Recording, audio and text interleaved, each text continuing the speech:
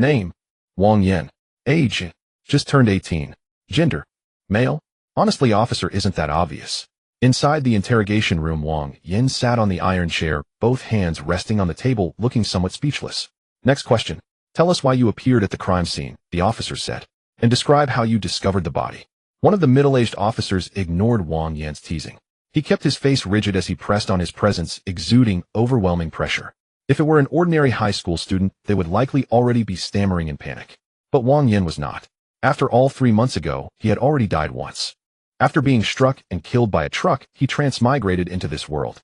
Having experienced something as absurd as transmigration, mere questioning by the police could no longer frighten him. Besides, he hadn't killed that man. What was there to panic about? Wang Yin lifted his head, his tone steady. The school is holding a masquerade ball tomorrow. I needed a mask. Someone online recommended that shop, so I went there. After buying the mask, I wanted a glass of lemonade. I followed a lousy navigation route into that alley, and that's where I found the corpse. The young officer in charge of taking notes looked up. When you saw the body, what was the situation exactly? He asked. At that, Wang Yin began to recall the scene. A dark, narrow alley. Cracked, weathered walls. A strange stench hanging in the air. Damp, rot mingled with the metallic tang of blood. Beside an overflowing trash bin, a plump body in a cheap suit lay still. Though the corpse was obviously obese, its abdomen had collapsed inward. The strangest part was this. When Wang Yin unbuttoned the suit jacket, he found no obvious external wounds on the abdomen. Recalling this, Wang Yin slowly spoke. Male around 30, wearing a black suit. Face up. A strong smell of blood.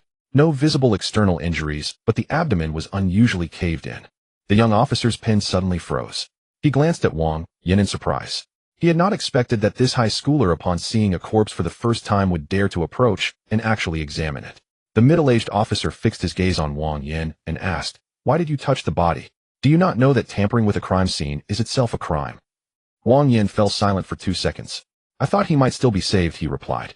The officer narrowed his eyes, paused for half a second, then continued. "You've got quite some nerve."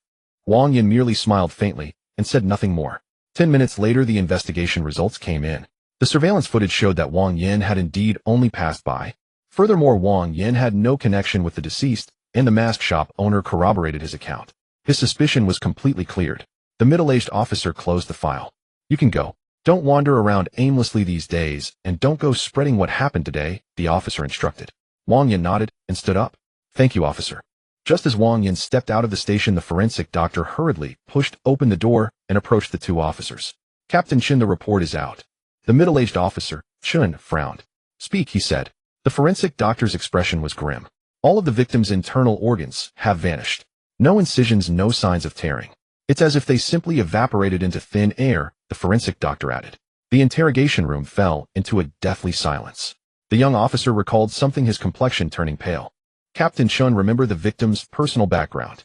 The file says unmarried and living alone, but the neighbors claim he has a wife he's been married to for several years. Family appearing out of nowhere, a bizarre cause of death, and no trace of homicide. Isn't this exactly like the case in the Western District 2 days ago? Could it be the work of a ghost?" Chen rubbed his temples. "Don't talk nonsense. There are no ghosts in this world. Continue to seal off the information and keep investigating," he ordered. "The higher-ups are already paying close attention.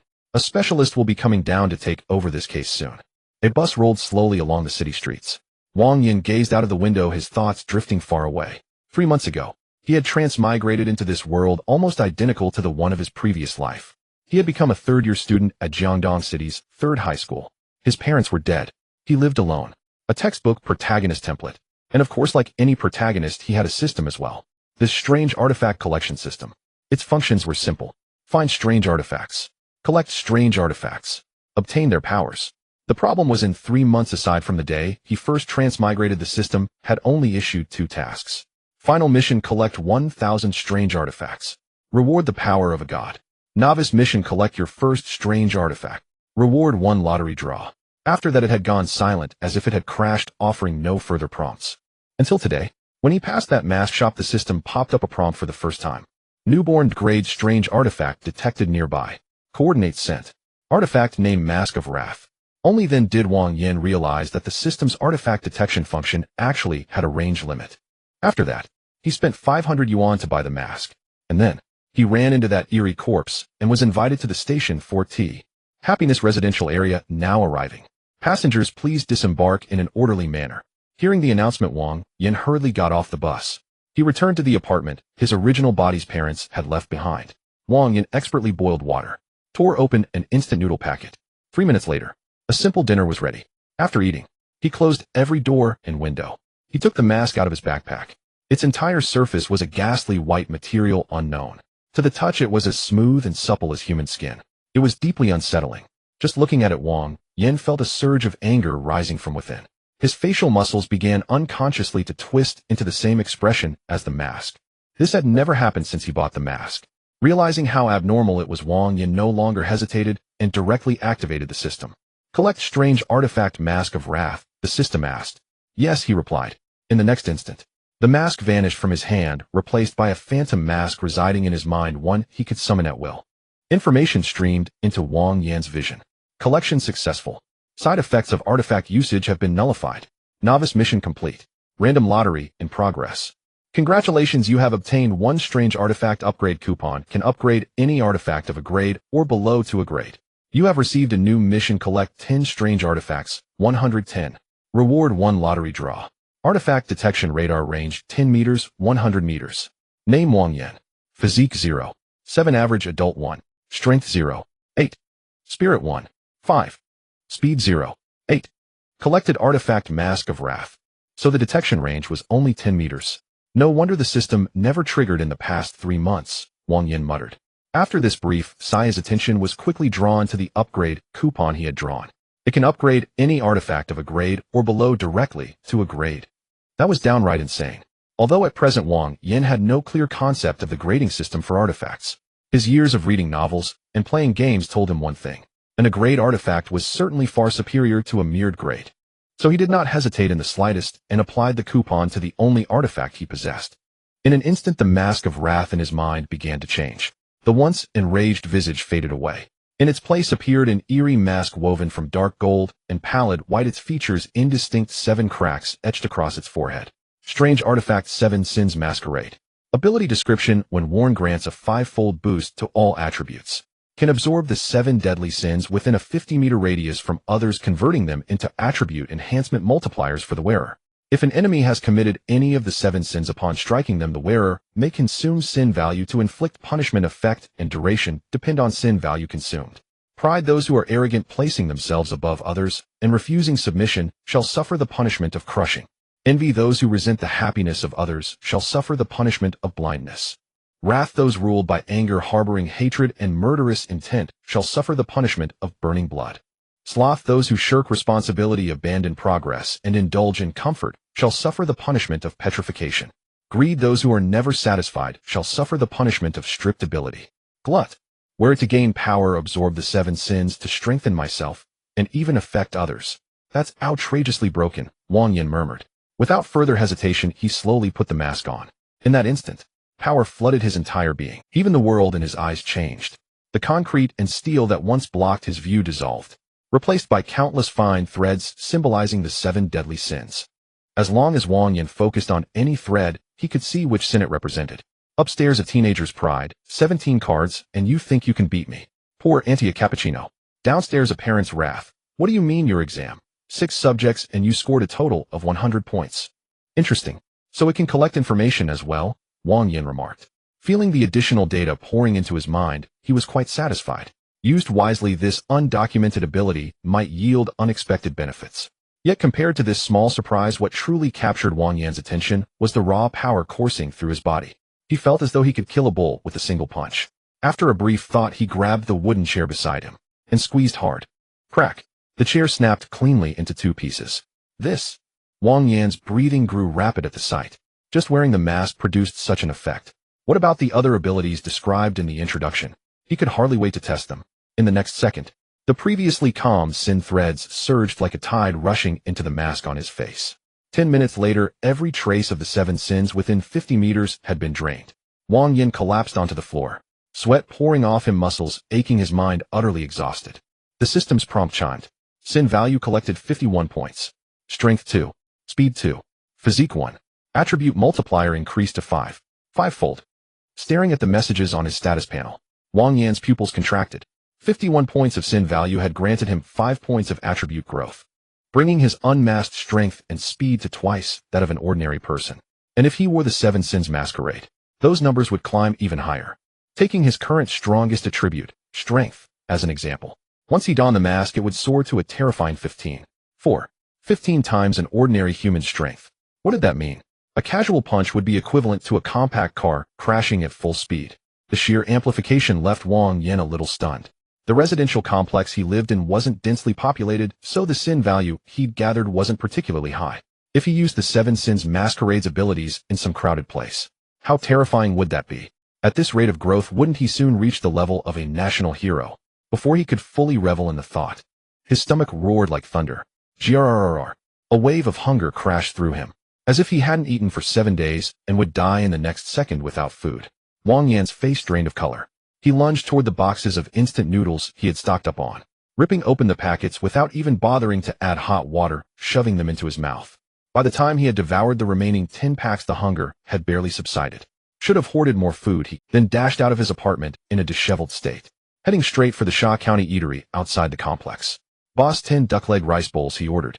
10 minutes later, Wang Yin finished eating and was still hungry. Another 5, he said. The owner's gaze changed completely, looking at him as though beholding a monster. Wang Yin kept eating, his expression blank. 15 bowls of duck leg rice later, he finally felt less ravenous. But it still wasn't enough. To avoid drawing further attention, he packed 3 more duck leg rice bowls to go, and bought 20 steamed buns. Chewing on a bun as he walked home, he muttered, "The side effects of getting stronger are too much. After eating this much, I'm still hungry." Speaking under his breath, Wang Yin quickened his pace up the stairs. As he reached the corner on the 4th floor, the door of apartment 402 suddenly opened. His neighbor Lu stepped out carrying a bag of trash. Seeing the ridiculous amount of food in Wang Yan's hands, Lu burst out laughing. "Wow, Xiao Wang, did you just come back from a famine?" he joked. Wang Yin forced a smile. "Just really hungry, so I bought extra." Lu clicked his tongue twice. "You're something, kid. Your mom worked hard to cook a whole table of dishes waiting for you, and you still brought back this much takeout. Aren't you afraid of breaking her heart?" The air fell silent for a moment. Wang Yan's steps came to an abrupt halt. "What did you just say?" he asked. "What did you just say?" Liuga froze for a moment. "Your mom," the neighbor went on, "she was just chatting with me. She said you've been under a lot of pressure from your studies lately, so she specially stewed chicken soup for you. Kid, have you studied yourself, silly?"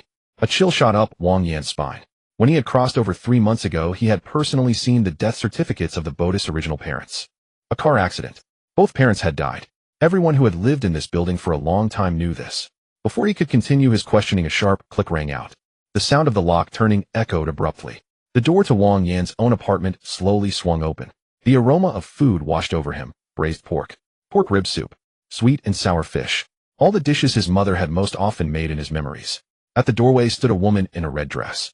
Her long hair draped over her shoulders, her features gentle, an apron tied around her waist, a perfectly measured smile on her face. Liuga heading out to throw the trash.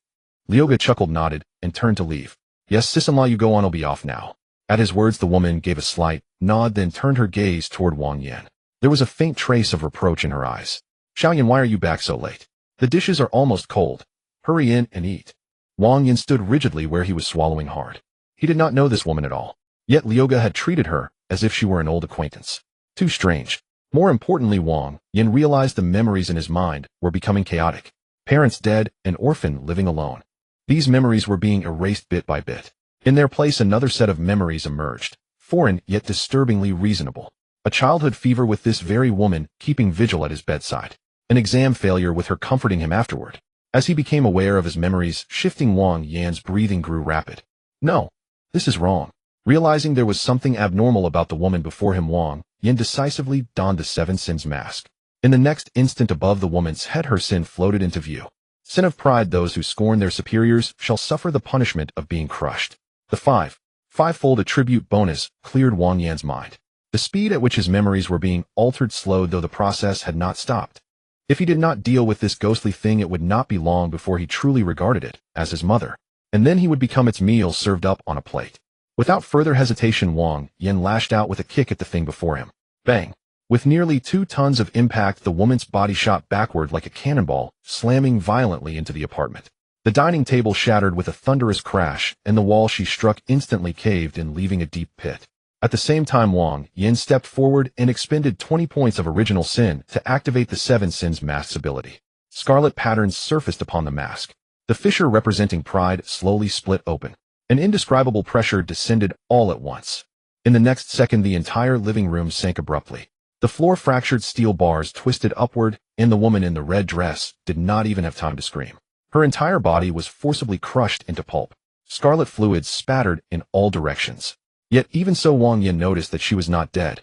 In the span of a single heartbeat, the scattered flesh and blood on the floor gathered together, once more reshaping into the form of the woman in the red dress. Aside from cracked skin and a ferocious, twisted visage, she looked almost the same as before. Of course, since Wang Yin had not ended the ability, even though she had restored herself, she remained pinned to the ground, unable to move. Seeing this, she let out a piercing shriek. "Ah, you damned brat. I will empty every last organ out of your body." As she spoke, her arms transformed into several scarlet tentacles that stabbed violently toward Wang Yin. Yet the instant those tentacles left her body, they were crushed to pieces, unable to even approach Wang Yin. Seeing this, the woman's expression grew gloomy, but her tone turned gentle once more. "Xiao Yin, why are you hitting Mom? Mom hurts, it hurts so much." Her words seemed to carry a strange magic, and the wariness and killing intent in Wang Yin's eyes rapidly faded. Of course, this was his mother. Why would he hurt his mother? How unfilial. "Sorry, Mom, I don't even know what came over me today. Let me help you up." Apologizing under his breath, Wang Yin took a step forward. In the next instant, he caught sight of the blood-red warning above her head. "Sin of wrath, those who harbor hatred and killing intent shall suffer the punishment of burning blood." Realizing something was wrong, Wang Yin immediately bit through the tip of his tongue, snapping himself awake. Almost fell for this thing's trick. If pride can't kill you, let's try wrath. In the next second, he poured all 31 remaining points of original sin into the mask. Scarlet and blood-red patterns intertwined across the mask's surface. The fissure representing wrath slowly split open. Seeing this, the woman in the red dress first jolted in shock. Then she suddenly burst into laughter again. "Haha, my sweet son, how mischievous you are. These attacks are nothing but a tickle to me. Give up and let me devour all your organs." Yet as the words left her mouth, her smile froze completely, because she suddenly felt a surge of heat erupting from within her body. In the next instant, boom, blood-red flames exploded from within her. Blood, organs, bones, all began to burn. The woman did not even manage a scream before she was reduced to ash. At that moment, the system prompt chimed. Detection grade oddity, deceptive memory pocket watch. Oddity, deceptive memory pocket watch. Ability can permanently tamper with the target's cognition and memories. The duration of altered cognition and memory depends on the difference in strength between both parties. Side effect, each use causes the user to forget one segment of memory. Rating B. Collect. Wang Yan's eyes lit up. Loot. And not just any loot, but an extremely powerful oddity that could work in tandem with the Seven Sins mask. Collect. A blood-colored lady's pocket watch dropped into the system space. A prompt appeared before his eyes. Collection successful. Oddity side effects have been exempted. Mission: collect 10 oddities, 210. While Wang Yin was confronting that ghostly creature in the city center morgue, 3 people dressed in black, their bearing entirely different from ordinary police officers, stood before the corpse Wang Yin had discovered earlier that day. One young man in black-rimmed glasses slowly lowered the file in his hand, his expression growing darker bit by bit. Organs missing and people suddenly possessing memories that never existed. There's no mistake. This is the same grade calamity from Omping Town 3 months ago, Memory Devourer. At his words, the morgue fell instantly silent. A short-haired woman nearby turned pale. A grade. How is that possible?" The burly man beside her seemed to recall something and instinctively took half a step back. "Damn." The bespectacled youth nodded slowly. The air grew heavy at once. 3 months ago in Omping Town, all 1,743 residents had perished without a single survivor. The most terrifying part was that at the start of the incident, no one had even realized anything was wrong, because everyone's cognition had been altered. Husbands forgot their wives were dead. Children forgot their parents had vanished. Some people even lived beside a corpse for half a month without noticing anything amiss. By the time headquarters found out, the entire town had already turned into a city of the dead. And the culprit behind it all was the calamity designated as Memory Devourer. Thinking of that file, cold chills crawled down everyone's backs. The short-haired woman's voice trembled. "Captain, maybe we should wait for support from headquarters. With just a few of us, if we really encounter that thing, I'm afraid." She did not finish, but everyone understood. If they ran into the Memory Devourer, they would most likely die, and perhaps not even know how they had died. The bespectacled youth fell silent for a moment, then finally gritted his teeth and spoke. "Report to headquarters. Request a grade calamity response. Also, we continue the pursuit. We absolutely cannot let it leave Jiangdong City." Their hearts sank, but they moved quickly. A few minutes later, in the center of the morgue, a deathly white candle was lit. A ghostly green flame flickered gently atop it. At the same time, from within the corpse's chest cavity, a wisp of gray-white vapor slowly floated out. The short-haired woman closed her eyes and pressed both palms onto the floor. The wisp of gray-white vapor drifted outward at once.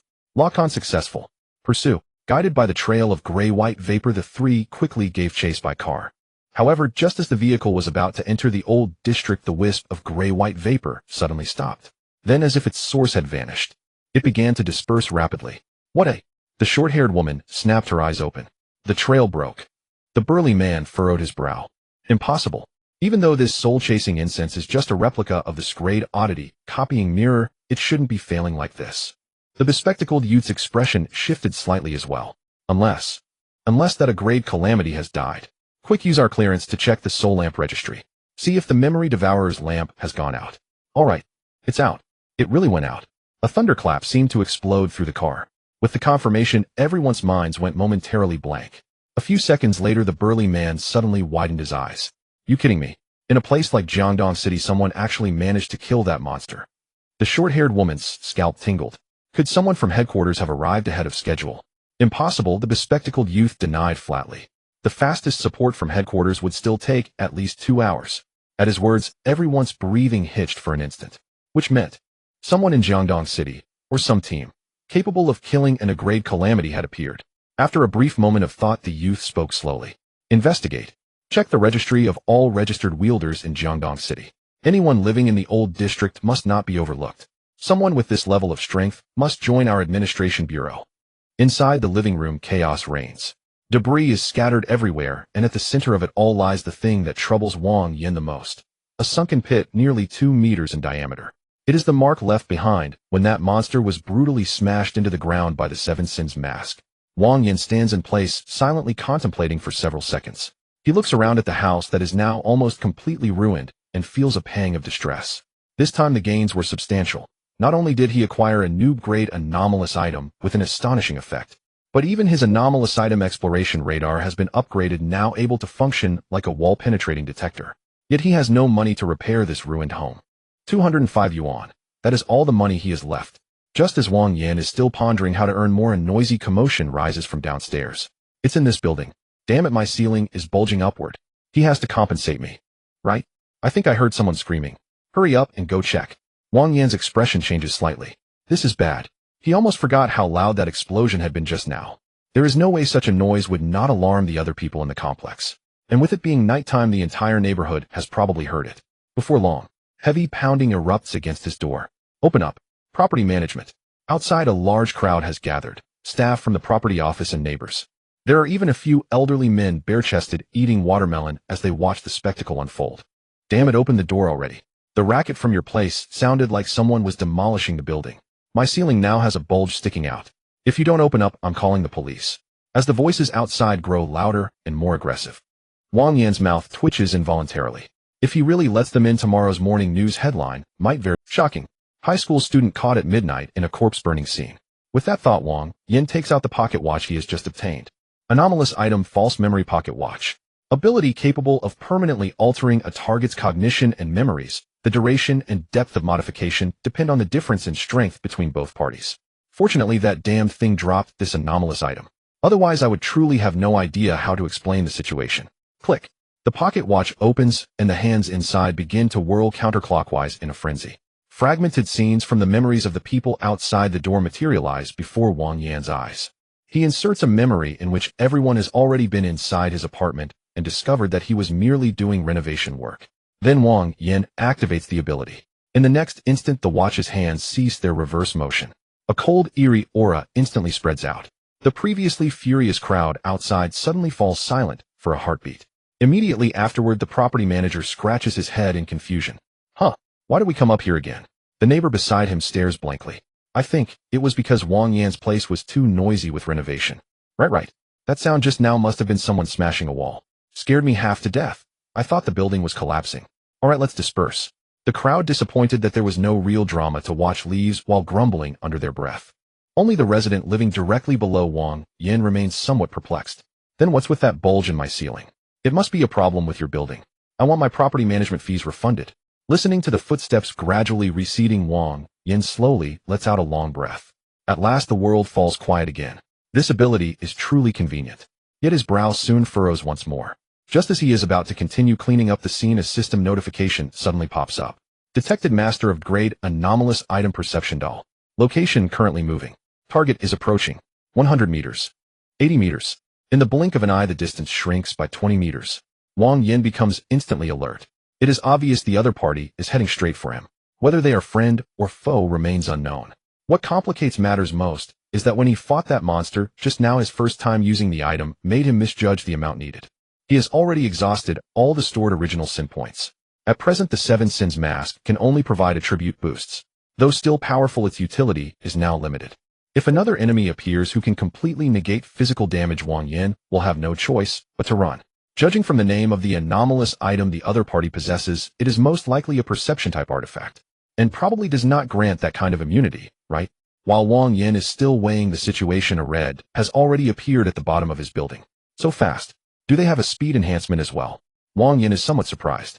The other party is already downstairs, so escape is likely no longer an option. He can only confront them head-on. Gripping the false memory pocket watch, Wang Yan's mind begins to race. If the person turns out to be an enemy, he will directly alter their cognition and make them believe he is a teammate. If they are not an enemy, he must still make them forget him. After all, Wang Yin has no desire for someone wielding extraordinary power to know his home address.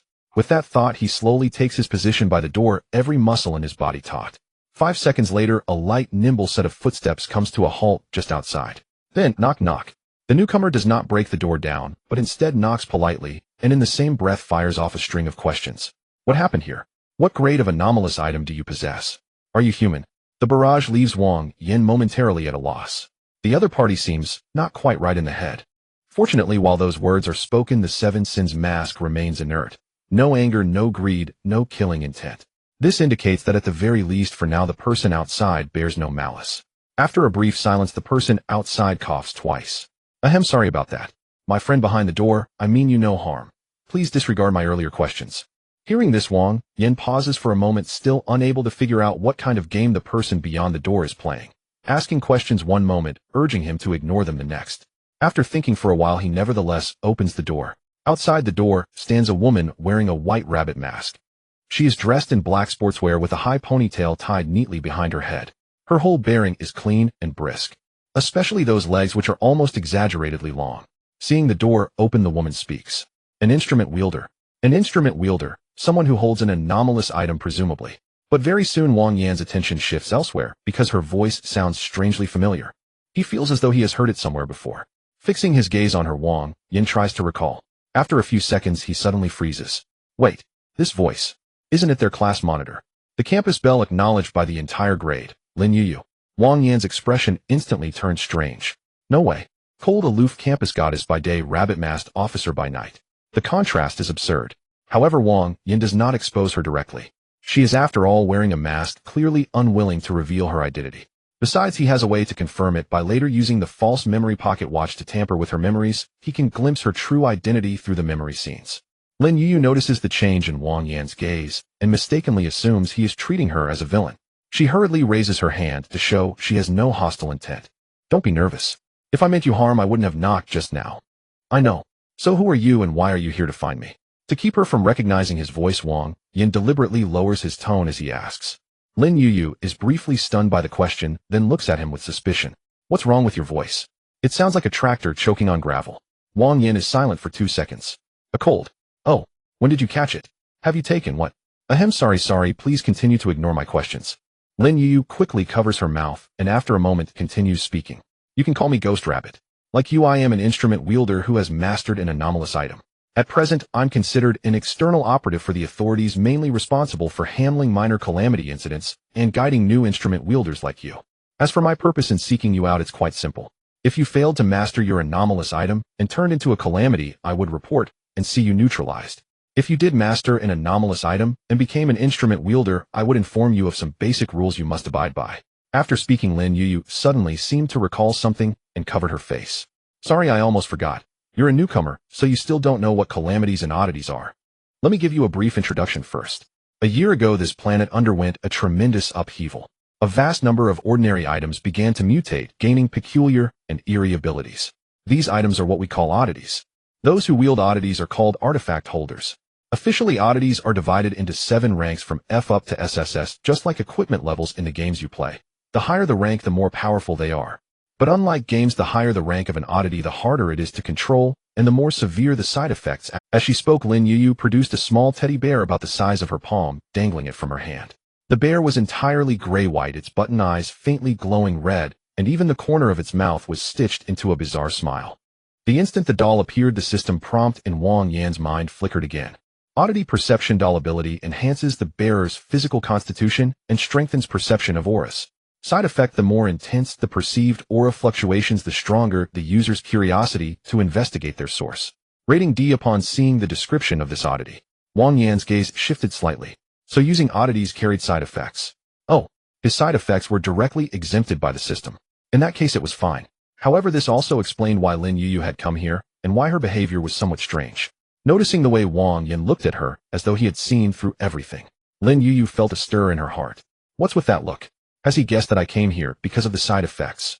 With that thought, she shook the doll lightly, trying to keep her tone as natural as possible. For example, the one in my hand is a dranked oddity. It was this thing that detected the intense aura fluctuation here and led me to you. Of course, there are ways to lower the difficulty of controlling oddities and to lessen their side effects. You can look into that yourself later. I won't go into details now. As for calamities, that's somewhat harder to explain. According to what the authorities currently know, calamities can arise when artifact holders are corrupted by the side effects of oddities, or when oddities that go undiscovered for long periods awaken their own sentience and transform into calamities. Calamities also have rank classifications. But since calamities can use oddities without restriction, their rank is generally 1 level higher than the oddities they control. That's about it. You can read the details carefully on this forum. With that, she handed over a business card printed with a web address. By the way, there are a few things I need to warn you about. First, don't use the powers of the oddities you control carelessly, or you'll become a calamity that has lost all reason and knows only slaughter. Second, don't display your abilities in front of ordinary people. It's not yet time for people like us to be officially. Third, if you encounter a calamity, do not face it alone. Call the phone number listed on the forum immediately, or specialists will come to handle it. And one last thing. When you register an account on the forum, remember to fill in my invitation code YT250. As she spoke, her gaze drifted almost imperceptibly over the room behind Wang Yan. She did not know what had happened inside, but she could clearly sense that terrifying aura fluctuation. It was precisely because she had sensed this dreadful aura fluctuation that she had been driven here by the oddity's side effects. What in the world caused this aura fluctuation? Lin Yu glanced at Wang Yan, her curiosity intense. Yet she did not press further. She knew very well what ought to be asked and what ought not to be. Seeing that she had said all she needed to, Lin Yu prepared to leave. Try not to wander around at night from now on. Jiangdong City hasn't been peaceful lately. There have already been several calamity incidents in a row. Just as she turned around behind her, there suddenly came a soft click. The pocket watch opened. Lin Yu's body stiffened slightly. In the next instant, the power of the false memory pocket watch activated. Lin Yu's memories were altered. She would believe that she had never come here tonight, nor had she ever met Wang Yan. A few seconds later, Lin Yu slowly came back to herself, her eyes blank as she looked around. Strange. Why am I here? She frowned, having completely forgotten that she had just seen Wang Yan. Then she turned and left, disappearing into the darkness. Watching her vanish from his line of sight, Wang Yan finally relaxed completely. He had to admit this world was far more dangerous than he had imagined. Still, danger was danger. There were still things he needed to learn. Returning to the living room, he glanced at the room left in utter disarray, and after 2 seconds of silence, decisively chose to ignore it. He would browse the forum first. He loved browsing forums the most. They were full of interesting people and entertaining posts. Following the address on Lin Yu's card, he typed in the URL. Soon a website with a black background popped up. Jiangdong City Anomalous Incident Exchange Forum. Please register an account. The required information was minimal. Just an email and a username would suffice. Wang Yan glanced at the invitation code field. Below it, a reward was marked in red text. Invite 10 newcomers to earn an exclusive forum title reward. Seeing this reward, Wang Yan was speechless. That Lin Yu would go out of her way to mention something like this. So he flatly chose to ignore it. Once registration was complete, a dense list of posts appeared before his eyes. Newcomers must read. How to survive your first encounter with a calamity. Detailed explanation of oddity rank divisions. Is franked oddities really all trash? Compilation of Jiangdong City calamity data for the past half year, continuously updated. Official cultivation method promotion. Every artifact holder must watch. Shocking. An artifact holder's oddity side effects flared up. He hugged a utility pole in the street, shouting, "Wife." What a mess. Wang Yan casually clicked into a few threads. he discovered that inside, they were either simply adding so-called Experience 3, or just a crowd arguing with each other. The poster doesn't know a damn thing. My friend was killed by an franked calamity. Your friend isn't your friend, just you yourself. Stop arguing. Experience 3. The guy above is gay. Expressionless Wang Yin exited the page. As expected, no matter what world it was, forums were always the same. Still, after filtering through the threads, he did manage to find some useful information. First was the official post on cultivation methods. The post explained things very clearly. Oddities were powerful, but they generally carried side effects. Without an oddity that enhanced one's own body, a normal human body and mind simply could not withstand the long-term use of oddities. Fortunately, the authorities had discovered that perhaps due to the emergence of oddities and calamities, this world itself had undergone certain changes. Through specific methods, individuals could perform self-strengthening. After such strengthening, not only would the impact of side effects be reduced, but it would also help in mastering oddities. The post included a document titled Basic Cultivation Method detailing how to strengthen oneself through breathing, meditation, and physical training. Of course, the post also mentioned more advanced cultivation methods and various other techniques for using oddities, but those could only be obtained by becoming part of the official organization. To this, Wang Yin merely smiled it off. Cultivation methods might be very important for other artifact holders, but for him, they were far less meaningful. After all, using oddities caused him no side effects whatsoever. As for mastering oddities, he only needed to let the system scan them. Easy. Besides, with the attribute bonuses provided by the Seven Sins mask, he had no need for such methods. As for techniques, he wasn't sure if it was his imagination, but he always felt that oddities once collected by the system became like parts of his own body. He could use them at will, completely free of the limitations described by others in their posts. What truly interested him was another thread: Jiangdong City Calamity Data Compilation. Jiangdong City Calamity Data Compilation. This post must have been released by the authorities as well. It is densely packed with records of every calamity that has appeared in Jiangdong City. Some entries are marked as resolved. Others are labeled as still active. The highest classification recorded is a level calamity, of which there are only 3. Whether higher levels exist, but lie beyond their clearance, or simply do not exist, is unknown. Wang Yin did not dwell on that question. Instead, he scrolled down to the first entry related to an A-level calamity. A-level calamity: Pale Mask. Threat level extremely high. Abilities: duplication, a short-range substitute swapping of clones, a strength enhancement, other abilities unknown. Characteristics: appears as a tall humanoid figure wearing a white mask and a white formal suit wielding a Western-style rapier, possesses extremely high intelligence. Past record: during the Deadly Peak hunting operation, appeared when the Memory Eater was severely wounded, killed 3 people, then aided the Memory Eater in escaping. A-level calamity: Inverted Saint. Threat level extremely high. Abilities: anti-gravity, pain transmutation, faith corruption, other abilities unknown. Characteristics: appears as a pale man hanging upside down on a cross, his body wrapped in bloodstained bandages, mental state highly unstable, frequently recites scripture-like prayers. Past record: during the Deadly Peak hunting operation, appeared when the Memory Eater was severely wounded, corrupted 6 people into his fanatical believers then. A-level calamity: Memory Eater. Threat level extremely high. Abilities: alters the memories and perceptions of the target and surrounding individuals, parasitism, liquefaction to evade damage, but devours memories to heal and grow. Characteristics: commonly manifests as a woman in a red dress, fond of devouring internal organs, delights in toying with prey, possesses relatively low intelligence. Past record: 1 Omping Town incident resulting in 1,743 deaths. Past record: 2 Deadly Peak hunting operation, killed 10 people before escaping, current whereabouts unknown. Handling recommendations: if you discover by your side a so-called relative, friend, or lover who does not truly exist, do not trust your own memories, do not stay alone with it, do not attempt to converse, do not harbor hostility. Immediately flee and request aid from the authorities. Its standard form is that of a woman in a red dress wielding the power to rewrite memory and perception. Why not delight in it? Stowing the shadow nail back into the system space, Wang Yin returned to the earlier snack shop. The proprietor was just bringing out a steaming bowl of beef noodles. All of them had participated in the Deadly Peak operation. Wang Yin had already investigated the Deadly Peak hunting operation. Its sole purpose had been to kill the Memory Eater. The reason the other 2 A-level calamities appeared there was thus worth pondering.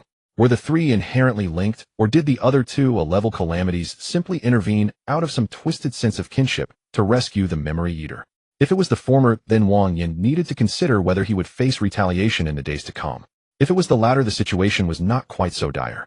Just as Wang Yin was mulling things over, an urgent notification popped up. Emergency bulletin. A-level calamity: Memory Eater suspected dead. The post had been up for less than a minute. The comment count was already skyrocketing. Who killed it? That's the memory eater we're talking about. Did the headquarters 11 squad arrive? Impossible. My friend works at the administration bureau. The fastest support wouldn't come until tomorrow morning. Is there a hidden powerhouse in Jiangdong City? To solo the memory eater, they must at least be an 11 artifact wielder, right? Since when did Jiangdong City have such a monster of a person? Not long after, an account bearing an official verification mark posted a reply beneath the thread. Jiangdong City Administration Bureau Archives Division, all artifact wielders are requested not to spread unverified information. Jiangdong Administration Bureau Archives Division, at present we can only confirm that the calamity reaction of the memory eater has disappeared. Jiangdong Administration Bureau Archives Division, if any informed party comes forward, please contact the Administration Bureau immediately. If the information is verified, you may freely choose one clever wondrous item from the warehouse. The moment this reply appeared, the comment section erupted even more. Holy crap, the officials have stepped in. If the calamity reaction is gone, doesn't that mean it's dead? Am I the only one focused on that selectable clever wondrous item? With a clever wondrous item, I'd be unstoppable. Can that powerhouse please come out and say something? I want to know how you can beat the memory eater and stay alive. Forget it. A powerhouse of that level looking your way would already be a blessing on your ancestors' graves. And with a clever wondrous item, could you even withstand the side effects? Watching the comments refresh again and again, Wang Yan's expression grew increasingly odd. It seemed the authorities were looking for him, and merely by providing information, he could obtain a clever wondrous item. Was his information really worth that much? It almost made him feel like selling himself. After finishing the post, a wave of drowsiness washed over him. Wang Yan quietly turned off his phone. He washed up, then went to sleep. The next morning at dawn at Jiangdong City, 3rd High School, the sports field was packed with students. The students stood in crooked, uneven lines, every face marked by the traces of insufficient sleep. At the back of Class 34's queue, Wang Yan gazed at the dense mass of people before him, a subtle light flickering in his eyes. So many people. He should be able to harvest a considerable amount of original sin points, shouldn't he? With that thought, he silently summoned the 7 Sins mask. Of course, he did not actually place the mask upon his face. He merely stirred a faint trace of its aura. It was a little trick he had seen on the forum the previous day. Its function was to draw upon a sliver of a wondrous item's power without exposing the item itself. However, according to the original post, the success rate was very low. For Wang Yan, though, it was not nearly so difficult. Perhaps because his control over the wondrous items already in his collection bordered on explosive. With just a single attempt, he succeeded. In the next instant, the ability triggered. The world within Wang Yan's eyes changed. Across the sports field, thin threads representing the 7 deadly sins surfaced one after another. The sloth of the boys, why do we still have to run morning exercises in senior year? Just let everything burn. The envy of the girls, why is Lin Yu so pretty even without makeup? The rage of the homeroom teacher, these little brats still haven't turned in their homework. The sheer quantity left even Wang Yan a little astonished. In less than a moment, the original sin points were fully absorbed and the system's notification chimed. Original sin points collected 101. Strength 3. Speed 3. Spirit 2. Physique 2. 7 Sins mask attribute multiplier 5. 5x6. 5x. Name Wang Yan. Physique 4. 7. Strength 5. 8. Spirit 3. 5. Speed 5. 8. Collected wondrous items 7 Sins mask line memory pocket watch. Good grief, school really is a wonderful place. I absolutely love going to class now. Seeing his attributes climb so dramatically, Wang Yan was genuinely excited. Even without equipping the 7 Sins mask, his 4 core stats were now hovering close to 5. Once equipped, the mask would grant a 5-fold enhancement. His strength would soar straight to 37. What kind of concept was that? Wang Yan had never truly tested, but it was undoubtedly monstrous. Feeling the explosive power coursing through his body, Wang Yan had the distinct sense that if he encountered the memory eater again in his current state, he would have the confidence to beat it senseless even without resorting to the 7 Sins mask's abilities. Of course, killing it would still be impossible. After all, it could liquefy its body and negate a portion of physical attacks. Yet before Wang Yan could revel in his power for long, a wave of weakness surged through his soul, spreading across his entire body. He nearly stumbled, almost collapsing to the ground. This drew the attention of old Li, the homeroom teacher, who had been standing nearby, idly browsing his phone. Wang Yan, what's wrong? Nothing. I'm fine, teacher. Just a touch of low blood sugar. I'll be fine after resting for a bit. Hearing Wang Yan's reply, old Li let out a breath of relief. Is that so? Then you can skip the run this time. I'll have someone help you back to the classroom to rest. The news that Wang Yan not only didn't have to run, but could return to the classroom to rest instantly excited several boys nearby. Me? Teacher, I'll go. I'm strong. Well, I can carry Wang Yan back. Teacher, I'll go too. Unfortunately, perhaps due to their less-than-stellar reputation in class, Old Li merely glanced at them and did not immediately agree. Just then a clear, crisp female voice drifted over from the front of the line. "Teacher, I'll help Wang Yin back." It was Lin Yuyu, the class leader and acknowledged school beauty of class 34. The homeroom teacher Old Li saw that the one who had spoken was Lin Yuyu, and his earlier suspicion vanished at once. After all, this was Lin Yuyu, the top student and class monitor, outstanding in both conduct and academics, beautiful and kind-hearted.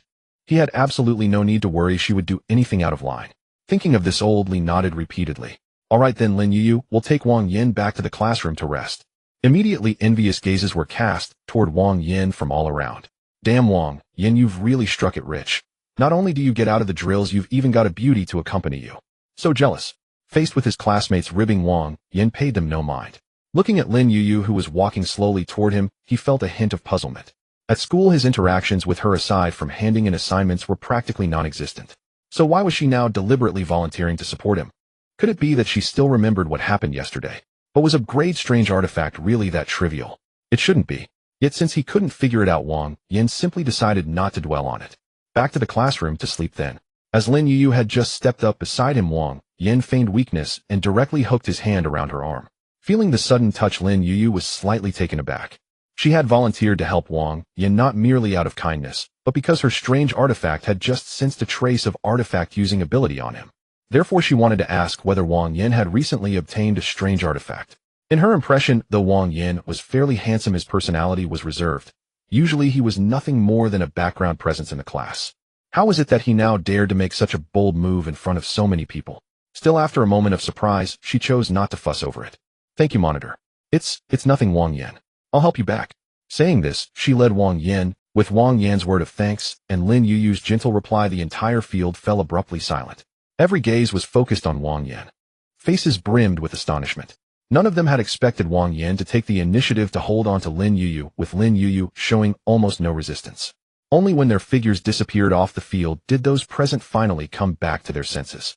What the hell? No way did my goddess just get taken advantage of. Man, Wang Yin is way too bold.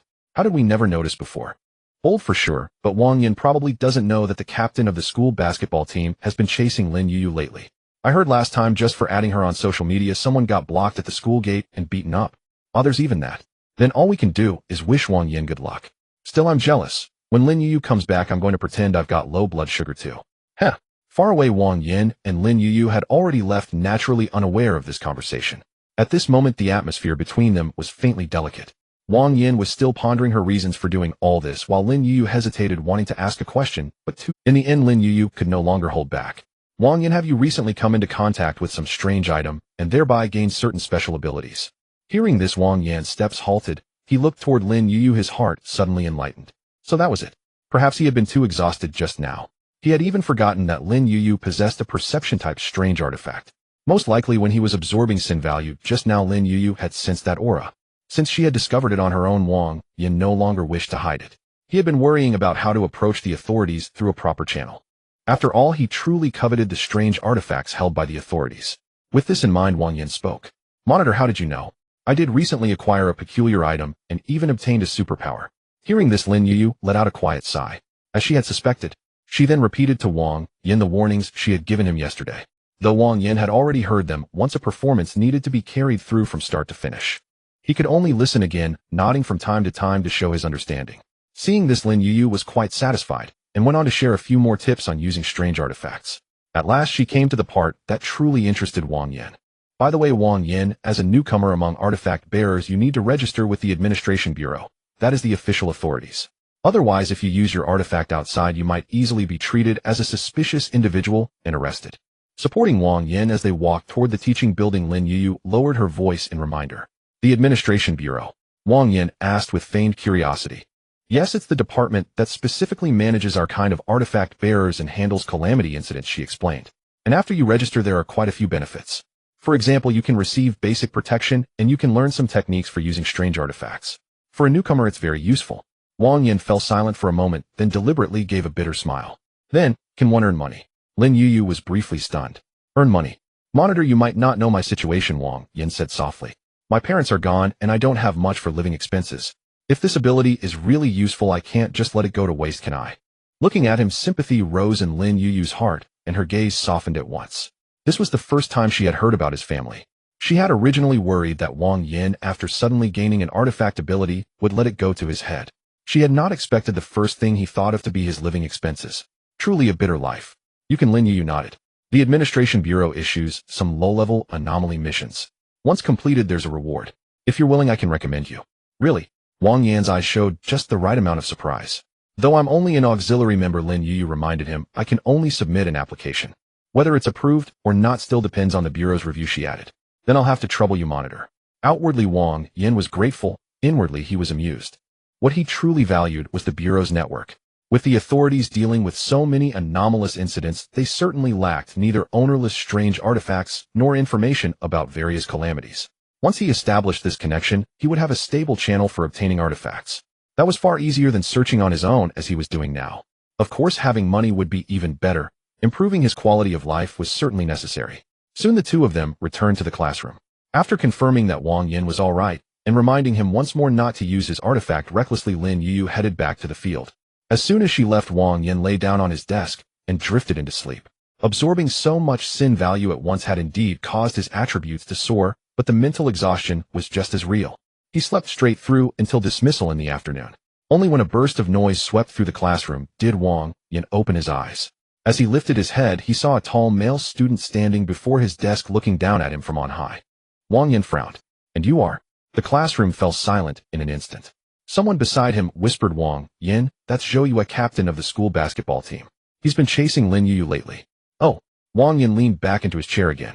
Do you need something? Zhou Yu's expression darkened. He had thought Wang Yin would be afraid. Unexpectedly, the other didn't even know who he was. I heard about what happened this morning, Zhou Yu said coldly. Lin Yu helped you back to the classroom, and you actually dared to lay your hands on her. Wang Yin did not respond. He merely furrowed his brows. He had thought it was something serious. In the end, it was just a crazed suitor driven up the wall. In response, Wang Yin had no thoughts of engaging and directly ignored him, walking towards the classroom exit. He hadn't eaten all day. Now he was very hungry. Wang Yin didn't want to pay attention to Zhou Yu. Instead, it ignited Zhou Yu's courage. He looked at Wang Yin, who seemed cowardly, and sneered. I've investigated you. Your parents are deceased, your family has no money, and your grades are mediocre. What right do you, a poor kid, have to be so close to Lin Yu? Hearing this, the surrounding classmates changed their expressions. This was too harsh. Wang Yin felt anger rise within him. Did she agree to be pursued by you? Zhou Yu's expression stiffened. Wang Yin continued, she didn't agree, so are you acting on her behalf? Are you a dog tied to her doorstep? When a stranger approaches the owner, they bark to attract the owner's attention. The classroom fell into a sudden silence. Zhou Yu's face turned red as he roared, you're looking for death. He reached out to grab Wang Yin by the collar. In the next moment, Wang Yin effortlessly seized his wrist. Zhou Yu pulled hard, but couldn't break free. His expression changed, and Wang Yin had already stood up, delivering a punch to his abdomen. Bang!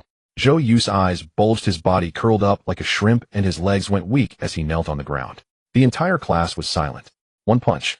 The captain of the school basketball team was brought to his knees by Wang Yan's single blow. Wang Yin looked down at him and said flatly, next time you act tough, remember to bow your head to your opponent. Otherwise, with your physique, you might just get beaten to death. At that moment, Lin Yu walked into the classroom, holding some documents. Seeing Zhou Yu kneeling before Wang Yin, her expression immediately turned cold. Zhou Yu, are you causing trouble in our class? Zhou Yu gritted his teeth. He provoked me first. Wang Yin looked innocent. I just woke up and he called me poor, said I had no right to be near you, and then tried to start a fight. Nearby classmates immediately chimed in. It was indeed Zhou Yu who made the first move. Lin Yu's expression grew colder. She initially thought that ignoring Zhou Yu's advances would make him back off. This way both sides could save face. Who knew that now he was just causing trouble for her? She couldn't be blamed for not leaving him any face. Zhou Yu, I've told you many times I don't like you, and please don't use my name to harass others. Now get out. Zhou Yu clutched his stomach, wanting to say something more. But after seeing Lin Yu's gaze, for some reason a chill surged in his heart. Finally, he shot a resentful glance at Wang Yin and left in disgrace. The moment he left, the classroom erupted. Wow, Wang Yin, when did you become so strong? You took Zhou Yu down with one punch, so cool. This morning the school beauty helped you, and in the afternoon the basketball team captain was brought down by you. Tomorrow. Oh no, tonight your exploits will surely spread throughout the school. Wang Yin waved his hand. Keep it low-key. Everyone looked at the spot where Zhou Yu had just knelt, falling into silence. Is this what you call low-key? Lin Yu also gave Wang Yin a deep look. She increasingly felt that the strange item Wang Yin had acquired was definitely not simple. The strength he displayed just now was absolutely not something an ordinary person could possess. Could it be that Wang Yin had obtained an item that enhanced his strength? Lin Yu was very curious. But now was not the time to ask. She walked up to the podium and clapped her hands. Everyone quiet down, I have an announcement. At 7 o'clock tonight the school will hold a masquerade ball in the auditorium. Students attending must wear masks to enter, while those not attending will stay in the classroom for self-study. The classroom instantly became lively. Class monitor, will you wear a dress? Is there a beautiful girl in the team? TCH, what's the point of a ball? It's better to go back to the dormitory and play games. After Lin Yu finished announcing, she stepped down from the podium and came in front of Wang Yin looking apologetic. I'm sorry, Wang Yin, for causing you trouble because of my issue. It's a small matter. Wang Yin didn't think much of Lin Yu's apology. He hadn't taken the provocation from a dog. Of course he had taught the other party a lesson. This made Wang Yin have even less reason to dwell on it. However, Lin Yu's next sentence made his heart race. I saw you slept all day, you probably haven't eaten right. How about I treat you to a meal as an apology? Really? Wang Yin asked excitedly. Of course it's just a meal. Lin Yu shrugged, not understanding why Wang Yin was so excited. I eat quite a bit, hope you don't mind. Looking at Wang Yin's eyes, Lin Yu couldn't help but think of the tragic experiences Wang Yin had shared earlier today. So she comforted him, saying, it's fine, you can eat until full. That's great. After saying this, Wang Yin, afraid that Lin Yu would regret it, directly pulled her and ran towards the cafeteria. Half an hour later, at the cafeteria's food pickup area. Insufficient balance, please recharge before scanning again. Hearing this voice, Lin Yu broke out in a cold sweat. She had 1,000 yuan in her card. Just like that, Wang Yin finished it all. A meal costing 18 yuan with 2 meat and 2 vegetables. Wang Yin had eaten a total of 56 servings. 56 servings. Is he even human? However, out of final politeness, Lin Yu still stiffly asked, I don't have any money left, did you eat enough? If not, I can recharge some more.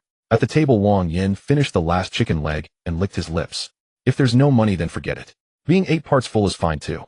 Thank you for your hospitality, class monitor. When I have money, I'll treat you to a big meal. He. Upon hearing this, Lin Yu's mouth twitched, and she laughed awkwardly.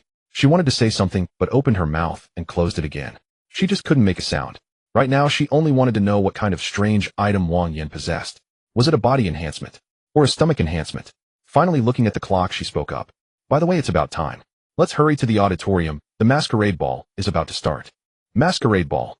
Wang Yin really wanted to refuse. He didn't want to participate in such meaningless things. However, thinking about how Lin Yu had just treated him to a meal, he couldn't turn her down. Wang Yin agreed. All right. Just as he finished speaking, a system prompt suddenly appeared before his eyes. Detected a rank strange item, thunderous hunting rifle, will be born in 10 minutes.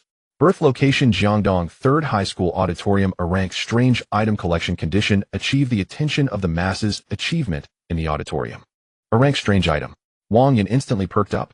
Having already witnessed the power of the 7 deadly sin mask, he naturally knew how strong a rank strange item was. So since it appeared on his perception radar, he had to get it. However, what surprised Wang Yin was that in order to collect the rank strange item, certain conditions had to be met. How strange. If this condition wasn't required by the system, but was a rule that everyone had to follow, then how did others outside manage to obtain a rank strange items? Wang Yin was puzzled and planned to investigate later. However, for now, he still focused on that collection condition. The so-called attention of the masses meant that he had to become the center of attention at tonight's masquerade ball. Is this difficult? It's difficult for others. But for him it was simple. The easiest way was to charge onto the stage and showcase his superpowers. However, Wang Yin thought that if he wanted to join the official organization later, then acting recklessly might not work. Although he could use the memory modification watch to alter the memories of those who saw his superpowers. But roughly estimating there would be at least 100 people present there. Altering their memories one by one would exhaust Wang Yin. Another method might not be difficult either. Wang Yin's gaze slowly landed on Lin Yu. The school beauty class monitor top student with many admirers was already the focus of the school. If tonight he appeared alongside Lin Yu and stirred up a bit of commotion, it would be hard not to attract the attention of the masses. Lin Yu sensed his gaze and felt an inexplicable sense of foreboding rise in her heart. The next second, Wang Yin awkwardly spoke up. Class monitor, do you need a dance partner for tonight's masquerade? Lin Yu remained silent, staring intently at Wang Yin. Wang Yin felt a bit embarrassed under her stare. He was about to give up on this idea when Lin Yu surprisingly agreed. Sure, but I have conditions too. What? As long as I can do it, it's fine. Can you tell me what strange item you possess? Wang Yin was momentarily taken aback by this request. This demand was neither excessive nor insufficient. For a wielder, exposing the abilities of their strange item was like revealing their trump card. But for Wang Yin, it wasn't a big deal. After all, he wasn't limited to just one strange item. As long as the system was in hand, he would have countless trump cards in the future. He wasn't afraid of having his secrets exposed. If that's really not possible, then forget it. Feel free to change the request. Seeing that Wang Yin was slow to respond, Lin Yuyu said somewhat awkwardly, "It's fine, this one is good. The strange item I possess is the rank strange item 7 Deadly Sin Mask." Upon hearing this, Lin Yuyu's pupils trembled, and she unconsciously took a step back. A rank? Wang Yin, you're not joking, are you? Do you know what this means? What's the big deal about a rank? Forget it, you're just a newbie. You should know that the gap between a rank strange items and ordinary strange items is not on the same dimension anymore. Is it really that outrageous? I can't explain it to you right now. Just know that the difference between the two is particularly large. Lin Yu seemed to have thought of something and pressed on. By the way, I remember that possessing a rank strange item requires meeting certain conditions. So how did you manage to do it? Luck, I guess. Wang Yin shrugged. Upon hearing this, Lin Yu felt a bit overwhelmed. Oh, why didn't she have such luck? By the way, is the side effect of using a rank strange item severe? It's okay, I haven't really used it much. Wang Yin casually brushed it off and hurriedly urged, "Hey class monitor, the time is almost here. Let's hurry over." Oh. Lin Yu glanced at her watch, quickly nodded, tidied up, and rushed towards the auditorium. Seeing this, Wang Yin let out a sigh of relief. Fortunately, the other party didn't press further. He had never encountered the side effects, and he didn't know how to answer. Meanwhile, outside Jiangdong Third High School, two figures hovered in the air, gazing down at Jiangdong Third High School. One figure wore a pale mask and was covered in a white gown. The other figure was hanging upside down on a cross, completely wrapped in bandages. They were the two rank calamities that Wang Yin had seen earlier on the forum. Pale Mask and Upside Down Saint. Looking down, the Pale Mask spoke with an icy voice. "Saint, is your oracle really accurate? Are you sure a powerful counterpart will be born here?" The Upside Down Saint grinned, his voice resembling a prayer. "Mask, you must believe in the divine is omnipotent, and the divine is also silent. The divine said that a miracle will descend here. If it is born, it will be a blessing from the divine. If it does not arise, it means it is unworthy of divine grace." Hearing this, the Pale Mask slightly turned his head, somewhat disdainful. Talking about the divine, by the way, the presence of the Memory Eater seems to have disappeared. Upon hearing this name, the Upside Down Saint's expression twisted a bit. Even the cross behind him emitted a painful creaking sound. "Do not mention that blasphemer in front of me. She stole my followers. She altered their memories. She led the lambs who should have knelt in repentance before the divine to call her own name." As he reached the end of his sentence, the Upside Down Saint suddenly started laughing. "It's good that she's dead. The blasphemer should die. Ha ha."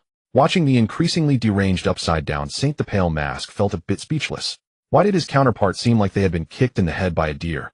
However, in his view, the disappearance of the Memory Eater's presence likely boded ill. When did this city become so dangerous? The Grand Auditorium is not far from the cafeteria. In just 2 minutes, the two have arrived. At this moment, the auditorium is filled with dazzling lights and the sound of music. Many students have already put on the masks they prepared. Some are wearing taffy masks, while others have donned Sun Xiaochuan masks. In short, it is quite abstract. Wang Yin looked around and twitched his mouth. "I really didn't know before that our school has so many extraordinary people." Lin Yu helplessly said, "I didn't know either. Perhaps it's because they wore masks to conceal their identities. Isn't there a saying online that wearing a mask makes it easier to unleash one's true nature?" Wang Yin recalled Lin Yu's appearance from last night upon hearing her explanation. After putting on the rabbit mask, she seemed quite different from now. She became more lively and no longer concealed her thoughts. With that thought, Wang Yin nodded in agreement with Lin Yu's viewpoint. Indeed, as the two entered without masks, they immediately attracted the attention of many around them. While Wang Yin really came with Lin Yu. You helped her back to class in the morning, had lunch together in the afternoon, and now attending the ball together in the evening. Isn't this progress too fast? What about Zhou Yu? Zhou Yu must be furious, right? He's already furious. A look over there. Not far away, Zhou Yu, wearing a black wolf mask, was glaring at Wang Yin. Beside him stood several tall boys, all friends he had specially called over. This afternoon in class, he was knocked to the ground by Wang Yin with a punch. This incident had spread throughout half the school. Wherever Zhou Yu went, he felt as if people were laughing at him behind his back, especially now. He even saw Lin Yu personally bringing Wang Yin into the auditorium. The anger nearly exploded in his chest. "You go, is that the guy, eh?" One of the boys beside him flexed his wrists and sneered. "He doesn't look all that impressive." Zhou Yu gritted his teeth. "Don't underestimate him. He has some strength." "Don't worry." Another boy scoffed. "No matter how strong one person is, can he take on so many of us?" Zhou Yu glared at Wang Yin with resentment. Wang Yin, meanwhile, was completely unaware of Zhou Yu's presence. Or rather, even if he noticed, he wouldn't care. His entire focus was on the system radar. A level oddity thunderous hunting rifle will be born in 3 minutes distance 36 meters. He looked at the marked position on the radar. Wang Yin estimated it should be in the storage room behind the stage. With that thought, he decided to use the technique of stealth. Class monitor, I need to go to the restroom. Okay, go ahead. Lin Yu glanced at him and didn't say anything more. On the other side, Zhou Yue, who had been watching Wang Yin closely, saw him leaving alone and his eyes brightened. The opportunity has come. He took off his mask and immediately called to a few people beside him. Let's go follow him. The few exchanged glances, all showing malicious smiles. On the other side, Wang Yin followed the radar prompts and soon arrived in front of the storage room behind the grand auditorium. The system radar showed that the thunderous hunting rifle was inside. Wang Yin glanced at the door lock. Locked. Troublesome. Wang Yin raised his hand, planning to directly pull the lock off. But then a cold laugh came from behind. Wang Yin, what are you looking for? Sneaking around. Wang Yin turned around. He saw Zhou Yu approaching with a few people. One of them was shaking a set of keys in his hand. Want to get into the store? The person smiled. I have the keys, come and ask me nicely. Zhou Yu walked forward with a sneer. Wang Yin, do you want the keys? Come over, apologize, and let my brothers beat you up again, and I'll give you the keys. Hearing this, Wang Yin smiled. He genuinely laughed. Here comes the key giver. Zhou Yu, it seems you still haven't learned your lesson. Zhou Yu's face darkened. Wang Yin extended his hand towards him. This time you're lucky. I'm too lazy to fight. Hand over the keys, and I'll let you go. The air fell silent for a moment. Then Zhou Yu and his friends burst out laughing. Let us go? Are you still half asleep? Shh. Do you really think that just because you ambushed Yugu this afternoon you're invincible now, eh? Zhou Yu's expression grew even uglier as he thought of the incident from the afternoon. He took half a step back and gritted his teeth. Let's go together. Several people rushed towards Wang Yin. Wang Yin sighed. What a waste of time. In the next second, boom. The first boy hadn't reacted when Wang Yin kicked him away, slamming him into the wall, clutching his stomach as he knelt down. The second boy swung his fist at Wang Yin. Wang Yin sidestepped and raised his hand to slap him across the face. Slap. The opponent spun around and fell to the ground. The remaining two changed their expressions and were about to retreat. Wang Yin had already grabbed one by the collar and casually threw him aside. That person crashed into the other, and they instantly tumbled into a heap. In less than 10 seconds they were all down. Zhou Yu stood frozen in place. He knew Wang Yin could fight, but he never expected him to be this capable. This afternoon's punch, he could still deceive himself into thinking it was an ambush. But now, 4 or 5 people attacking at once, and not a single corner of Wang Yin's clothes was touched. Wang Yin walked up to the boy with the keys and bent down to take the keys from his hand. Then he looked at Zhou Yu. Do you want to continue? Zhou Yu gritted his teeth, his face full of defiance. Wang Yin rubbed his forehead in annoyance. This person is just like a minor boss in a game. After finishing one wave, another wave comes. A level oddity thunderous hunting rifle will be born in 15 seconds distance 1 meter. After glancing at the system prompt, Wang Yin lost the desire to stomp Zhou Yu down. Forget it, I'm in a hurry today. After saying that, Wang Yin opened the storage room door with the keys and walked straight in. The storage room was filled with various stage props. A dilapidated throne, fake flowers, a plastic sword, and various costumes and model weapons used for drama. Following the radar prompts, Wang Yin soon spotted a short-barreled, double-barreled rifle model in the corner. It was casually placed on a wooden box about half an arm's length long. Wang Yin reached out to grab it and felt his wrist sink slightly. It was very heavy, far from being just a model. The gun was cold and the wooden stock had charred marks. The 2 gun barrels were dark and deep. He could even smell a faint hint of gunpowder. In the next second, a system prompt popped up. Detected a level oddity thunderous hunting rifle abilities. Attention, echo shock bomb break, defense automatic reload. Attention, the more attention the holder receives, the greater the power of the rifle, up to a 10x increase. Echo targets hit by the bullet will form an echo mark, continuously taking damage and expose their location. Shock bomb detonates all echo marks, causing massive area damage. Break defense, each bullet will ignore the opponent's defense. Automatic reload, 1 bullet will be generated in the magazine every hour, up to 24 bullets. After consuming bullets, it can automatically reload. Side effects, after each use the holder will lose 1 point of hearing and be affected by mental shock. Current available bullet count 26. Rating, a current status. Collection conditions not met, cannot be collection conditions achieve the attention of the crowd. Achievement in the grand auditorium. Current progress 0. Wang Yin looked at the hunting rifle in his hand. He was quite satisfied. There are no purely numerical mechanisms. Moreover, it is an attack type, a level oddity. What a good thing. Just one last step, and this will be his. Holding it in his hand, Wang Yin turned to leave the storage room. Outside, Zhou Yu and his friends were still lying on the ground.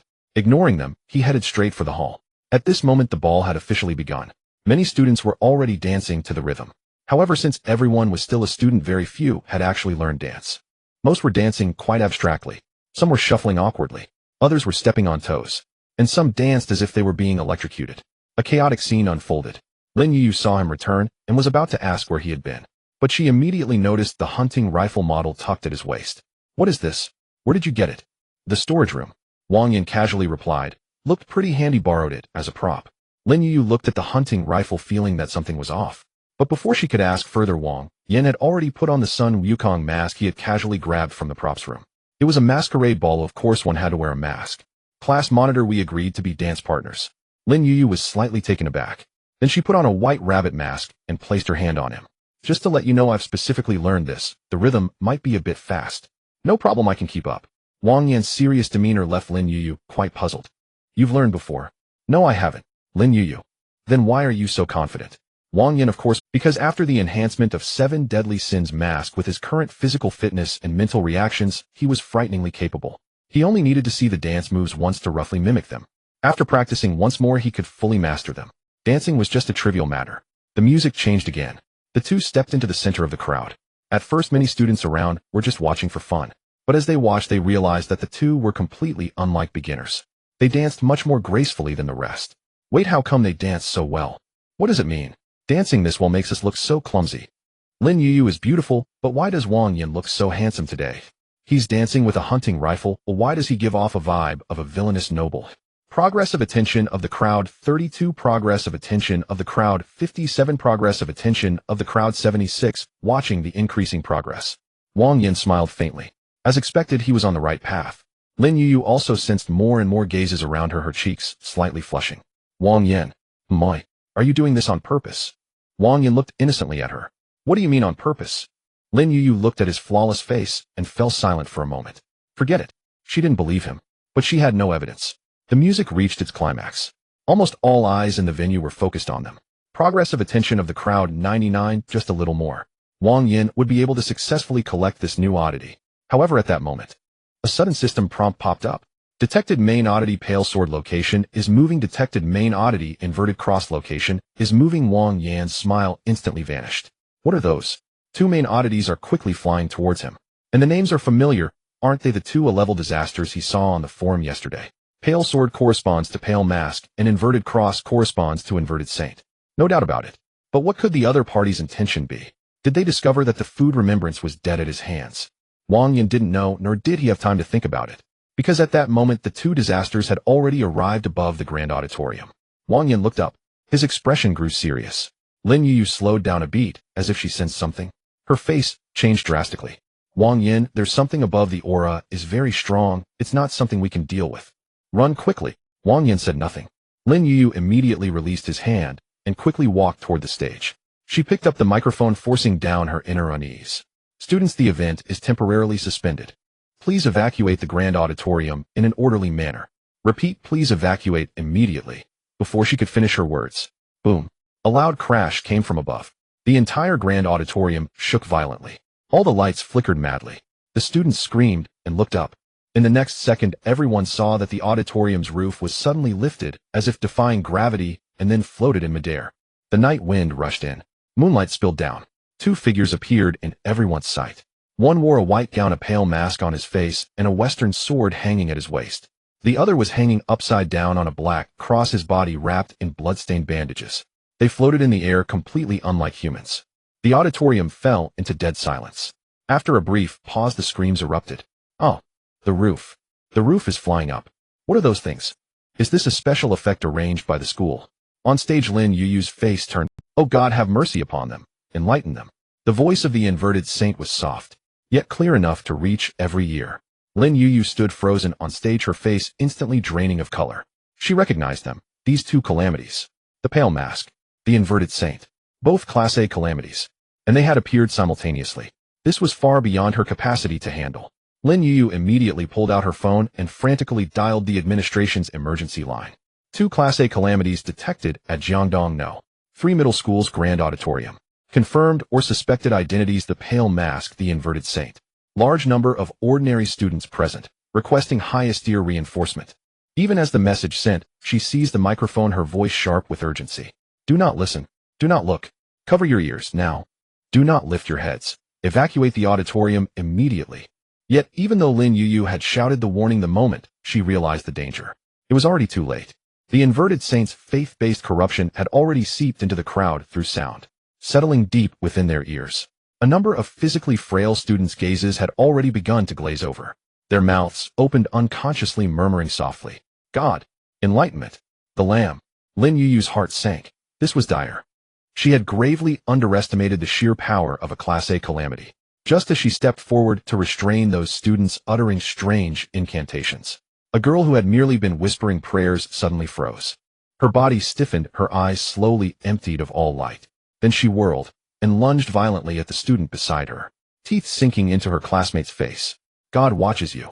Disrespect toward God is forbidden. Only death brings him joy." And she was not the only one. Within seconds, over a dozen students, who moments earlier had merely stood motionless reciting prayers, had succumbed. Now they attacked, indiscriminately striking anyone nearby. Chaos erupted across the grand auditorium. Screams pierced the air, rising in waves. Lin Yuyu knew. If she did not intervene, now many students would die. Gritting her teeth, she leapt from the stage and charged toward the nearest fanatic. With one swift kick, she knocked aside the chair he wielded, then seized his wrist, slammed him to the ground, and wrenched both legs, snapping them cleanly. He could only crawl, no longer posing any real threat. Lin Yuyu moved with blinding speed. 3 fanatics subdued in the blink of an eye. Yet the chaos was overwhelming and the number of possessed students too great. She could not possibly save them all. Her efforts were but a single drop in an ocean of ruin. High above, the pale mask gazed down coldly at Lin Yuyu, darting tirelessly through the maelstrom below. "Saint, there's a little insect down there. Shall I remove it for you?" The inverted saint hung upside down from his cross, grinning. "No need at all. Merely a lucky lamb who has acquired a relic. Let God's faithful deal with her. Tell me, Saint, does the divine edict specify the exact location where our kind will awaken?" "Mask, the divine is omnipotent. Its silence on the matter is a test of our faith." The pale mask sighed inwardly. No location meant no location. Calling it a test was mere pretense. "Fine then. I'll send my avatars to seek your so-called kin." And with that he turned away, his form one after another. White silhouettes peeled from his back. 1, 10, dozens, hundreds. Each avatar, and the pale mask himself, wore a pallid mask, a white formal suit, and held a western rapier. Outwardly none could be distinguished from the rest. In the next instant every pale mask dissolved into streaks of white light, scattering across the campus. They swept past crowds and through corridors alike, as if searching for something unseen. Watching them depart, the inverted saint redirected his attention back to Lin Yuyu, the lone figure still striving to save others below. "Poor lamb, you shall soon return to the embrace of God." As he spoke, the inverted cross bound to his back began to writhe, and 3 dripping, grotesque calamities emerged into the air. "Go, bring that lamb before God as an offering." At his command, the 3 calamities surged downward toward Lin Yuyu. Below, just as they descended, Wang Yin stood amid the crowd, his vision flooded with system notifications. Relic detected, echo bell Frank bound. Relic detected, shattered mirror Frank bound. Relic detected, floating sinking pearl Frank bound. Yet instead of elation, his expression remained icy and still. His gaze fixed instead on another notification. Center of all eyes, achievement progress 99. It had been within reach, just one final step away. But now the inverted saint's chaos had shattered the calm. Fear gripped everyone, and all attention had shifted to the rampaging fanatics. No one noticed Wang Yin anymore, so the progress bar plummeted. Center of all eyes, achievement progress 93. Center of all eyes, achievement progress 60. In an instant it had dropped to 60%. Wang Yin fell silent for 2 seconds, then smiled. A smile utterly devoid of warmth. "I was one step away, and you chose this moment to interfere." In the next breath, a mask emerged in his hand, its surface a fusion of dark gold and ghastly pallor. The 7 Sins mask. He raised it and placed it upon his face. In that instant, power flooded his veins. Every attribute surged, violently amplified. His perception of the world warped and reshaped. Threads, gossamer luminous, pulsing with sin, floated in the air before him, and high above the inverted saint blazed with 3 glaring transgressions. The inverted saint. Pride, he who scorns the overlord shall suffer crushing judgment. Wrath, he who harbors hatred and bloodlust shall suffer burning blood. Greed, he who craves endlessly shall suffer deprivation of power. Wang Yin looked up, 7 Sins 3 claimed. Good. Then the floor beneath him exploded. Boom. He shot upward like a cannonball. The 3 calamities had barely touched down when Wang Yan's fist struck. They detonated into crimson mist. Relic detected, echo bell Frank. Relic detected, shattered mirror Frank. Relic detected, floating sinking pearl Frank. Collection confirmed. Quest collect 10 relics, 510. Having obliterated the trio, he coiled his legs, and in a blur near instantaneous, reached the inverted saint hovering midair. Lin Yu, still subduing fanatics, snapped her head upward. Her pupils contracted sharply. She couldn't comprehend what was unfolding. Moments ago she'd sensed 3 calamities locking onto her. Then Wang Yin donned a mask and annihilated them in a single blow. And now, he'd flown straight to confront a Class A calamity. Was this even the same world she knew? Had Wang Yin truly lost his mind? High above, the inverted Saint Tu froze, stunned. He hadn't expected his minions to fall in one strike. Nor had he imagined that among the flock of lambs below, someone would dare charge upward, toward him, and at such speed, vanishing and reappearing before him in the blink of an eye. His grin had barely vanished when Wang Yan's fist flew forward. No flourish, no feint, pure, brutal simplicity, swift and savage. Simultaneously, 50 points of sin essence surged into the blow.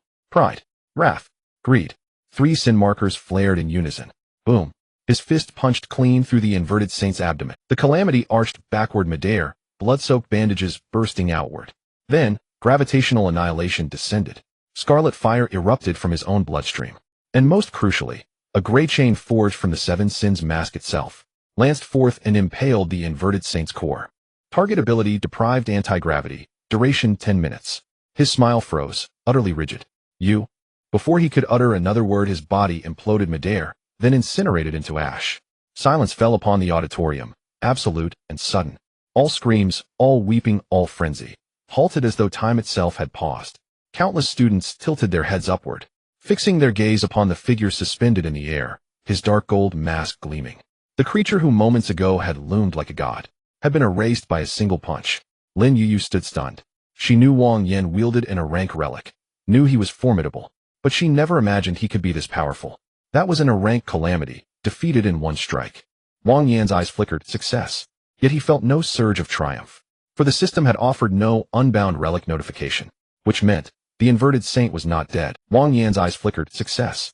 Yet he felt no surge of triumph.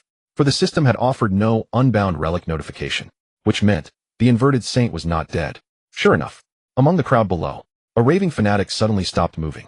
His body convulsed violently. Something writhed beneath his skin. Then, bloodied bandages burst from his mouth. And inch by inch the inverted saint crawled forth from the boy's ruptured flesh. He was vastly weakened. His inverted cross cracked and splintered. But he lived. He was undeniably alive. Wang Yin fell back to the ground, crushing several floor tiles. He gazed at the reappearing inverted saint with a slight frown. Can the fanatic be reborn? This is a bit troublesome.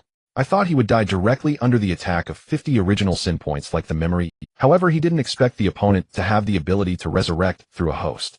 Wang Yin glanced at his remaining original sin points. Original sin points 51-2 a grade disasters, and neither has died.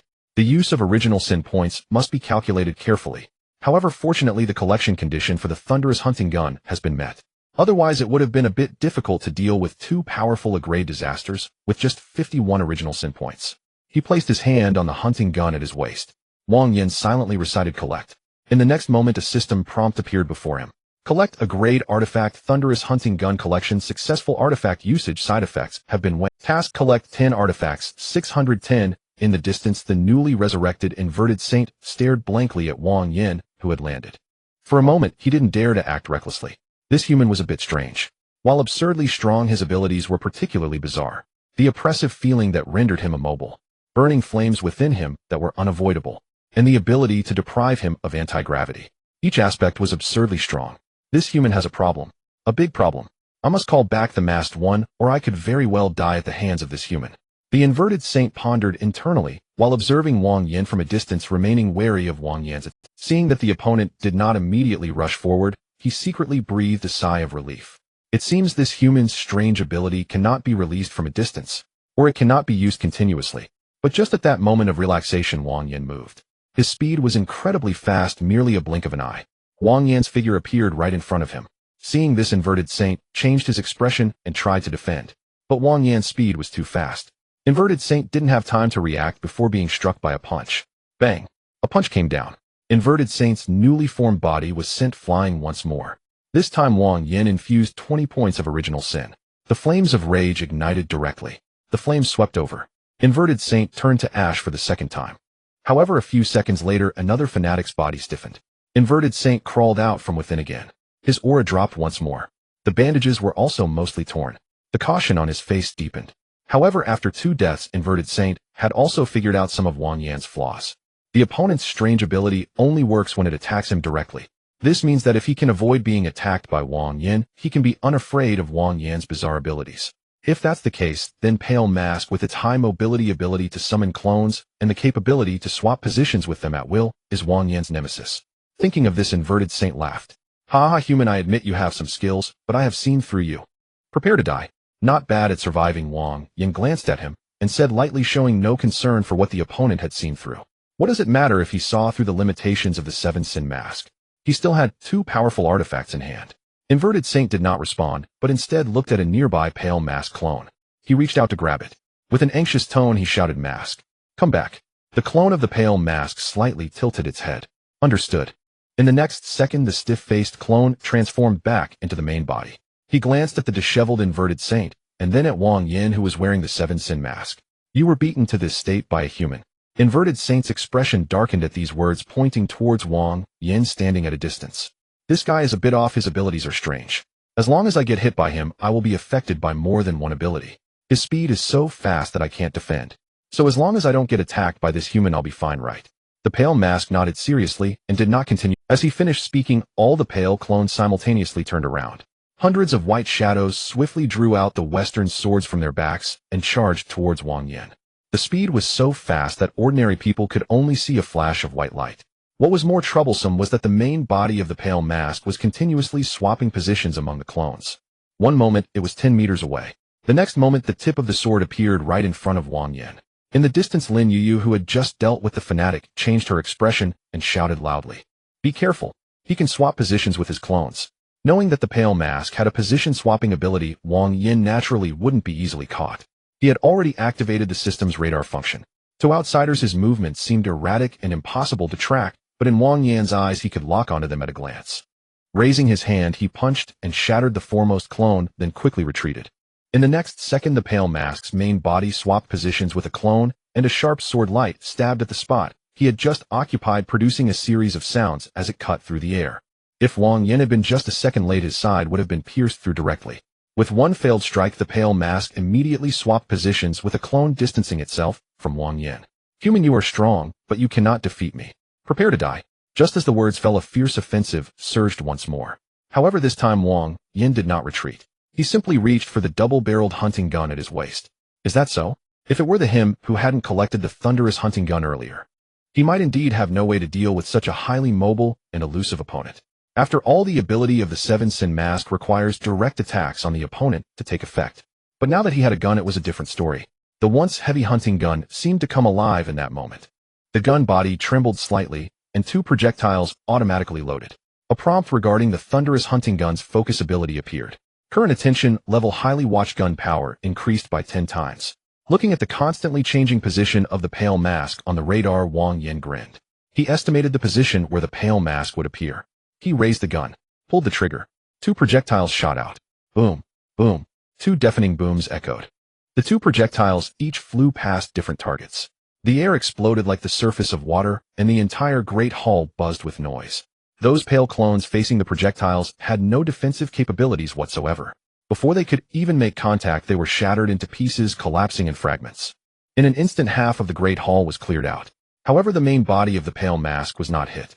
At the last moment, he forcibly interrupted the swap and appeared at the position of another clone.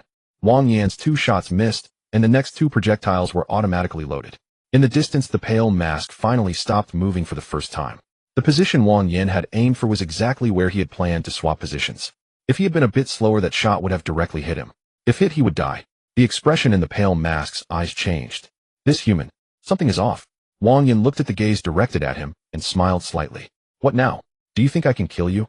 The Pale Mask did not answer. Instead, he turned to the weakened Inverted Saint beside him. Think you should leave quickly. I cannot guarantee that I can deal with this guy. What? The Inverted Saint, who was healing, froze for a moment and nodded. Glancing at Wang Yan, he stopped hesitating and bolted. Seeing this, Wang Yan immediately fired a shot at the direction where Inverted Saint was escaping. Boom. The gun fired. Inverted Saint died and resurrected from the body of another fanatic without making any unnecessary moves, continued to run outside. Seeing this, Wang Yan frowned. However, he had no time to worry about the one fleeing now. because the onslaught from the pale mask was renewed. The remaining clones rushed in from all directions. The main body of the pale mask was also madly swapping positions among them. This time his swaps were even more chaotic. The speed was also faster. But Wang Yin still stood his ground. The red dots on the system radar continued to flicker. 3, 2, 1. The gun barrel turned in advance. Boom, boom. 2 shots were fired directly. The moment the body of the pale mask had just completed the swap, the projectiles were already in front of him. He didn't even have time to swap positions again. The thunderous projectiles hit Heaton. The white suit exploded instantly. The pale mask flew backward, crashing hard into the ground. Large cracks spread from his chest. At the same time, an invisible echo mark lit up within him. Echo has been marked. Wang Yin did not give him a chance to catch his breath. On the 7 sin mask, the crack, representing rage, slowly opened. Crimson flames ignited from within the pale mask. The thunderous explosion of the echo mark was triggered at the same moment. Boom. The body of the pale mask exploded. The white suit. The pale mask. All the clones. Everything shattered at the same time. A slender pale western sword fell from the air, embedding itself into the cracked ground. A system prompt popped up. Detected unclaimed grade artifact pale sword. Artifact pale sword ability can create pale clones and swap positions with them within a certain range. Holding the sword greatly enhances speed and swordsmanship. The holder will automatically don a pale suit, gaining high defense. Side effects: the more times it is used, the fainter the self-emotion becomes, until it becomes a pale puppet with only combat instincts. Rating B. Would you like to collect it? The ability of the Hanging Saint to defy gravity has been restored. At this moment, it is suspended in midair, witnessing the scene of the pale mask being blasted apart by Wang Yan's 2 shots. The Hanging Saint is frozen in midair. What? What kind of joke is this? The mask just died like that. He cannot believe it. That was the pale mask. The immensely powerful A-class disaster just died like this. There was basically no resistance at all. Was he suppressed and beaten by Wang Yan? The Hanging Saint looks at the western sword stuck in the ground, his breath quickening. Damn it. Damn it. The Hanging Saint curses. In the ruins of the Grand Auditorium, Wang Yan their gazes collide through the night. Wang Yan says nothing. He merely glances at him. The Hanging Saint shudders and speeds away without looking back. But after running a distance, the fear on his face turns into resentment. Damn it, why was I so afraid those days? Don't you want to save people? Then I'll let you save to your heart's content.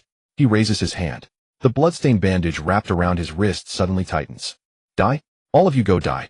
In the Grand Auditorium, the fanatic whose hands and feet were broken by Lin Yu lies still, suddenly raising his head. Their eyes are hollow. They mumble indistinct prayers. The gods want our souls, offer them to the gods, offer our souls to the gods. As they speak, they twist their necks to an exaggerated degree, trying to snap their own necks. Lin Yu's expression changes at this sight. Don't move. She rushes forward and directly knocks out a boy. But there is not just one person undergoing this abnormality at this moment. She might be able to subdue 1, 2. But now all the students who have been corrupted into fanatics are like this. She simply cannot stop them. Damn it. That disaster is still controlling them. Just when she doesn't know whom to save, first Wang Yan moves. He raises his hand. The already collected pale sword appears directly in his palm. The sword is slender and entirely pale. The moment he grasps the sword handle, Wang Yan knows how to use this thing. There is no need to adapt. No need for practice. It feels as if he has used it for many years. In the next second, a pale figure steps out from behind Wang Yan. Then comes a second, a third, a fourth. In a brief moment, dozens of pale clones that resemble Wang Yan appear in the Grand Auditorium. Lin Yu's pupils constrict sharply at this scene. This is the ability of the pale mask. But didn't Wang Yan just obtain that sword? How can he use it? How is he able to use it? Could it be that Wang Yan mastered it within seconds of acquiring the sword? Before she can figure it out, dozens of pale clones simultaneously disappear. In the blink of an eye, they appear before the fanatics who are about to snap their own necks. In the next second, all clones strike simultaneously. Bang! The sounds of dozens of slaps converge, echoing through the skies. All the fanatics preparing to commit suicide collapse to the ground unconscious. Not a single one died. The students on the scene are stunned. Lin Yu is also dumbfounded. She finally can't help but ask, Wang Yan, did you just use the clone ability of the pale mask? Wang Yan puts away the pale sword, glances at her without speaking. Only a lattice pocket watch appears in his hand. Lin Yu doesn't notice this, lowering her voice and speaking quickly. You just got that sword and you can use it. Normally, even a new wielder has to adapt to the side effects and master the usage before they can use it. Why can you use it directly? How did you do it? By the way, what about that hunting rifle? What is that? Is it an extension of your ability? She increasingly feels that something is off. Wang Yan hasn't just mastered the A-Class 7 Sins mask. Now he also has the pale sword. By the way, there's also that powerful hunting rifle. 3. A full 3 extraordinary items. One person still a newcomer who just became a wielder for a day. How could it be possible to master so many extraordinary items at the same time? Moreover, it seems like there are no side effects at all. Maybe I have good talent. Wang Yin shrugs and opens the pocket watch in his hand. Lin Yuyu. This sounds very dismissive, but she can't think of how to refute it for a moment. But Lin Yuyu is about to speak. Tick-tock. The sound of the hands reversing appears in her mind. Her eyes become dazed. What is this sound? I feel like I've heard it somewhere. Before she finishes speaking, her eyes close. Seeing this, Wang Yin looks around. The remaining awake classmates are all like Lin Yuyu. He nods in satisfaction. The effect is really good. In the next second, Wang Yin activates the ability of the Lai memory pocket watch, gently erasing the memories of everyone present regarding Wang Yin's use of the pale sword and the thunderous hunting rifle. In their memories, Wang Yin completed the act of killing the disaster and saving the students solely with the Seven Sins mask. After the modification, Wang Yin closes the pocket watch. Class monitor. Lin Yuyu comes back to her senses. How did I end up here? You were too tired just now. Wang Yin speaks calmly. Don't think too much. Lin Yuyu rubs her temples. She feels like something is off. But looking at the group of unconscious fanatics on the ground, she can't find the problem. At this moment, hurried footsteps come from the entrance of the grand auditorium. Several people in black rush, and led by a young man wearing black-framed glasses. It is the team leader who was previously tracking the food rememberer. Behind him are a short-haired woman and a strong man. Following them is a class wielder team that has just arrived from headquarters. When this group enters, everyone's faces are serious. Some hold blockade-type extraordinary items in their hands. Some are already prepared to fight to the death. After all, the information they received was that two class disasters had appeared in Jiangdong 3 middle school. One is the Pale Mask. The other is the Hanging Saint. In any place, this situation would be a top-level disaster, and it's normal for a few class wielders to die. But when they rush in, everyone is stunned. The roof is gone. The ground is shattered. Fanatics lie unconscious all over the place. The low-level disaster has been reduced to scraps. This aligns with their impression of class disasters. Aside from this, although the students are frightened, most of them are still alive. Wait, most of the students are alive and just frightened. This doesn't make sense. Didn't two class disasters appear? How could there still be people alive? Where did the class disasters go? The young man in black-framed glasses pauses. He adjusts his glasses, somewhat unsure of what exactly happened. Seeing the confusion on the newcomers' faces, Lin Yuyu steps forward. She addresses the young man in black-framed glasses. Team leader Wang. Let me explain. One class disaster is dead and the other has escaped. The Pale Mask is dead and the Hanging Saint has fled. The young man in black-framed glasses is stunned upon hearing this. After a long while, he comes back to his senses and says to the short-haired woman beside him, check the system's soul lamp display to see if the Pale Mask is dead. The short-haired woman nods upon hearing this, takes out her phone, and calls up some permissions. Team leader Wang. It's dead. It's really dead. The soul lamp is a class extraordinary item from headquarters. As long as there is even a trace of the target's breath, the soul lamp can be ignited. If the soul lamp goes out after being lit, that only means the target is dead. It cannot be wrong. Thinking of this, the young man in black-framed glasses is overjoyed. You two didn't lie, it's really dead. The Pale Mask is truly dead. The class wielder team that followed him widens their eyes upon hearing this. What does that mean? We weren't here. Two class disasters, one is dead, and one has run away. No one answers. Because this question is too absurd. It's so absurd that they don't know how to respond. The young man in black-framed glasses suddenly looks at Lin Yuyu and asks, who killed it? Lin Yuyu remains silent for half a second, turning her head to look at Wang Yin. All eyes turn to Wang Yin in an instant. Wang Yin. The young man with black-framed glasses gazed at Wang Yin, his expression growing increasingly serious. Hello, I am Wang Lijun, the head of the Anomaly Management Bureau in Jiangdong City. Lijun. It's Lijun. Oh, my apologies, I thought you resembled an old acquaintance and misheard you. The head of the Anomaly Management Bureau in Jiangdong City, Wang Lijun, fell silent for a moment. He also browsed the internet. Naturally, he understood what the other party was saying. Suppressing some unpleasant reactions, he continued to ask Wang Yin, are you sent by the headquarters? Wang Yin shook his head. No. Other cities level wielders. Also not. The young man with black-framed glasses frowned. Then who are you? Before Wang Yin could answer, Lin Yuyu, mustering her courage, spoke up. He is Wang Yin, a student from our school, senior class 4. Earlier today, I was just about to guide him to report to the management bureau. The scene fell silent again. The young man with black-framed glasses looked at Lin Yuyu. Just about to. Lin Yuyu nodded. Yes. So you mean to say a newcomer who hasn't reported yet killed the Pale Mask before we arrived, eh? And even defeated the upside-down saint, and saved so many students. Lin Yuyu opened her mouth in surprise, finally managing a difficult nod. From the results, yes, that's the case. The burly man fell silent. The short-haired woman was also silent.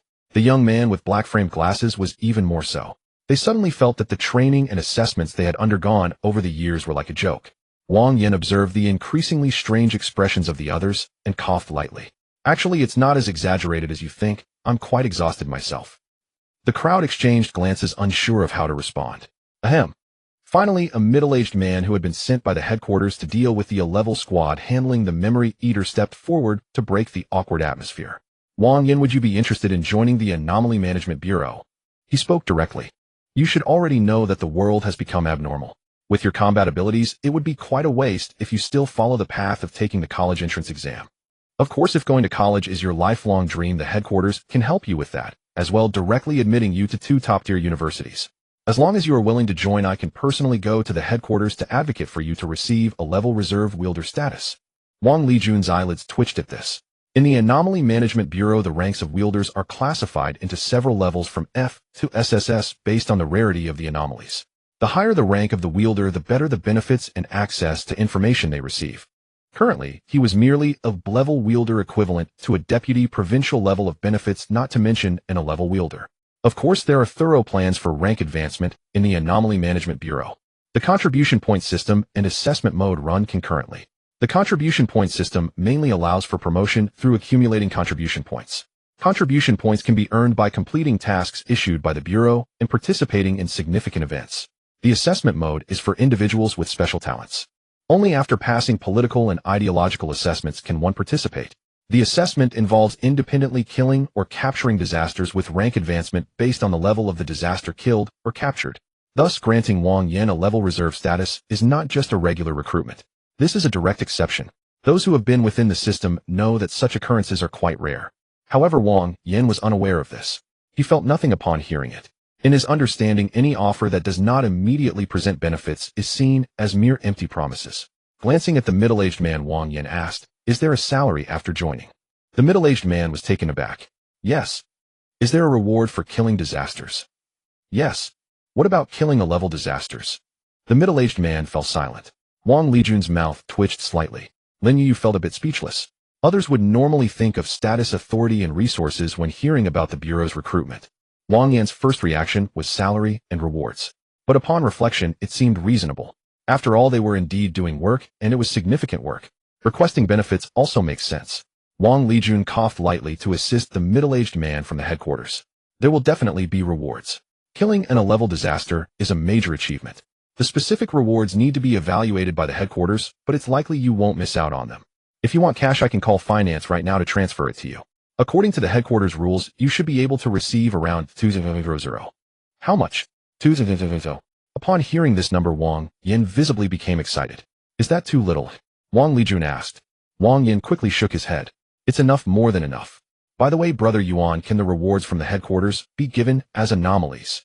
Upon hearing the title Brother Yuan, Wang Lijun's expression darkened. Taking a few deep breaths to suppress his inner turmoil, he slowly spoke.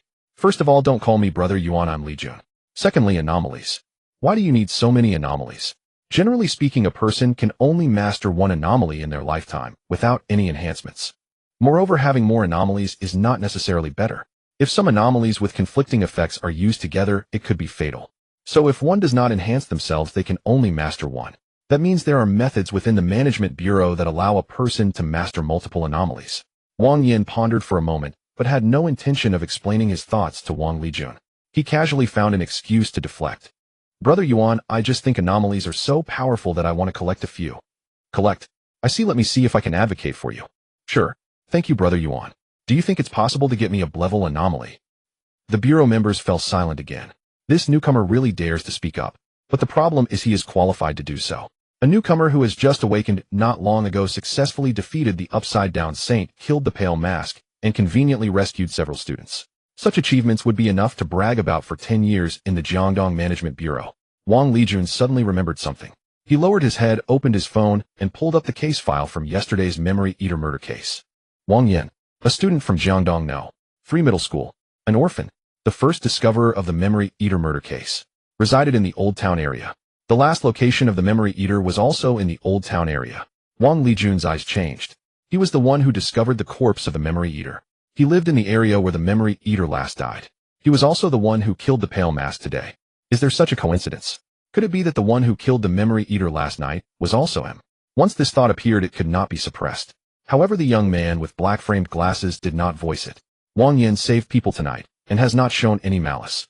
Treating him as a criminal at this time would only push him away. So he turned off his phone. Wang Yin, we need your cooperation to make a record of tonight's events. The memory processing, video blocking, and public opinion suppression from the school will be handled by the Bureau. Additionally, regarding your rewards, the 200 has just been sent to your account, and I will personally report on the anomalies, ensuring I advocate for you. As for the A-level reserve wielder matter, I will also propose it to the headquarters along with team leader Zhang, the one who just asked you questions. Upon hearing that the reward had been transferred, Wang Yin felt much better. This Wang Lijun is quite capable. Very good. Therefore, he naturally would not refuse to make a record. He thought for a moment and asked, before we start the record, can we get something to eat first? The young man with black-framed glasses was taken aback. Something to eat? Wang Yin patted his stomach. After fighting for so long, I'm a bit hungry. Lin Yuyu, who had been quiet, heard Wang Yin say he was hungry. She hesitated to speak. After 2 seconds of silence, Wang Lijun turned to his subordinate. Go to the supply vehicle and get some food for Wang Yin. West of the city, in an abandoned church, the upside-down saint stumbled to the ground. As soon as he entered, 2 pairs of eyes fell upon him. Deep within the church sat 2 A-level disasters that had never appeared in the official Jiangdong files. One was cloaked in a black robe with no facial features. The other was covered in gray eyeballs, each slowly turning. The black-robed disaster spoke. Where's the mask? Why didn't you return with it? Did you find your companion? The upside-down saint fell silent for 2 seconds. The mask is dead and my companion was not found. The black-robed disaster said nothing. All the eyes on the eyeball disaster simultaneously widened. Dead? Who did it? The upside-down saint gritted his teeth. A damned human, a human who wields an A-level anomaly. The eyeball disaster's voice grew heavy. Without the pale mask, will the transformation plans still continue? The black-robed disaster said slowly. We have already contacted 2 other A-levels. There's also an S-level who is interested in this plan. Upon hearing S-level, the eyes of the upside-down saint finally lit up. An S-level disaster. That is an entity that wields an A-level anomaly. They are not on the same level as A-level disasters that wield level anomalies. But he quickly thought of Wang Yin. That mask, that hunting rifle, and the stolen pale sword. That kid likely possesses more than one A-level anomaly. One S-level might not be enough. The upside-down saint fell silent for a moment, his voice growing cold. Execute it. Transforming Jiangdong City into a disaster paradise is what my God wishes to see. It must be completed. However, this time I will request the deity to personally provide support. The black-robed disaster looked up. You want to see him? Are you sure? The upside-down saint did not answer. He turned and walked toward the innermost part of the church. There was a secret room there. In the center of the secret room stood a faceless idol. The surface of the idol was covered in cracks. Yet black liquid flowed slowly within the cracks. The upside-down saint knelt before the idol. Pressing his forehead heavily to the ground, he said, Great deity, your servant has failed. The pale mask is dead. The anomaly from the divine oracle has also fallen into the hands of that human. Please grant me a new miracle. The secret room fell silent for a few seconds. In the next moment, the faceless idol slowly lowered its head. A voice directly penetrated the upside-down saint's mind. In 2 days, 2 S-level saints will come to assist you. Upon hearing this, the upside-down saint trembled all over, not out of fear, but out of excitement. Because his God truly responded to him. This meant he had not lost the trust of the deity. He was still the most loyal lamb of the god. In the grand auditorium, Wang Yin tore open the last box of compressed biscuits, swallowing a few bites before downing an energy drink in one go. Several members of the management bureau beside him watched with slightly bewildered expressions. This was not prepared for an individual. This supply truck was originally meant for the personnel left behind, the injured and subsequent support teams. It was enough to feed about 30 people 3 meals. As a result, Wang Yin consumed everything from self-heating meals to canned food and from energy bars to bread. He single-handedly finished it all. Lin Yuyu crossed her arms and added softly. Wang Lakun adjusted his black-framed glasses deep in thought. It seems this is the side effect of Wang Yin using a strange object. Extreme. Wang Lakun adjusted his black-framed glasses deep in thought. It seems this is the side effect of Wang Yin using a strange object. Extreme hunger. After hearing this, several members of the management bureau displayed looks of sudden realization. Indeed, it was the only possibility, otherwise how could a normal human consume so much? However, the next moment, they all became envious again. This side effect was less severe than some with a grade combat ability coupled with a mild side effect that made him extremely envious. Wang Yin ignored the envious gazes directed at him. He was indeed hungry. But the reason was not the side effect. Rather, it was due to the physical consumption after using the strange object. Being misunderstood was fine. It provided a reasonable cost on the surface. It was safer than letting the Management Bureau discover that he was completely unaffected by the side effects. At this moment, a young man in uniform hurried in to report. Team Leader Wang's Section 3 has been fully taken over. The campus exits have been sealed, and all videos and posts online regarding Section 3 have been taken down with related accounts under temporary control. The lists of casualties and the seriously injured have been confirmed, and memory cleansing is about to begin. Wang Yin looked up memory cleansing. Wang Lekun nodded. It's part of the official aftermath process. Catastrophic events cannot be directly exposed, otherwise the entire Jiangdong city would descend into chaos by tomorrow. Can I take a look? Wang Lekun did not refuse. Although this high school student had not yet formally been inducted, his achievement of killing the pale-faced one meant he could not be seen as an ordinary newcomer. Moreover, Jiangdong City was currently lacking a grade combat strength. Individuals like Wang Yin had to be courted. A few of them went to the playground.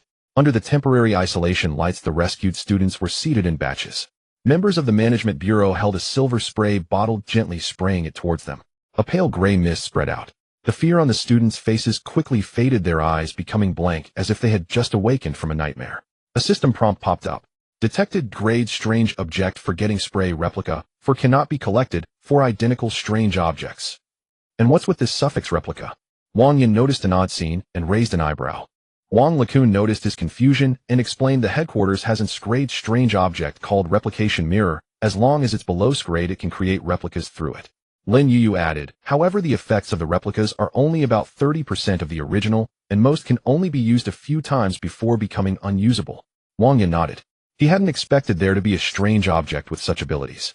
With such strange objects in existence, it's no wonder the authorities could handle so many abnormal incidents. Just this one grade strange object could support an entire system. At this moment, the middle-aged man from headquarters returned. He walked up to Wang Yin and spoke directly. The headquarters has preliminarily approved your special recruitment.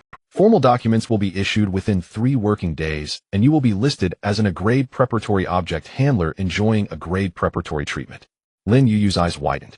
A grade preparatory. She was still just an outer member, yet Wang Yin, who had just become an object handler, had already leaped ahead of her. Where is the fairness in this? The middle-aged man continued. Benefits include special training methods, physical stabilization agents, strange object side effect suppression pills, disaster information access, and follow-up strange object cultivation plans. However, what Wang Yin was most concerned about was none of these. He directly asked, what about the strange object rewards? The middle-aged man smiled. That's also been approved. The headquarters agrees to allocate a grade strange object to you, but you must first specify the type of demand, attack, defense, support, control, growth, or other directions. Wang Yin did not answer immediately. Instead, he organized his thoughts on the strange objects that could be effective for him at present. 7 Deadly Sins Mask has growth and attack functions. Thunderous Hunting Rifle is purely for attack. Pale Sword is more versatile, offering speed, defense, and survival. Lying Memory Pocket Watch is more supportive, mainly used for aftermath and in some special situations. If he had to say what he was lacking, Wang Yin believed it mainly fell into 2 categories. The first is control. In this battle, if it weren't for Wang Yin lacking control abilities, the inverted Holy One wouldn't have escaped. The second would be disguise, a strange object that could prevent others from realizing how many strange objects Wang Yin possessed. Wang Yin already had several strange objects that he frequently used, and this number would only increase in the future. According to Wang Lekun, the number of strange objects a person could master was ultimately limited. If others discovered that Wang Yin could use strange objects infinitely, it would be troublesome. Compared to the first, Wang Yin deemed the latter more important. After pondering, Wang Yin quickly spoke. For disguise, ideally, it could conceal appearance, voice, and the aura of strange objects. The middle-aged man thought for a moment and pulled up a document. The headquarters warehouse just happens to have something suitable for you. On the screen was a silver gray badge. Grade strange object, thousand-faced badge ability. After wearing it, can disguise appearance, shape, voice, and suppress its own strange object fluctuations. It can preset 3 identity templates and grade, and below detecting strange objects, find it hard to see through. Side effect: prolonged use will pollute self-awareness with the disguise template, and in severe cases may temporarily forget one's true identity. Wang Yin only needed to glance at it once to make up his mind. This item was perfect for him. With it, he could disguise himself as a singular strange object handler. In the future, when entering the Management Bureau, taking on missions, or meeting higher-level object handlers, it would provide an additional layer of insurance. Of course, this strange object had its clear limitations. If grade and below detecting strange objects find it hard to see through, then a grade and above would surely be able to detect it. However, Wang Yin thought that at his current level, he shouldn't come into contact with those high-level individuals who had just mastered a grade detection strange objects. This one, Wang Yin said. The middle-aged man operated a few things on his phone. The next moment, a door suddenly tore open in the air beside him. The doorframe was pitch black, and behind it was a gray expanse. The system prompt appeared again. Detected a grade strange object one-way door. A half-human high-transport robot walked out from the door, its mechanical arm holding a silver box. As soon as it crossed the threshold, the door closed, and the metallic shell crumbled. Only the silver box remained intact. The middle-aged man handed the box to Wang Yin. The one-way door can direct transport items, but the carrier passing through the door will be destroyed. Living beings cannot use it, so the headquarters uses disposable robots to deliver strange objects. Of course, this is only for precious strange objects above grade. Wang Yin took the box. He opened the lid and saw the black square box inside, but he did not immediately collect it. There were too many people. The middle-aged man nodded at this. This is what you deserve. I need to return to headquarters to submit a report. In 3 days, your documents and such will return to the Jiangdong branch, and the relevant permissions will be activated at that time. Alright, I've finished all that needs to be conveyed. Lacun Jiangdong City now has a great combat strength again, so you won't need me. I'll take my teammates back to headquarters first. Go ahead, Dingreich. Next time I'll come to headquarters to find you. Thank you. Wang Yin heard this name and immediately sprayed water everywhere. He was struggling to hold back. He glanced at Wang Lacun and then at the already distant Dingreich. Wait, you two are brothers. One is Lacun, the other is Reich. Under Wang Lacun's complex gaze, Wang Yin ultimately managed to maintain his composure. He looked at Wang Lacun. By the way, doesn't Jiangdong City have a great team? Why do we need to seek assistance from headquarters? Wang Lacun was silent for a moment. There used to be one, but they all perished in the deadly peak hunting operation. Wang Yin did not pursue the matter further, whispering, I'm sorry. Wang Lacun shook his head. There's no need for apologies. It should be you who we thank. You dealt with the memory eater and took care of the pale, faced one avenging those who perished at their hands. Upon hearing Wang Lacun's words, Wang Yan's eyes trembled. The memory eater. How did he know that the memory eater was killed by him? At that time, there should have been no one else present except for Lin Yuyu, the artifact holder. Could it be an ordinary person? That shouldn't be the case. Wang Lacun noticed Wang Yan's expression and realized that his guess was correct. Compared to him, Wang Yan was still a bit inexperienced. In the face of Wang Yan's doubts, he had no intention of explaining, merely smiling. Don't worry, for now only I know about this matter, and I won't mention it to anyone else. However, the peculiar object you obtained from the memory eater must be well hidden. The headquarters has strict controls on items that can alter memories. For the next 3 days, just take a good rest. Once your credentials and permissions arrive, you can familiarize yourself with the basic procedures of official artifact holders with Lin Yuyu. As soon as he finished speaking, Lin Yuyu glanced at her phone, and her expression turned incredibly excited. She bounced over to Wang Yin and the others. Captain Wang, have I been promoted? Yes, your contributions in the rescue have earned you a formal position from the peripheral personnel. Lin Yuyu almost laughed out loud. However, Wang Lacun's next sentence doused her excitement with cold water. From now on, you will be accompanying Wang Yin. He will be the captain, and you will be the team member and process guide. Lin Yuyu's smile froze. What? I clearly arrived first. Why is he the captain? Wang Lacun replied calmly. If you can defeat him, you can take the position too. Lin Yuyu opened her mouth, then closed it again. She couldn't win. She truly couldn't win. Wang Yin, standing beside her, couldn't help but chuckle. Lin Yuyu glared at him. What are you laughing at, Captain? Wang Yin suppressed his laughter. Nothing, class monitor. Lin Yuyu became even angrier.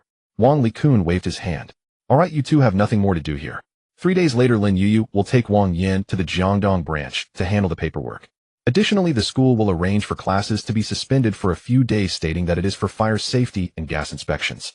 You two should take a good rest too. Wang Yin naturally had no objections. He just wanted to go home and count his gains. Once he left the quarantine zone, he was about to head to the bus station to take the bus home.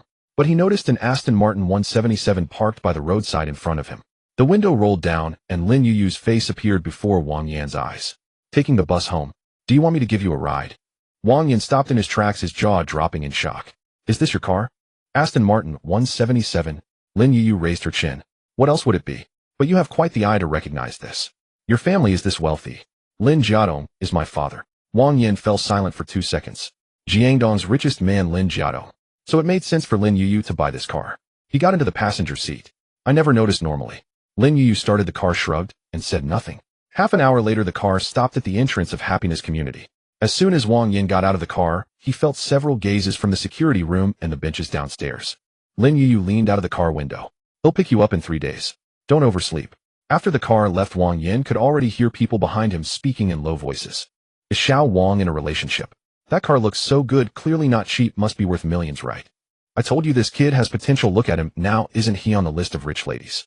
If there's a chance in the future I need to have my grandson learn a few tricks from him. Look at Wang Yin, only 18, and already found a rich lady.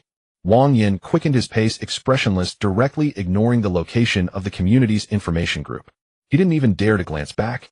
Once he returned home and looked at the messy house, he frowned. But fortunately, he now had money and he could find a renovation team to fix it up tomorrow. He pulled all the curtains shut. Wang Yin placed the silver box on the table. Inside lay a shiny silver badge quietly resting. Wang Yin reached out to press it. Would you like to collect the grade peculiar item, the multi-face badge? Collect. The badge transformed into a dark light and merged into Wang Yin's mind. Collection successful. Current collection progress 810. The side effects of the peculiar item have been waived. A smile appeared at the corners of Wang Yin's mouth. 8 items. He was just 2 items away from completing the stage task. Now Wang Yin was somewhat eager to go out and search for peculiar items. After all, the beginner task gave a lottery chance, and he drew a direct upgrade voucher to a grade. After completing this task with his luck, he surely wouldn't draw nothing. He sat on the sofa beginning to sort through the gains from this incident. As for peculiar items, the most precious one was naturally the newly acquired grade peculiar item, the thunderous hunting rifle. Next was the grade peculiar item, the pale sword dropped from the pale mask. Along with the grade peculiar item, the multi-face badge, given by the Abnormal Management Bureau. Then there were 3 grade peculiar items dropped after defeating the upside-down saint and summoning small monsters. Peculiar item, echoing bell. Ability, shake the bell to produce an echo. Those who hear the echo will experience dizziness. Peculiar item, shattered mirror. Ability, the mirror can reflect certain attacks. Peculiar item, floating pearl. Ability, can freely control buoyancy in liquid. After looking at these 3 peculiar items, Wang Yin decided to store them in the warehouse to gather dust. Their abilities couldn't be said to be useless, but they were indeed quite mediocre. However, it had to be said that the upside-down saint seemed quite generous to Wang Yin. After all, not only did it come, but it also gifted Wang Yin so many peculiar items. It made him somewhat look forward to what the upside-down saint would bring next time they met. Of course, this time, besides peculiar items, Wang Yin also gained a lot. A grade reserve artifact holder identity, official permissions, special training methods, potions, and pills, and disaster databases. The next day, Wang Yin was awakened by a text message. His phone vibrated twice beside the pillow. He originally wanted to turn over and continue sleeping. But after seeing the content on the screen, his eyes instantly opened wide. Your account has received 200,000 yuan. Current remaining balance 200,054.02 yuan. The sleepiness vanished.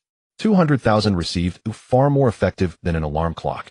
Wang Yin sat up, glanced at his bank balance, and then looked at the mess in the living room caused by the battle, feeling a mix of emotions. He had money now. The house really needed repairs. He remembered that there was a neighbor in this building who did contracting work. He would ask later. While thinking, he opened his phone and saw many unread messages in the class group. Clicking in, he found that the school had indeed issued a notice, just as Wang Likun said. Due to fire safety equipment repairs and gas pipeline inspections within the school, all students will be temporarily on holiday for 3 days. Please stay at home and await further notice. The group was in an uproar. Hooray, 3 days off. Wasn't the party last night perfectly normal? Why suddenly repairs? Why do I feel like I slept through the whole night? Does anyone remember what the later programs were at? No one mentioned the pale mask, no one mentioned the upside-down saint, and no one remembered that the auditorium had been overturned. Except for Wang Yin and Lin Yu, no one else knew what had actually happened last night. Wang Yin looked at the chat records, feeling that the Management Bureau's ability to handle aftermath had improved a bit. At this moment, Lin Yu sent a message. Lin Yu, are you awake? How's your body? Wang Yin, I'm fine. Lin Yu, there's a gathering of civilian artifact holders tonight. Do you want to go? Wang Yin had originally planned to scroll through videos, but upon seeing the words artifact holder gathering, his fingers paused. Wang Yin, what is it for? Lin Yu, some civilian artifact holders gather together to exchange skills for controlling peculiar items and do some trading. Lin Yu, sometimes there are special effect pills, talismans, materials, and sometimes peculiar items will also appear. Peculiar items. Wang Yin was fully awake now. His current collection progress was 810, just 2 items short of completing the stage task. If he could obtain peculiar items at this gathering, he wouldn't have to search blindly with the peculiar item exploration radar. Thus Wang Yin decisively made his decision. Wang Yin, will go. Lin Yu, will pick you up at 7. Wang Yin understood. After ending the chat, Wang Yin tossed his phone aside and took out the multi-face badge he had just collected yesterday. The silver-gray badge appeared at his fingertips. With a thought, the boy in the mirror quickly transformed. His figure grew taller, shoulders widened, and the childishness on his face faded, turning into a man around 30.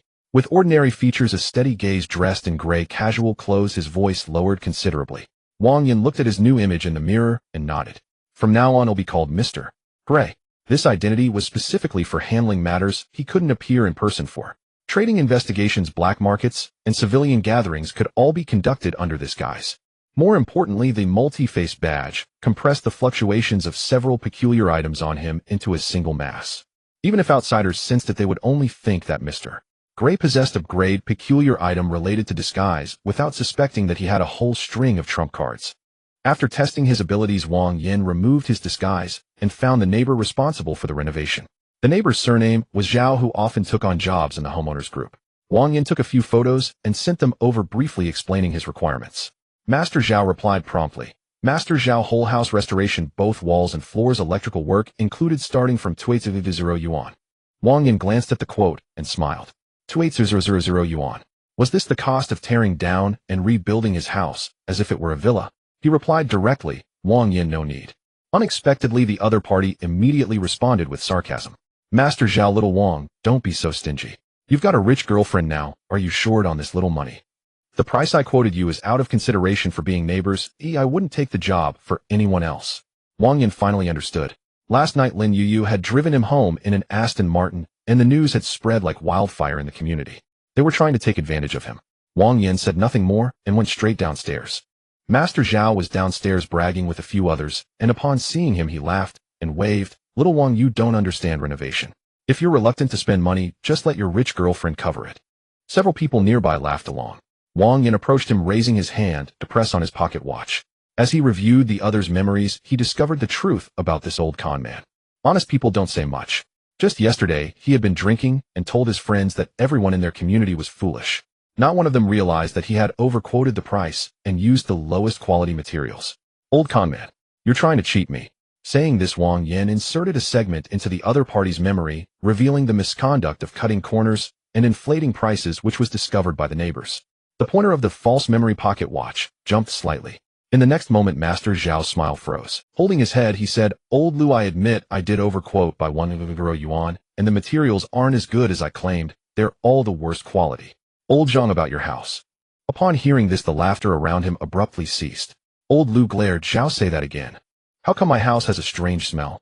My wife said you were an honest man who wouldn't cheat. I see you're just a big liar. Exactly, we were just looking out for you, because you're our neighbor, and you dare to swindle us. Master Zhao's face turned pale, and he quickly covered his mouth. But it was too late. The words had already escaped. Seeing the unfriendly expressions of those around him, Master Zhao broke into a cold sweat and turned to run. The others immediately chased after him. Wang Yin stood in place, chuckling softly. He then returned upstairs and sent a message to Lin Yuyu. Wang Yin, do you know any reliable renovation teams? Lin Yuyu replied quickly. I have an Uncle Chin who does building materials and renovations at reasonable prices. I can't leave right now, but I'll send you his WeChat and address so you can contact him yourself. Wang Yin added the contact. Uncle Chin, upon learning that he was referred by Lin Yuyu, was very friendly and asked him to send some photos of the site first. After a few photos were sent, the other side remained silent for a full 3 minutes. Uncle Chin, brother, what did you do in the living room? Did you set off a gas canister like a firecracker? Wang Yin looked at this message and found the reasoning quite amusing. Wang Yin, oh, Uncle Chin.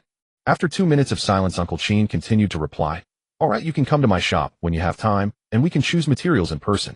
Wang Yin, can I do it now? Uncle Chin, sure. The address is at Jiangdong City's largest building materials market. Wang Yin checked the bus route. It would take an hour and a half for 2 yuan. But he still had 200 yuan in his account. So he decisively chose to take a taxi. When one has money, efficiency becomes a priority. Half an hour later, the car stopped at the entrance of the building materials market. The market was bustling today, as if there was an event, with the sound of vendors' advertising echoing everywhere. As soon as Wang Yin got out of the car, his eyes lit up. There were many people, many emotions, more original sin value to gather.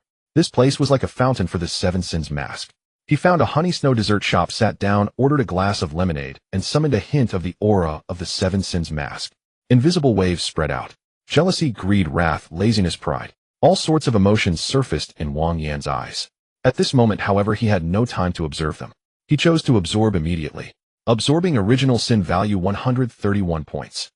Physique 4, Strength 3, Speed 3, Spirit 3, 7 Sins Mask Enhancement Multiplier increased to 7. 8 times. Wang Yin pulled up his status panel. Name Wang Yin Physique 8. 7-inch Strength 8. 8-inch Spirit 6. 5-inch Speed 8. 8-inch Collected Extraordinary Items 7 Sins Mask Thunderous Hunting Rifle False Memory Pocket Watch Pale Sword.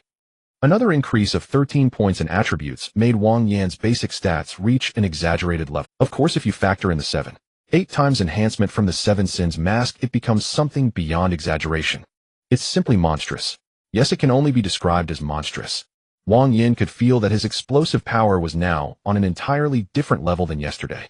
If he encountered the Memory Eater again today, Wang Yin was confident that he could fight back solely with his physical strength until he exhausted the opponent. Wang Yin retracted his aura and a wave of mental fatigue washed over him. He frowned.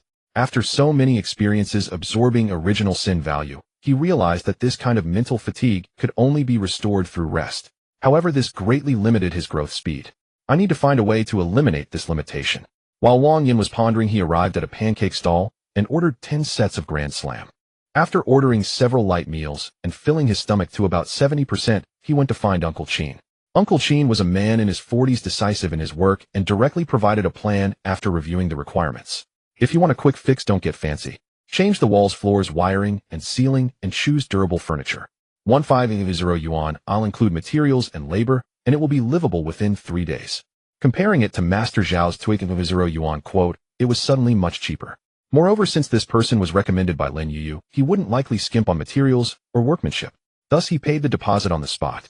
Watching his balance drop significantly from 2,000 yuan, Wang Yan's desire to make money surged. Money comes quickly, but it also spends faster.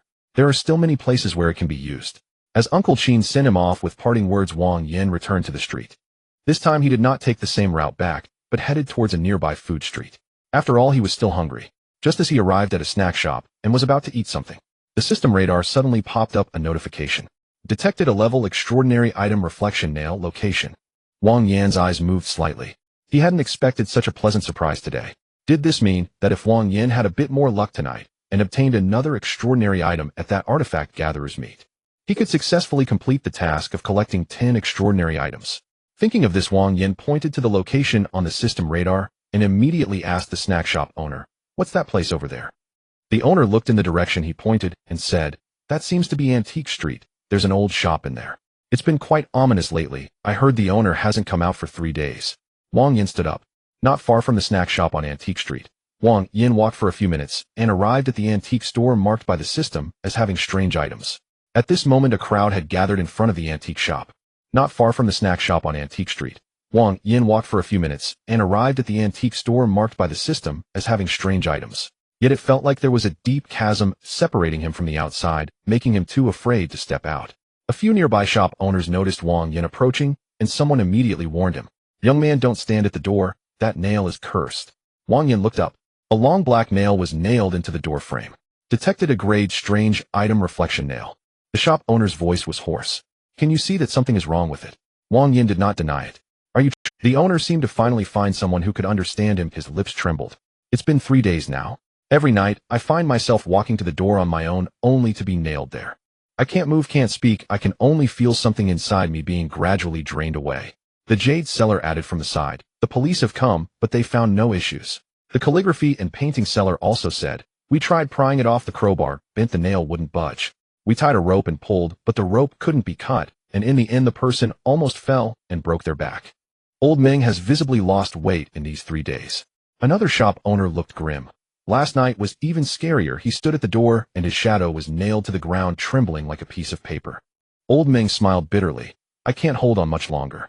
I've already spent a lot of money hiring a master, but he hasn't arrived yet. Young brother, if you can really see the problem, could you help me look?" Wang Yan looked at the man's frail figure and realized he was in a state of extreme weakness. If the strange item was not resolved soon, he could truly die. So Wang Yan said calmly, "You don't need to spend any money. I can help you right now." As soon as he said this, the surrounding shop owners were taken aback. The jade seller hesitated. "Young man, you can't say such things lightly. The master from Qingfeng Temple that old Ming invited is quite famous in the south of the city. They say he truly has magical powers. He charges 8,000, and you're offering to do it for free. Is that reliable?" Before Wang Yin could respond to sound of copper bells suddenly came from the street. A middle-aged man in a yellow Taoist robe walked in. He was followed by two assistants, one carrying a wooden box and the other carrying a folding altar. The man in the Taoist robe had a long beard and held a string of copper bells swaying as he walked, creating a grand display. The onlookers immediately made way. He's here, he's here. Master Zhang has arrived. What an imposing presence. He clearly isn't an ordinary person. Old Meng is saved this time. Hearing these praises, Master Zhang's face beamed with pride. He approached the entrance, first glancing at the black nail, then turning to Wang Yin, immediately furrowing his brow. You just said you can solve this. Wang Yin remained silent. Master Zhang sneered. Young man, you can eat your fill, but you shouldn't speak carelessly. This nail is tainted with vengeful spirits. It has become a cursed object. Except for someone like me who has practiced for many years, no one dares to touch it carelessly. Whoever does will meet misfortune. Upon hearing this, the faces of the surrounding people changed. Vengeful spirits. No wonder it's so cursed. The master is truly formidable. He saw right through it at a glance. The young man just said he could solve it for free. He almost got himself into trouble. Wang Yin stood aside and suddenly laughed. Others couldn't see it, but could he not? In the system radar, Master Zhang possessed only one owner-level grade strange item. Detected owner-level grade strange item wind bell. A folk artifact user relying on an grade strange item to make a stir likely couldn't even enter the outer circle of the official personnel. Meanwhile, the reflection nail on the door frame was a grade strange item. Grade against a grade. What possibility could there be? And what of vengeful spirits and curses? Purely an old con artist. Wang Yin didn't expose him, just stepped aside. Seeing this, Master Zhang thought he was scared and raised his voice. You're clearly just a little trickster today. I will show you what true skills are. After saying that, he waved his hand. The two assistants immediately set up the altar, placing yellow paper incense burners, peach with swords, and copper bells one by one. Master Zhang stood in front of the altar muttering incantations, and with a flick of his wrist the copper bells rang. Immediately a gust of wind suddenly arose. The yellow paper on the table fluttered, and the incense ash was swept into a circle, swirling around the door frame. The onlookers gasped in surprise. A deity. There really is wind. The master truly has magical powers. This money is well spent. Master Zhang, hearing the surrounding voices, smiled even more broadly. He suddenly raised the peachwood sword, aiming at the black nail on the door frame.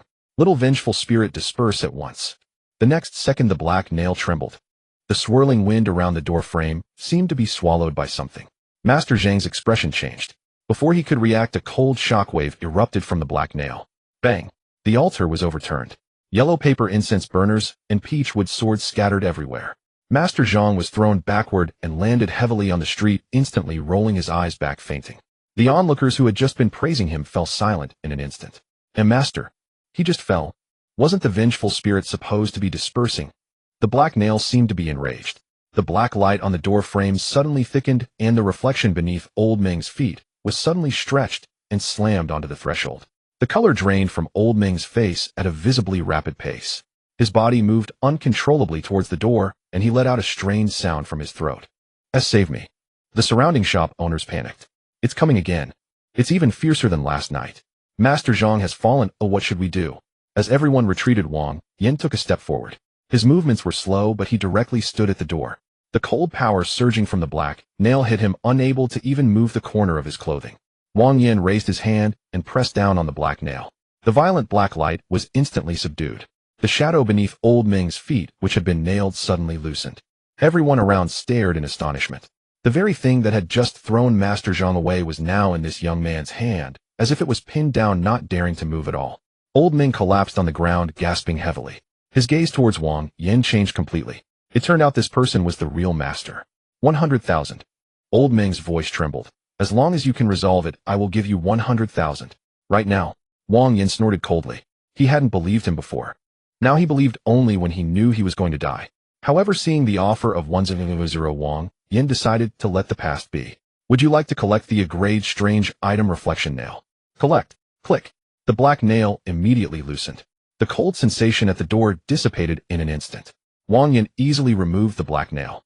In the eyes of outsiders, the cursed nail that had tormented Old Meng for 3 days and had even knocked out a master was taken away by him nonchalantly.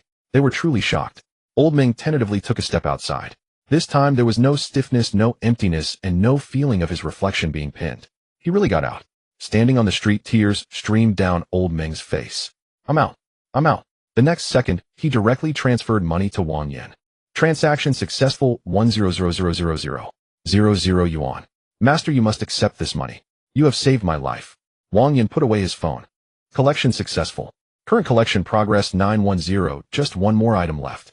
On the street, Master Zhang was still lying on the ground unconscious. The few people who had just praised him as a deity were now too embarrassed to speak. The jade seller swallowed. So this is the real master. The calligraphy and painting seller whispered, that one on the ground, he can't be a con artist, right? Wang Yin did not explain. He glanced at the time. It was 7 p.m., the gathering of folk artifact users. If there were indeed strange items for trade there, he might just complete his stage task today. Wang Yin turned to leave while behind him a group of shop owners still murmured in astonishment. A master this young. That last move was like squashing an ant. Old Ming has truly regained a life this time. Wang Yin paid no heed to the praises of those bosses, not even turning his head. What truly occupied his mind was the shadow nail he had just acquired. In the system space, the black long nail hung silently. Curio Shadow Nail. Ability: after nailing a target's shadow, it can briefly control the target's movements and continuously drain their stamina and spirit. The closer the distance, the stronger the control. Side effect: the user's shadow will gradually thin. In severe cases, they may also be pinned in place. Rating E. Though the level was low and the restrictions considerable, yet it was a control-type curio. Used well, even if it only stopped an enemy for an instant, it would be enough for him to land a shot. Then, by activating the ability of the Seven Sins Mask, he could deliver a devastating blow to his opponent. Moreover, the sole purpose of this trip was merely for renovation. Now he had gained a curio for free and received 100,000, replenishing his finances. Why not delight in it? Stowing the shadow nail back into the system space, Wang Yin returned to the earlier snack shop. The proprietor was just bringing out a steaming bowl of beef noodles. Young man, freshly made. Shall I set it on the table? Wang Yin sat down and nodded. The timing was perfect. Meanwhile, at the entrance of the antique shop, after the onlookers dispersed, only Master Zhang and his two assistants remained on the street. The two assistants exchanged glances. One crouched down and nudged him. Wake up. Boss, everyone's gone. When will you settle our wages? You promised 200 each, don't renege. Master Zhang's eyelids twitched as he slowly opened his eyes. He had indeed been shaken, but not to the point of being unable to wake up. He had simply feigned unconsciousness out of fear of embarrassment. Hearing the word wages, a flicker of embarrassment crossed his face. He pulled out his phone and quickly scanned a code. Settling up, I'll settle it right now. The two received their money beaming. Boss, call us again if you have more work. With that, they picked up the box and ritual table and left. Master Zhang sat on the ground, gazing at the now empty doorframe, a chill running through his heart. That nail was at least in a rank curio. His frank curio wind charm bell, which usually sufficed to fool ordinary folks, was utterly insignificant against something like this.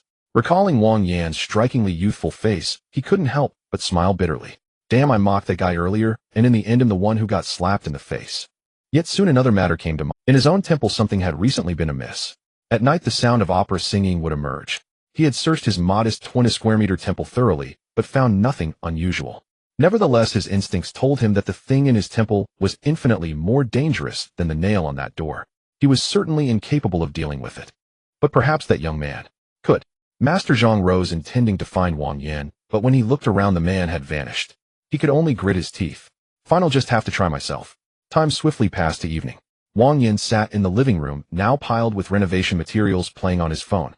Uncle Qin was indeed reliable. Wall materials, flooring conduits, and dust covers had all been delivered. He also mentioned that workers would arrive tomorrow, asking Wang Yin to leave a key for his personal supervision. Within 3 days, the house would be restored to a livable condition. Suddenly, Wang Yin's phone vibrated. It was a message from Lin Yuyu. Lin Yuyu, come down, I'm waiting for you where I dropped you off yesterday. Wang Yin, hold on, I'll be right there. Lin Yuyu 1. Hurrying downstairs, Wang Yin immediately spotted a black Mercedes-Benz G-Class parked at the spot where Lin Yuyu had dropped him off yesterday. Lin Yuyu leaned against the car, chatting animatedly with a few elderly folks. Yuyu, what does your family do? Just a small business. Xiao Wang isn't much of a talker, but he's a good lad. Cut him some slack. Don't worry, Auntie. He's going to be my boss, so I can't afford to slack off. Seeing their harmonious interaction, Wang Yin paused mid-step. Impressive. Too impressive. To chat so easily with the neighborhood intelligence network was in a sense harder than facing a calamity. One could only say Lin Yuyu had a certain talent. She could probably be dropped into an enemy stronghold and still befriend the gatekeeper, then escape on her own. Lin Yuyu spotted him and immediately waved. Here, get in. A few of the elderly chimed in. Xiao Wang, treat Yuyu well. Don't bully her, as she's a good girl. Yes, and don't always keep a straight face. The girl is so warm-hearted. Wang Yin pulled open the car door expressionlessly, pretending not to hear. Once the car started and the bothersome informants were gone, Wang Yin finally spoke. Changed cars again. Lin Yuyu replied casually. We're heading to the outskirts this time. A sports car wouldn't be convenient. How many cars do you have? Lin Yuyu thought for a moment. Not many, just a garage full. Wang Yin fell silent. Some people's not many and ordinary people's not many were entirely different concepts. While driving, Lin Yuyu got down to business. The host of tonight's gathering is Gu Jingyan, a well-known figure in Jiangdong's civilian artifact user circle.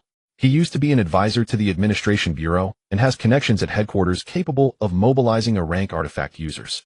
Wang Yin perked up. That influential. Lin Yuyu nodded. And I just heard that tonight an item capable of upgrading curios might appear. Upgrading, as in raising a curio's rank. A glint of interest flickered in Wang Yan's eyes. An item that could upgrade curios piqued his curiosity. But curiosity aside, Wang Yan knew that such an item was likely beyond his reach. Such treasures were invaluable to everyone, and competition would be unimaginably fierce. Unless he could seize it by force, obtaining it with his current resources would be extremely difficult. Half an hour later, the car stopped before a private club on the outskirts of Jiangdong. The club was brightly lit with a sign outside reading Private Collection Exchange, appearing perfectly normal. Yet upon entering the inner hall, a small placard stood at the end of the corridor. The 19th Jiangdong Artifact User Exchange. Wang Yin raised an eyebrow. Quite formal. Lin Yuyu murmured, it's registered. The outer part is for ordinary folks. Inside is the real venue. If not for fear of being too ostentatious, old Gu would have dared to hold it in a downtown hotel. Lin Yuyu presented her newly confirmed Administration Bureau credentials. The reception manager's attitude immediately warmed, escorting them into the inner venue. The moment Wang Yin stepped inside, system notifications began to flash. Detected, own Brank Curio. Detected, own Crank Curio. Detected, own Crank Curio. Detected, unowned Frank Curio. Over a dozen notifications scrolled by before stopping. Wang Yan's eyes glimmered. There were indeed curios for trade. Coming was worthwhile. The only question now was what price he would have to pay to acquire them. With over 10 minutes until the official start, Lin Yuyu took him to meet several familiar artifact users. Yuyu, congratulations on your confirmation. Tell us, what feat did you accomplish? Lin Yuyu waved her hand with a smile. The Administration Bureau requires confidentiality. Don't make me lose my newly acquired status. A short-haired woman turned her gaze to Wang Yin, her eyes lighting up. Aren't you going to introduce us? Who is this handsome young man? Lin Yuyu said, Wang Yin, my classmate. He recently became an artifact user and is quite strong. A newcomer, the short-haired woman said with a grin. Need some training from big sister. Before Wang Yin could respond, a sharp female voice interjected. Yuyu, congratulations. Everyone turned. A voluptuous woman in a red dress approached, accompanied by a tall, burly man. The woman's smile was sweet, but her eyes were icy. At the sight of her, Lin Yuyu's brow furrowed instantly. She quickly briefed Wang Yin. That woman once tried to use her curio's ability to seduce an elder of my Lin family and swindle his property. I exposed her, and she's held a grudge against me ever since, always opposing me. Later, it seems she succeeded acquiring another wealthy man's entire fortune, skyrocketing her status and wealth. I don't know the man with her. Wang Yin glanced over, and system notifications appeared. Detected, own Drank Curio heart-charming earrings. Detected, own Crank Curio bone-shaking arm guards. Oh, and a handsome young man here. Let me introduce myself. I'm Su Man, and this is my boyfriend Xing Lai. He's also a Brank artifact user. After her introduction, Su Man eyed Wang Yin and winked. Yuyu, I heard your recent confirmation was thanks to... Su Man's gaze fell on Wang Yin, her smile deepening. Is it this handsome young man? At this, those nearby, sensing gossip, paused their actions, casting sidelong glances. Wang Yan's brow furrowed slightly, but Su Man showed no sign of stopping. So our beautiful Lin Yuyu isn't entirely self-reliant after all. I thought you were different from me. Lin Yuyu's expression turned cold. She opened her mouth to retort, but Wang Yin spoke first. A person who used a curio to seduce old men and embezzle their property. Are you qualified to say that? Su Man's smile froze instantly. The surroundings fell silent.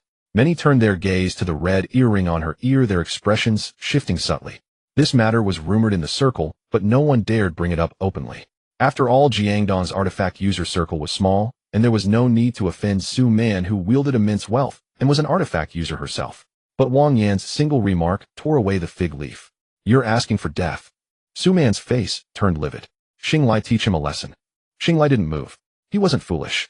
He had attached himself to Su Man only because she was stupid, wealthy, and good in bed, satisfying his desires. Still, he had to put on a show. Xing Lai placed a hand on Su Man's shoulder and said blandly, Baby, this is old Gus gathering, not a place for fighting. We'll settle this after it ends. Vent Su Man's anger. Still, he had to put on a show. Xing Lai placed a hand on Su Man's shoulder and said blandly, Baby, this is old Gus gathering, not a place for fighting. We'll settle this after it ends. Su Man gritted her teeth and nodded finally, leaving only a harsh remark. I hope you're still this tough later. The two turned and left. Lin Yuyu glanced at Wang Yin and said softly, that was ruthless of you. Wang Yin replied calmly, it wasn't for you. She started it by talking about me. Lin Yuyu thought for a moment and realized he was right. Her future team leader, though seemingly indifferent, was sharp-tongued when provoked. And his hands wouldn't be gentle either. If those two intended to cause trouble for Wang Yin after the gathering, it would be quite a spectacle. Still, his act of standing up for her moved her deeply. Just then the venue's lights dimmed slightly. An elderly man with graying hair and a vigorous demeanor stepped onto the stage. Ladies and gentlemen, welcome to the 19th Jiangdong Artifact User Exchange. Lin Yuyu murmured, Gu Jingyan.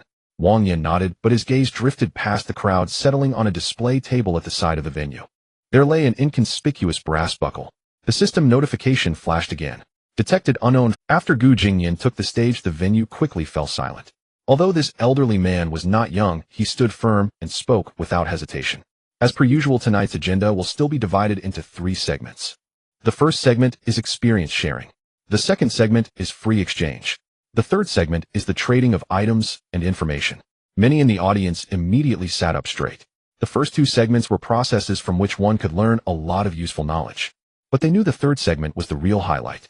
Wang Yin sat next to Lin Yuyu, his gaze lingering on the copper button displayed at the side. The unclaimed great oddity was rather unremarkable. It was even less noticeable than the reflection nail in the antique shop. One might assume its capabilities weren't very strong, but the strength of the ability was not important to him. As long as he could collect it, that was enough. The first stage quickly began. Several invited wielders took turns on stage opening PPTs to share techniques for mastering oddities and controlling side effects. Some spoke on how to lower the backlash of oddities through breathing rhythm. Others discussed the risks of misusing low-level psychic oddities. There were also discussions on how grassroots wielders can legally report their findings. Many in the audience listened attentively. Wang Yin also listened for a few minutes. Then he realized it wasn't very useful to him. The system exempted him from side effects and assisted him in controlling oddities. His biggest headache wasn't how to suppress the backlash, but how to explain why he didn't experience it. So he quietly took out his phone and started playing a game. Lin Yuyu glanced at him. Aren't you listening? Wang Yin didn't even look up. I am listening. Lin Yuyu was speechless. Others were eager to take notes while he was playing a game here. Yet she had no way to refute him because this guy had just defeated in a grave disaster yesterday. These discussions seemed truly useless to Wang Yin. The second stage was free exchange. Many wielders held wine glasses getting to know each other, while some quietly exchanged mission information. Su Man glanced at Wang Yin from a distance, her eyes filled with resentment. However, Xing Lai did not come over again. He kept staring at the black box behind Gu Jingyan, clearly interested in the item that could upgrade oddities. Wang Yin drank 2 cups of juice and ate a few snacks, waiting patiently. Finally, the third stage began. Gu Jingyan took the stage again. Next is the trading segment. The rules are simple. Items come to the stage. The seller states the conditions. The buyer makes an offer and transactions are free. Once you leave this door, you bear the consequences. The first to take the stage was a tall, thin man selling information on disaster activities. The second was selling a vial of stabilizing agent. After waiting through several rounds, Wang Yin finally saw that copper button brought to the stage. The seller was a young man wearing a baseball cap. He awkwardly placed the copper button on the display table and began to speak. Grade oddity, the calm button. Its ability is to slightly pacify emotions, offering some resistance to low-level psychic disturbances. The side effect is that reactions slow down and prolonged use may lead to a daze. Interest in the audience immediately waned. Great. Weak ability. The side effects also affected reactions. This item was quite useless for wielders. The young man knew it would be hard to sell and gritted his teeth, saying, 200,000, no negotiation. Someone laughed. 200,000 for a dazed button. It might work as a protective charm for an ordinary person at home, but it's too expensive. 100,000, I could consider it. The young man's expression darkened. Wang Yin, however, raised his hand directly. 200,000, he'll take it. Many people around turned to look. Lin Yuyu was also taken aback and whispered, why are you buying this? Wang Yin responded calmly, it just looks pleasing to the eye. Lin Yuyu stared at him for 2 seconds. Her intuition told her that Wang Yin was not telling the truth. But she had no intention of pressing further, simply asking, do you have enough money? Wang Yin was silent for a second. He had spent a large sum on renovations today. Even though the antique shop had credited him 10,000, it was indeed, all right, your expression says it all. They'll lend it to you as a token of gratitude for your earlier help. Lin Yuyu couldn't help but chuckle. They'll pay you back later. Lin Yuyu quickly transferred the money. After the transaction was completed, Wang Yin received the calm button. The copper button felt cold in his hand with a shallow crack around its surface looking like a component removed from an old garment. He did not publicly collect it, but simply got up and went to the restroom. Confirming that no one was around, he placed the copper button in the palm of his hand. Do you want to collect the grade oddity com button? Collect. The copper button transformed into a beam of light and merged into the system space. Collection successful. Current collection progress 1010. Task completed. Reward obtained 1 lottery chance oddity exploration radar range 100 meters 1000 meters. You have a new task, collect 50 oddities, 1050. Reward 1 lottery chance. Wang Yin looked at the prompt, his eyes brightened. Finally completed. From the first oddity 7 sins mask to the 10th com button, this task to collect 10 oddities was finally fulfilled. However, this was not the time for a lottery draw. There were too many people outside and the environment was complicated. If the reward caused too much of a stir, it would be troublesome. Wang Yin directly chose not to draw yet. Reward temporarily stored. He washed his hands and calmly returned to the venue. At that moment, Gu Jingyan had just walked onto the stage. Behind him, someone was holding a pitch-black box. The box opened, revealing a palm-sized bronze disc. The surface of the disc was engraved with 5 grooves, and there was a tiny crack in the middle. The eyes of everyone in the audience lit up with interest. Wang Yin took a glance as well. A system prompt detected grade oddity ascension offering disc copy ability. Sacrifice 5 items of the same level oddity with a 10 chance to elevate 1 specified oddity of the same level below grade. Regardless of success or failure, the sacrificed items and the offering disc will disappear. Side effect: after use, a 5-day streak of bad luck will be incurred. The copy does not have collectible value. Wang Yan's interest immediately halved. It lacked collectible value. For him, this item was no longer appealing. Moreover, sacrificing 5 oddities of the same level only had a 1 in 10 chance of success. Ordinary wielders might gamble on this. However, he had a system and was not in a hurry to take such a gamble. Gu Jingyan scanned the entire room and slowly began to speak. You should have all heard of it. The Ascension Offering Disc. Of course, this cannot be the original. It is a replica made by the headquarters copy mirror, usable only once, but the effect is real. After placing 5 oddities in the 5 holes of the offering disc, there's a chance to elevate 1 specified oddity you choose. The venue erupted in excitement. Su Man's eyes sparkled. Her charming heart earrings were grade, and if they could be upgraded to grade, their effects would be even stronger. Perhaps some wielders might also be influenced. Xinglai also sat up straight. This was exactly what he wanted. Although he was a grade wielder, the oddity he possessed was only grade. He knew the gap between himself and those who wielded grade oddities. He wanted to become stronger. Facing the excited crowd, Gu Jingyan raised his hand to quiet them. This oddity cannot be purchased with money, nor can it be traded for other items. The audience grew quieter. Some were confused, wondering why they were showing something that could not be traded. Gu Jingyan remained silent for a moment before continuing. I need someone to help me with a task. Whoever can complete it will receive this Ascension Offering Disc. Those who participate and contribute will also receive generous rewards. Upon hearing this, someone immediately shouted, I'll help with Elder Gus' task. Count me in. As long as it's not a death sentence, I'm in. Gu Jingyan smiled. Don't rush. You to participate, you must first pass a test. As he finished speaking, a burly man stepped out from behind the scenes. The man had strong arms and wore a pair of dark gray boxing gloves. Detected grade oddity armored fist gauntlets. Gu Jingyan introduced. This is Taishan, officially recognized as a grade wielder. As long as you can last a minute under his hands, you qualify to participate. As soon as these words were spoken, the previously lively atmosphere cooled significantly. A grade wielder. Not just a master talked about on forums. Someone officially recognized. Either they climbed step by completing low-level tasks, or they had the ability to handle grade disasters by themselves. In any case, it was no simple feat. Yet there were always those who did not believe in evil. A bald man was the first to jump onto the stage. Just a minute, I can do it.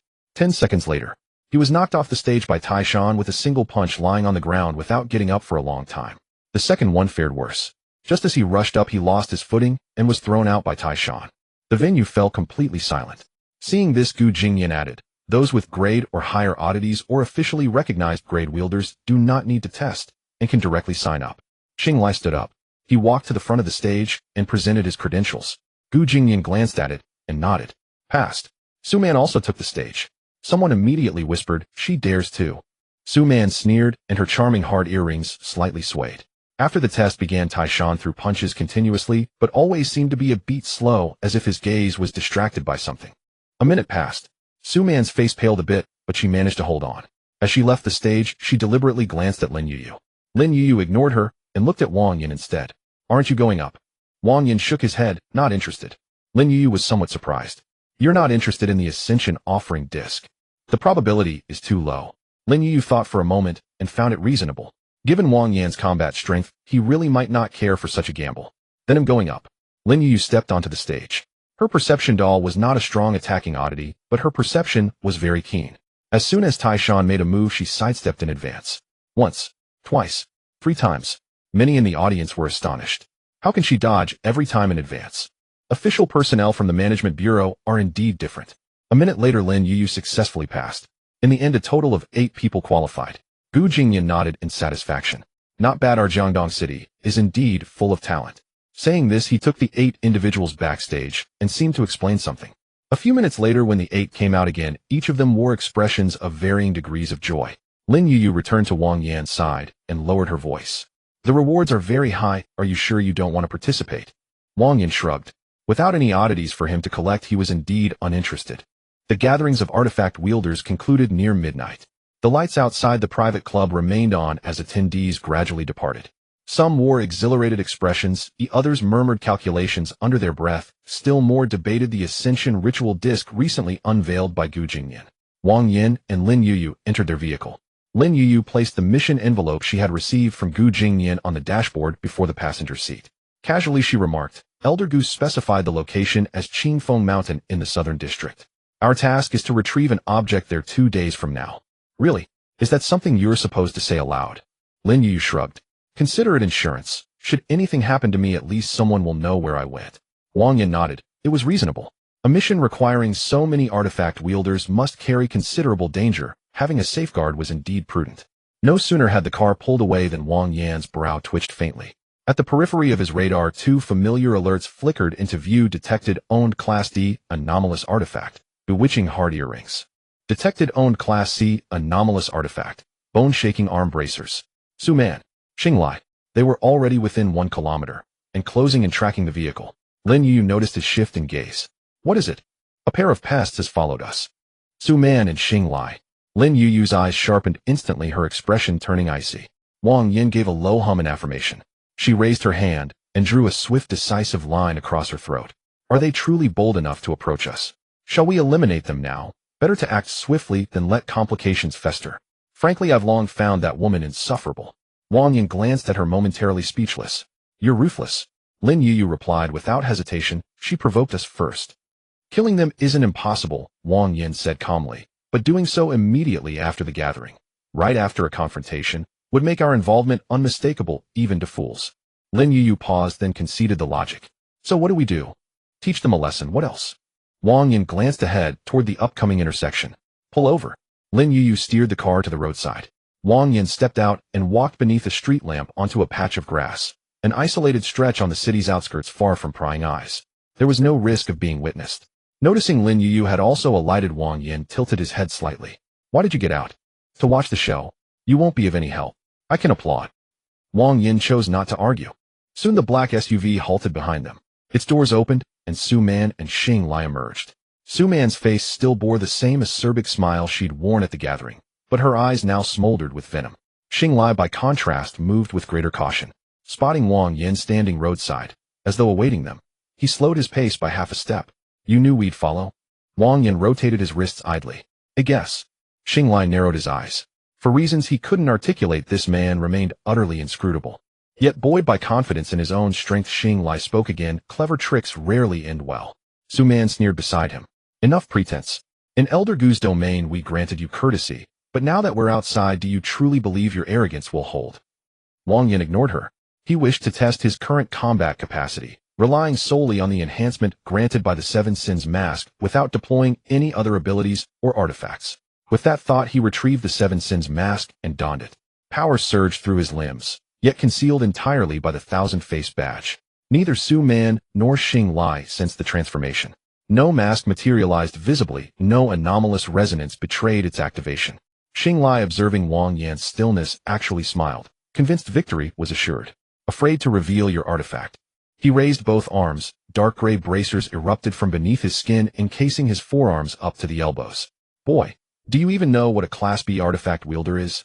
This bone-shaking arm bracers may be only Class C, but its synergy with my physiology is exceptional. Not only does it fortify defense, it reflects incoming force. Meaning strike me once, and your own bones will shatter first. Su Man laughed louder beside him. Did you kneel now and beg forgiveness? You might yet suffer less. Leaning against the car, arms crossed, Lin Yu scoffed coldly, frogs at the bottom of a well. Su Man's expression hardened. Who are you insulting? Both of you, Lin Yu retorted bluntly. Having never glimpsed true power, don't rush forward. Regret will come soon enough when you're weeping. Xinglai paid Lin Yu no mind. His gaze remained locked on Wang Yin, forming a swift assessment. No discernible artifact resonance emanated from the man. Either he dared not activate one, or his artifact was so low tier it offered no advantage in direct combat. Either way, retreat was unnecessary. A heating clash would demonstrate the gulf between them. Wang Yin moved. Beneath the street lamp, his figure blurred, then reappeared instantly before Xinglai. Xinglai's pupils contracted sharply. Incredible speed. Yet he didn't retreat. Instead, he gritted his teeth and threw a punch. Their fists collided with a muffled thunderclap. Xinglai's confident smirk vanished in an instant. He felt less like striking flesh, and more like colliding headlong with a freight train at full velocity. The bone-shaking arm bracer's counterforce flared, only to be crushed instantly beneath a far more overwhelming pressure. Crack! Fine fissures spiderwebbed across the bracer's surface. Xinglai was hurled backward, slamming hard into the SUV's door, denting it inward. He crumpled to the ground, mouth opening and closing soundlessly, before collapsing unconscious. Su Man's laughter froze, her face rigid with disbelief. One blow. Just one. Xinglai, a Class B artifact wielder, stood among Jiangdong City's elite. She had seen him dismantle Class C wielders and Calamities alike as effortlessly as kicking stray dogs. And yet here he lay, flung aside like a sack of sand. Who are you?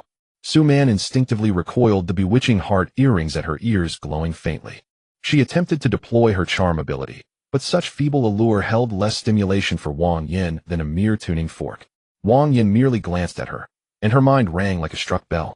The nascent enchantment shattered instantly beneath the sheer weight of his presence. Her face paled to ash. No, don't harm me. I'll pay compensation. I possess abundant resources. Before she could finish, Wang Yin stood before her. Weren't you quite eloquent just moments ago? Su Man's lips trembled violently. Wang Yin raised his hand and delivered a precise, disabling strike. Darkness swallowed her. She slumped silently to the ground.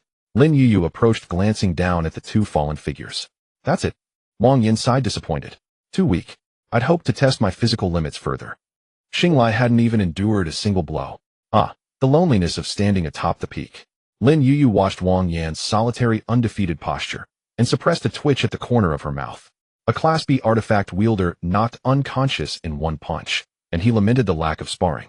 What performance, really? Still gazing at the two prone figures, Lin Yu suddenly grasped why Wang Lekun had appointed Wang Yin as team leader. Raw strength did have its uses. Many complications dissolved with a single decisive action. At that moment, Lin Yu resolved firmly surpassing Wang Yin would become her new objective. Elsewhere, Wang Yin remained blissfully unaware of her internal vow. He recalled these two having purchased numerous items at the gathering. Approaching them, he crouched and began searching Xinglai and Su Man methodically. Indeed, in the next instant, several vials of stabilizing serum, a small pouch of rare mineral powder, 2 intelligence dossiers on Calamities, and 1 artifact-derived item capable of temporarily boosting stamina. Su Man also carried an anonymous prepaid card, which Wang Yin placed deliberately on the ground. He felt no compunction. Spoils delivered willingly were never refused. Lin Yu watched his practiced efficiency and remarked, "That move looks like second nature." "A habit," he replied, handing her the stabilizer's mineral powder and the stamina-enhancing artifact derivative. She waved them off. "I didn't lift a finger. I was purely an audience member. No need to share. Consider it repayment for the 20,000 yuan you lent me." Lin Yu blinked, then accepted them instantly. "Then I'll accept without hesitation." Such items they could only be acquired either by completing official bureau missions and redeeming points, or procured at exorbitant prices through private exchanges. Truly, they were commodities beyond price. That Lin Yu could obtain them with money alone made her genuinely pleased. Once the spoils were secured, neither spared another glance for the unconscious Su Man and Xinglai. Half an hour later, Lin Yu dropped Wang Yin off at Xingfu Residential Complex, exchanged farewells, and drove away. Wang Yin returned home. Only after confirming no one observed him, and his system radar verified 0 artifact signatures within a 1-kilometer radius, did he settle onto the sofa. Now, time to draw his reward. The interface shimmered into existence. Mission reward 1 lottery draw now. Draw. In the next instant, golden light erupted. Wang Yan's eyes flared with excitement. Gold had appeared. Congratulations. Obtain treasure map 1. Treasure map, upon unfolding, reveals the precise coordinates of an artifact ranked class or higher. Upon reaching the designated location and retrieving the artifact, the holder may claim it unconditionally. Wang Yan's breath caught mid-inhale. And class artifact, claimable without condition. This reward dwarfed even the bestowal of a mere Class A artifact in magnitude. A yellowed parchment materialized in his palm. Slowly, deliberately, he unfurled it. The map revealed Jiangdong City's outline. Then a crimson dot pulsed brightly in the southern suburban region. Beside it, 3 characters glowed: Qingfeng Mountain, Qingfeng Temple. Artifact Theater Ticket Ranks Class. Wang Yin stared at the name, stunned. Gu Jingyan's mission site was Qingfeng Mountain. And earlier today, hadn't he encountered an old swindler claiming affiliation with Qingfeng Temple? Now the treasure map pointed unerringly to the same location. The Qingfeng Temple atop Qingfeng Mountain. Could coincidence truly be this precise? More critically, could he survive an encounter with its class artifact? If newly awakened and devoid of sentience, perhaps. But what if it possessed emergent consciousness like the mirror fragment they'd faced earlier today? Could he prevail? Pondering this, Wang Yin opened the online forum and searched for class artifact, yet found no thread detailing their true capabilities. He recalled the Bureau's own class artifact, the copying mirror, and decided to consult Wang Likun tomorrow. With only one day remaining, he needed to refine his strength to its absolute zenith. The next morning, Wang Yin was awakened by a phone call from Uncle Qin, who had come to handle the renovations. Outside, the renovation team arranged by Uncle Qin had already been there for a short while. After opening the door to let them in, Wang Yin went out to find something to eat. There wasn't much left in the house, and with Uncle Qin there, he wasn't worried about losing anything. He arrived at a breakfast shop and glanced at the time. It was 9:30 in the morning. By this point, Wang Likun should have already started work. He casually picked up his phone and sent a message to Wang Likun. Wang Yin, Wang team, are you there? A few minutes after sending the message, Wang Likun's call came through. The voice on the other end sounded somewhat tired. Wang Yin, the formal documents haven't reached me yet, so there's no need to rush. Wang Yin's tone was very casual. Wang team, I'm not rushing the documents. I just want to understand the strange objects and disasters in advance to avoid being caught in an unfavorable situation due to lack of information when something really happens. Is there an official database or something? The information on forums is too scattered and searching for data is inefficient. Wang Likun fell silent for 2 seconds. The basic information on the forums was something he had someone else upload. Moreover, it should have already been pinned and updated weekly. It was far from the situation Wang Yin described, where the information was too scattered and inefficient. He saw right through this kid's intention. What he really wanted was to see some content that wasn't available on the forums. However, this kid had just killed an A-level disaster and was about to go through the A-level preliminary enforcer process, so wanting to look at some information in advance was understandable. Wang Likun didn't expose him. Alright, I'll have someone give you a temporary access link. Since it's a temporary permission, it won't be very high. You can only view basic files and some public papers. The link is valid for 10 minutes, and I'll send you the verification code shortly. That's enough. Wang Yin nodded. However, he soon remembered something. By the way, Wang team, do you know Gu Jingyan? Lin Yu took on a task from him yesterday. Could there be any danger? Upon hearing this name, Wang Likun pondered for a moment before responding. Gu Jingyan. I know him, but not very well. Do you know what task he gave? He said it was to help him retrieve something from Qingfeng Mountain with a reward of a promotion ritual plate. Wang Yin replied. Qingfeng Mountain. Just retrieving something will earn a promotion ritual plate. He is quite generous. Aside from the master of Qingfeng Temple, who due to excessive use of strange objects has caused some people to have hallucinations of singing, there hasn't been any abnormality recently on Qingfeng Mountain. Of course, since Gu Jingyan is willing to offer such a good reward, it indicates that the matter must be complicated. You should advise Lin Yu to be cautious. Okay. After saying this, Wang Likun hung up the phone. With the limited information he received, Wang Yin couldn't discern whether Gu Jingyan's objective was also that level strange object. What he could be certain of was that the old swindler he encountered yesterday, if truly a person from Qingfeng Temple, would definitely know something. As Wang Yin pondered, a secure link was sent over. A few seconds later, a completely random one-time verification code arrived.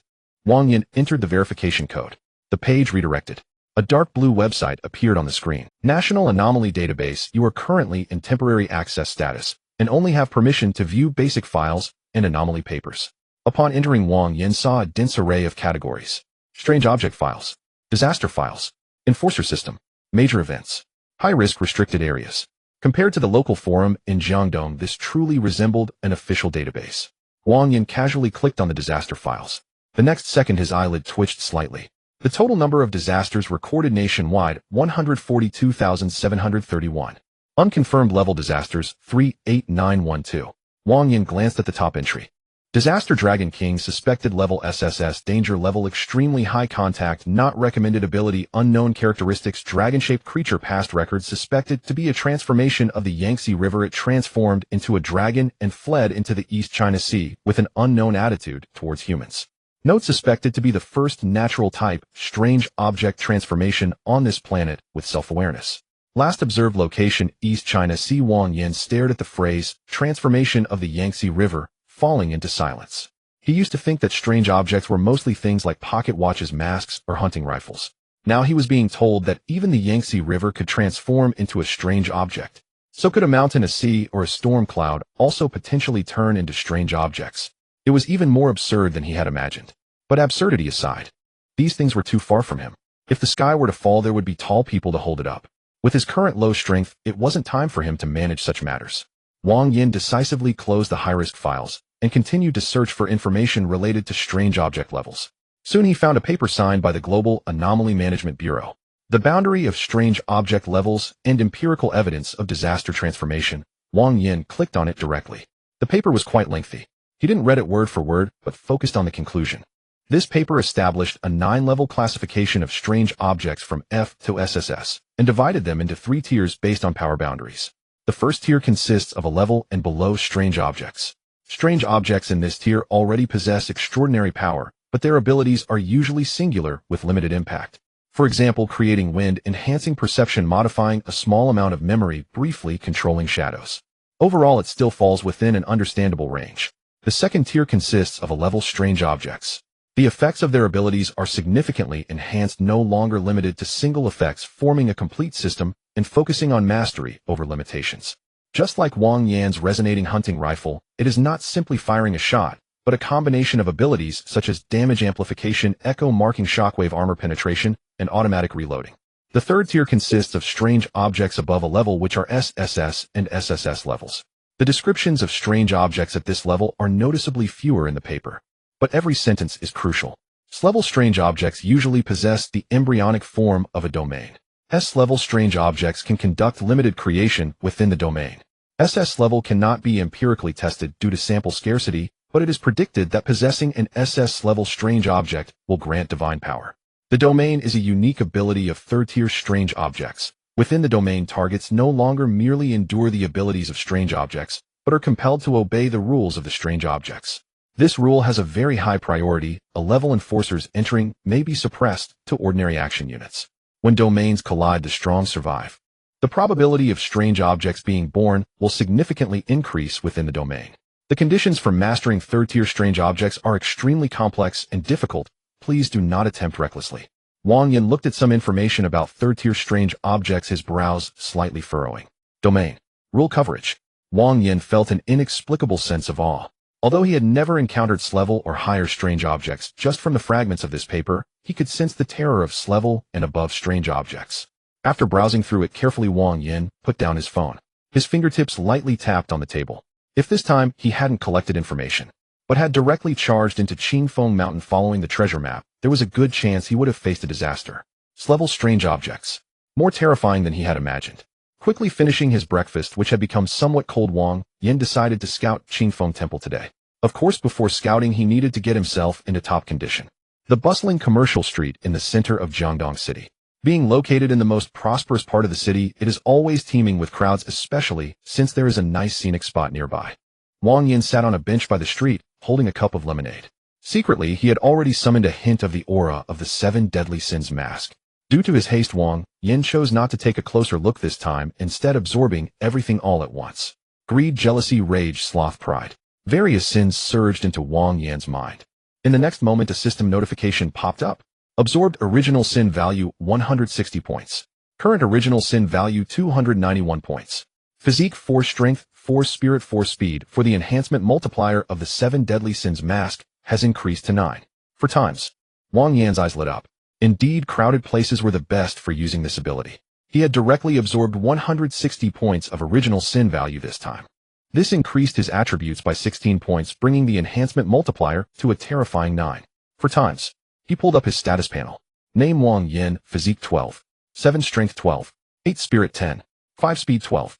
8 collected unique items, 7 deadly sins mask, resonant hunting, rifle, memory, deception, pocket watch, pale sword. All 4 attributes had surpassed 10 points.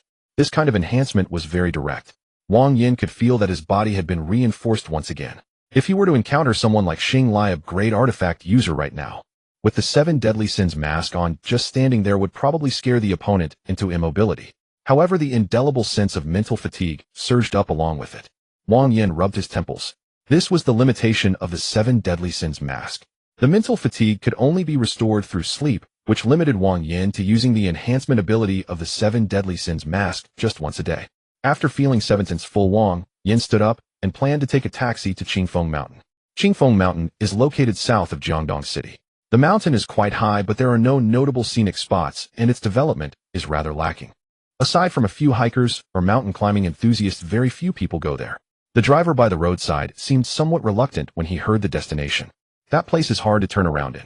However, after Wang Yin offered to double the fare, the driver immediately smiled. Boss, hold on tight. The service attitude on the way improved significantly, and the driver chatted with Wang Yin the entire time. An hour later, the car stopped at the village at the foot of Qingfeng Mountain. As soon as Wang Yin got out of the car, the system radar reacted. Detected a master-grade unique item detection glasses. Detected a master-grade unique item range radar. Wang Yin glanced around. Within a kilometer, there were 3 or 4 master unique items, all of which were their locations were all in some concealed corners. It was likely that these were arranged here by Gu Jingyan specifically to monitor any suspicious artifact users heading up the mountain. However, Gu Jingyan's tight defenses only deepened Wang Yin's suspicions about his target being that grade unique item. With that thought in mind, Wang Yin decided not to ascend the mountain in his original form. He walked into a public restroom. A few minutes later, he emerged transformed into the preset image of the Thousand Faces badge. A middle-aged man around 30 dressed in gray casual clothes with an ordinary face and an ordinary aura. Wang Yin named this disguise Mr. Gray. Under the effect of the Thousand Faces badge, those who were secretly watching did not notice that this gray-clad man transformed by Wang Yin had any issues. They regarded him as an ordinary tourist. After ascending the mountain, Wang Yin's goal was clear the Qingfeng Temple located halfway up. After a steep climb of about 10 minutes, he saw the plaque of Qingfeng Temple. The system radar scanned the area. There was only one unique item named Wind Bell. This was the same unique item that Wang Yin encountered yesterday in the antique street belonging to that old scammer. It was not this grade unique item called ticket shown on the treasure map. Wang Yin puzzledly took out the treasure map and glanced at it again. The location was correct, but why wasn't it there? The system radar does not make mistakes. The treasure map shouldn't be wrong either. That leaves 2 possibilities. The first is that the location of the ticket is actually within the mountain beneath Wang Yin's feet. The second possibility is that the location of the ticket requires special means to access. The first option is manageable. Once the location is found, one can enter, albeit with a bit more effort. However, if it is the second option, it could become troublesome. Without further thought, Wang Yin entered the temple, deciding to inquire about the situation first. In the courtyard, an old Taoist priest was lying on a bamboo chair, basking in the sun. A wooden sign beside him displayed the prices: 30 for incense, 50 for divination. For disaster relief, please consult for custom rituals. The last line read, if it fails, half the fee will be refunded. Wang Yin chuckled at this. The after-sales service seemed quite sincere. Upon hearing footsteps, the old Taoist priest didn't even open his eyes. Incense is on the left, divination is on the right. If you want disaster relief, you need to pay a consultation fee of 50 first. If you want me to come down the mountain for custom rituals, I'm sorry, but I'm not accepting any cases these days. Wang Yin calmly replied. If it's about asking you to do something, forget it. If you can't even deal with a nail, you definitely can't handle my matters. Hearing the keyword nail, the old Taoist priest opened one eye and froze for a moment upon seeing the visitor. However, when Wang Yin removed the disguise of the Thousand Faces badge to reveal his true appearance, he immediately stood up. It's you. The old Taoist's expression changed on the spot. He clearly remembered the black nail from the antique street. Having pretended to be mysterious for so long, he was knocked back and left trembling by Wang Yin's casual. This was no ordinary person. Suddenly, as if remembering something, the old Taoist priest quickly shrank back behind his chair. Are you from the authorities? Although I took the money, I did handle the matter. I'm just not quite capable enough, so it can't be counted as fraud. If you want to catch me, be careful, or I'll complain about you. Wang Yin was somewhat speechless. What are you thinking? I'm not here to catch you for the authorities. The old Taoist let out a sigh of relief. Wang Yin continued. I want to ask you something. Has anything strange happened at your Qingfeng Temple recently? The old Taoist froze as if recalling some unpleasant memory. How do you know? Wang Yin's eyes brightened. Really? The old Taoist swallowed hard. Wang Yin continued to ask, is it related to a theater troupe or singing? The old Taoist immediately stood up from his chair. Oh, little immortal, you can see that much.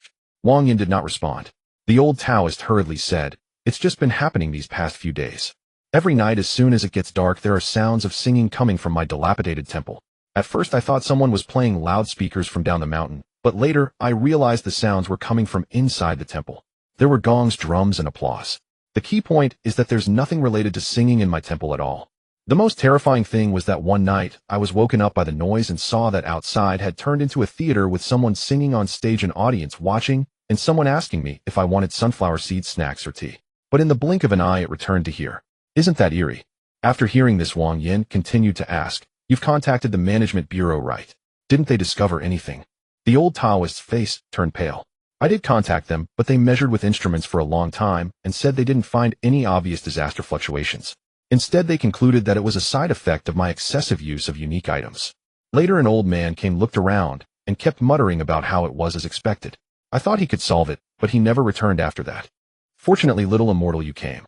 Otherwise, I would have planned to see if I could resolve it myself. Wang Yan's eyes flickered. He ignored the old Taoist's subsequent remarks. Instead, he focused on the mention of the old man. Old man. Could it be Gu Jingyan? Thinking of this, Wang Yin described Gu Jingyan's appearance to the old Taoist priest. Yes, that's him. The old Taoist nodded repeatedly after hearing this. With a confirmed answer, Wang Yin let out a long breath.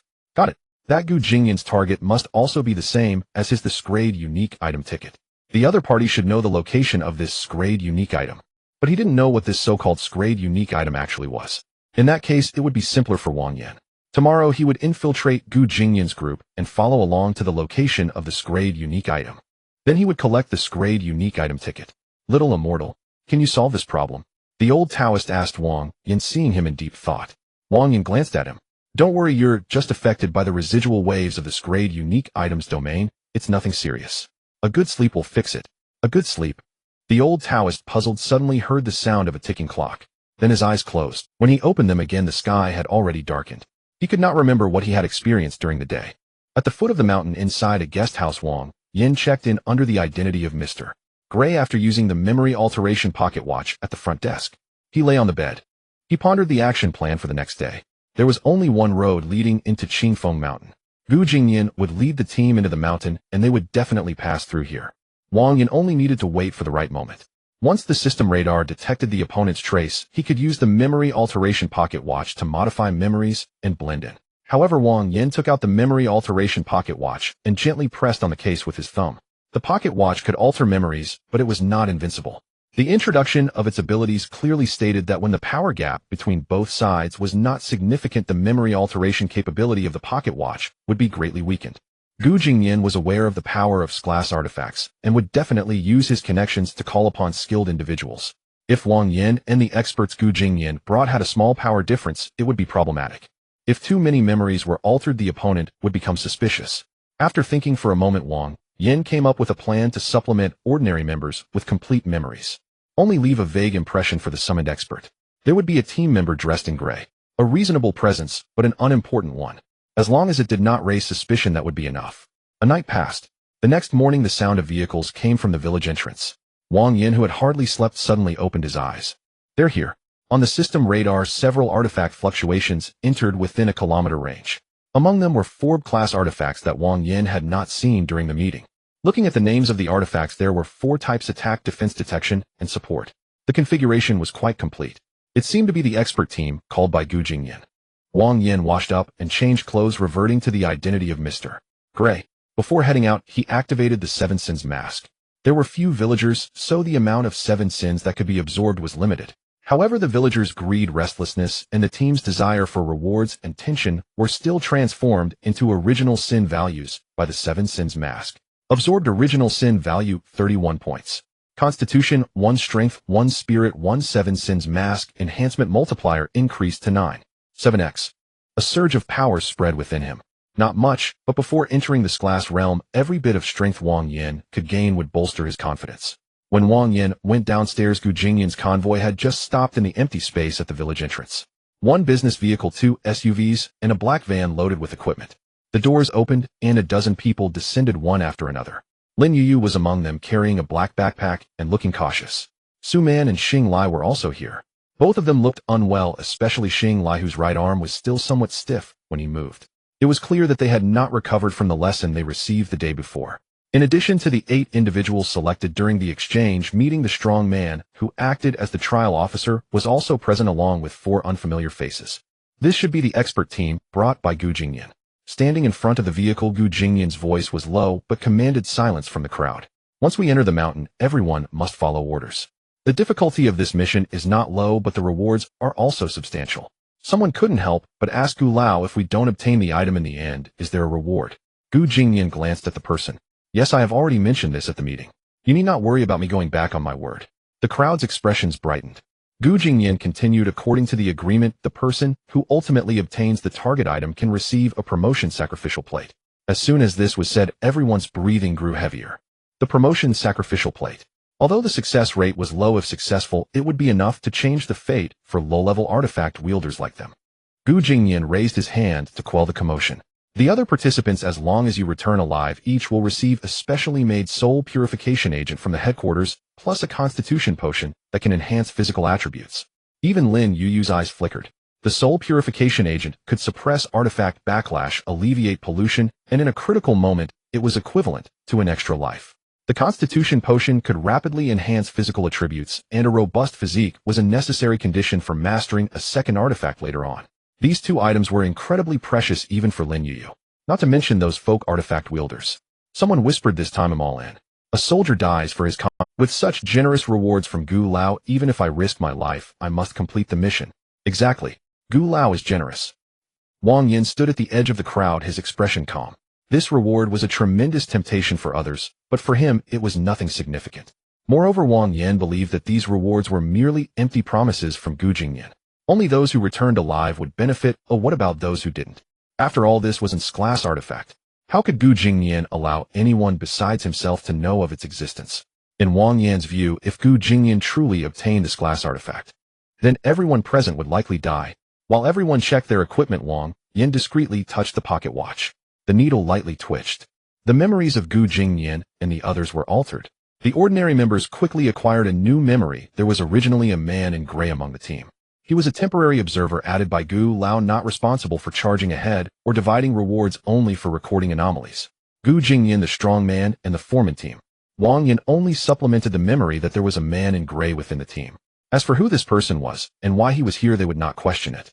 Wang Yan put away the pocket watch, casually picked up a spare equipment bag, and stood at the end of the line. No one stopped him. No one noticed that an extra person had joined the team. They only felt that he had always been a part of the team. Only Lin Yuyu paused as she passed by, glancing at Wang Yan. The face of the person before her was very ordinary, and his aura was also ordinary. She had a memory of him in her mind. But for some reason, she felt a sense of familiarity from this man dressed in gray. Seeing that Wang Yan had not looked at her, Lin Yuyu could only suppress her doubts and organize her gear. After a brief supply, Gu Jingyan quickly ordered them to set off. The group did not take the road to Qingfeng Temple, but halfway through continued into the mountains along a small path covered with weeds. The further they went, the narrower the mountain road became. The strong man walked at the front, wielding a short-handled axe to clear the obstructing branches. One of the foreman team's detection artifact wielders wore black-framed glasses, and tiny light spots flickered on the lenses. Gu Jingyan paid no heed, simply continuing to lead the way. After a few minutes, they arrived at a mountain wall. There was a small crack in the wall. From the outside, it could only accommodate half a person to pass sideways. Just as everyone was puzzled about how to proceed, wondering whether to continue deeper, Gu Jingyan took out an old copper plate and pressed it against the stone wall. With a click, the sound of machinery turning came from the crack. The originally narrow entrance gradually widened, revealing a set of stone steps leading down. Artifact guiding plate ability. After use, it can automatically generate a path to your desired destination. Side effect: after use, you will lose directional perception for a period of time. Rating class. At the same moment, Wang Yan's system displayed the information of that copper plate. Interesting. Upon seeing the description of the copper plate's abilities, Wang Yan immediately understood why Gu Jingyan could reach the location of this class artifact. Before them, a winding path leading downward appeared out of thin air. Some were shocked. Is this Gu Lao's artifact? Truly impressive. Others swallowed nervously. Maybe we shouldn't go down. I'm a bit scared. At that moment, the strong man who had been following Gu Jingyan released a chill and coldly said, "If you're scared, go back." The person immediately shut his mouth in fear. Gu Jingyan turned to the crowd and comforted them. "Hunch on this person is a bit straightforward. Please don't take offense. From now on, everyone follow me down and remember not to touch anything randomly. Anyone who disobeys the orders will bear the consequences. With that, he was the first to go down. The team followed. Wang Yin walked in the middle to the back with the system radar continuously scanning the surroundings. After winding through for several minutes, a prompt appeared. Detected unclaimed class artifact ticket. Detected unclaimed class artifact manager's roster. Detected unclaimed class artifact curtain call red curtain. Detected unclaimed E-class artifact stage, copper gong 4 artifacts. Wang Yin was shocked for a moment upon seeing the system prompt. However, he soon remembered the contents mentioned in a previous paper he had read. The probability of artifact emergence will significantly increase within the domain. With this thought, Wang Yin couldn't help but laugh. This was truly delightful. Not only would he obtain an class artifact at once, but he would also gain 3 additional surprises. Right? Wang Yin almost forgot. If Gu Jingyan really took action, then among those present besides Lin Yu's artifact, he could collect them all. 1, 2, 17. The 4 artifacts within the domain plus the 13 from other artifact wielders. That would make a total of 17. It would directly push his task progress from 50% to over half. Noticing Lin Yu's puzzled gaze on him, Wang Yin immediately suppressed his joy. He couldn't celebrate. If he were to be killed by this class artifact directly, that would be disastrous. Soon an underground dark river appeared before them. The water was dark, flowing slowly but without a sound. There was a narrow bridge over the river. Gu Jingyan, however, was very excited, but had lost his sense of direction and could only ask the strong man Hans Han to lead him across the bridge. Seeing this, everyone quickly followed. But at the moment they stepped onto the opposite shore, the scene before them suddenly changed. Blue bricks paved the ground. Red lanterns hung high. An old theater materialized before everyone's eyes. A sign hung at the entrance of the theater. Qingfeng. The crowd erupted in shock as they realized what had appeared before them. What is this thing? Wasn't it underground just now? Where did this theater come from? An illusion? A strange object's ability? Or a calamity? Several amateur artifact wielders instinctively took a step back. But behind them was no longer the underground dark river, but an old wall adorned with red lanterns. The wall was plastered with faded theater posters. Each poster seemed to have eyes staring at them. The 4-person team revealed puzzled expressions upon seeing this. The reason they were summoned by Gu Jingyan was to protect him, and if things went awry, to eliminate the others. But this situation had surpassed their comprehension, let alone killing others. They weren't even sure they could escape. The 4 of them turned to Gu Jingyan simultaneously. Gu Jingyan's expression was grim, yet he spoke in a deep voice, "Stay calm, and do not move recklessly." As soon as he finished speaking, the theater's main door suddenly swung open. A young attendant stepped out from within. He appeared to be about 17 or 18, wearing a short blue jacket and a smile on his face. Facing the strange artifacts revealed by the crowd, he didn't even raise an eyebrow, and simply said, "Honored guests, please do not rush. Once you receive your theater tickets, you may enter." As he finished speaking, everyone felt a weight in their hands. A beautifully crafted brass theater ticket appeared out of thin air in each person's palm. They looked down, their expressions varying. On Suman's ticket it read, "Role in the play Disaster Flower Dan, play title Treasure Heist." At Qingfeng Tower 6 acts, act 3 acts, Suman's face turned pale. This title made her feel very uncomfortable. On Xinglai's ticket it read, "Role in the play Reckless Warrior, play title Treasure Heist." At Qingfeng Tower 6 acts, act 5 acts. Xinglai let out a cold laugh, wanting to crush the ticket in his hand. 5 acts? Is this looking down on someone? But as soon as he applied pressure, the edges of the ticket cut into his skin like a knife. Blood dripped onto it. The 3 characters Reckless Warrior turned even redder. Xinglai's expression instantly darkened. This thing was not right. Lin Yu also looked at her ticket. Role in the play Female Lead Hua Dan, play title Treasure Heist. At Qingfeng Tower 6 acts, act 5 acts. She tightened her grip on the ticket, her heart racing. Female lead.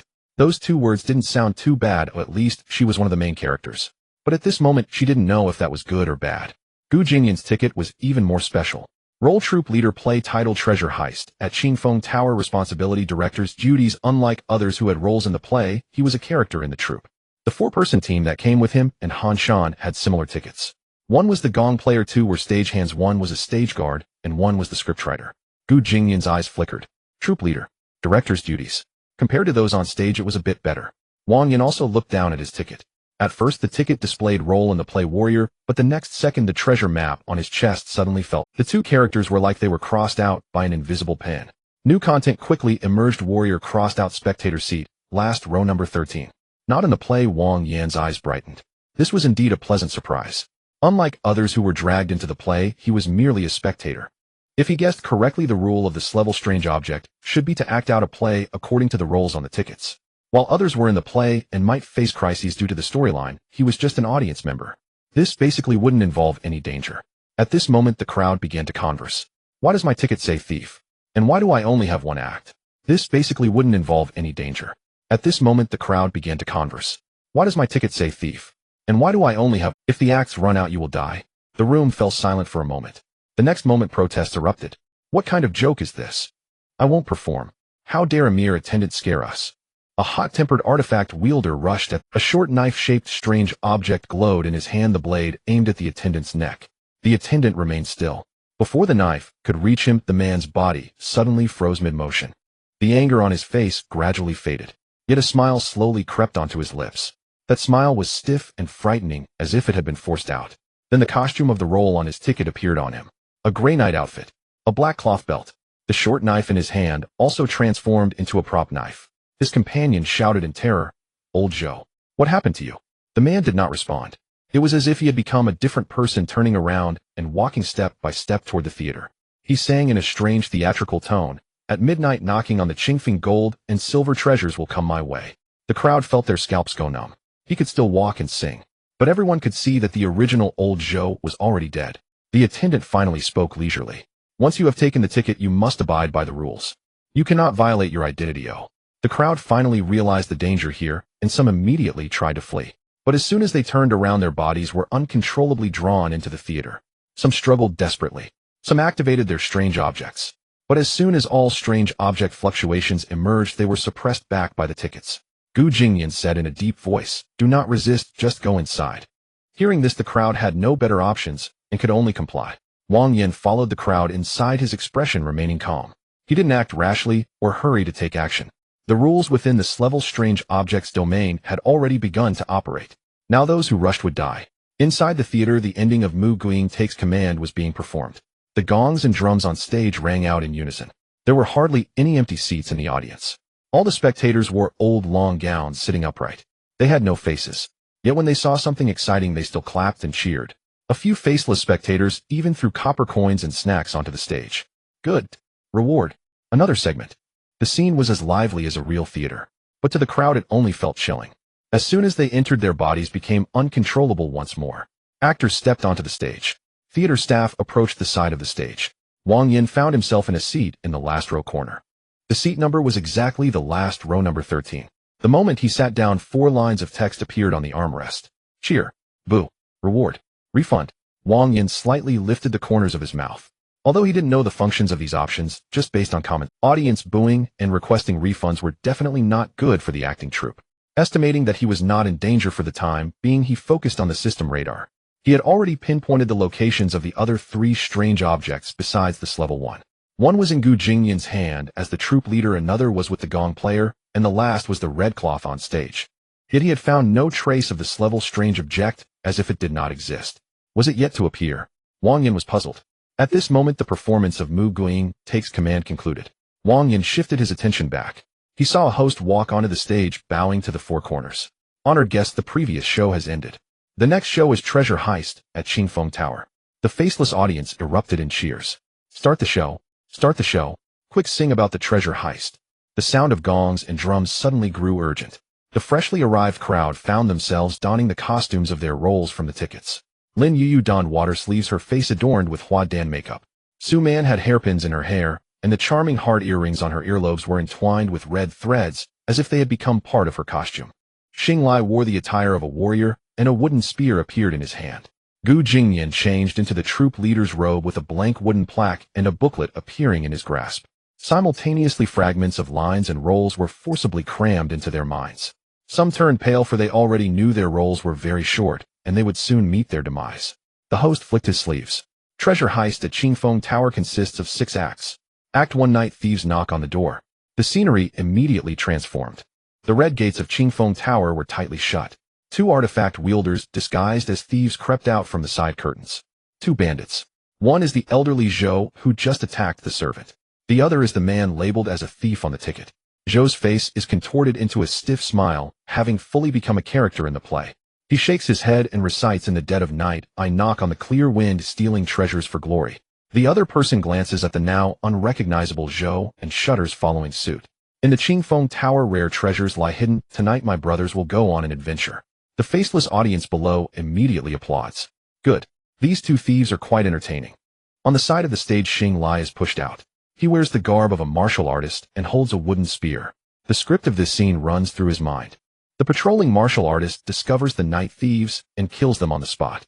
Xing Lai's expression darkens. He does not want to kill according to the script. With the danger here, having one more person increases the chance of escape. Therefore he kicks the now theatrical Zhou aside. He crosses the wooden spear and playfully exchanges a few moves with the other thief. There is no intention to kill. Suddenly the audience goes silent. The next moment jeers erupt. Boo. Fake fighting. It's boring. The faceless audience turns in unison, their blank faces directed at Xing Lai. He notices the ticket in his hand suddenly heating up. Scene count 5 acts. The text flickers. Scene count 3 acts. Xing Lai's expression changes drastically. 2 acts have vanished. This means if he cannot find a way to escape this cursed place soon, he will soon be facing death. Just then the kicked Zhou suddenly gets back up shrieking and raises his knife to strike at Xing Lai's heart. This knife is no longer a mere act. It genuinely seeks Xing Lai's life.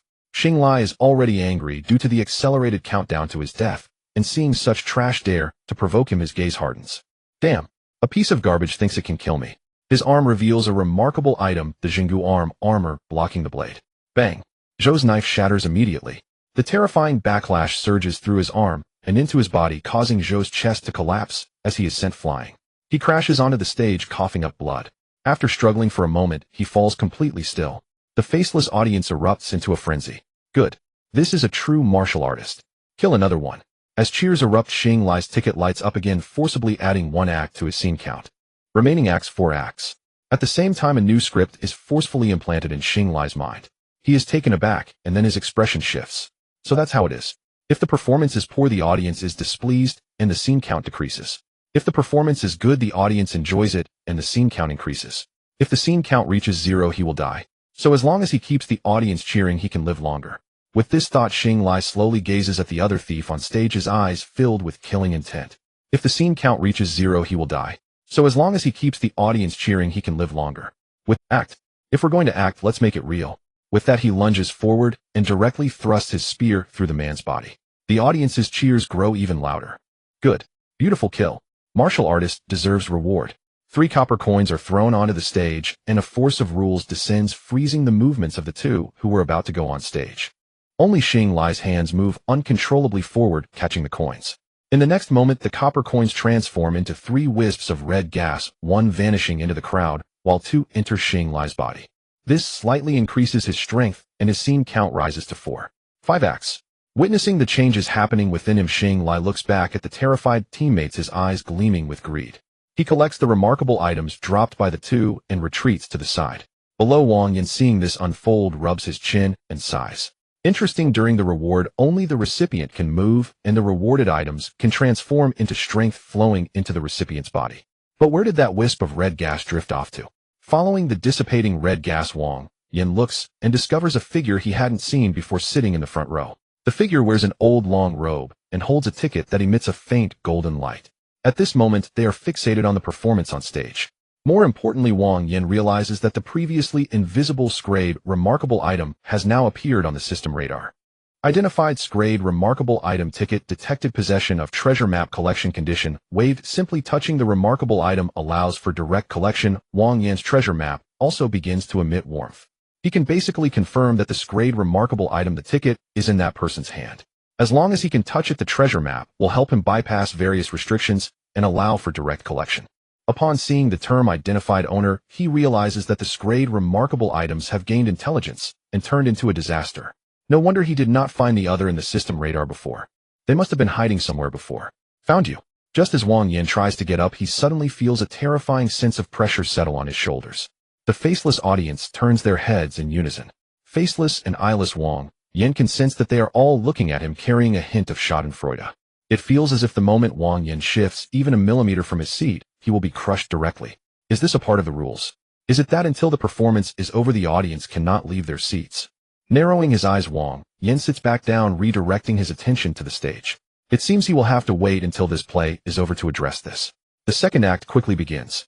The host flicks his sleeves and announces second act. The flower maiden competes for the tower. Lin Yu Su Man, and the two are pushed onto the stage simultaneously. The content of this act involves the troublemaking flower maiden Su Man inciting the martial artist Xing Lai to seize treasures, while Lin Yu designs to guard the treasures in the tower, leading to Su Man being punished to kneel and admit her mistakes. It is not as thrilling as the first act. However, one person loses themselves entirely due to stealing lines, becoming a character like Zhou. At this point, everyone understands a crucial lesson.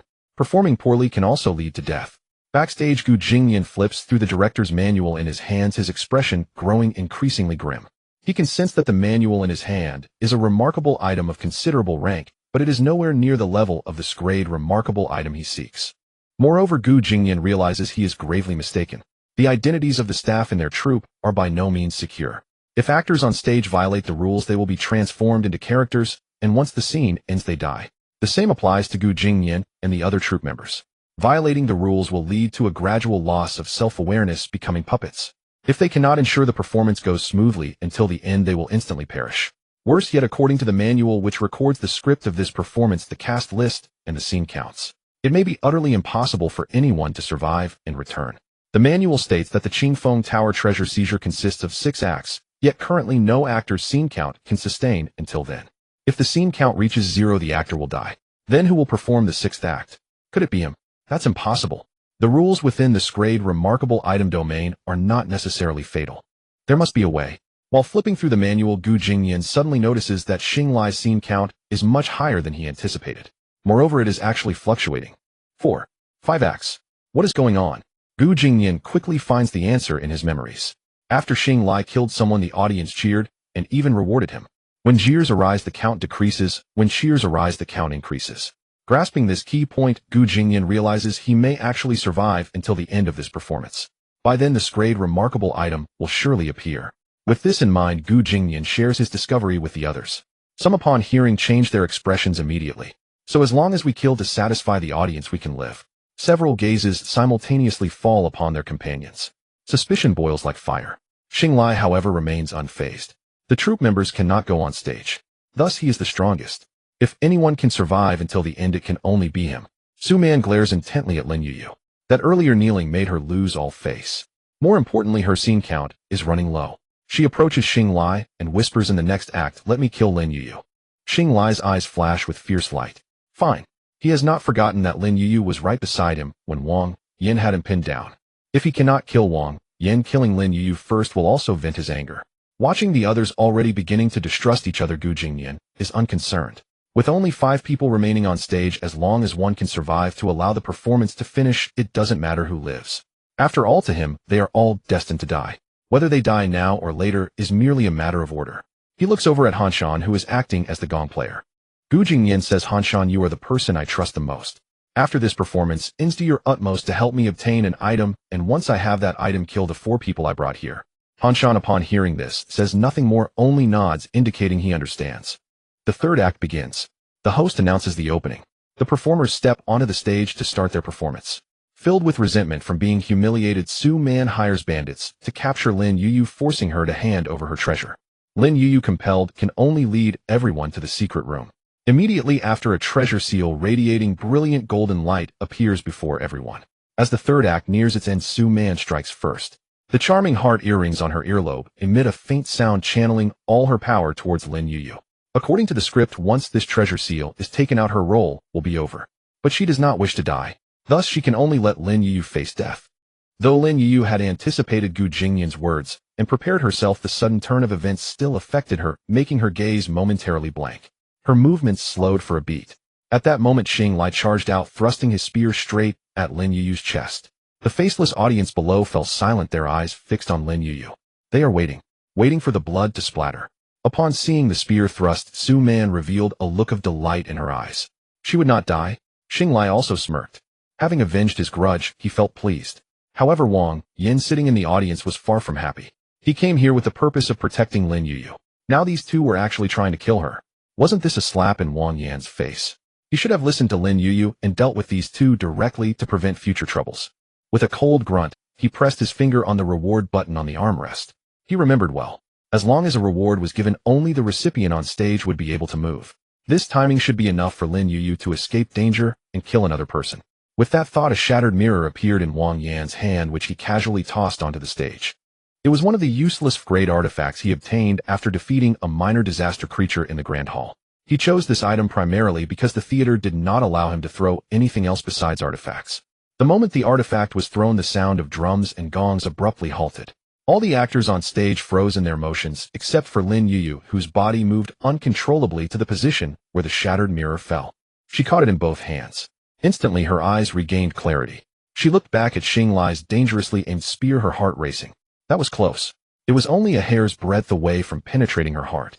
If it weren't for this sudden reward, she would have died right there. With this in mind, Lin Yuyu glanced towards the direction from which the reward was thrown. A person dressed in gray with an ordinary appearance sat in the last row looking at her with a smile. It's him. Wait, why isn't he on stage, but rather a member of the audience? Before Lin Yuyu could ponder further, she felt the object in her hand start to heat up. Upon seeing the object in her hand, Lin Yuyu was stunned. It was the shattered mirror. This was one of the artifacts Wang Yan had obtained after defeating the disaster in the Grand Hall. How could that person have it? Could it be? Lin Yuyu suddenly looked towards the last row. The gray-clothed man was still sitting there, his face ordinary, his aura unremarkable. Yet he brought her an overwhelming sense of familiarity. It was definitely Wang Yan. Instantly, the tension in her heart eased significantly. In the next moment, the shattered mirror transformed into dozens of threads of red energy, 70% flowing into Lin Yuyu's body. The remaining 30% drifted back towards the audience. Absorbing all this red energy, Lin Yuyu felt herself become significantly stronger. It was time for revenge. She turned to face Su Man and Xinglai. Lin Yuyu directly ignored Xinglai and drew a knife from the body of a nearby person. With a swift motion, a shocked head fell to the ground. Lin Yuyu's knife cut down. Thud! Su Man's head rolled onto the stage, blood gushing out. Yet the faceless audience below did not immediately cheer. Instead, a chorus of disdain arose. Using external force. Mediocre. We want to see his self-kill retaliation. This wasn't intense enough. Lin Yuyu's ticket flashed momentarily. Remaining scenes 5 acts. It did not increase. Lin Yuyu's expression changed slightly. She instantly understood. Killing does not necessarily increase her scenes. It must be recognized by the audience to count. The pause effect from the reward she borrowed while she killed Su Man did not count as a true comeback. Thus the audience did not acknowledge it. This meant she had to kill another person to have a chance to reach the final act. The next moment, the sound of drums fell. The host took the stage smiling as they announced third act, the battle for the seal done. Su Man's corpse was dragged backstage, leaving only a ticket and an artifact on the edge of the stage. Xinglai watched Su Man's head disappear, his expression darkening frighteningly. He had thought this spear would directly eliminate Lin Yuyu. Instead, not only did it fail, but Su Man was also taken down first. In the audience, Wang Yan sat in the last row, his expression calm. He had plenty of artifacts, enough for Lin Yuyu to survive until the end of this play. The fourth act would start soon. Fourth act, the chaotic battle for the seal. After the host finished announcing, several actors stepped onto the stage simultaneously. One of the wielders, upon seeing his ticket, turned pale instantly. Remaining scenes 4 acts. Once this act finished, he would have no role left. Without a role, he would die. His gaze turned fierce as he glanced at the weakest Lin Yuyu on stage. But recalling that gray-clothed audience member had helped Lin Yuyu once for some reason, he forcibly averted his eyes. He couldn't provoke him. Time to switch targets. He lunged towards another wielder beside him. Sorry brother, it's nothing personal, but I can't die. Before the other could react, he was stabbed in the chest. Blood sprayed out. The faceless audience immediately cheered. Good. Now that's what we call a play.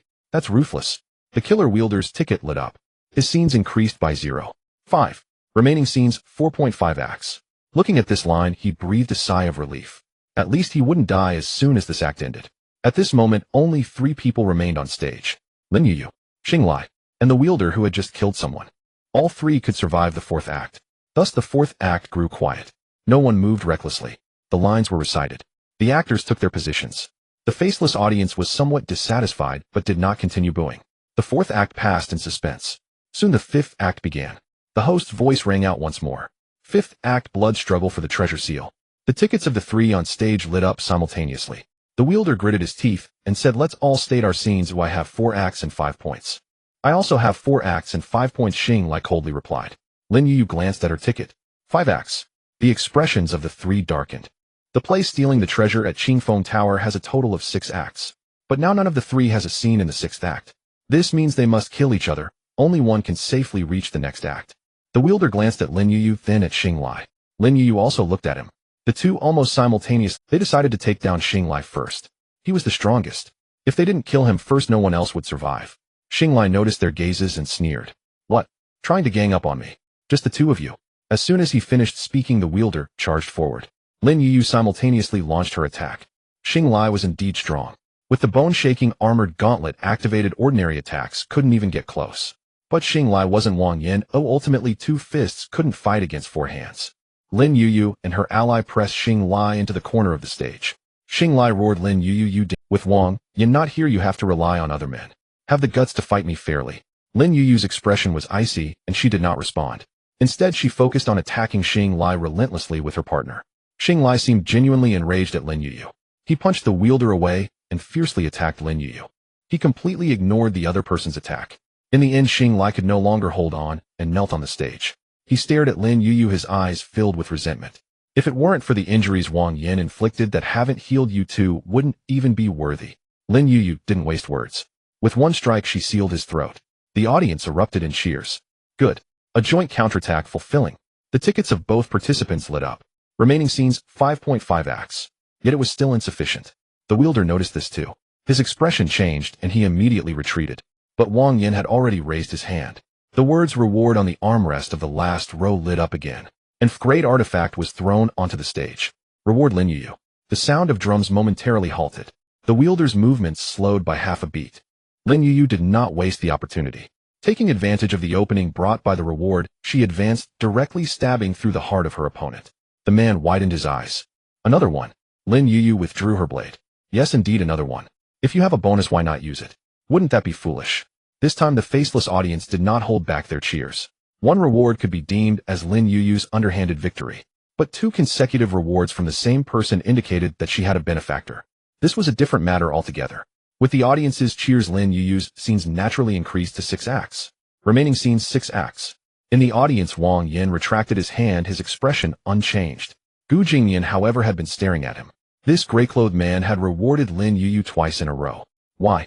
He flipped through the host's manual and suddenly found something amiss.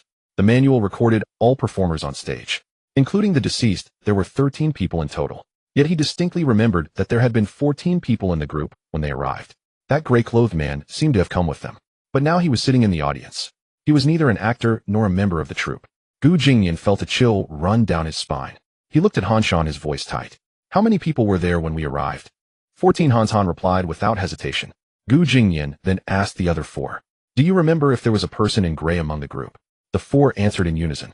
I think there was, though I can't recall clearly. With this, Gu Jingyan was certain. The gray-clothed man who rewarded Lin Yuyu was indeed a part of their group. With this thought, cold sweat broke out on his back. What on earth is that gray-clothed man? A disaster. Or did someone set this up in advance? The others, not foolish, also realized something was amiss upon hearing Gu Jingyan's words. They glanced towards the back row, their expressions grim. Wang Yin noticed their gaze, but didn't even lift his eyelids. Gu Jingyan dared not think further. He looked up at the stage. Now only Lin Yuyu remained among the performers. The play was about to end. His actions were about to begin. The arrow is on the string, and it must be released. Moreover, from his perspective, he held the advantage. The true glass artifact must be the golden seal on the stage. This treasure hunt at Qingfeng Tower was precisely about them. Therefore, the golden seal in the play must be this glass artifact.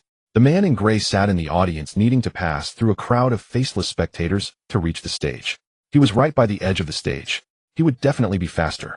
The 6th act began. The host announced loudly, Act 6, the flower girl guards the seal, Qingfeng bids farewell. Lin Yuyu finished her last few lines. The thieves have been eliminated, the tower's seal is restored. The guests in Qingfeng Tower have dispersed, and today's fine play comes to an end. The red curtain slowly fell. The faceless audience below applauded simultaneously. At this moment, the restrictions that enveloped the troupe members were lifted. They could move freely without regard for the rules. A glint of brilliance flashed in Gu Jingyan's eyes. Move. He charged towards the golden seal on stage with Hans Han and the other 4. But just as they moved, the master handbook in Gu Jingyan's hand suddenly erupted. The pages flipped wildly. Those members who had already died crawled back out from backstage. Their faces were expressionless and their eyes lacked awareness. Like puppets, they attacked the crowd. The drums at the side of the stage began to beat on their own. Boom, boom, boom. The sound made Gu Jingyan and the others feel dizzy. The red curtain, originally meant for the finale, seemed alive as it rolled toward them. Gu Jingyan remained unfazed, instead revealing a look of joy. This is it. The golden seal is indeed its glass artifact, otherwise why would the reaction be so intense as soon as I stepped on stage? Block it. Gu Jingyan shouted at the five beside him. The six were instantly entangled. Meanwhile, Wang Yan had already stood up. The curtain had fallen. He could also move freely now. Seeing Gu Jingyan and his group rush towards the golden seal, Wang Yan couldn't help but laugh. What? Are they really going to snatch that prop? It's just a prop. After laughing, Wang Yan donned the Seven Sins mask. As he took a step forward, the faceless audience below erupted. One by one, the faceless faces turned toward him. Then like a tide, they surged forth. Each of their auras rivaled that of the previous memory eater. If it were anyone else, their legs would have turned to jelly. But Wang Yan remained unfazed. These things were just that way. However, he had no time to play with them. He needed a quick resolution. He raised his hand to retrieve the thunderous hunting rifle. Current attention of the masses' rifle power increased by tenfold. Boom. The first shot fired. The faceless audience in front exploded. Boom. The second shot fell. A path was forcibly cleared from the back row to the front row. Wang Yan activated the pale sword again. Numerous clones appeared, charging directly towards the faceless audience on both sides, opening a passage for him. The clones did not possess his full strength, but holding these things back was sufficient. Wang Yan advanced relentlessly. One punch, one shot. Soon he arrived in front of the shadow in the center of the front row. The figure finally looked up. It held an old theater ticket in its hand, its voice cold. Human, I do not know how you escaped my rules and became an audience member, making my performance incomplete. I did not pay you mind, you should have fled, yet you dare to charge at me. You talk too much. Wang Yan lifted his gun. Enormous pressure erupted from the figure. I will show you the game. Is that all? Wang Yan laughed. The gunshot rang out. The bullet struck the figure. At the same time, Wang Yan directly channeled all his original sin value into the Seven Sins mask. Pride. Wrath. These were the two sins possessed by the opponent. In the next moment, boom, the figure's movements froze. Enormous pressure and indomitable flames appeared on it simultaneously. Although in the next moment, it forcibly broke free from the suppression. But that instant was enough. After losing several clones, two still managed to reach its side. In the next second, Wang Yan used the ability of the pale sword to swap positions with the clones. Wang Yan appeared in front of the figure, reaching out to grip its hand that held the ticket. Seeing this, the figure was momentarily stunned, then burst into laughter. Ha ha ha, ignorant human. You do not think that simply touching the artifact will allow you to master it, do you? As a reward for making me laugh, I will first kill your companions, such as the woman you helped twice, leaving you for last to watch her tragically die before your eyes. Wang Yan ignored the threat, simply looking at it with a grin. Coincidentally, I can indeed master it instantly. The figure's laughter stuttered. In the next second, golden light shone from Wang Yan's palm. Detected Glass Artifact Theater Ticket. Collection conditions met. Would you like to collect? Without a moment's hesitation, Wang Yan collected it. Collected Glass Artifact Theater Ticket. Artifact usage side effects have been waived. The golden light exploded instantly. The arrogance on the figure's face turned to fear. Impossible. This cannot be. After losing the theater ticket, the surrounding faceless audience dissipated in large numbers. The figure's aura plummeted dramatically. Wang Yan reached out to grip its throat. Weren't you quite boastful a moment ago? Continue. The figure struggled a couple of times. Crack. Wang Yan directly crushed its neck. He had no time to examine the theater ticket's ability. Because on stage, Lin Yuyu had already been surrounded by 6 people. The red curtain obscured their view. Gu Jingyan and the others were still unaware that the true glass artifact had already fallen into Wang Yan's hands. Lin Yuyu protected the golden seal, retreating to the edge of the stage. Gu Jingyan said coldly, Lin Yuyu, hand over the item, and I will spare your life. Lin Yuyu spat. Gu Jingyan, you old fool, do you take me for an idiot? I have at least read the Bureau's papers, and know this is the domain of glass artifacts. If you value the treasure seal in my hands so much, then it must indeed be in glass artifact. How could I possibly? After saying this, she shouted directly, Wang Yan, come quickly. I can't hold on any longer. There isn't glass artifact here. Gu Jingyan's expression changed. Damn it. He looked at the people beside him. Except for Han Shan, the others revealed greedy looks. Old Gu, when you invited us, you didn't mention there wasn't glass artifact here. Indeed, old man. Be smart and deal with this girl first, hand over the item to us, and we might spare your life. Gu Jingyan's face turned ashen. Before he could obtain the treasure seal, his own people started to betray him. These teammates were truly professionals at backstabbing. While the group debated, a figure leaped onto the stage from the audience. Bang! Wang Yan landed beside Lin Yuyu. As soon as Lin Yuyu saw him, her eyes lit up. You really are Wang Yan. Wang Yan glanced at the golden seal in her hand. Give the item to them. Lin Yuyu was taken aback. What? Wang Yan, have you lost your mind? This isn't glass artifact. Do you know what glass artifact means? If you are the next to master glass artifact, Xia country will treat you as the top seed to cultivate. Wang Yan looked at her greedily, clutching the treasure, yet still worrying about him, and felt a bit speechless. Just give it to them. It's just a broken prop that isn't even an artifact. Holding on to it is a burden. The real class artifact I have already obtained. Lin Yuyu was half convinced. But seeing Wang Yan's calm demeanor, she chose to trust him. She raised her hand and tossed the golden seal over. The eyes of those several people turned red instantly. In their view, Wang Yan was deceiving Lin Yuyu for self-preservation. Gu Jingyan had already confirmed that this was an class artifact. How could it be false? The group immediately started fighting. The artifact fluctuations soared. The golden seal was contested back and forth among them. Wang Yan couldn't be bothered with them. He casually collected the nearby red curtain. Detected class artifact curtain of farewell. Would you like to collect? Collection. Then he pulled Lin Yuyu to sit down off stage. The two watched as the others fought like dogs. Lin Yuyu's expression was complex. They really aren't class artifacts. Wang Yan replied casually no.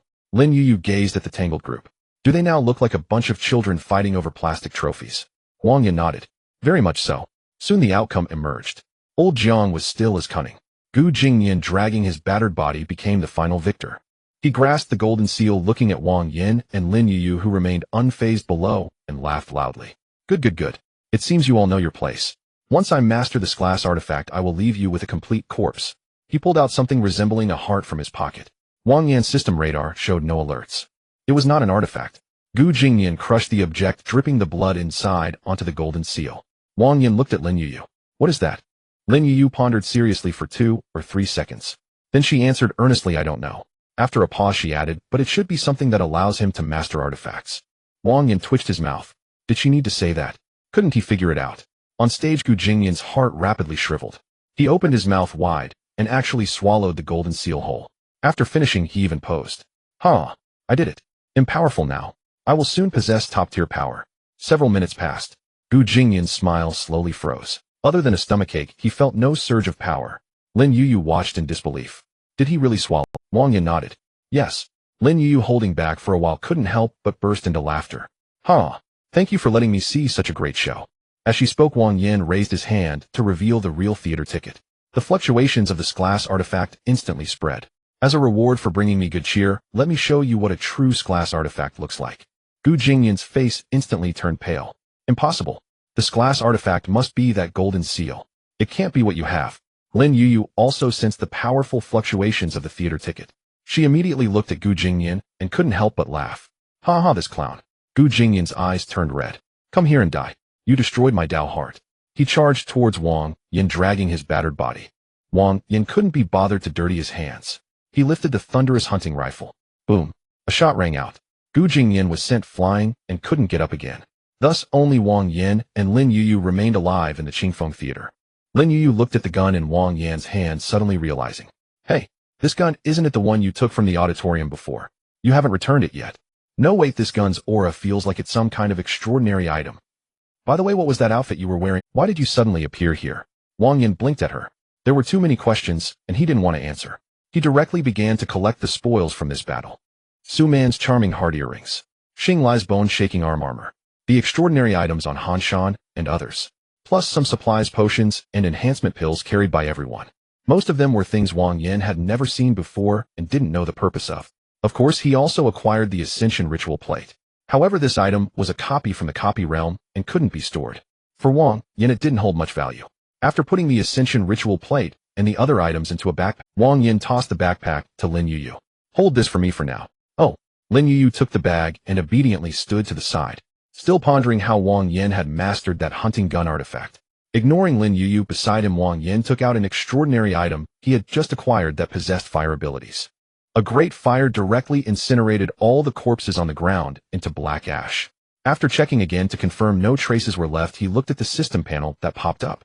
Collect grade extraordinary item guiding sign. Collect grade extraordinary item class leader's handbook. Collect grade extraordinary item perception glasses. Task: collect 50 extraordinary items. 2550. Gu Jingyan and his group, excluding Lin Yuyu, had a total of 13 extraordinary items. There were 4 extraordinary items in the Qingfeng Theater. After deducting the 2 items used to reward Lin Yuyu to help her escape danger, he had collected all the extraordinary items he was supposed to take. This instantly brought Wang Yan's task progress to half. However, he decided to do a detailed inventory once he returned home. With that thought, Wang Yan glanced at the extraordinary item collection in his mind and sighed. Truly a golden opportunity for murder and arson. I wonder if he'll encounter such an event again next time. After retracting the domain of this grade extraordinary item theater ticket, Wang Yin took out an old copper plate. This was the extraordinary item guiding sign that Gu Jingyan had previously mastered. He selected the Qingfeng Temple, which should not be far from here, and activated the ability of the guiding sign. In the next moment, a winding path leading up to the Qingfeng Temple appeared before Wang Yin. Lin Yuyu looked at the vanished theater. Then she looked at the road that had suddenly appeared in front of Wang Yin. Her eyelids twitched. She was a bit dazed. That. She felt she should ask something. But there were too many questions, and she didn't know which one to ask first. Seeing her motionless, Wang Yin turned to look at her. Let's go. After saying that, Wang Yin stepped onto the path created by the guiding sign and started walking up. After walking about 10 meters, the road behind him was about to disappear. Lin Yu finally reacted and hurriedly chased after Wang Yin. How did you do that? Isn't that Gu Jingyan's extraordinary item ability? How can you use it? And what about that theater? How did it disappear? That was the domain of Inscribed Extraordinary Item. Did you master Inscribed Extraordinary Item? Wang Yin glanced at Lin Yu. He didn't know whether it was a side effect of her using the extraordinary item or if she simply had that many questions. Wang Yin didn't reply to any of Lin Yu's rapid-fire questions. Once they returned to the ground, the sky had completely darkened. Wang Yin looked up at the moon. Lin Yu beside him stared at Wang Yin, seemingly trying to discern something from him. After coming up, she realized that Wang Yin had at least mastered 4 extraordinary items. Wang Yin, how many extraordinary items do you actually have? You'll find out soon enough. Wang Yin took out the Lime Memory pocket watch and sighed. The pocket watch's hands flicked lightly. Lin Yu's vision went black and her body went limp. Wang Yin caught her having already erased her crucial memories regarding Mr. Gray Theater ticket and several extraordinary items. As for what happened in the Qingfeng Theater, she would still remember. However, in her memory, the most crucial parts would change. The Qingfeng Theater was the lair of Inscribed disaster. Except for Lin Yu, who was sent out by Gu Jingyan, everyone else died underground.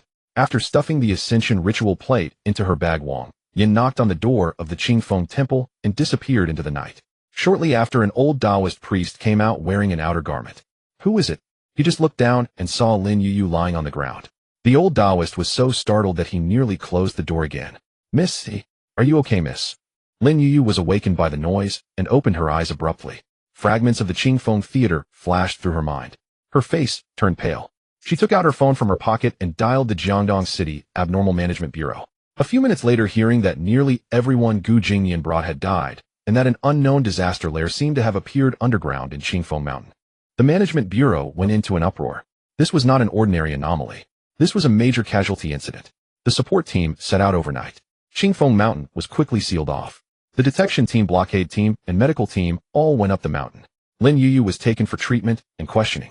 She revealed all the content of her memories. However, when the Management Bureau located the mountain entrance based on her provided information and entered through special means, they found that the only passage to the theater had collapsed, blocked by massive rocks. The traces leading to the theater were completely destroyed. The detection instruments scanned for a long time, but only found a heap of chaotic remnants. Someone frowned. It seems this place has been deliberately destroyed. Another person shook his head. It could also be that the disaster, after being discovered, self-destructed its lair to prevent us from finding anything. Exactly, we cannot underestimate the intelligence of disasters. Perhaps they are planning some conspiracy recently. We need to raise our guard, Captain Wang. Lin Yu felt even heavier in her heart upon hearing this. She leaned more towards the latter, because in her current memory there was indeed a powerful unknown disaster hidden there. What she didn't know was that this collapse was not caused by the disaster in her memory, but rather by Wang Yin, who felt a bit uneasy after confirming that Lin Yu had been discovered. Returning to the mountain, he used some brute force to smash all the places where traces could be found. The Management Bureau, feeling uneasy afterwards, conducted a large-scale search around Qingfeng Mountain. As a result, aside from conveniently killing a few low-level disasters, they found no useful clues. This incident created quite a stir, but it had nothing to do with Wang Yin anymore. At this time, Wang Yin was lying comfortably on his bed, busy counting his gains. In terms of extraordinary items, Wang Yin had obtained a total of 1st grade, 6th grade, and 8th grade or lower extraordinary items. Of course, the most significant item was the grade Extraordinary Item Theater ticket. He realized it had activated the centralized system panel. Extraordinary Item Theater ticket ability: Outsider Spectator Privilege. Call for assistance. Universal Theater Domain Outsider. When the holder is not participating in combat or disputes, others can touch, but cannot harm the holder. State refreshes 5 minutes after leaving combat. Spectator Privilege. The holder will possess 4 spectator privileges. Cheer reward refund. Call for assistance. Call upon faceless spectators for help. For each additional faceless spectator, the strength of your domain increases by 1 universal theater domain. Once activated, a certain range becomes a closed theater. All who enter the domain will receive an identity theater ticket. If there is no domain, the extraordinary ability will be severely restricted. There are 3 rules within the universal theater domain. First, ticket holders must act according to the roles of the theater tickets. Violators will permanently become puppets of the domain. Second, the show must not end to those who leave. Well, the holder is not bound by the rules. Rating S. Wang Yin was extremely satisfied after reading this. Although it wasn't an attack-type extraordinary item, its abilities were also incredibly formidable. Outsider granted Wang Yin an invincible state. As long as he doesn't strike, others cannot harm him. Spectator privilege compensated for many abilities Wang Yin lacked. Cheering can restore the state of oneself or allies. The exact amount is yet to be determined, but unlike in games, there are no cooldown limits. As long as the body can withstand it, it can be used continuously. Jeering gave Wang Yin more control and the ability to interrupt opponents, which is quite practical. He had already used reward, which counted as an enhancement ability. The more items rewarded, the stronger the enhancement. However, the refund ability took Wang Yin by surprise. It turned out to be a rare life-saving skill. As for the cost, Wang Yin wasn't sure how it was calculated. It should depend on the severity of the danger encountered. Call for assistance wasn't much to discuss, as Wang Yin had already experienced it in the Qingfeng Theater. Although it wasn't very effective for him, it was quite troublesome for others facing this ability. As for the final domain, Universal Theater, it was the true horror of this grade extraordinary item. As long as the opponent does not possess a domain, Wang Yin didn't know how he could lose. Grade is great. It is in a completely different league from a grade. One can only say it is terrifyingly strong. After putting away the theater ticket, Wang Yin began to look at his other gains. There were a total of 6 grade extraordinary items. He had already used Gu Jingnian's guiding sign. The effect was straightforward and brutal. As long as one knows the target's location or has been to a certain place, they can forcefully open a path. In the future, whether for traveling, escaping, or navigating complex terrain, it would be much more convenient. Of course, the effects of the remaining 5 items were also quite impressive. Artifact Master Manual.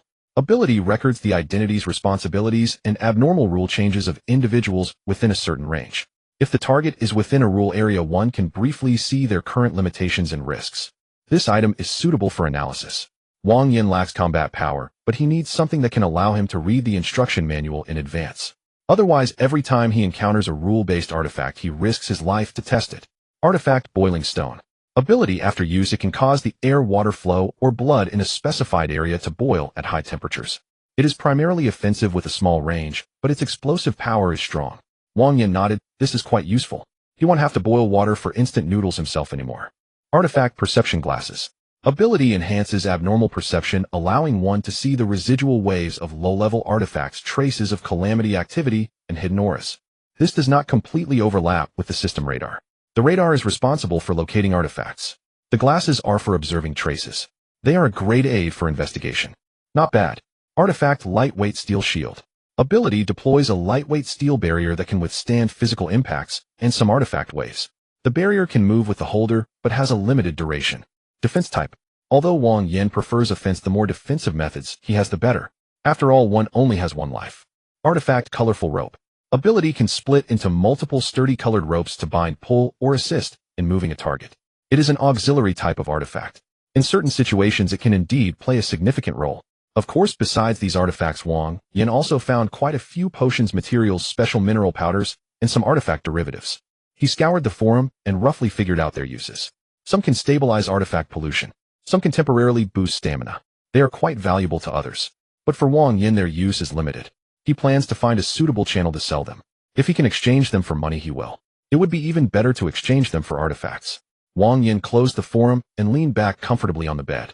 This trip to Qingfeng Mountain significantly increased his collection task progress, and he obtained his first rank artifact.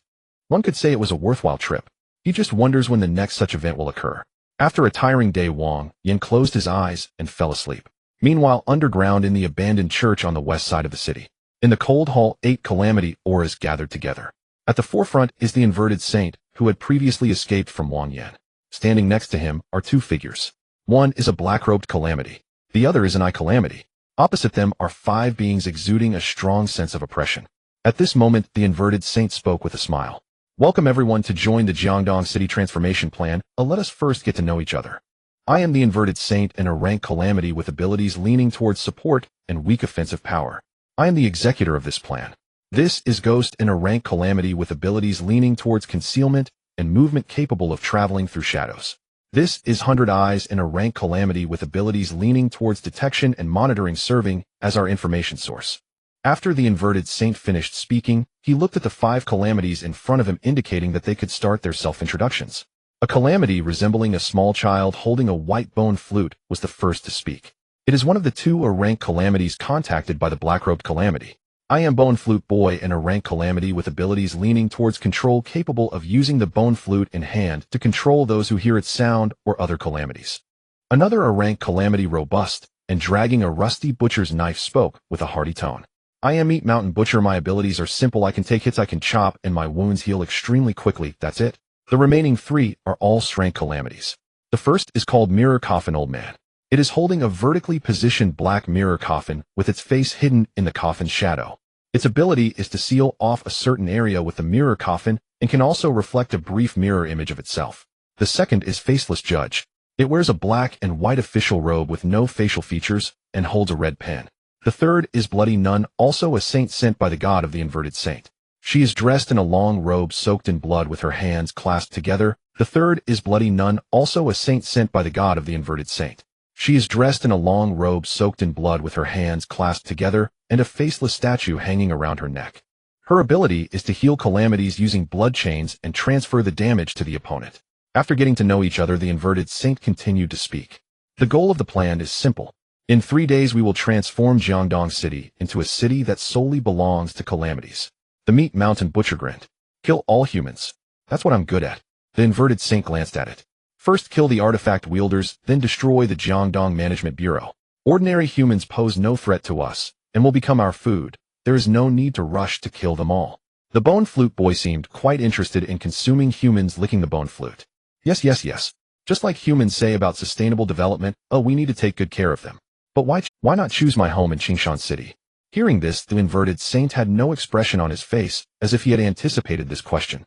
Because compared to Qingshan City, Jiangdong City is weaker.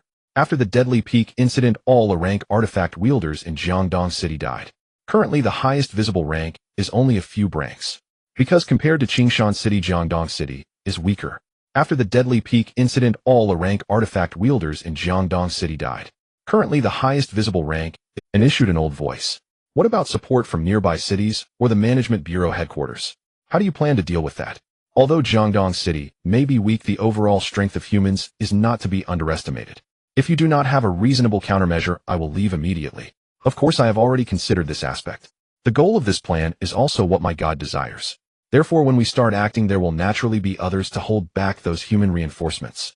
Moreover, with the 3 of you Shranks here, as long as there isn't suddenly an Shrank artifact wielder, what do we have to? Additionally, I have instructed 100 Eyes to contact the calamities in Jiangdong City as much as possible. When the operation begins, they will act together. Although most are just minions, they are enough to disperse the pressure. Of course, if you are still not at ease, we have this. Saying this, he took out 9 miniature faceless statues. As soon as the statues appeared, a powerful aura immediately filled the underground hall. All the calamities' attention was immediately drawn to it. The mirror coffin behind the old man trembled slightly. The doubts on his face instantly vanished. The faceless judge and the bloody nun both knelt on one knee, simultaneously chanting, "We pay homage to our God." As for the other rank calamities, they didn't even have the qualification to speak. That aura was too strong. It constricted their throats, preventing them from uttering a sound. Seeing that all the calamities had quieted down, the inverted saint put away the faceless statues. The voice returned to the underground hall. The Meat Mountain Butcher whispered, "What was that just now?" At this, the inverted saint showed a fervent look in his eyes. "These are the vessels bestowed by my God, capable of carrying a part of my God's power. And my God is the supreme S-rank calamity, a being with dominion."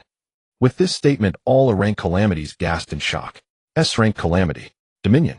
These 2 terms together truly represent a divine existence for them. The inverted saint continued, "In 3 days the plan will officially commence. In these 3 days you must place the 9 statues at designated positions.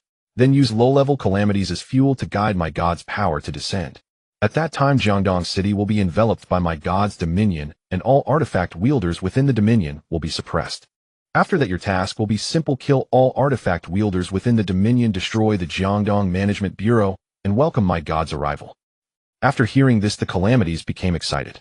In their view, this plan simply had no possibility. Seeing their morale high enough, the inverted saint let them leave. "Rest and gather strength. We will start acting tomorrow." Soon only the inverted saint, faceless judge, and bloody nun remained in the hall. With no outsiders present, the inverted saint finally spoke. There is another problem in Jiangdong City that requires the two of you to resolve. The faceless judge turned and uttered a single word.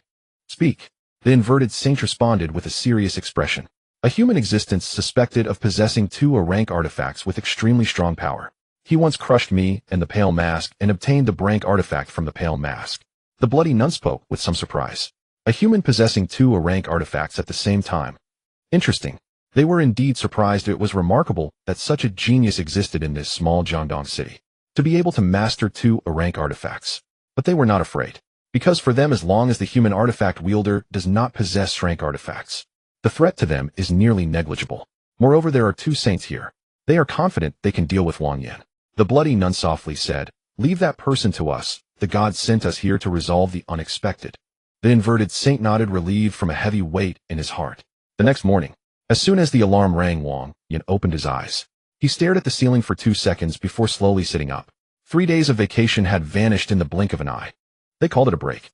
Yet he was either battling disasters or entering the Qingfeng Theater. It was even more exhausting than attending school. After washing up, Wang Yan shouldered his backpack and headed to school. Jiangdong No. 3 middle school had returned to normal. The cordon outside the auditorium had been lifted. From the outside, it looked as good as new, showing no signs of the A-level disaster that had struck. As Wang Yan passed by, he took a glance. The official aftermath handling capabilities were indeed commendable. The speed of restoration was impressive. Even in the renovation circle, it would be considered a significant achievement. Upon entering the classroom, Lin Yuyu was collecting homework. The moment she saw Wang Yan walk in, she immediately shoved her homework notebook into her deskmate's arms. "Help me collect this." Before her deskmate could react, Lin Yuyu had already pulled Wang Yan outside the classroom. "Wang Yan, I need to tell you something." She lowered her voice, her expression serious. "Yesterday, I participated in Gu Jingyan's mission, right? I almost died inside." Wang Yan's expression changed. "What?" His reaction was very much in place. Shock mingled with concern and a hint of disbelief. Wang Yan couldn't help but admire his acting skills. Seeing this, Lin Yuyu immediately recounted the incident at Qingfeng Mountain from her memory. In her words, a powerful disaster lair was hidden underground at Qingfeng Mountain. After Gu Jingyan led the team in, nearly the entire squad was wiped out. In the end, Gu Jingyan fought desperately to open a way out and saved her. Lin Yuyu sighed a bit after finishing her story. "Gu Lao is truly a good person. If it weren't for him, I probably would have died inside. Moreover, before he died, he handed me the Ascension ritual plate."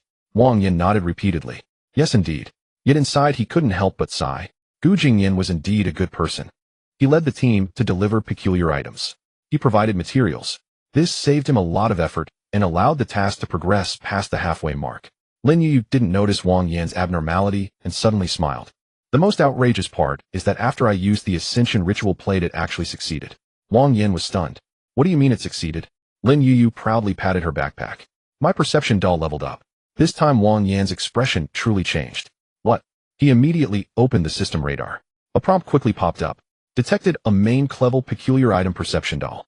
It really leveled up. Wang Yan's gaze towards Lin Yuyu changed. This Ascension ritual plate was a replica with only a 10 success rate. How could she have stumbled upon that? Pure luck. Lin Yuyu felt uneasy under his gaze. "What kind of look is that?" Wang Yan replied seriously, "The look of someone seeing a hidden lucky person." Lin Yuyu rolled her eyes. Suddenly she remembered something else. "By the way, Captain Wang said your credentials have arrived, and you can go to the Jiangdong Management Bureau today to process your permissions." Wang Yan's eyes lit up. Finally, since he learned about the A-level provisional artifact holder's benefits, he had been looking forward to this. Disaster data permissions. Information on peculiar items. And most importantly, the peculiar item exchange channel. With this, wouldn't he be able to quickly complete the system's collection task? Thinking of this, Wang Yan grabbed her and turned to head for the stairs. Lin Yuyu shrugged him off. "What are you doing?" Wang Yan replied, as if it were obvious, "Going to the management bureau." Lin Yuyu glared at him. "Right now? What else? We still have class." Wang Yan fell silent for 2 seconds. The look he gave Lin Yuyu was as if he were looking at someone who couldn't think straight. "No, we both have extraordinary powers now. We aren't living in the same version as everyone else." Still attending class. Lin Yuyu understood his gaze and immediately warned him. "You better not think of dragging me to skip class. In the class monitor I can't skip. What if my dad finds out and tears me apart?" Wang Yan had no choice but to pull out his phone and message Wang Lekun, wanting to go alone. Soon Wang Lekun replied, "I'm investigating an unknown disaster at Qingfeng Mountain. The signal in the mountain is unstable, so I'm temporarily not at the bureau." Wang Yan sent another message. "Can someone with permissions take me in?" After sending the message, he waited for a long time without a reply.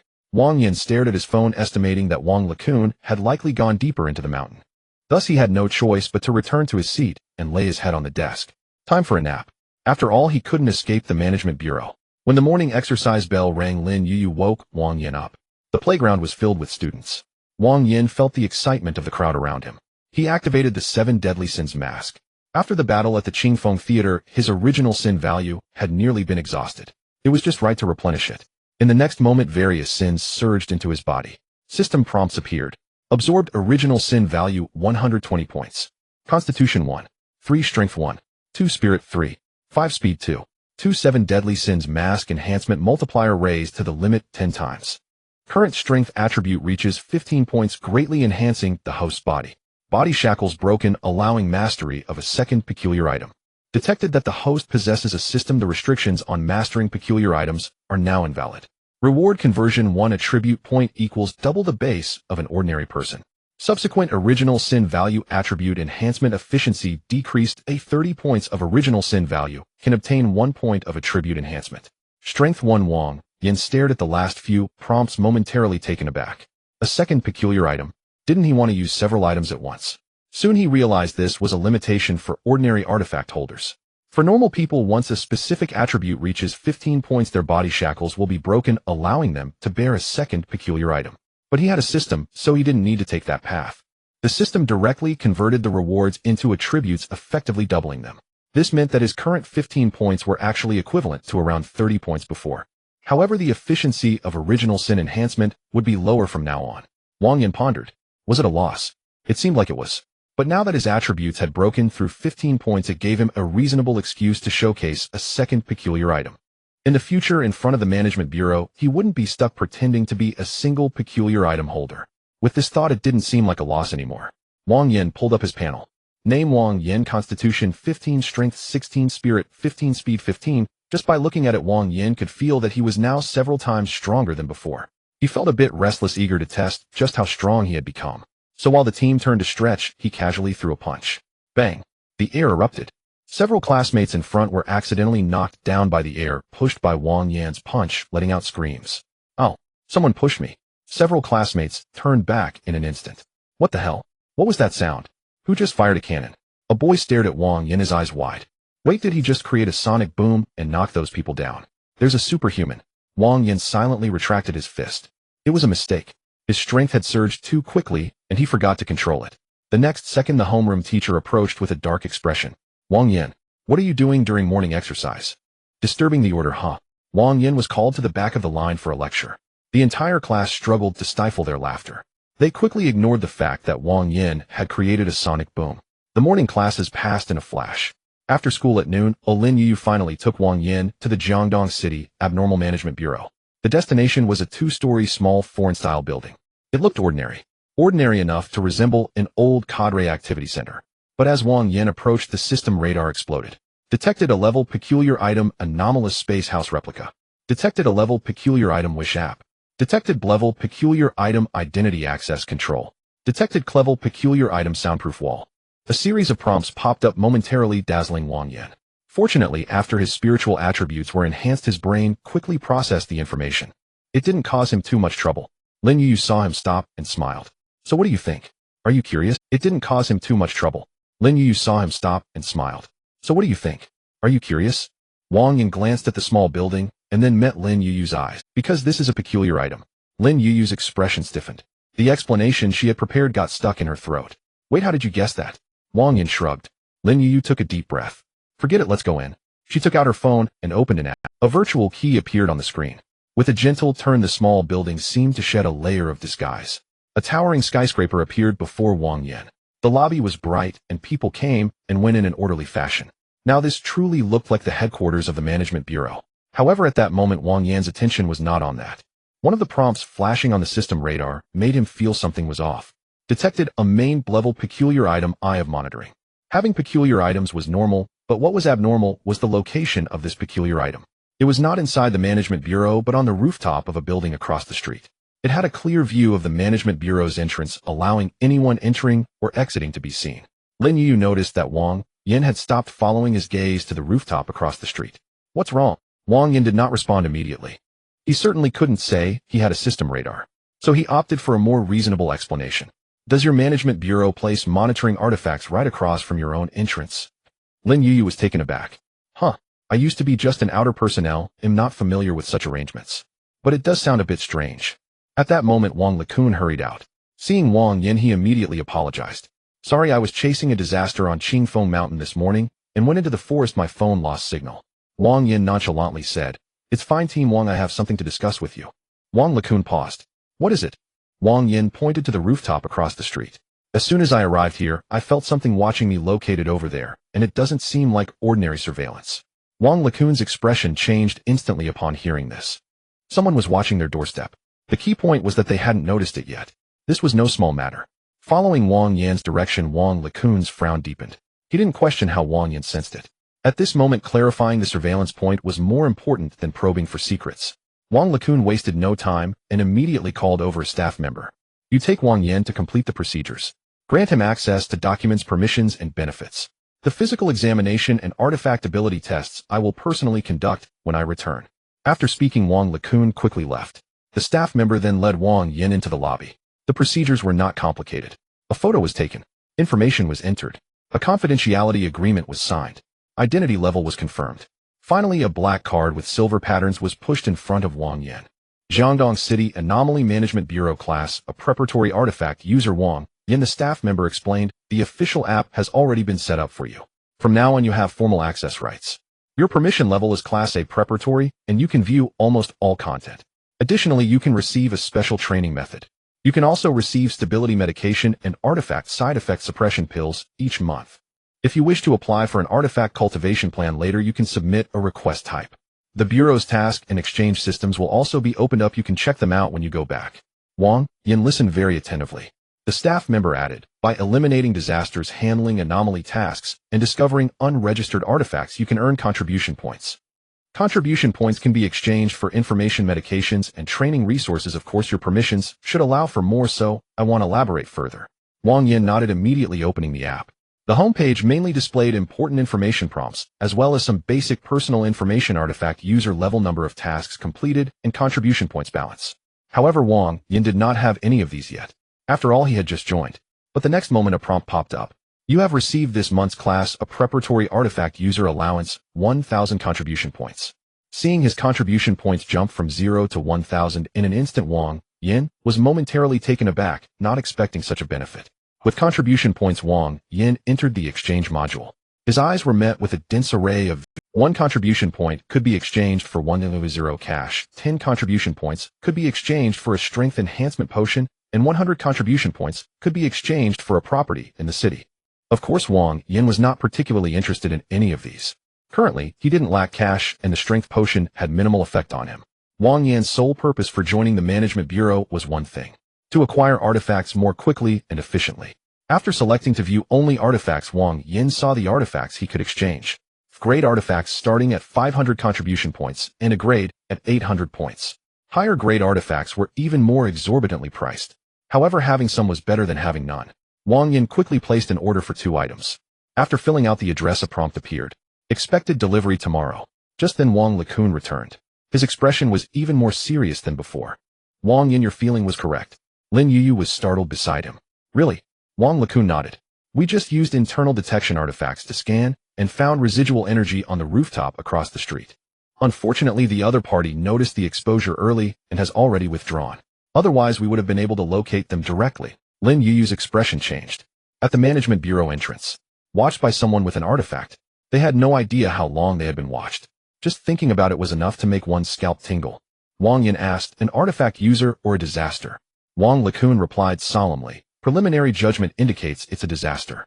And to hide an artifact at the Management Bureau entrance without being discovered indicates at least in a class disaster.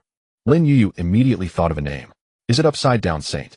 Wang Lekun shook his head, his expression becoming grave. It's not it, it's another one. If you add the one you sensed at Qingfeng Mountain, there are at least 3 A-class disasters currently existing in Jiangdong City.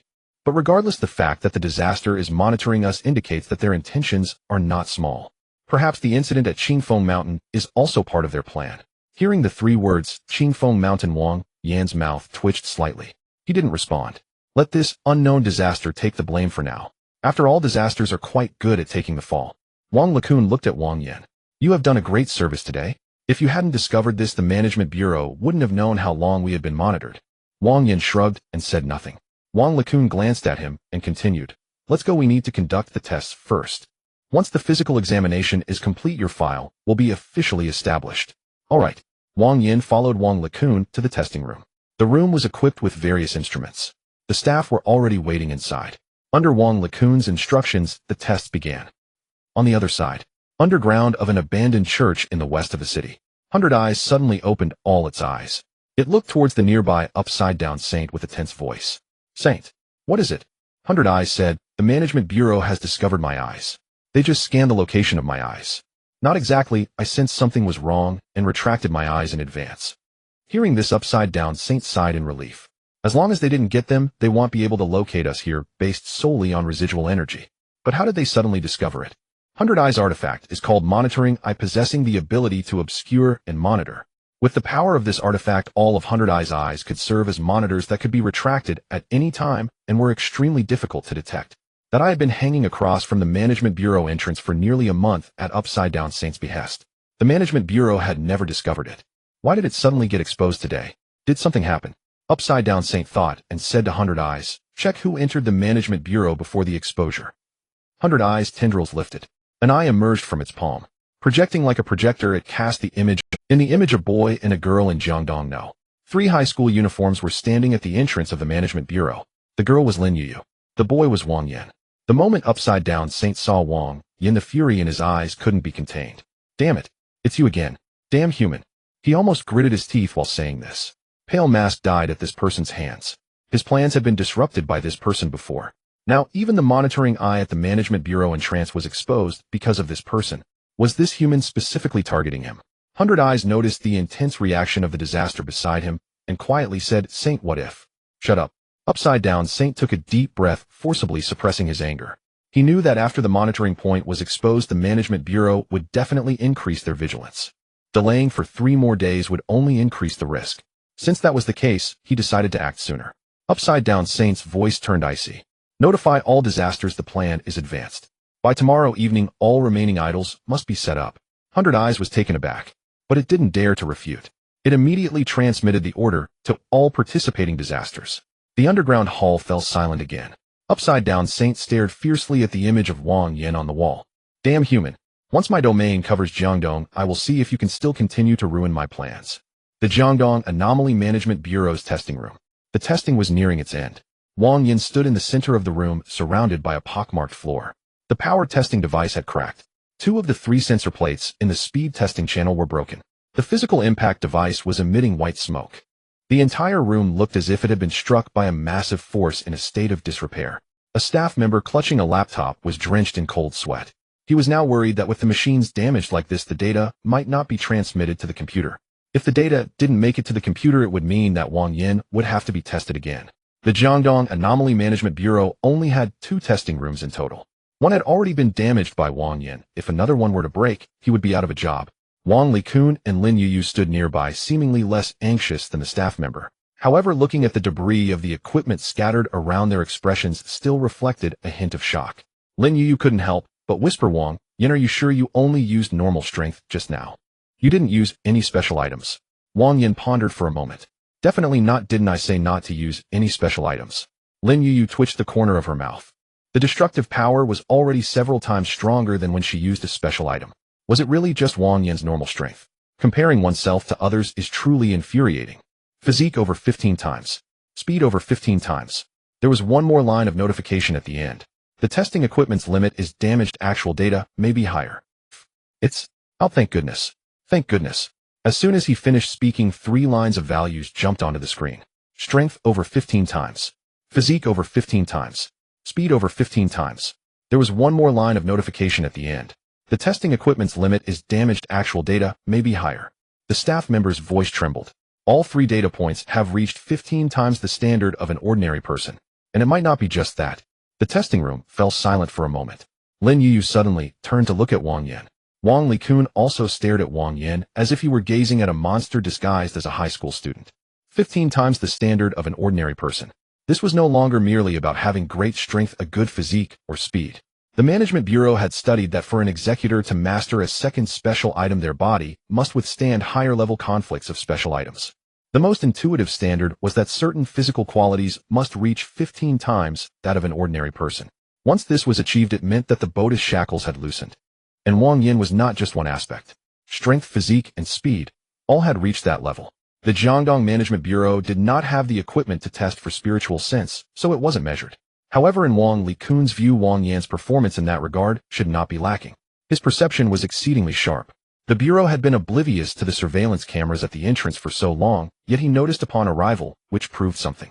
Thinking of this, Wang Likun took a deep breath, realizing that the person before him was an undeniable super genius. Are you sure you only became an executor a few days ago? Wang Yin nodded. Strictly speaking, it really has only been a few days. Lin Yu felt a bit gloomy. The way you say it. Compared to Wang Yin, she felt like a complete failure. Wang Likun walked straight up to Wang Yin, his expression complex. Your test results have completely exceeded my expectations. If this data is reported, the headquarters will most likely directly reassess your rank. The words "a level reserve" may soon be removed. Wang Yin shrugged. That's good. Wang Likun was a bit surprised at his calm demeanor. Others would be excited to hear such news, at least happy about it. Wang Yin, however, showed no reaction at all. But recalling their first conversation, Wang Likun understood. He knew that what Wang Yin truly cared about was likely not the title itself, but the tangible benefits it could bring him. So he added, after the rank is elevated, your permissions contribution, point multiplier, task selection rights, and special item exchange permissions will all increase. Wang Yan's eyes immediately lit up. Then that's fine. When will it be reported? Wang Likun chuckled. It depends on the situation. It could be as soon as 2 or 3 days, or as slow as 2 weeks. Now that the last step is completed, your file can officially be entered into the system, and you can leave for now. Wang Likun seemed to have other matters to attend to and left after a few brief instructions with the staff. Wang Yin glanced at the time. There was still a bit of time before afternoon classes. He was not in a hurry to return. So he took Lin Yu and started to wander around the Management Bureau. After walking for a short while, Wang Yin spotted a rather interesting place. Temporary containment room for dangerous special items. At that moment, the staff member who had been following them explained. Oh, this place is used to store special items that are not suitable for executors to handle, or those with excessively outrageous side effects. Wang Yin became intrigued. Can we take a look? The staff member hesitated for a moment. Before leaving, Wang Likun had mentioned that Wang Yin had equal permissions here, allowing him to tour any area. So he nodded. You can only look, no touching, especially with those A-class special items inside. After passing through multiple identity verifications, they entered the containment room. One special item after another was placed in special containers. Among them, a mobile phone stood out. The phone's screen was originally black. As Wang Yin drew near, the screen automatically lit up. An app interface popped up. State your wish, and it will be granted. Wang Yin raised an eyebrow. A mobile app can also become a special item. Yes, conceptual items can also become special items, but examples are rare and precious. This special item is called Wishing App class. It can indeed grant wishes in reality. Lin Yu's eyes lit up. Isn't that powerful? The staff member's expression became strange. At first it was quite powerful, but later it was unknown which holder made a wish that caused the user to die upon, and then it became useless. Lin Yu fell silent. Wang Yin also fell silent. After a few seconds, Wang Yin commented, that person really narrowed down their path. No, they completely severed it. Lin Yu added. The staff member cleared his throat. In short, this special item can only be sealed now, or whoever touches it will be in trouble. Wang Yin glanced at the wishing app, but did not approach further. Such things were indeed dangerous. Strong as they were, he took another look at the other special items in the room. He found that the special items here all had quite strong abilities. The only downside was that the side effects were significant. However, those side effects were ineffective against him. With his system, he could directly exempt himself from side effects. Thinking of this, a thought appeared in Wang Yan's mind. By the way, if someone really wanted these special items, are there any ways to obtain them? The staff member scratched his head at this unusual request. Did someone really want these special items despite their side effects? Was he looking to die even faster? However, he didn't say this outright, but replied, I don't know about that, perhaps you could ask Captain Wang. All right. Wang Yin agreed, then looked around for a while before heading back to school. After Wang Yin and Lin Yu left, Wang Likun had just returned to his office when the phone rang. It was from headquarters. After answering, Wang Likun's expression quickly became serious. A steady voice came from the other end of the line. The Jiangdong Qingfeng Mountain incident, Gu Jingyan, has been confirmed dead. The research department of headquarters Gu Zhixing has already submitted a request for investigation. Upon hearing this, Wang Likun frowned. Gu Zhixing, Gu Jingyan's son. He was also a crucial figure in the headquarters research department. He possessed the class special item knowledge hat. The knowledge hat allows the holder to rapidly understand knowledge and to create a field for conducting simulated experiments. It does not consume materials, manpower, or equipment. Yet it can simulate the reactions of various potions, materials, and special items. Many valuable potion and material plans at headquarters involved Gu Zhixing. This sort of person wanting to investigate their father's cause of death headquarters would certainly not completely obstruct. The voice on the phone continued. The headquarters has suppressed Gu Zhixing's idea of personally going to Jiangdong. But he is allowed to send someone, and he chosen a class executor who possesses two A-class special items. Xin Qingli. She will arrive in Jiangdong on a special express train. The headquarters requests that the Jiangdong branch fully cooperate with the investigation. After Wang Likun finished listening, he only felt a greater headache. The unknown disaster had yet to be clarified. The management bureau had just been monitored. Now the investigation into Gu Jingyan's cause of death was coming again. Life was really becoming unbearable. He sighed. Understood. Not long after the call ended, another call came in. The voice belonged to a woman. Clear and direct. Wang Likun. Captain Wang. It's me. I am Xin Qingli. I have arrived in Jiangdong City. Please send someone to take me to the location of Gu Jingyan's death. Wang Likun glanced at the time. One could only say that this was truly a special express train that consumed a massive amount of resources with every trip. It was 1,500 kilometers from the headquarters to Jiangdong City. It would arrive shortly, as if it had come by rocket. He dared not delay and quickly arranged for someone to take her to Qingfeng Mountain. An hour later, Xin Qingli stood before a partially excavated mountain tunnel. She wore a black trench coat, her long hair tied up, her expression very cold. Wang Likun pointed to the collapsed area ahead. We have done our best. With the current equipment, it will take at least 2 more days to continue excavating. Xin Qingli glanced at the machines. Too slow. She raised her hand and took out a drill-shaped artifact. The artifact activated. Buzz. A large hole was instantly drilled through the rock that the machines had struggled with for half a day. Wang Likun's eyelids twitched. No wonder it was raided up by the headquarters. A few of them entered the underground tunnel. Soon they arrived at the original location of the Qingfeng Theater. The theater was no longer there. Only a few charred corpses and large burn marks remained. A foul stench assaulted them. Wang Likun frowned. With it burned like this, I'm afraid there's nothing left to see. Xin Qingli crouched down and glanced at the corpses. Not necessarily. She pointed to one of them. There are knife wounds here. If it was a disaster slaughtering directly, why are there such clear knife wound marks? Wang Likun followed her gaze, his expression changing slightly. There really were. Xin Qingli looked around again. There are no obvious remnants of knives nearby, which indicates that someone took things away or that someone deliberately cleaned the scene. Wang Likun did not respond. Xin Qingli closed her eyes and sniffed. There is a trace of disaster energy, but it is not strong. It doesn't seem like a residue left behind by a powerful disaster lingering for a long time. It feels more like the energy just transformed from an artifact into a disaster. Wang Likun's heart sank. Is this also the effect of your mastery over artifacts? Xin Qingli shook her head. This is my intuition. Arriving before Gu Jingyan's charred corpse, Xin Qingli took out a gray pillow and said to Wang Likun, I want to enter his dream. Wang Likun was taken aback. Do the dead still dream? Xin Qingli replied. The living have their dreams, and the dead have their remnants of dreams. Although chaotic, sometimes precious things can be seen. While I am in the dream, keep an eye on the surroundings for me. If there is danger, wake me up immediately. Wang Likun nodded. He looked at the pillow she was holding. He knew this should be the second artifact she mastered. The wielder who masters 2 artifacts has very keen intuition. No wonder Gu Zhixing would send her to investigate Gu Jingyan's cause of death. Xin Qingli might really uncover something. On the other side, Xin Qingli embraced the pillow, stood still, closed her eyes, and activated her ability. Seconds later, her breathing became steady. Minutes passed. Suddenly, Xin Qingli opened her eyes. She shuddered slightly, her expression somewhat grim. The dreams of the dead are truly terrible. Wang Likun asked, what did you see? Xin Qingli remained silent for 2 seconds. A red curtain, a stage. Gu Jingyan was fighting with many people over something. There seemed to be a spectator in gray clothes below the stage, and then everything cut off. This gray-clothed person doesn't seem to have been mentioned in the materials you submitted, right? Wang Likun was taken aback and took the file organized according to Lin Yuyu's account. After flipping through it, indeed, there was never any mention of the gray-clothed person. What's going on? Wang Likun was somewhat confused. Lin Yuyu had no need to lie. Did Lin Yuyu forget? Or was that gray-clothed person the disaster encountered by Gu Jingyan and his group? Wang Likun was momentarily puzzled. However, Xin Qingli did not give him the chance to think further. Is there another girl who made it back alive? Yes, Lin Yuyu, a student from Jiangdong No. 3 Middle School, also a newly promoted member of the bureau. Xin Qingli said, tomorrow I want to see her dream to find out what happened. Sometimes memories can deceive, but dreams do not. Wang Lekun frowned. That depends on her own willingness. Shen Qingli did not argue. Okay, but she's a student, so let's visit her tomorrow night. I'm tired, please take me to rest first. The next day, Wang Yan went to school as usual. During the morning exercise, he absorbed a wave of original sin points.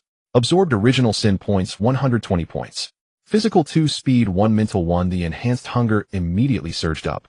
When Wang Yan returned to the classroom, the first thing he did was munch on an energy bar. Lin Yu sat next to him watching with her eyelids twitching. She couldn't understand how Wang Yan could eat so many sweet energy bars at once without feeling sick. Seeing that Wang Yan was almost done eating, Lin Yu spoke up. Do you have any plans for tonight? Wang Yan replied no. Lin Yu's eyes lit up. Then come patrol with me, it's 2 contribution points for each time.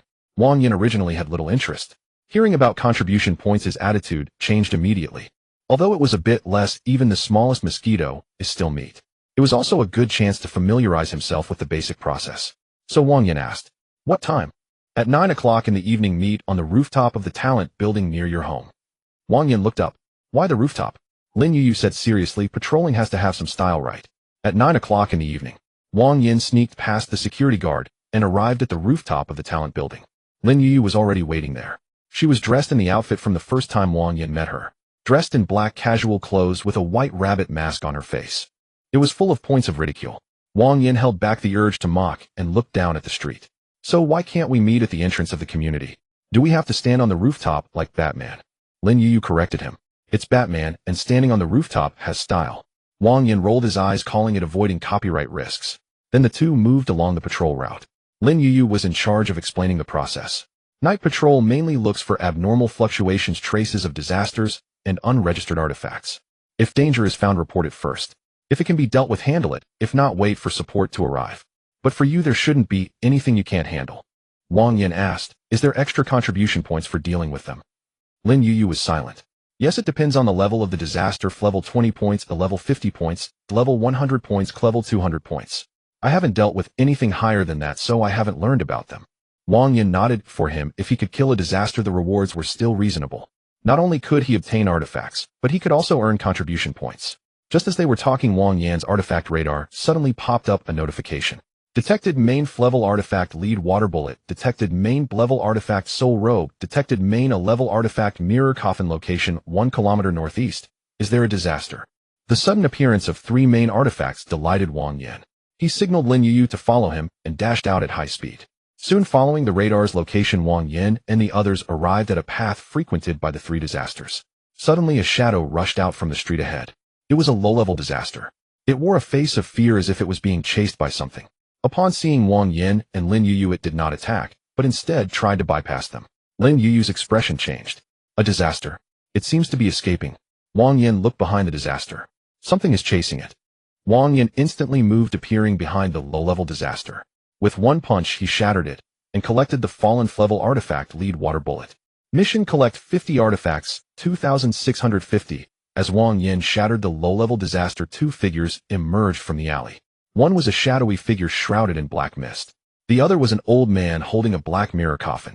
The mirror coffin old man looked up and saw Wang Yan and Lin Yu letting out a hoarse laugh. Trouble, I told you not to play anymore. Now look, you've run into human wielders. The nearby soul fell silent. It dared not express its anger. Clearly, it was the mirror coffin old man who wanted to play, deliberately letting that low-level disaster go free. But it was only in a level, the one beside it was in its level. If you are weak, you should be aware of your own limitations. Soul said softly, the last statue has been activated. If you want to play, go ahead. I need to go back and report to the saint. The mirror coffin old man waved his hand. Go on, just as I haven't had enough fun, I'll use these 2 humans to play for a while. Soul glanced at Wang Yan and Lin Yu, its body turning into a mass of shadow and disappearing. Seeing the disappearance of the ghost, Lin Yu shifted her attention to the remaining figure. Just a glance, and the aura emanating from the opponent turned Lin Yu's expression sour. Terrifying. Absolutely terrifying. The calamity before her was stronger than any disaster she had encountered. Lin Yu lowered her voice. It's in strength, Calamity. Wang Yan, can you handle it? If not, we need to run quickly. Wang Yan looked at the black coffin in the arms of the mirror coffin elder, his expression calm and silent. The mirror coffin elder standing at the alley's mouth chuckled. Not bad, little girl. I think you'll start by plucking your eyes. As for running, tisk tisk, you probably won't be able to escape once you encounter me. After saying this, it raised its bony hand. The black mirror coffin was thrown into the air. As the coffin left its hand, it expanded rapidly in the wind. It directly fell towards Wang Yin and Lin Yuyu. Just as Lin Yuyu intended to retreat, the ground beneath her feet felt as if it were locked in place. In the next second, Wang Yin and Lin Yuyu found themselves in darkness. They had been pulled into the interior of the mirror coffin. All around them were massive mirrors. The mirrors reflected countless images of Wang Yin and Lin Yuyu. Sensing something was wrong, Lin Yuyu drew her weapon, vigilant of her surroundings. "Be careful, Wang Yin. This thing is strange." Just as she finished speaking, faceless figures emerged from the mirror. They were similar in shape to Wang Yin and Lin Yuyu. However, their aura was significantly weaker, roughly only half that of their original selves. But there were many of them. They swarmed in thick numbers, too many to count. Seeing this, Lin Yuyu broke out in a sweat. "How do we fight this?" Wang Yin looked around at the continuously emerging faceless figures, twisting his neck. "To catch the ringleader first, can you hold out for 5 minutes? Lin Yuyu glanced at him, and then at their surroundings, replying, 5 minutes. "I'll do my best," Wang Yin replied as he stepped forward, putting on the Seven Sins mask that appeared in his hand. His target was clear, the distant mirror coffin elder. "You want to catch the ringleader first.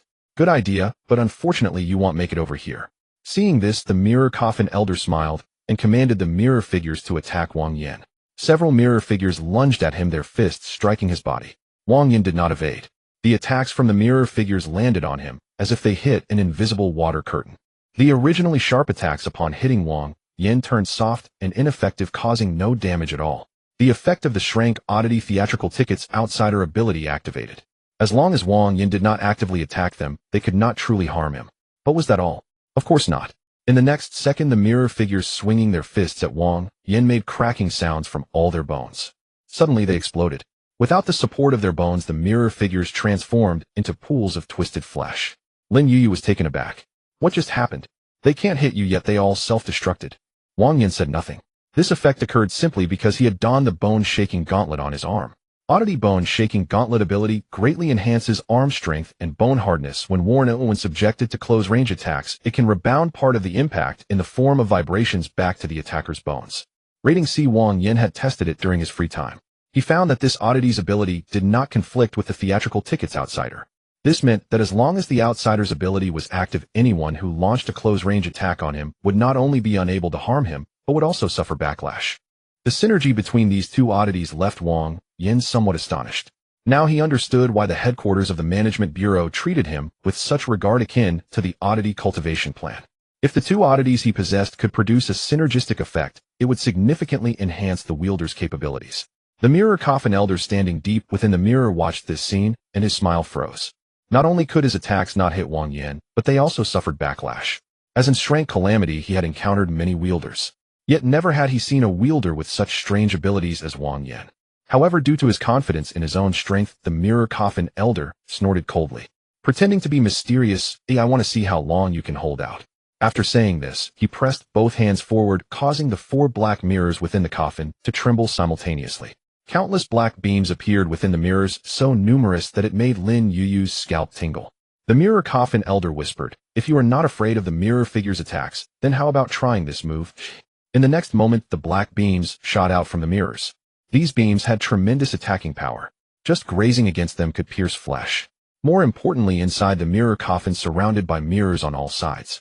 Even if they did not hit the enemy, these beams would not dissipate, but instead bounce around, increasing their speed and power.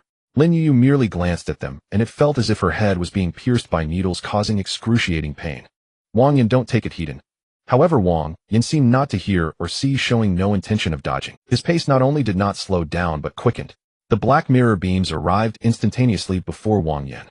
A glint of pride flashed in the mirror coffin elder's eyes. It seemed he had already anticipated the scene of Wang Yin being pierced by those beams, turning into a sieve. Yet the next second, just as those immensely powerful beams were about to hit Wang Yin, they vanished without a trace. The impact on Wang Yin was not the screams the mirror coffin elder had anticipated, nor the sound of flesh being pierced. Only the corner of Wang Yin's clothing was lifted by the wind, swaying gently. Lin Yuyu was stunned. The mirror coffin elder was also taken aback. Wang Yin raised his eyes to look at him. "Is that all?" Sorry, he had no obligation to respond. The mirror coffin elder nearly broke down upon Wang Yin's reaction. "How is this possible? Even in Shrank Calamity would be injured from taking my attack, Heaton. How could you be completely unscathed? What exactly are you?" The mirror coffin elder finally realized something was off. This human's abilities were even more bizarre and powerful than he had imagined. If this continued, something might really go wrong. So he moved his feet and his body began to merge into the mirror, intending to evade the danger. As long as he entered the mirror, he could use the surface to avoid a significant amount of damage. Furthermore, he could move quickly through the mirrors. In this way, the mirror coffin elder had enough confidence to slowly wear down Wang Yan. But just as he had merged halfway, Wang Yan's voice rang out. "Did I let you go?" The next moment, an old theatrical ticket glowed between Wang Yan's fingers. The All Beings Theater unfolded. The outline of the Qingfeng Theater flashed by. A red curtain fell, the stage rose, and the sound of drums and gongs seemed to come from afar. The sound was not loud, yet it felt as if it directly resonated with the mirror coffin elder's soul, making his body freeze, unable to move. He was then forcibly ejected from the mirror. The connection between him and the coffin was severed. His entire strength was reduced to only 40. Even the coffin that enveloped Wang Yan and the others began to show cracks. The countless mirror figures also moved slower, as if they were puppets with their strings cut. Lin Yuyu, who was surrounded by a dozen mirror figures, suddenly felt a significant reduction in pressure. The movements of those mirror figures became stiff, their gazes vacant. She kicked one away and could not help but look into the distance. All she saw was a twisted red shadow, unable to discern what exactly was happening. Just as she intended to sense with her abilities, a tremendous sense of pressure suddenly descended upon her, turning her lips pale and her heart racing. Gritting her teeth, she took out a pill from her pocket and swallowed it, unwilling to look in Wang Yan's direction. What ability is this? So powerful, can Wang Yan handle it? Compared to Lin Yuyu's half understanding, the mirror coffin elder within the All Beings Theater saw everything very clearly. So powerful, can Wang Yan handle it?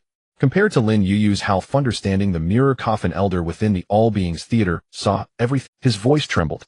A domain was something only an S-rank calamity or N-rank oddity holder could truly master.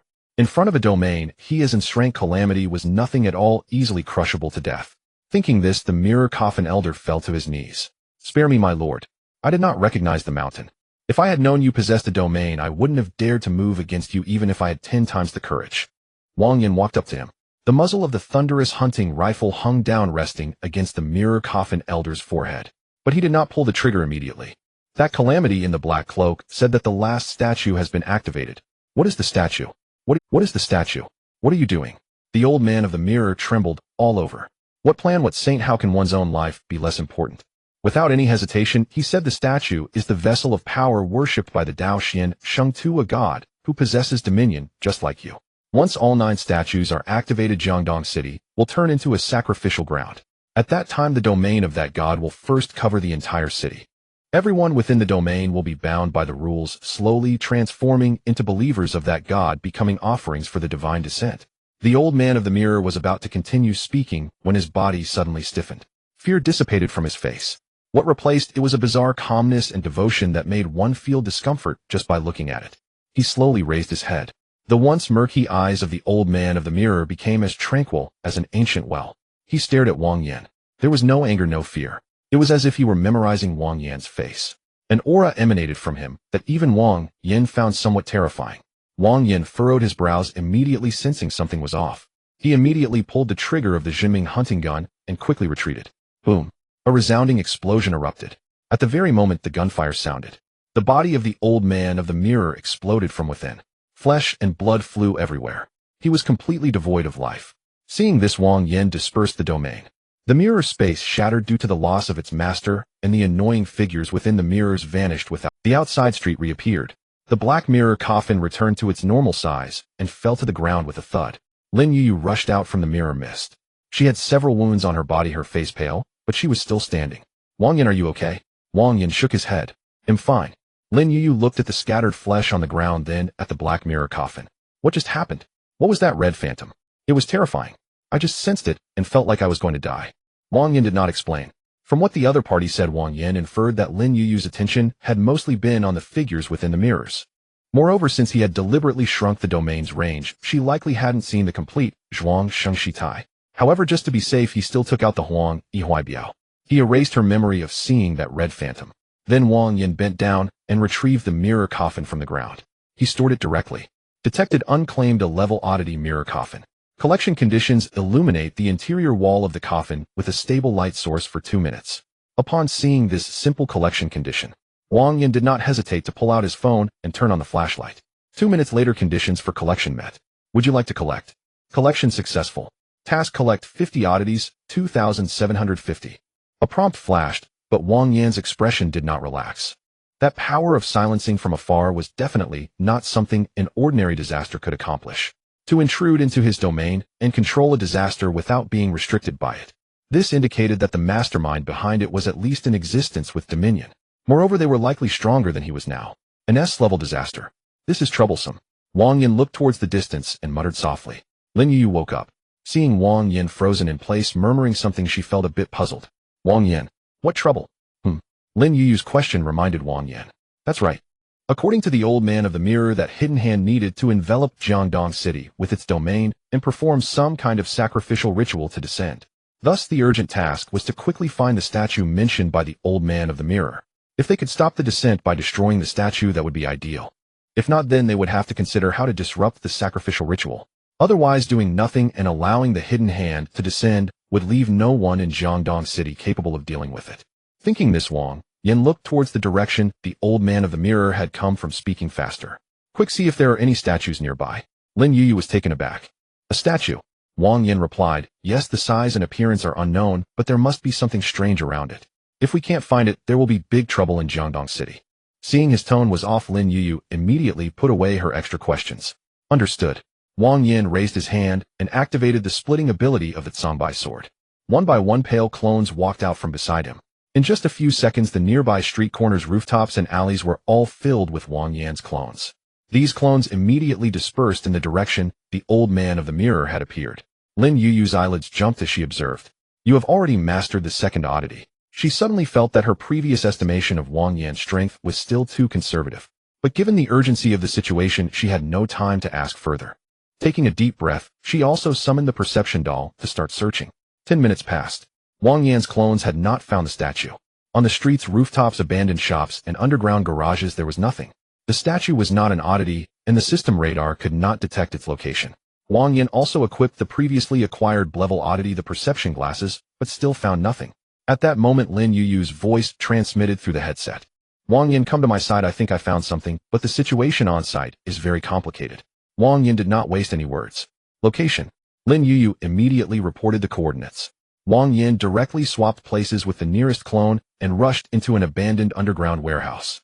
1 minute later, he saw the complicated scene Lin Yu had mentioned. Lin Yu stood at the door looking pale. She pointed inside.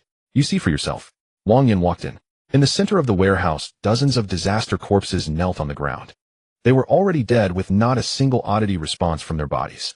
Some were missing limbs, some had their heads tilted, and some had large holes in their chests. Yet at this moment, they all maintained a kneeling posture. The corpses knelt in front of a statue that was only the size of a fist. The statue had no face. It only had a smooth head with both hands crossed over its chest. Seemingly recovering a bit, Lin Yu approached and spoke. These corpses are alive, they can speak. No sooner had she said this than the disaster corpses simultaneously opened their mouths. A dry voice squeezed out from their throats. Faceless Lord, nameless God, please take away our remains and grant us new life. Those with faces are offerings, those without faces are the people. May the myriad faces in the city return to your hands. The voice was not loud, but it was very synchronized. So synchronized that it was terrifying. Lin Yu turned even paler upon hearing this. What kind of ghastly thing is this? Wang Yan did not answer. He had already lifted the Jiming hunting gun, firing 2 shots towards that faceless statue. But the moment the bullets were fired, all the disaster corpses stood up simultaneously. Wang Yan's 2 shots exploded a section. Gray-black mist sprayed out from the exploded disaster corpses, drifting towards the statue. Just as Wang Yan intended to take another shot, the other intact disaster corpses moved. They inserted their fingers into their faces, then tore violently. One by one, the skin on their faces was ripped off. As the faces were torn away, no blood flowed from the wounds. Instead, a bizarre gray-black mist emerged. That gray-black mist moved at a rapid speed. In the blink of an eye, it all rushed into that faceless statue. Then the statue trembled slightly, and a powerful force erupted from it. Wang Yan attempted to shoot the projectile again, but it was already too late. A gray-white beam of light shot up from the top of the statue, piercing through the ceiling of the underground mall. Boom. The violent tremor caused the entire building to shake. Lin Yu was pushed back a step by the overwhelming aura, her face turning pale. She wanted to move, but found her body stiffened. Wang Yan, what exactly is this? Wang Yan looked outside through the hole broken by the beam.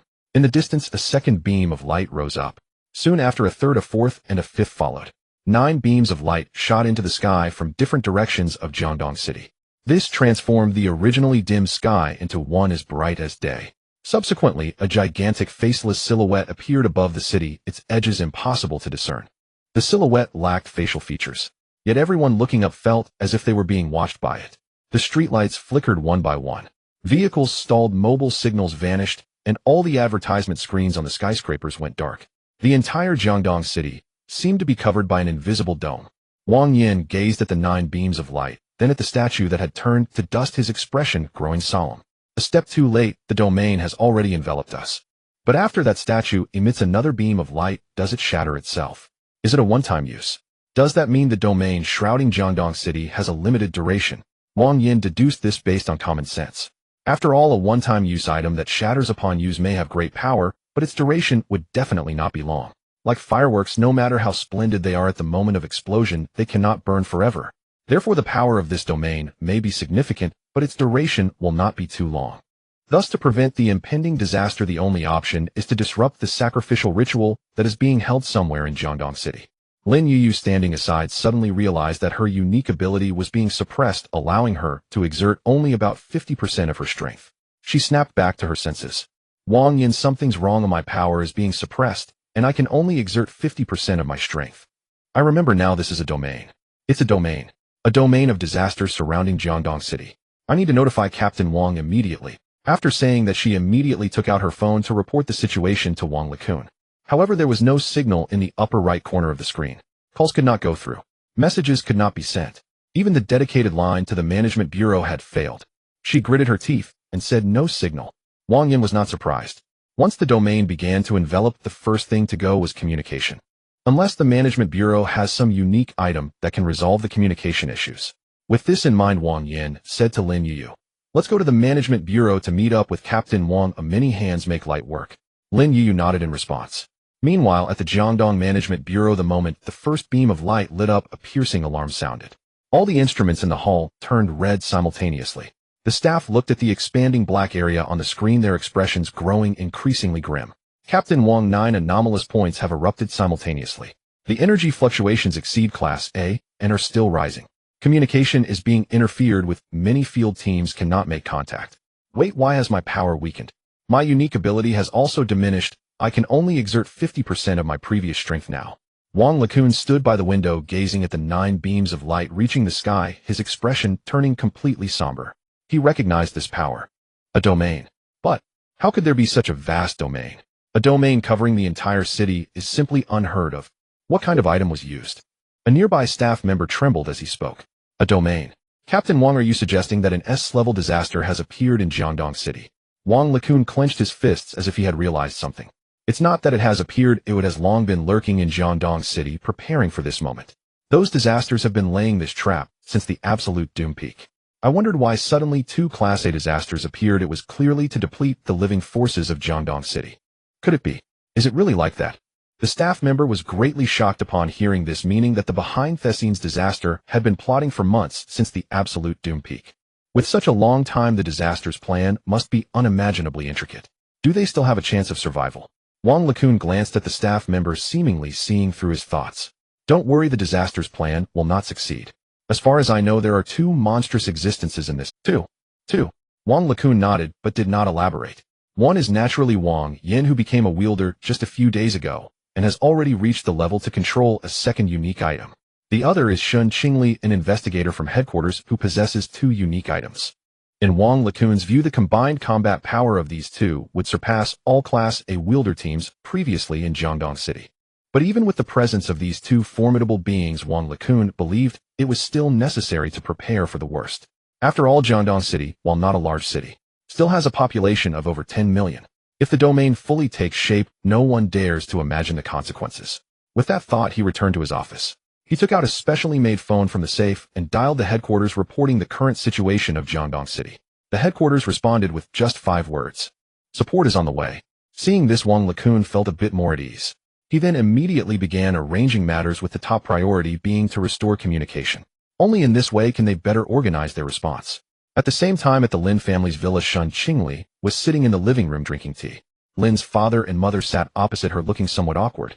Lin's father said, I'm sorry, Miss Shen, we don't know where Yu has gone. Lin's mother followed, saying, that girl has been acting mysterious lately, and she doesn't clarify much on the phone. Shen Qingli smiled. It's fine, I can wait. But the next moment her hand holding the teacup paused.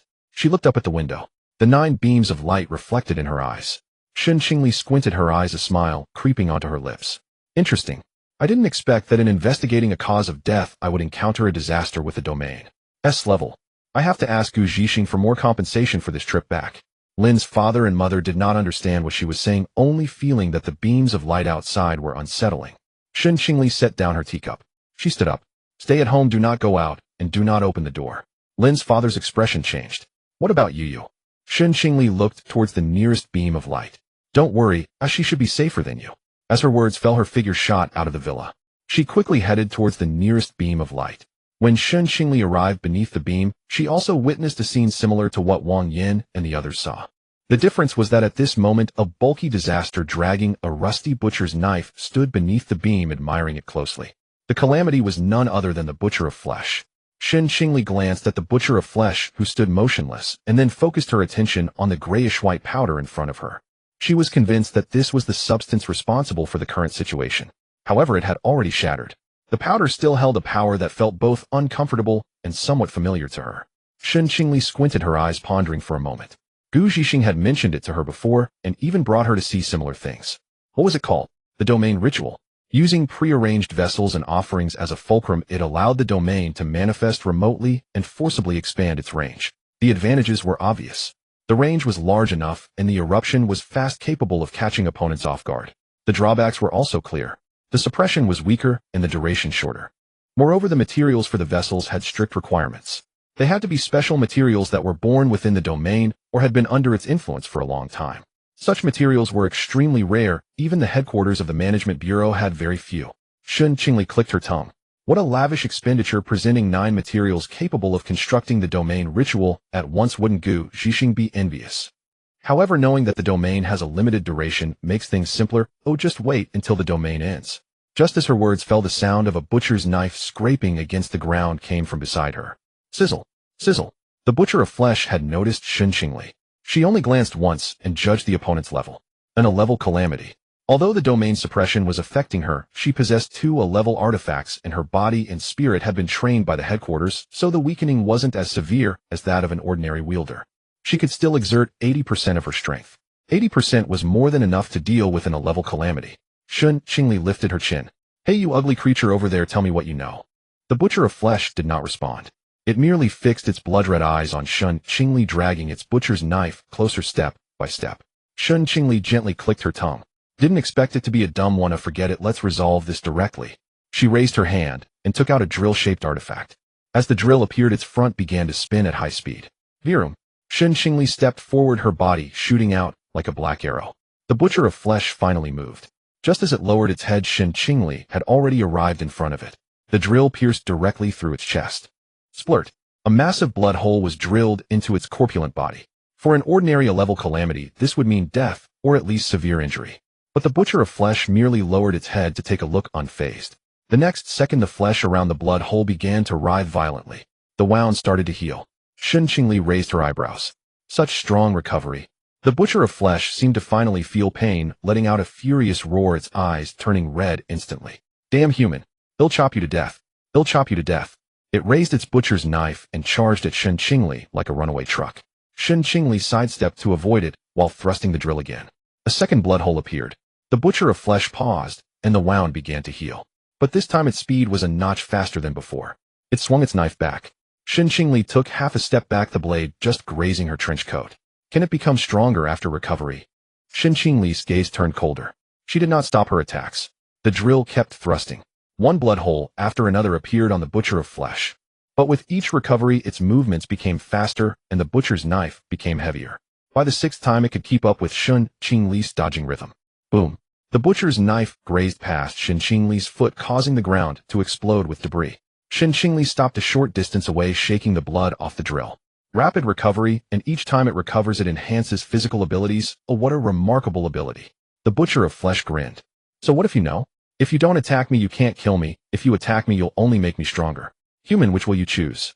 Shen Qingli looked at it, and suddenly smiled. Who told you that I can't kill you? The butcher of flesh froze. Shen Qingli put away the drill and took out the gray pillow-shaped artifact. This artifact appeared very ordinary, but the moment it showed up, the butcher of flesh's eyelids began to droop. It let out a roar, trying to charge over. But just as it took a step, its body felt as if all strength had been drained away. Drowsiness surged into its mind like a tide. Sleep now, Shen Qingli said indifferently, ugly creature. The butcher of flesh collapsed to the ground. When it opened its eyes again, it found itself in a twisted dream. There were no beams of light around. No ground. Only countless gray doors suspended in the air. Shen Qingli stood in front of the topmost door looking down at it. Welcome to my dream. Oh, by the way, if you die in the dream, your physical body will also perish. The butcher of flesh roared and swung its knife. But just as the knife came down, it turned into a ball of cotton. You still want to defeat me in my dream? Shen Qingli laughed, raising her hand. Countless drills flew out from behind the door, piercing the butcher of flesh like raindrops. This time the butcher of flesh's formidable recovery ability was of no use. It fell directly. Shen Qingli walked up to it. What a pity. If Gu Zhixing saw you, he would probably like you a lot. After all, such a strong recovery ability would be useful for him for a long time. With that, she snapped her fingers. The butcher of flesh's body was instantly swallowed by the gray door. The dream shattered. In reality, Shen Qingli opened her eyes. The butcher of flesh was still lying on the ground, its breath completely gone. The rusty butcher's knife slipped from its hand, turning into an artifact exuding the aura of calamity. Shen Qingli bent down to pick it up and slung it over her shoulder. She took out her phone to check. There was no signal. The top right corner of the screen was completely clean, not even a single bar. Shen Qingli put away her phone and looked in the direction of the Jiangdong Management Bureau. Let's head to the Management Bureau first. This kind of large-scale domain would waste too much time in solitary battles. After saying that, she dragged the rusty butcher's knife and turned to leave the light column. Meanwhile, on the other side, Wang Yin and Lin Yuyu were heading towards the Management Bureau. The road was filled with halted vehicles and chaotic crowds. Wang Yin, through observation and reading the Blevel Artifact Class Leader's Manual that could record rule changes, had already grasped the basic rules of the domain enveloping the entire Jiangdong city. First, the voice transmitted in one's mind could not be responded to. As long as one responded, they would gradually become a follower of the faceless god. Second, one could not see their own face by any means. Selfies, reflections in car windows, glass storefronts, or reflections on water surfaces were all dangerous. Third, one could not directly look at the faceless outline in the sky. Violating any of these three rules would turn one into a follower of the calamity behind the scenes. The weaker the person, the faster the transformation. Once they became followers, they would attack those around them who had not been converted. Once the subsequent ritual was initiated, these followers would become the sacrificial objects. At that time, the true form of the calamity behind the scenes could truly manifest. Lin Yuyu's scalp tingled as she listened to Wang Yin explain these three rules. Moreover, ordinary people have no idea about the existence of these rules. They will instinctively look at their phones, at car windows, at the sky, and then all turn into followers. Lin Yuyu gritted her teeth. We must restore communication as soon as possible, otherwise relying solely on shouting won't save many people. Wang Yin did not refute. Soon Wang Yin and Lin Yuyu arrived at the entrance of the Management Bureau. However, the scene before them was not optimistic. When Wang Yin and Lin Yuyu arrived at the entrance of the Jiangdong Administration Bureau, the outer disguise of the building had already been torn apart. What once appeared to be an ordinary small villa, the abnormal space house replica, now had cracked walls and an open door. On the ground lay several corpses clad in the uniforms of the Administration Bureau alongside numerous bodies of calamities. The stench of blood assaulted their senses. Clearly, this place had just undergone a fierce battle. However, the victors were not from the Jiangdong Administration Bureau. Lin Yuyu's face turned pale. How could this happen? The calamities actually breached the Administration Bureau. In her mind, the Jiangdong Administration Bureau was considered the safest place in Jiangdong City. Yet now even the safest place had been invaded by calamities. This was more distressing than the chaos on the road. It represented that Jiangdong had completely spiraled out of control. Wang Yin signaled Lin Yuyu to remain calm. It hasn't been breached yet. Compared to Lin Yuyu, who was feeling dizzy, Wang Yin, equipped with a system radar, could see clearly. There were still many owner-possessed anomalies inside the building. The sheer number of them could not all belong to the calamities. This meant that there were still people inside resisting.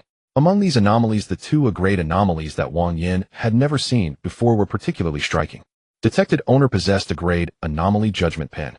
Detected owner-possessed grade anomaly blood chain. Wang Yin's gaze shifted. Wang Likun had previously mentioned that the Jiangdong Administration Bureau currently had no true grade wielders. Thus, the holders of these two grade anomalies could only be calamities.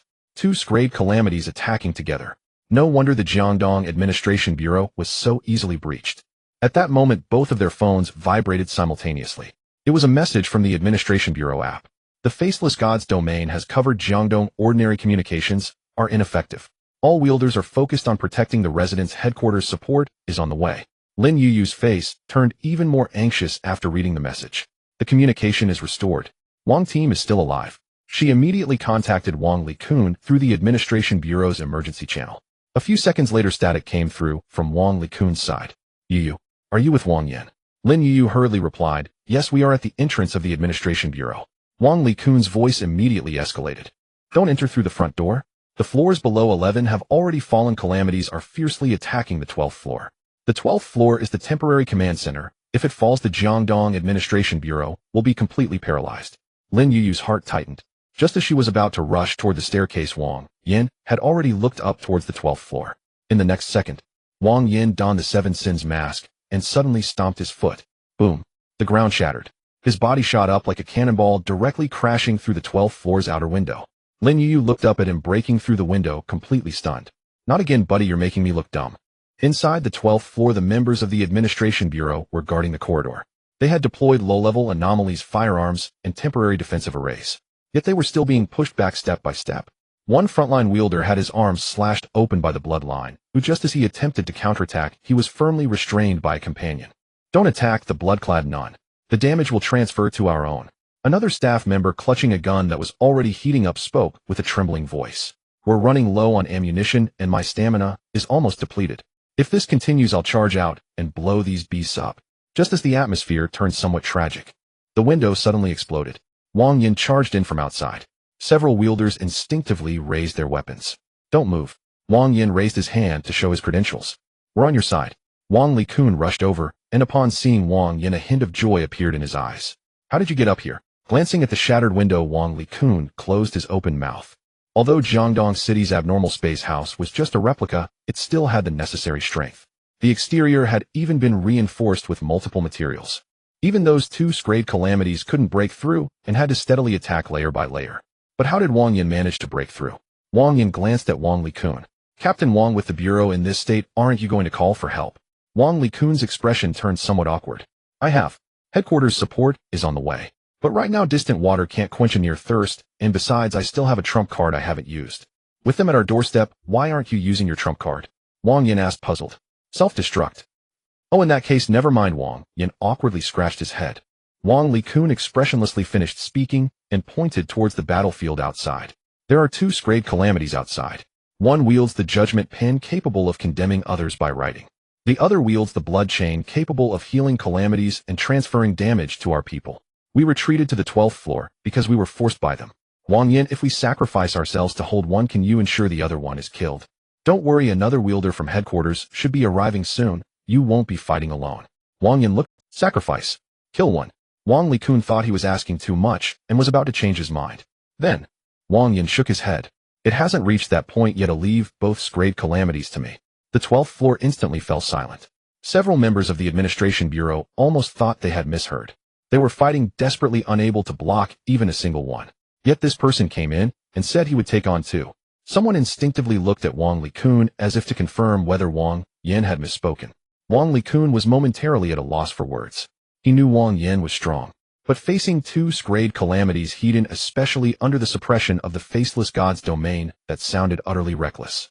Wang Likun was stunned. Are you sure? Wang Yin did not answer again. The facts would speak for themselves. He turned and charged out of the defense line. Outside, the calamities were fiercely attacking the fortified door of the corridor.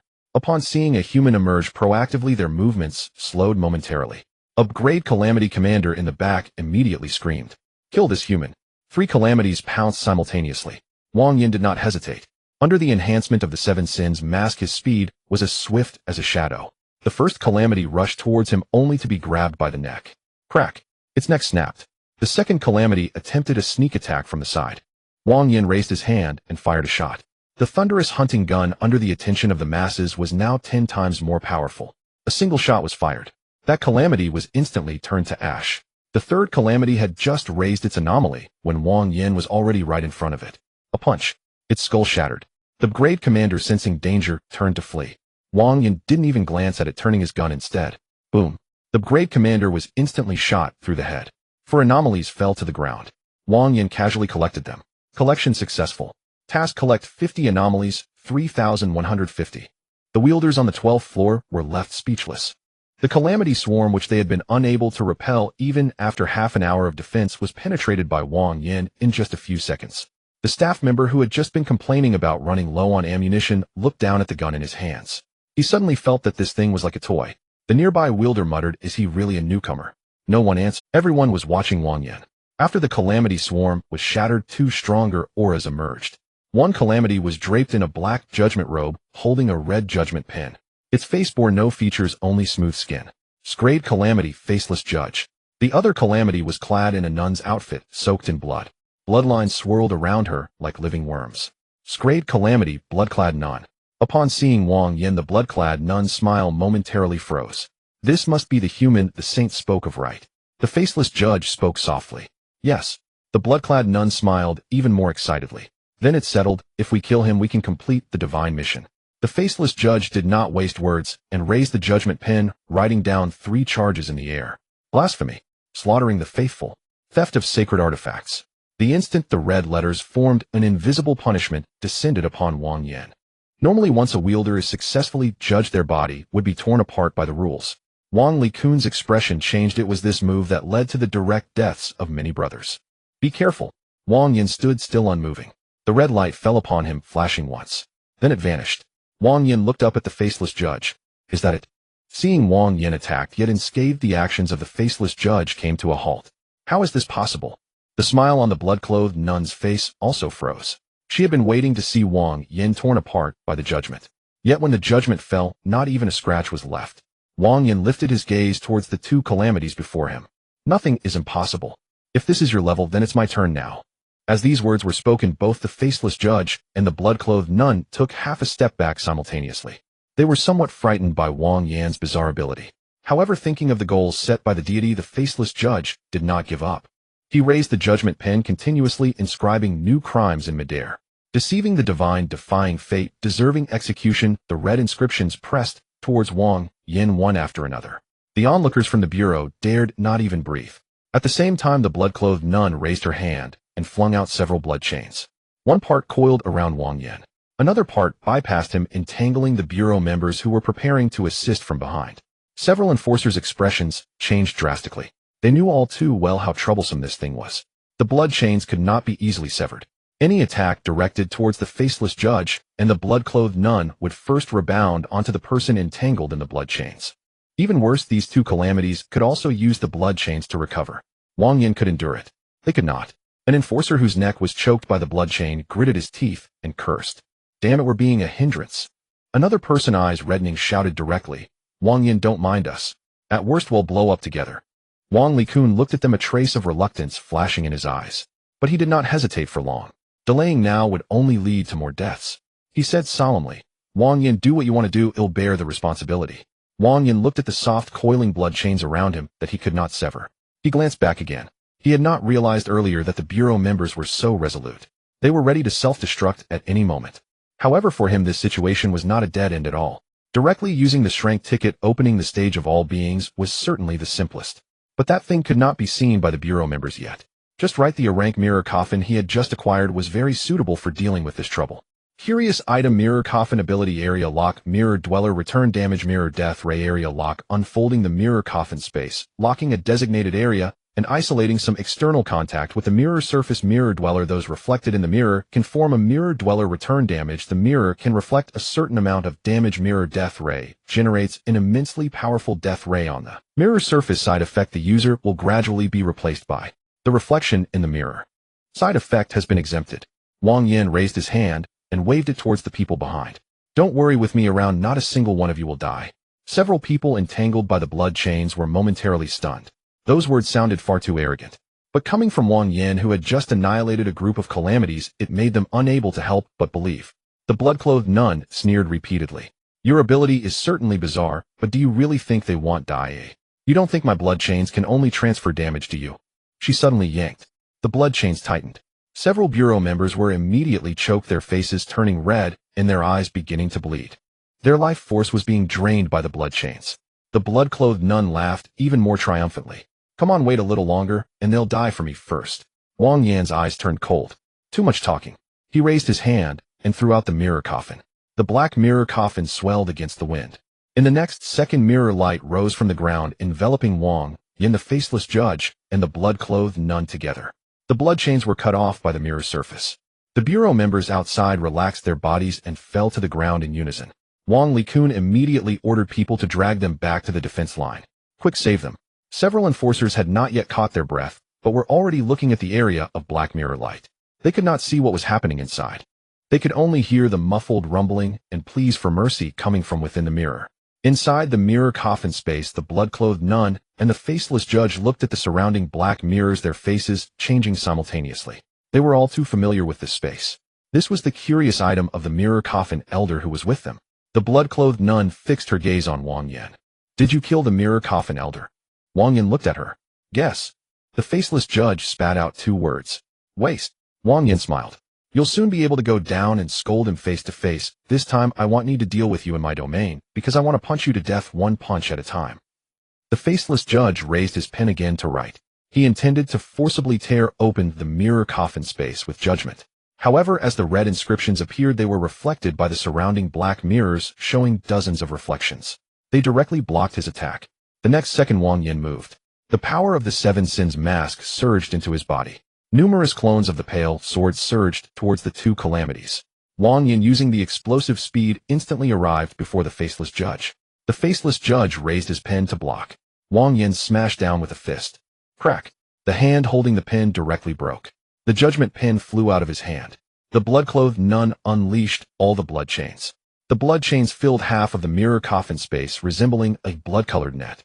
Wang Yan did not evade. He merely uttered a word. Yikes! The Shrank Curious Items Viewer Privilege Disruption activated. Disruption interrupt the target's rhythm, causing their actions to be momentarily hindered and lowering their state. The blood-clothed nun's movements completely froze her face, displaying a horrified expression. The blood chain net that was originally aimed at Wang Yan lost control, stagnating in midair, unable to move. Do you want to die that badly? Boom. The thunderous explosion erupted. The blood-clothed nun was directly shattered. Her bloodlines frantically twisted. Boom. The thunderous explosion erupted. The blood-clothed nun was directly shattered. Her bloodlines frantically twisted, rapidly repairing her body. But Wang Yan would not give her that chance. The boiling stone caused the blood-clothed nun's blood to boil, emitting heart-wrenching screams. Damn it! Damn it! At the same time, Wang Yan injected 300 points of original sin into the 7 sins mask. The flames of the sin of wrath ignited on the blood-clothed nun in mere seconds. The heart-wrenching screams ceased. The blood-clothed nun had already been burned to a crisp, dead beyond resurrection. The faceless judge, who was being pressured and beaten by the mirror dwellers, and the pale clone, witnessed his companion's death. As if going mad, he relentlessly attacked Wang Yan. Wang Yan said nothing, directly teleporting to step on his face. He punched the faceless judge repeatedly. 10 seconds later, the faceless judge was beaten to a pulp, breathless. Detected unowned or rank curious item judgment pen collection condition. Write a complete judgment using the judgment pen and wait for the judgment to dissipate. Naturally detected unowned or rank curious item blood chains collection condition. Touch the blood chains with one's own blood and wait for the blood to be absorbed. He picked up the curious items dropped by the 2 calamities. Wang Yan executed the collection conditions as required, quickly meeting the requirements. Collection 6. Curious item usage side effects have been exempted. Task: collect 50 curious items. 3250. The black mirror coffin closed up. The people outside finally saw the situation inside. The bodies of the faceless judge and the blood-clothed nun lay on the ground, utterly unrecognizable. The battlefield outside the 12th layer fell silent for a moment. Then cheers erupted from the bureau's side. They're dead. Those 2 Shrank calamities are dead. Wang Yan killed both Shranks by himself. It was like a god descending. Someone shouted, and only then realized their voice was trembling. They had almost been pierced through by these 2 calamities. Yet Wang Yan had locked them in the mirror coffin space, and when he emerged, the 2 Shranks were gone. Wang Likun's gaze towards Wang Yan changed. He knew Wang Yan was strong, but this was a bit outrageous. With the loss of their leading Shrank, the calamities instantly crumbled. Some wanted to flee. Some wanted to kneel and pray. Others wanted to take advantage of the chaos to snatch the curious items on the ground. Wang Yan raised the thunderous gun, quickly resolving the most threatening calamities. The pale clone simultaneously charged out, slashing down several calamities fleeing with curious items. For curious items were casually collected by him. Collection successful. Task: collect 50 curious items. 3650. Upon seeing the progress change, Wang Yin came to a stop. He did not continue the pursuit. The minions could be dealt with slowly. The real danger was the sacrificial ritual. If the ritual were completed and the calamity behind the scenes appeared in Jiangdong City, then killing as many calamities as possible would be meaningless. Wang Likun had just relaxed after seeing the calamities retreat when his phone suddenly vibrated. This was a specially made communication device from headquarters. After reading the message, his expression instantly darkened. Rescue personnel are being held back. Estimated breakout time half an hour. Upon seeing the message sent from headquarters, Wang Likun tightened his fingers. As expected, the calamity had been preparing its plan for months, and it could not possibly have arranged only these measures within Jiangdong City. Surely there were other calamities arranged outside to obstruct the rescue. After hearing his account, headquarters would definitely take it very seriously and send powerful reinforcements. There might even be an anomalous object holder involved.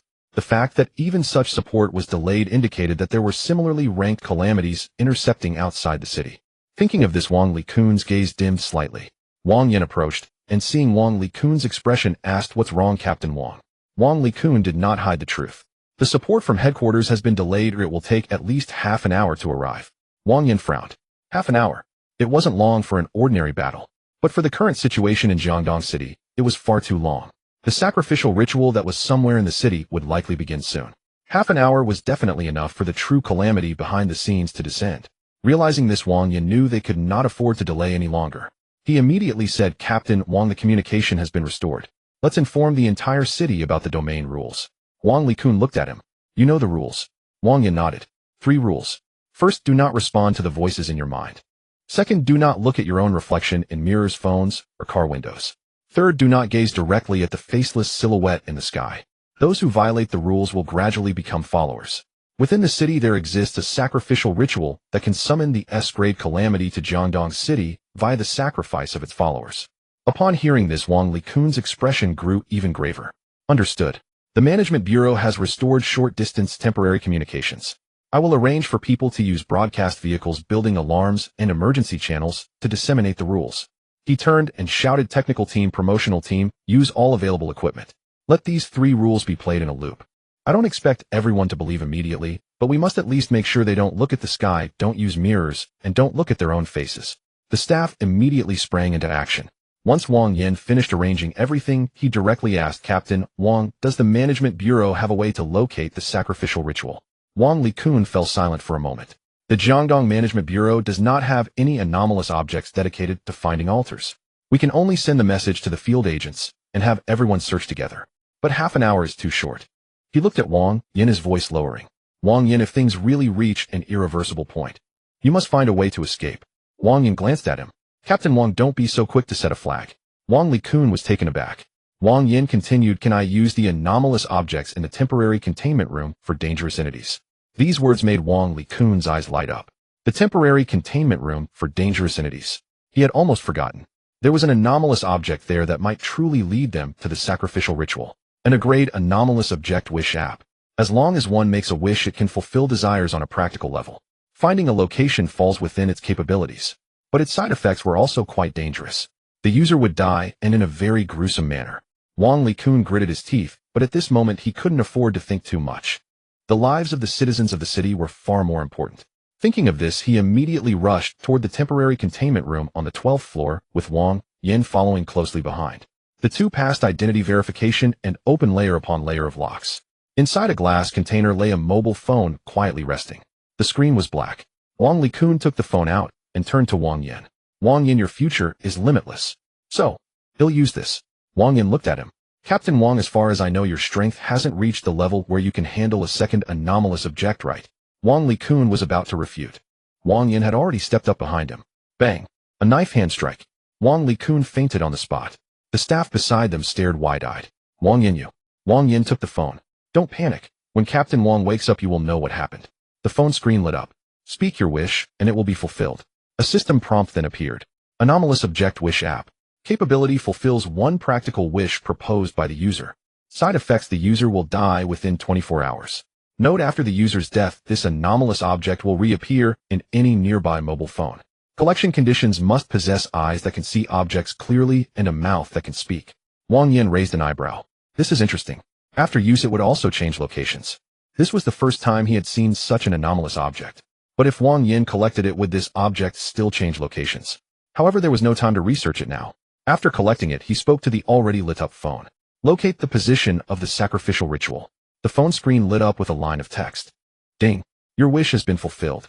The next moment, a strange wind blew from the end of the corridor. A paper map was swept up by the wind and landed at Wang Yan's feet. Wang Yin bent down to pick it up. On the map, a location was circled in red. Jiangdong, Old Subway Terminus. At the same time, the phone screen turned blood red. Death countdown 235959. Wang Yin glanced at it briefly. The screen suddenly flickered. Error. Rule conflict detected. Death determination failed. Error. Error. A few seconds later, the phone screen went dark. The death countdown disappeared. The Wish app also ceased to respond. Wang Yin pressed a few times, but received no response. He couldn't help but chuckle. Why do I feel like I crashed? The staff looked at him with expressions as if they had seen a ghost. Others used this thing at the cost of their lives for wishes. Wang Yin used it and not only didn't die, but also caused the app to crash. This thing had now lost its response. He would research it later. More importantly, the location had been obtained. This thing had now lost its response. He would research it later. More importantly, the location had been obtained. He still had a chance to stop the calamity from descending. Thinking this, Wang Yin turned and rushed out of the containment room. As soon as he reached the corridor, he bumped into Lin Yuyu, who was standing beside a woman in a black trench coat. It was Shen Qingli. Upon seeing Wang Yin, Lin Yuyu hurriedly asked, "Where are you going?" Wang Yin unfolded the map for her to see, pointing to the location that was circled in red. "There's no time to explain, follow me." Lin Yuyu did not hesitate and immediately followed. Shen Qingli watched Wang Yan's back, her brows slightly raised. She had wanted to ask a few more questions. But upon seeing the red circle on the map and Wang Yan's demeanor that indicated he wasn't going to explain, she merely smiled. She quickly followed suit. The three rushed out of the management bureau. The ordinary roads were already blocked by numerous abandoned vehicles. Wang Yin led the two directly into the nearest subway entrance. The three raced along the subway tracks. The closer they got to the old subway terminus, the lower the visibility in the air became. Fine blood-colored symbols began to appear on the ground. In the distance, faint whispers of prayers could be heard. Master of the Faceless. Lin Yuyu's expression darkened. "It's right ahead." Wang Yin nodded. He stopped behind a broken support pillar and looked ahead.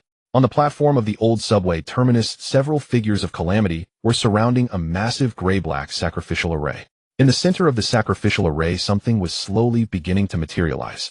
It brought with it an immense pressure. Just sensing that aura made Lin Yuyu break into a cold sweat. What is that thing?" Before Wang Yin could speak, Shen Qingli explained first, a calamity that can destroy Jiangdong City.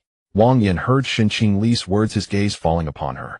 This woman could assess the level of the object at the center of the sacrificial array at a glance, and she spoke of domain suppression, clearly not an ordinary artifact wielder. Not wanting to beat around the bush, Shen Qingli met Wang Yan's gaze. "I am Shen Qingli, sent by the headquarters." Wang Yin raised an eyebrow.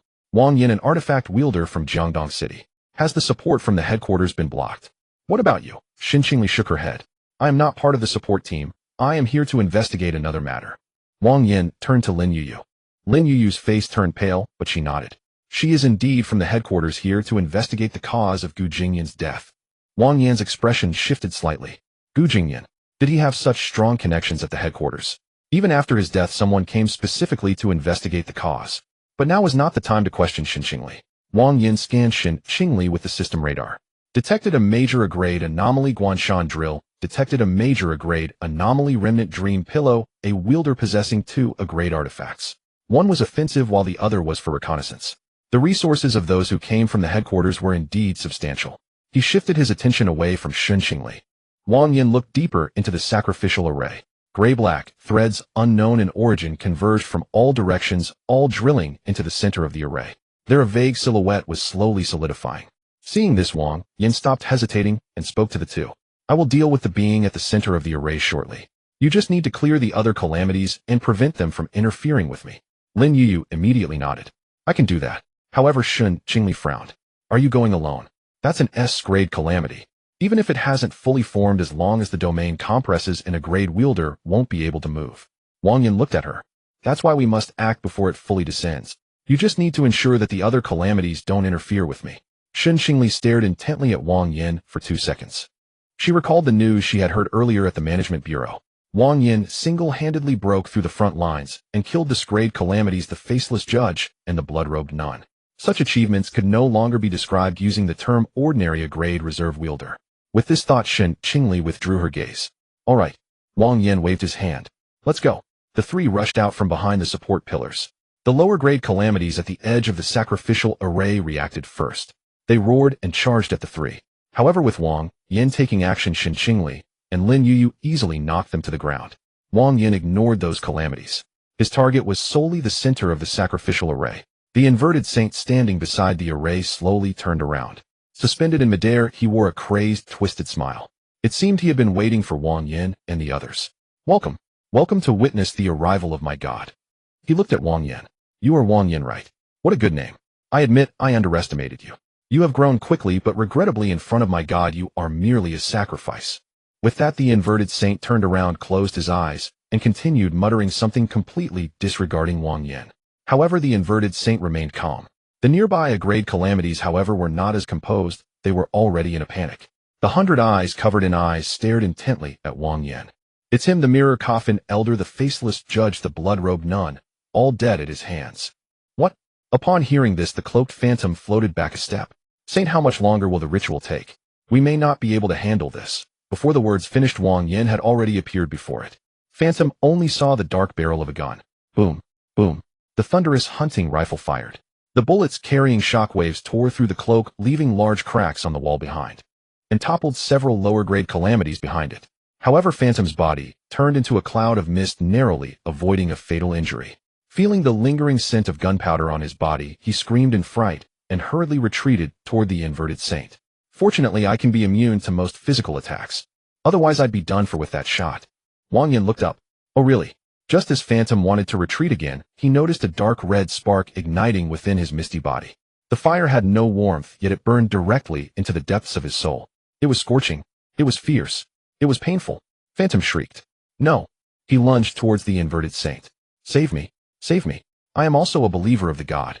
The inverted saint, who had been focused on presiding over the sacrificial array, changed his expression and immediately retreated. He had endured this kind of fire before. He knew all too well how troublesome it was. He didn't want to get involved with it. Seeing him back away, Phantom's voice became distorted. Why are you retreating? Didn't you say that the god would protect us? Damn it. Saint, you won't have a good end. The inverted saint did not respond. He simply watched as the dark red flames consumed Phantom. The inverted saint looked at Wang Yin, the madness in his eyes overpowering his fear. We can't wait any longer. With that, his figure had already appeared behind the trembling 100 eyes. 100 eyes sensed the inverted saint appearing behind him and shrank back in fear. He had a very bad premonition. No, Saint, don't do this. Ignoring 100 eyes, please for mercy, the inverted saint continued. 100 eyes, my god will remember your contributions.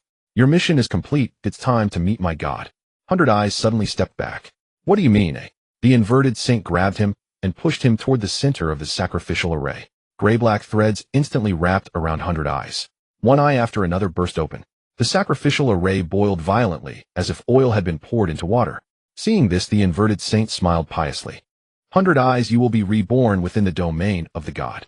With those words, the originally illusory figure at the center instantly solidified a little. It was a tall, faceless figure. He wore gray-white robes resembling sacred garments with a broken halo above his head and a glowing circle slowly rotating behind him. He had no facial features, yet everyone could feel that he was looking down upon them. The inverted saint immediately knelt on the ground. Honorable faceless lord, your servant is useless, allowing a mere human ant to reach before the sacrificial array. Please bestow your majesty and crush him. The faceless figure lowered his head. His voice echoed in everyone's mind simultaneously. Trash. The inverted saint trembled but did not dare to refute. The faceless figure raised his hand. Such a trivial matter requires me to intervene and exert my power in advance. In the next moment, the body of the inverted saint exploded, resurrecting within the body of a fanatic. God, please forgive me. Arriving early means only 50 of my power can be exerted, but that's enough. The faceless figure snorted coldly, no longer paying attention to the inverted saint. He opened his hand. His domain instantly expanded. This time the domain was not the weakened field that covered the entire Jiangdong. As the domain unfolded, Lin Yuyu's body suddenly sank. She felt as if she were being pressed into a quagmire, making even raising her hand difficult. The power of the perception doll also quickly fell silent under this domain, leaving only a faint instinctive response to maintain her body. Shen Qingli fared a bit better, yet could only grit her teeth to stand firm. The fluctuations from the Guanshan drill and the remnant dream pillow were forcefully suppressed to merely 30. Her complexion turned ugly for the first time. Is this the S-grade domain? The gap is so vast, what's the point of playing around? But in the next moment, Qingli looked at Wang Yin, her pupils suddenly contracting. Wang Yin was actually still standing. It was as if he was unaffected. He faced the faceless projection directly, and although the corners of his clothes were being whipped by the domain, his steps did not retreat a single bit. Qingli's gaze was filled with disbelief. How is this possible? Confronting the domain, he can still remain unaffected. Of course, Wang Yin was not as relaxed as her. He could feel an immense pressure weighing down on him. This was the strongest enemy he had encountered so far. If he made even a single mistake in his response, he would be severely injured. The system radar prompt popped up at this moment. Detected a master-level class anomaly faceless divine crown projection cannot be collected. Wang Yan's eyes narrowed. Indeed, this was not the true form of the behind the scenes calamity. It was merely a projection cast down through its class artifact and a sacrificial array. Yet, even as a projection, it had already immobilized Lin Yuyu and Qingli to the point where they could hardly move. There were also lower-level calamities approaching from around them. If this continued, they would eventually be dragged to their doom. Seeing this, Wang Yin no longer hesitated and raised his hand to throw out the mirror coffin. The black mirror coffin expanded against the wind. At the same time, an old theater ticket flipped gently between his fingers. The red theater stage's phantom just appeared when it was covered by the rising black mirror light. Outside, people only saw the mirror coffin descend. They were unaware of anything else. With the falling of the mirror coffin, the pressure on Lin Yuyu and Qingli suddenly lightened. Although it was still uncomfortable, at least they could move. Qingli immediately reacted. The mirror coffin has separated the domains. No, it has merely weakened the influence. But it's enough. She turned to look at the calamities rushing in from all sides. Let's clear these calamities first.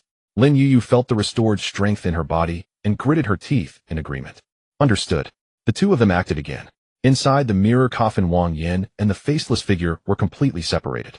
The faceless figure gazed at the surrounding black mirrors, its voice devoid of fluctuation. Is this the old man's thing from the mirror coffin? Did he also die at your hands?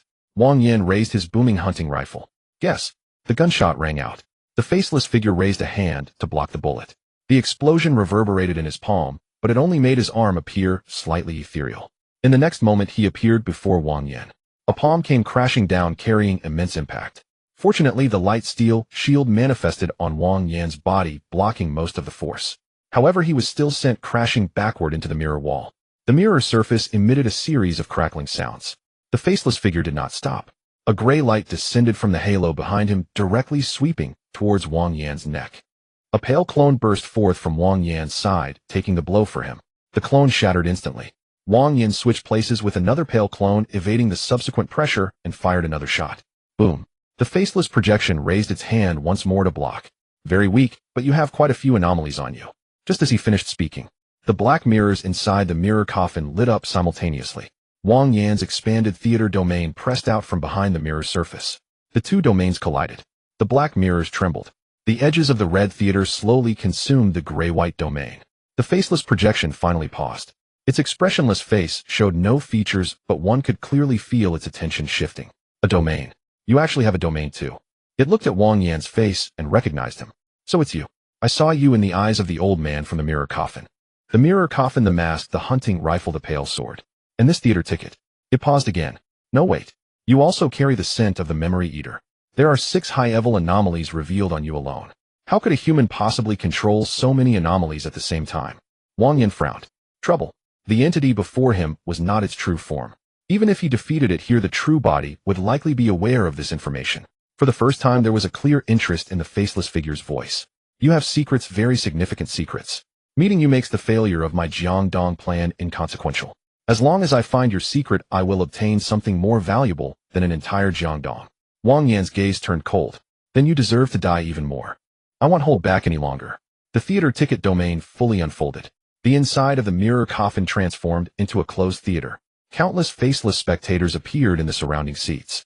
They had no features, yet all looked towards the faceless projection simultaneously. Echoing response activated.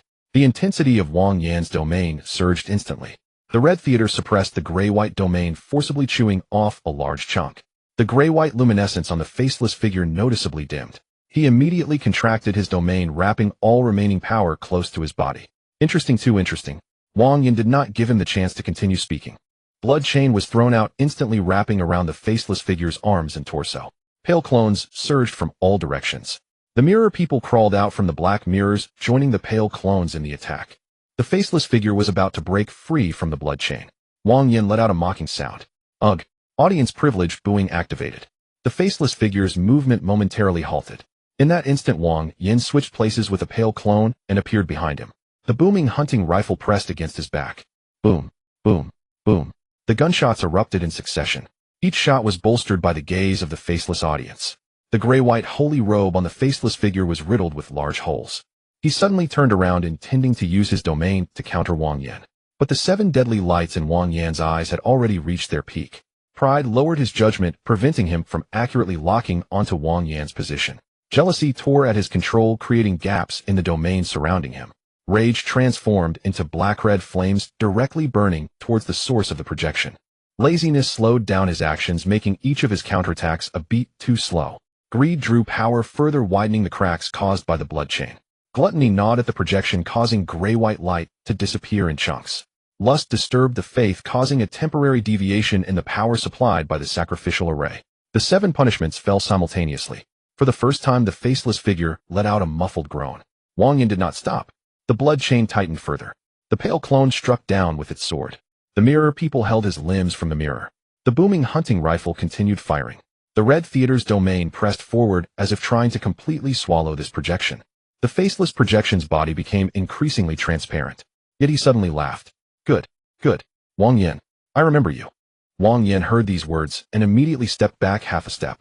Audience privilege applause activated. The faceless spectators all looked up. A surge of power flowed back into Wang Yan's body, quickly alleviating some of his fatigue. He was preparing to strike again when the faceless figure had already become nearly transparent. The gray-white light crown on him shattered into several pieces. The halo behind him was reduced to a faint trace. Don't die before I truly find you. Your secret belongs to me. Wang Yin pulled the trigger. The last shot pierced through his chest. The faceless figure completely dispersed. The gray-white domain subsequently collapsed. A piercing sound of rupture echoed within the sacrificial array. Wang Yin did not show any signs of relief. Because he knew that what had just been shattered was merely a projection. The true body was still somewhere. What was more troublesome was that the opponent had already set its sights on him. Wang Yin put away the theater ticket, making the red theater phantom disappear into the depths of the mirror light. Then he removed the mirror coffin. The sounds from the outside world surged in all at once. The platform was now littered with the corpses of Calamities. Lin Yu leaned against a broken stone pillar, gasping for air. Shen Xingli's broken mountain drill was still spinning slowly, and her black cloak had several new rips. Behind them, a few supporters from the Jiangdong Management Bureau had just arrived. Wang Lekun was among them. His complexion was still somewhat pale, clearly having just woken up from a fainting spell, and rushed over. Everyone fell silent for a moment when they saw Wang Yin emerge unscathed. The next moment, the long-restrained cheers erupted. He came out. Wang Yin came out. The domain's suppression has vanished. That thing has been dealt with by him. A member of the Management Bureau's legs gave way, and he sat directly on the ground, unable to suppress his laughter. The headquarters support hasn't arrived yet. We in Jiangdong held on ourselves. Wang Lekun quickly walked up to Wang Yin and patted him on the shoulder. It's good that you're fine. It's good that you're fine. He actually wanted to ask what had happened inside. But the words were on the tip of his tongue, and he swallowed them back. Now that they were alive, it was already more important than any explanation. Lin Yu also walked over.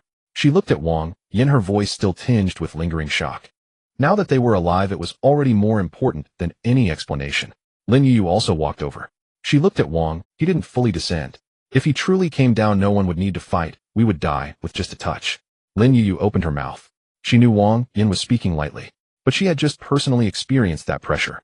Even if it was just a projection that hadn't fully descended, it was enough to crush a normal A-class artifact wielder. The fact that Wang Yin could walk out alive from the mirror coffin was already absurd. Not to mention that he had actually shattered that projection. Shen Xingli put away the broken mountain drill and walked up to Wang Yin. Her gaze was much more serious than before. You're very strong. Strong enough that it seems impossible for someone from Jiangdong to produce such a person. Lin Yu instinctively frowned. Shen Xingli did not continue to probe, but simply said, this time I owe you a life. If you hadn't blocked that thing inside, and Lin Yu would have lasted at most a minute. Let's not rush to say these things. Wang Yin waved his hand. He scanned the battlefield full of corpses. Where is the inverted saint? As soon as he said this, Lin Yu's expression also changed. She had been clearing out the surrounding calamities and had no energy to keep an eye on the inverted saint. Shen Xingli said in a low voice it escaped. Ran away. Wang Yin raised his eyebrows slightly upon hearing Shen Xingli's words. Shen Xingli nodded and continued, after you and that thing entered the mirror coffin, the upside-down saint, and another calamity, using a flute, entangled me. After I killed the calamity with the flute, the surrounding domain's suppression began to weaken. The upside-down saint sensed something was wrong, and directly snapped his own neck, disappearing without a trace. According to your data, it should be the fanatic hidden somewhere who has been resurrected. Wang Yin sighed, feeling that the fates of the upside-down saint were indeed quite fortunate. During the incident at the auditorium, a pale mask saved his life. This time, if it were not for the faceless shadow holding Wang Yin back. Wang Yin's first action was to snap his neck. However, the ritual array had already been broken, and the faceless shadow was also dispersed. Jiang Dong did not fall into the worst outcome of citywide death this time. Now the escape of an upside-down saint was a trivial matter. Besides, Wang Yin did not take the escaped upside-down saint to heart. It was merely an A-level calamity with no combat capability. With his current domain activated, he could easily crush it like an ant. Thinking of this, Wang Yin quickly withdrew his gaze and turned to Wang Li-kun. Captain Wang, I leave the remaining cleanup work to you. I am starving and need to get something to eat to replenish myself. Wang Li-kun nodded and said, all right, go ahead. You consumed the most energy tonight. Make sure to rest well. Wang Yin responded with a hum and turned to walk toward the exit. Lin Yu looked around the scene. The residual calamities were being handled by the Bureau. The remains of the ritual array were taken over by Wang Li-kun. She felt she could not offer much help by staying behind. So she quickly followed Wang Yin. Shen Qingli's purpose was originally to ask Lin Yu about Qingfeng Mountain, so she left with them. The three of them walked back up the subway passage. The closer they got to the surface, the lighter the suffocating feeling pressing down on their hearts became. By the time they exited the subway station, the sky over Jiangdong City had already brightened.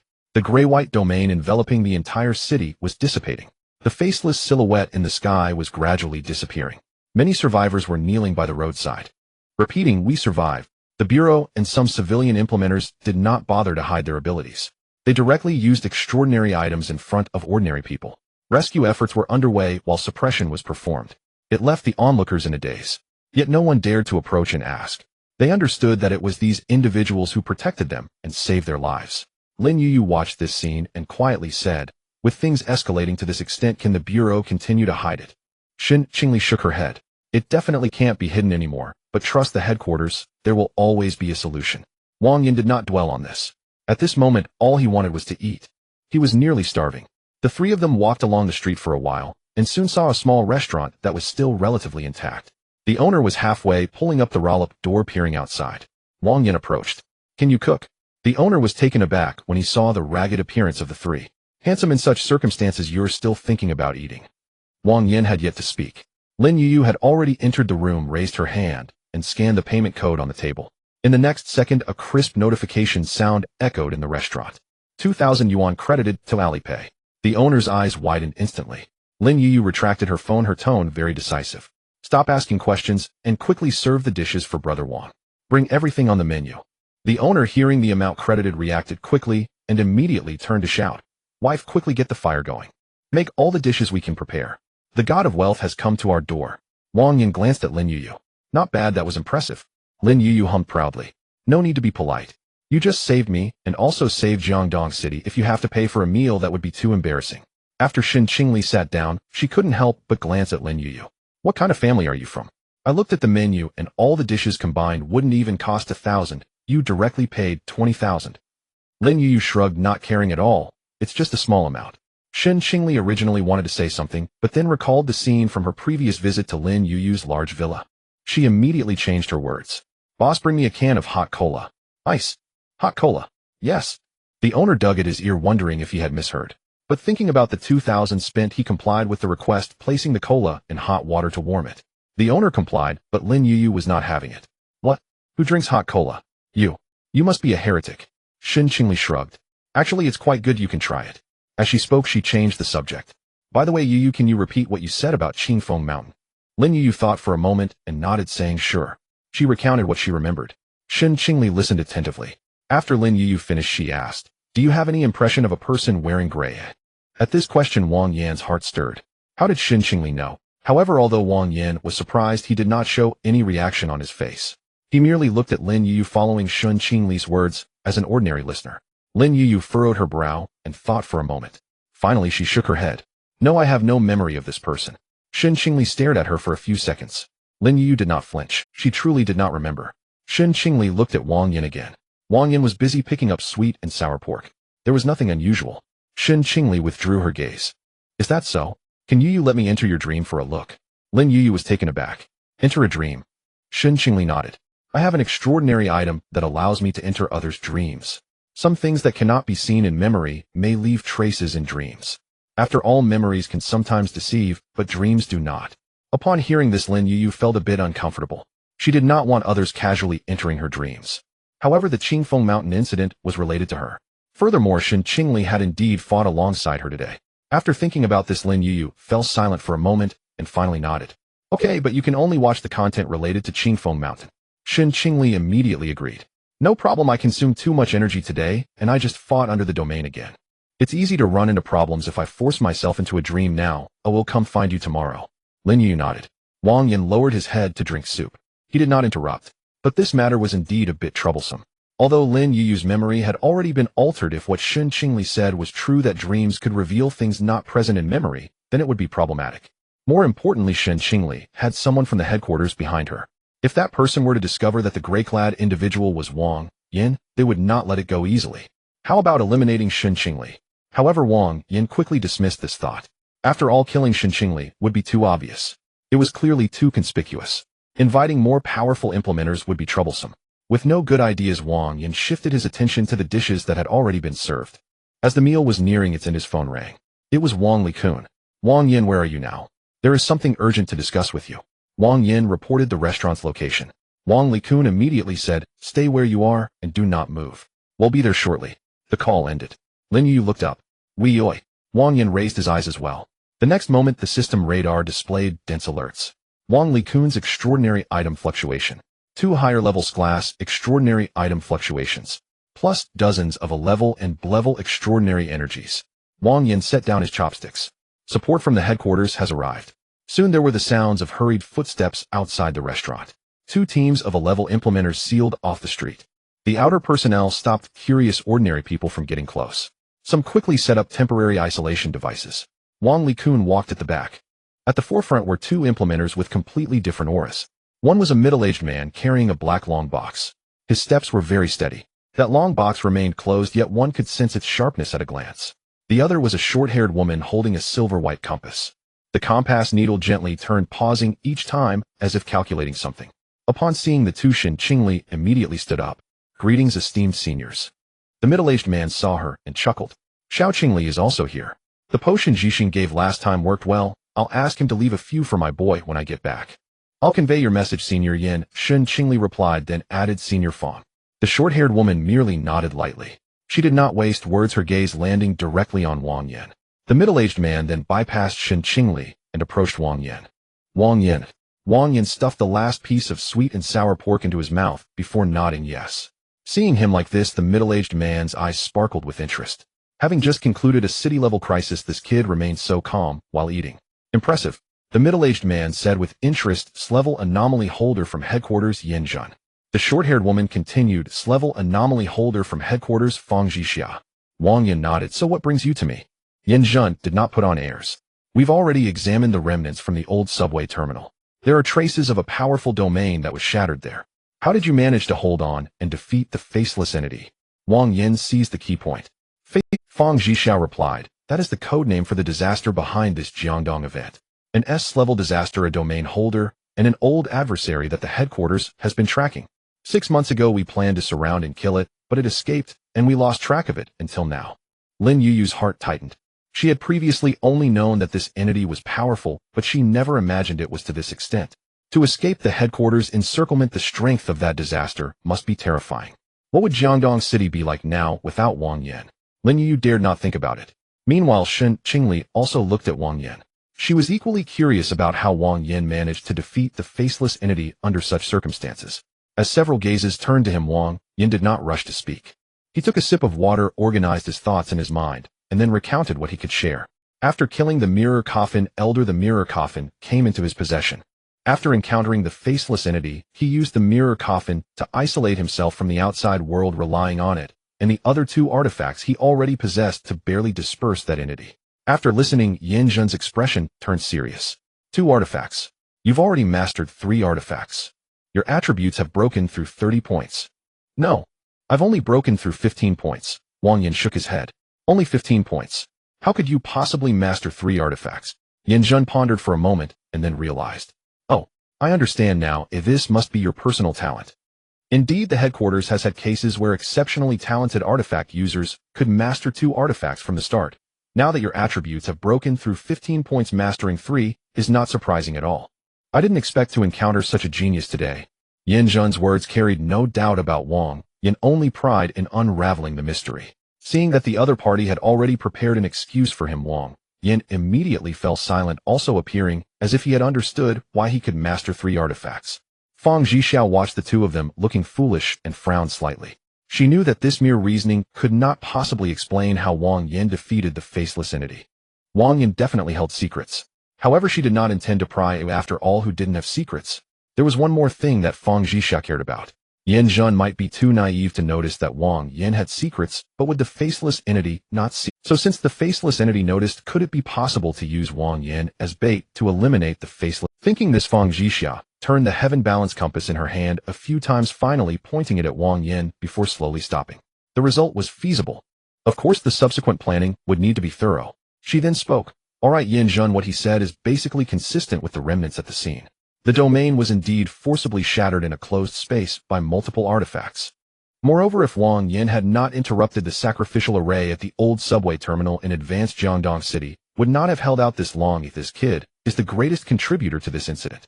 Upon hearing this, Yinjun nodded and looked at Wang Yin again. Kid, in any case, you saved the lives of millions of citizens in Jiangdong City this time. If you hadn't dispersed the faceless entity, and if it had dragged on for another 10 minutes or so until the faceless entity's true form descended, Jiangdong City would have been lost. Wang Lekun, standing beside him, couldn't help but clench his fists. He understood the weight of these words better than anyone. Headquarters support had been delayed. The Jiangdong Management Bureau was almost breached. If it weren't for Wang Yin, they would have probably perished in the belly of the disaster. After Yinjun finished speaking, he took out a device. This Jiangdong incident is rated as an S-level city-destroying event. According to regulations, Wang Yin, your artifact user level will be upgraded from a level provisional to S-level provisional. Of course, the specific documentation and permissions still need to go through the process. I can only elevate your artifact user level for now.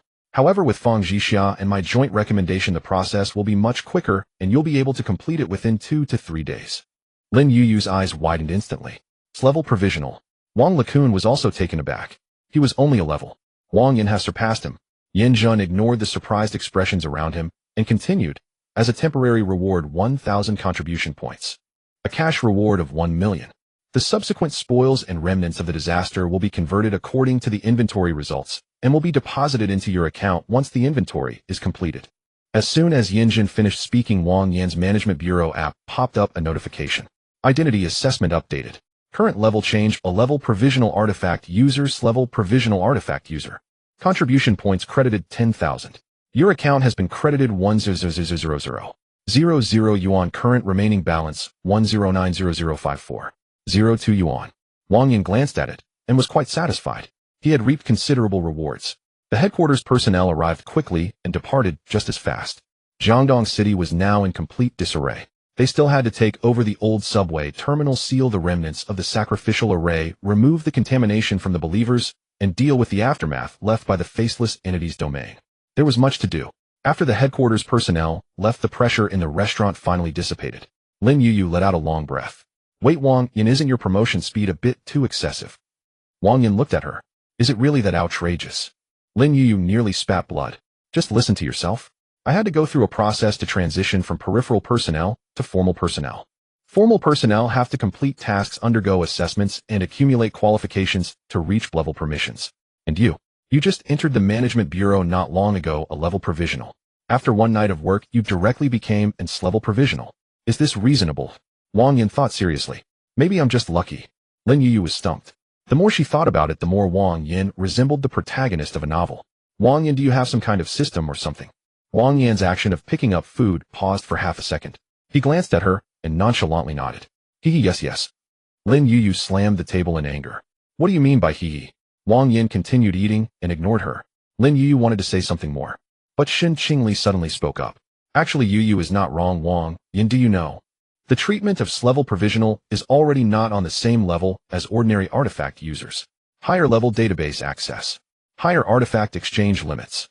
priority for rare potions and training resources, exemptions for dangerous area operations, special dispatch qualifications, exclusive quotas for safe houses transportation and financial support from headquarters. And there's a key cultivation list. Wang Yin had not initially cared much. These benefits were quite appealing. However, to him, the most important thing was still the artifacts.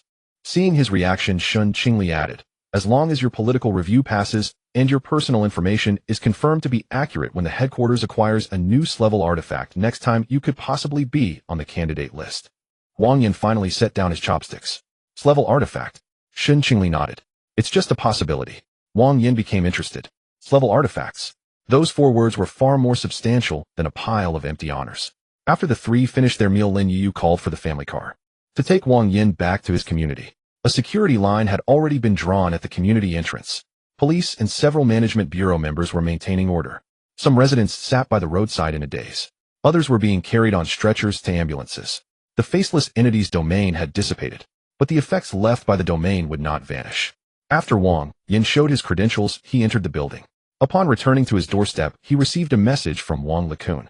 Rest for now, I will need you to submit a detailed report later. Wang Yin raised an eyebrow. This was one downside of working within the system. No matter what you did, you had to submit a report. So Wang Yin decided to delegate this task to his nominal subordinate Lin Yu. After sending the message to Lin Yu, Wang Yin silenced his phone, ignoring the series of greetings she sent. He opened the door.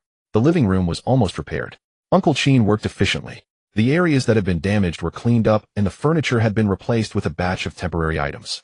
In the corner of the living room was a box. Inside were the 2 F-level artifacts he had previously exchanged with contribution points. One was the purification cup. The other was the stopping chalk.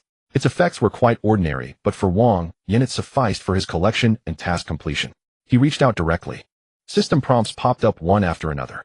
Detected unclaimed F-level artifact purification cup. Would you like to collect it? Detected unclaimed F-level artifact stopping chalk. Would you like to collect it? Wang Yin did not hesitate. Collect. Collection successful. Collection successful. Then he took out the artifact he obtained after killing the phantom, which he had not yet had a chance to collect. Detected unclaimed B-level artifact, Soul Robe. Ability conceals presence, temporarily reduces physical attack impact, and allows for certain range displacement using shadows. Side effects long-term, where will gradually chill the holder's body and dull their emotions. Seeing this effect, Wang Yan's eyes brightened. Stealth. Damage reduction. Shadow displacement. The functions were not overly powerful, but they were perfect for supplementing his mobility and concealment methods. Collect. Collection successful. The next second a system prompt appeared. Task: collect 50 artifacts, 4,050. Wang Yin looked at the number and felt much more comfortable in his heart. He was only 10 items away from the reward for collecting 50 items. This time he received 100 contribution points. Exchanging for 10 grade items should be more than sufficient. Wang Yin washed his face and lay down on the bed. He began to tally his gains this time. The biggest harvest was the devouring of this grade item ticket from the realm of Faceless God. After devouring the opponent's realm, Wang Yin could feel that this grade item ticket had been significantly enhanced. The cooldown time for the ability Outsider to reset after combat was reduced by 20 seconds, from 5 minutes to 4 minutes and 40 seconds. The abilities Spectator Privilege and Call of the Wild also received some enhancement.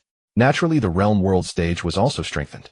Not only did the range of the realm see an increase, but its suppression over other items also grew stronger. Wang Yin estimated that now any item below grade entering the realm of world stage would be utterly suppressed, unable to use even the slightest bit of power.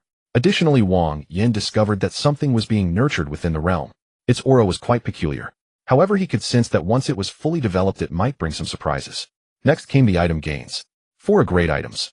Item Mirror Coffin blocks the area, isolates the outside world, and can conceal some of his trump cards. This is quite practical for Wang Yin.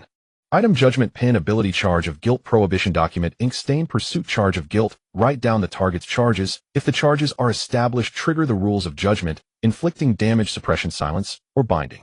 Prohibition Document. Write down a prohibition to restrict the target's actions or abilities. Ink Stain Pursuit. Targets marked by the Judgment Pen find it difficult to conceal their aura for a short time, and even after escaping they will still leave traces of guilt. This item has a fairly comprehensive ability. Wang Yin was particularly interested in the second ability, Prohibition Document. Writing down a prohibition can restrict the target. It's quite a rule-based ability. If used well, it might yield good results. Item Blood Chain Ability Immortality Damage Transfer Blood Debt Recovery Reverse Blood Lifeline Immortality conjures blood-colored chains to bind the target. If the chains are severed, they can restore themselves. Damage transferred during the connection of the blood chain. Most damage can be transferred to the target on the chain. Blood debt recovery extracts the vitality of the bound target to replenish the holder or other targets entangled in the blood chain. Reverse blood lifeline transmits vitality in reverse to keep the target entangled in the blood chain alive. Binding transferring damage, siphoning blood, preserving life. This is a very useful auxiliary item. Moreover, its strength was evident in the old subway terminal.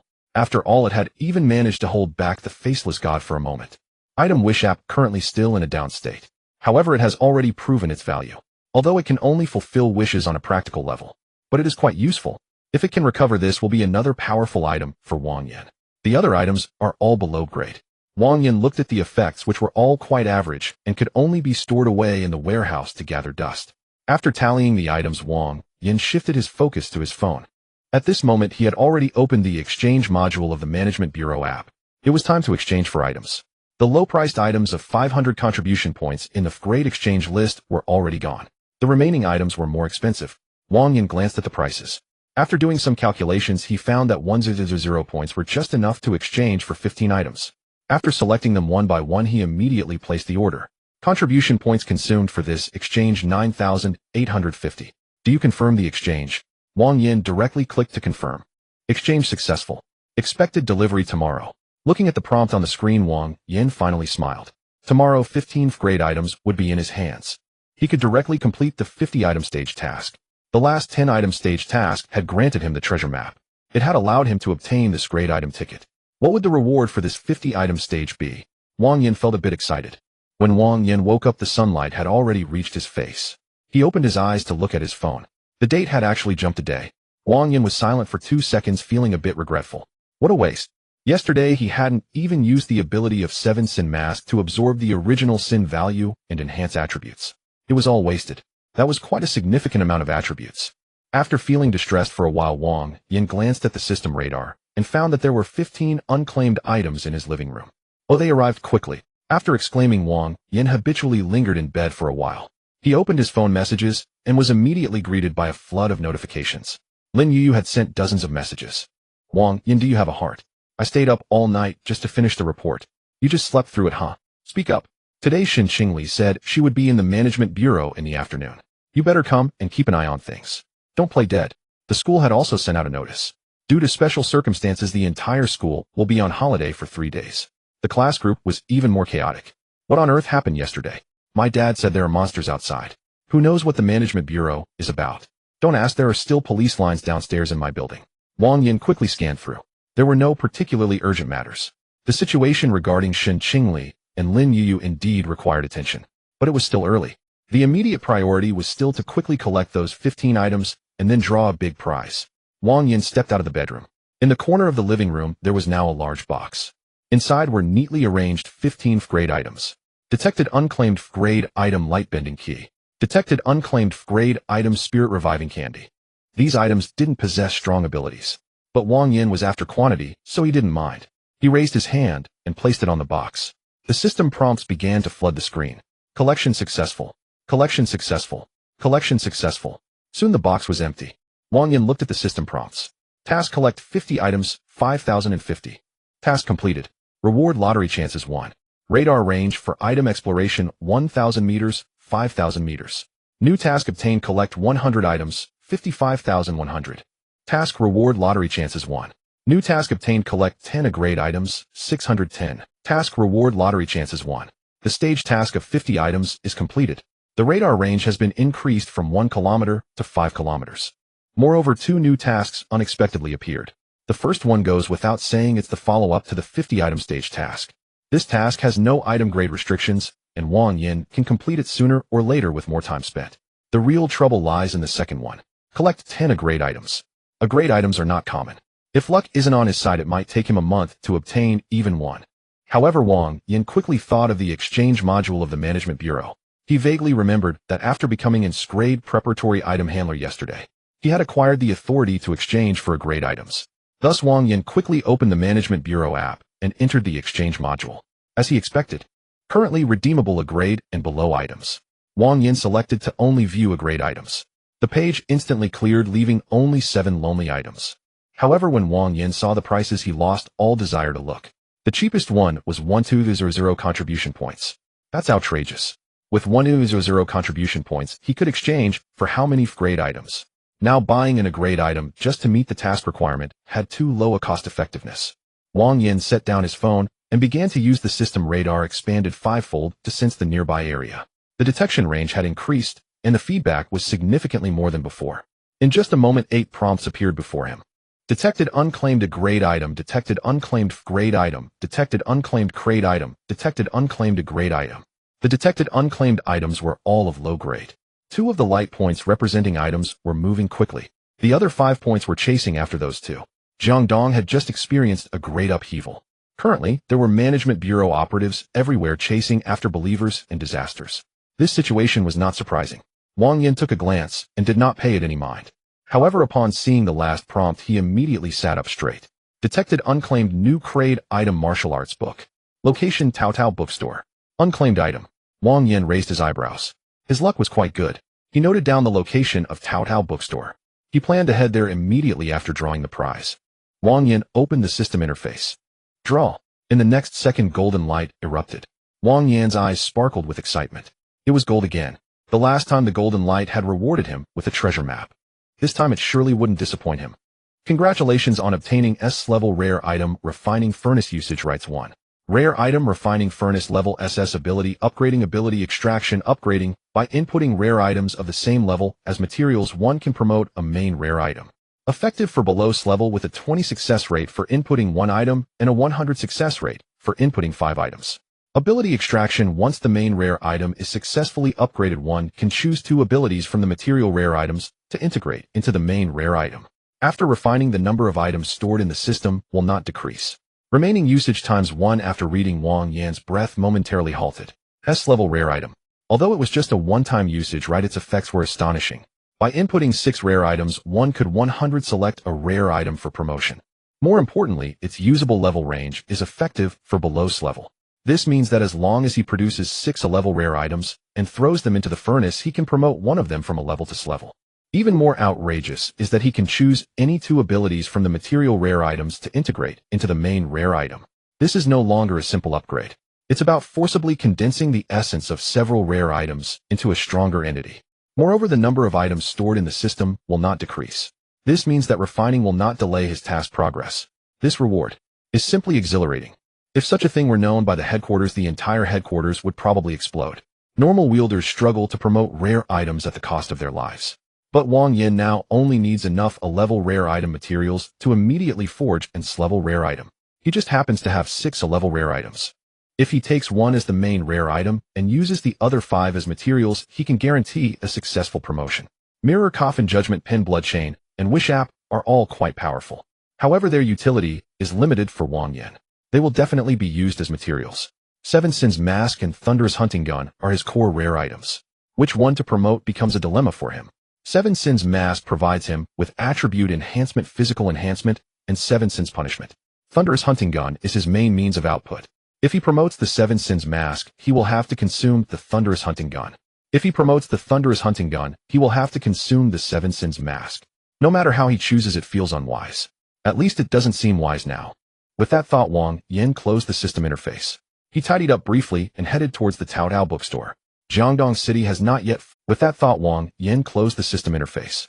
He tidied up briefly and headed towards the Taotao bookstore. Jiangdong City has not yet fully recovered. There were barricades along the roadside. A few management bureau vehicles were still parked at several intersections. Wang Yin didn't waste any time and headed directly to Taotao bookstore. The 5-kilometer radar was still on. The 2 trails with the aura of a main rare item along with 5 other auras were still moving. Wang Yin had no intention of getting involved. But the closer he got to Taotao bookstore, the more he sensed something was off. The 2 light spots were just stopping near his fastest route. If he went straight, he would definitely collide with them. Wang Yin didn't want to stir up trouble. He changed to another street, preparing to go around. But as soon as he changed direction, those light spots seemed to shift with him. It seemed they were heading straight for him. Wang Yin paused for a moment. Troublesome. He quickened his pace, directly shaking off the trailing auras and arriving at Taotao bookstore first. The bookstore's rolling shutter door was half open. The owner was sitting behind the counter scrolling through his phone, his face somewhat pale. Upon seeing Wang Yin enter, the owner instinctively looked up. What do you want? Buying books. Still buying books at this time. I need to buy some materials before the college entrance examination. The college entrance examination, you need to hurry, go ahead. Wang Yin quickly followed the system radar's prompt and walked to the corner bookshelf. He pulled out an old martial arts textbook with a gray cover. Detected unowned clever rare item martial arts book. Wang Yin casually picked up a basic test paper, then settled the bill at the counter. He walked out of the bookstore, then lightly pressed his fingertip on the martial arts book. Would you like to collect? Collect. Collection successful. Usage side effects have been waived. Task: collect 100 rare items, 56,100. Wang Yin was just about to check the abilities of the martial arts book when a phone call came in. It was from Wang Li-kun. Are you awake? Wang Yin replied, awake. Come to the management bureau. Shen Qingli is about to enter Dream Forest, and she needs you by her side to Really, you don't believe me? There are some procedures and information from headquarters that need to be notified to you. Alright, I'll be there soon. Wang Yin hung up the phone and was just about to head to the management bureau when the two light spots detected earlier began to move. One in front and one behind. They charged straight toward his direction. Wang Yin frowned upon seeing this. What the hell? Are those two disasters coming for me? Isn't that just asking for death?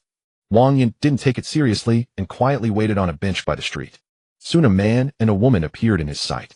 Both were young. The man was in his early 20s with several tears in his clothes and blood on his shoulder. The woman had a pale face, clutching a bamboo tube tightly in her arms, her steps unsteady. The man gritted his teeth and said, Jiang Li, are you sure the way to survival is this way, eh? The woman Jiang Li gasped for breath and looked down at the bamboo tube in her arms. Lu Mingzhou, I'm sure. The fortune and misfortune fortune tube indicates that the only path to survival is in this direction. Lu Mingzhou looked up and scanned the street. Besides Wang Yin sitting on the bench, there was no one else. In Lu Ming's house perception, there was not a trace of rare item fluctuation on Wang Yin's body. He was just an ordinary person. Despair flashed in Lu Ming's house eyes. There's only an ordinary person here. How do we survive? Should we hide in a building? But the group behind has detection rare items. We've hidden several times before, and we were instantly found. Jiang Li was anxious too. I don't know, but rare items should not be wrong. It indicates that this is the path to survival. Didn't we rely on it to escape from that hell before? Wang Yan's hearing was already far beyond that of ordinary people. He could hear their conversation clearly. What the hell? I thought it was a disaster, but it turns out to be two pursued wielders. However, Wang Yin didn't rush forward to inquire. Because the pursuers arrived. A golden circle smashed down from the sky, landing right next to Lu Mingzhou and Jiang Li, tightening suddenly. As the two were about to escape, they were trapped in place. In the next moment, several figures emerged from the street corner. The leader looked to be only in his 30s. The leader looked at the trapped Lu Mingzhou and Jiang Li, a cold smile appearing on his face. Two worthless goods, you almost got away from me. The day of worshipping the blessing and longevity goddess is approaching. Without the two of you as good goods, how many longevity fruits will this time be reduced? Strangely, although the leader's skin was taut and his hair was dark, his voice sounded as old as an 80-year-old man. Behind him followed several sturdy men. Seeing the two trapped, the group approached with grins, ready to beat Jiang Li and Lu Mingzhou. Only one tall man stood still, avoiding eye contact, not approaching. Jiang Li's face turned pale upon witnessing the scene. Lu Mingzhou gritted his teeth and said, Qian Shoshan, you are trading lives. Qian Shoshan kicked him in the face. Life. You are already doomed to disaster, and we from Chongqing Town have merely bought you back. Being offered as a sacrifice to the Lady of Fortune is your blessing, yet instead of being grateful, you dare to run. With that, he waved his hand. Get him. Several burly men, already itching for a fight, quickly surrounded them. Fists and feet landed on Lu Mingzhou and Jiang Li. Lu Mingzhou desperately shielded Jiang Li, groaning in pain. Jiang Li clutched the fortune and misfortune divination tube, tears dripping onto the bamboo container. Stop hitting. Elder Qian, we were wrong. We won't run. Qian Shoshan watched for a moment before slowly raising his hand. Alright, if you keep hitting them, their condition will worsen and the lifespan offered will be reduced. Wang Yin had initially just been observing. Hearing the word lifespan, his gaze flickered. Lifespan. Those two words were far more enticing than any lowly artifact. At that moment, Qian Shoshan noticed Wang Yin sitting on a bench by the street. He frowned. Why is there a bystander?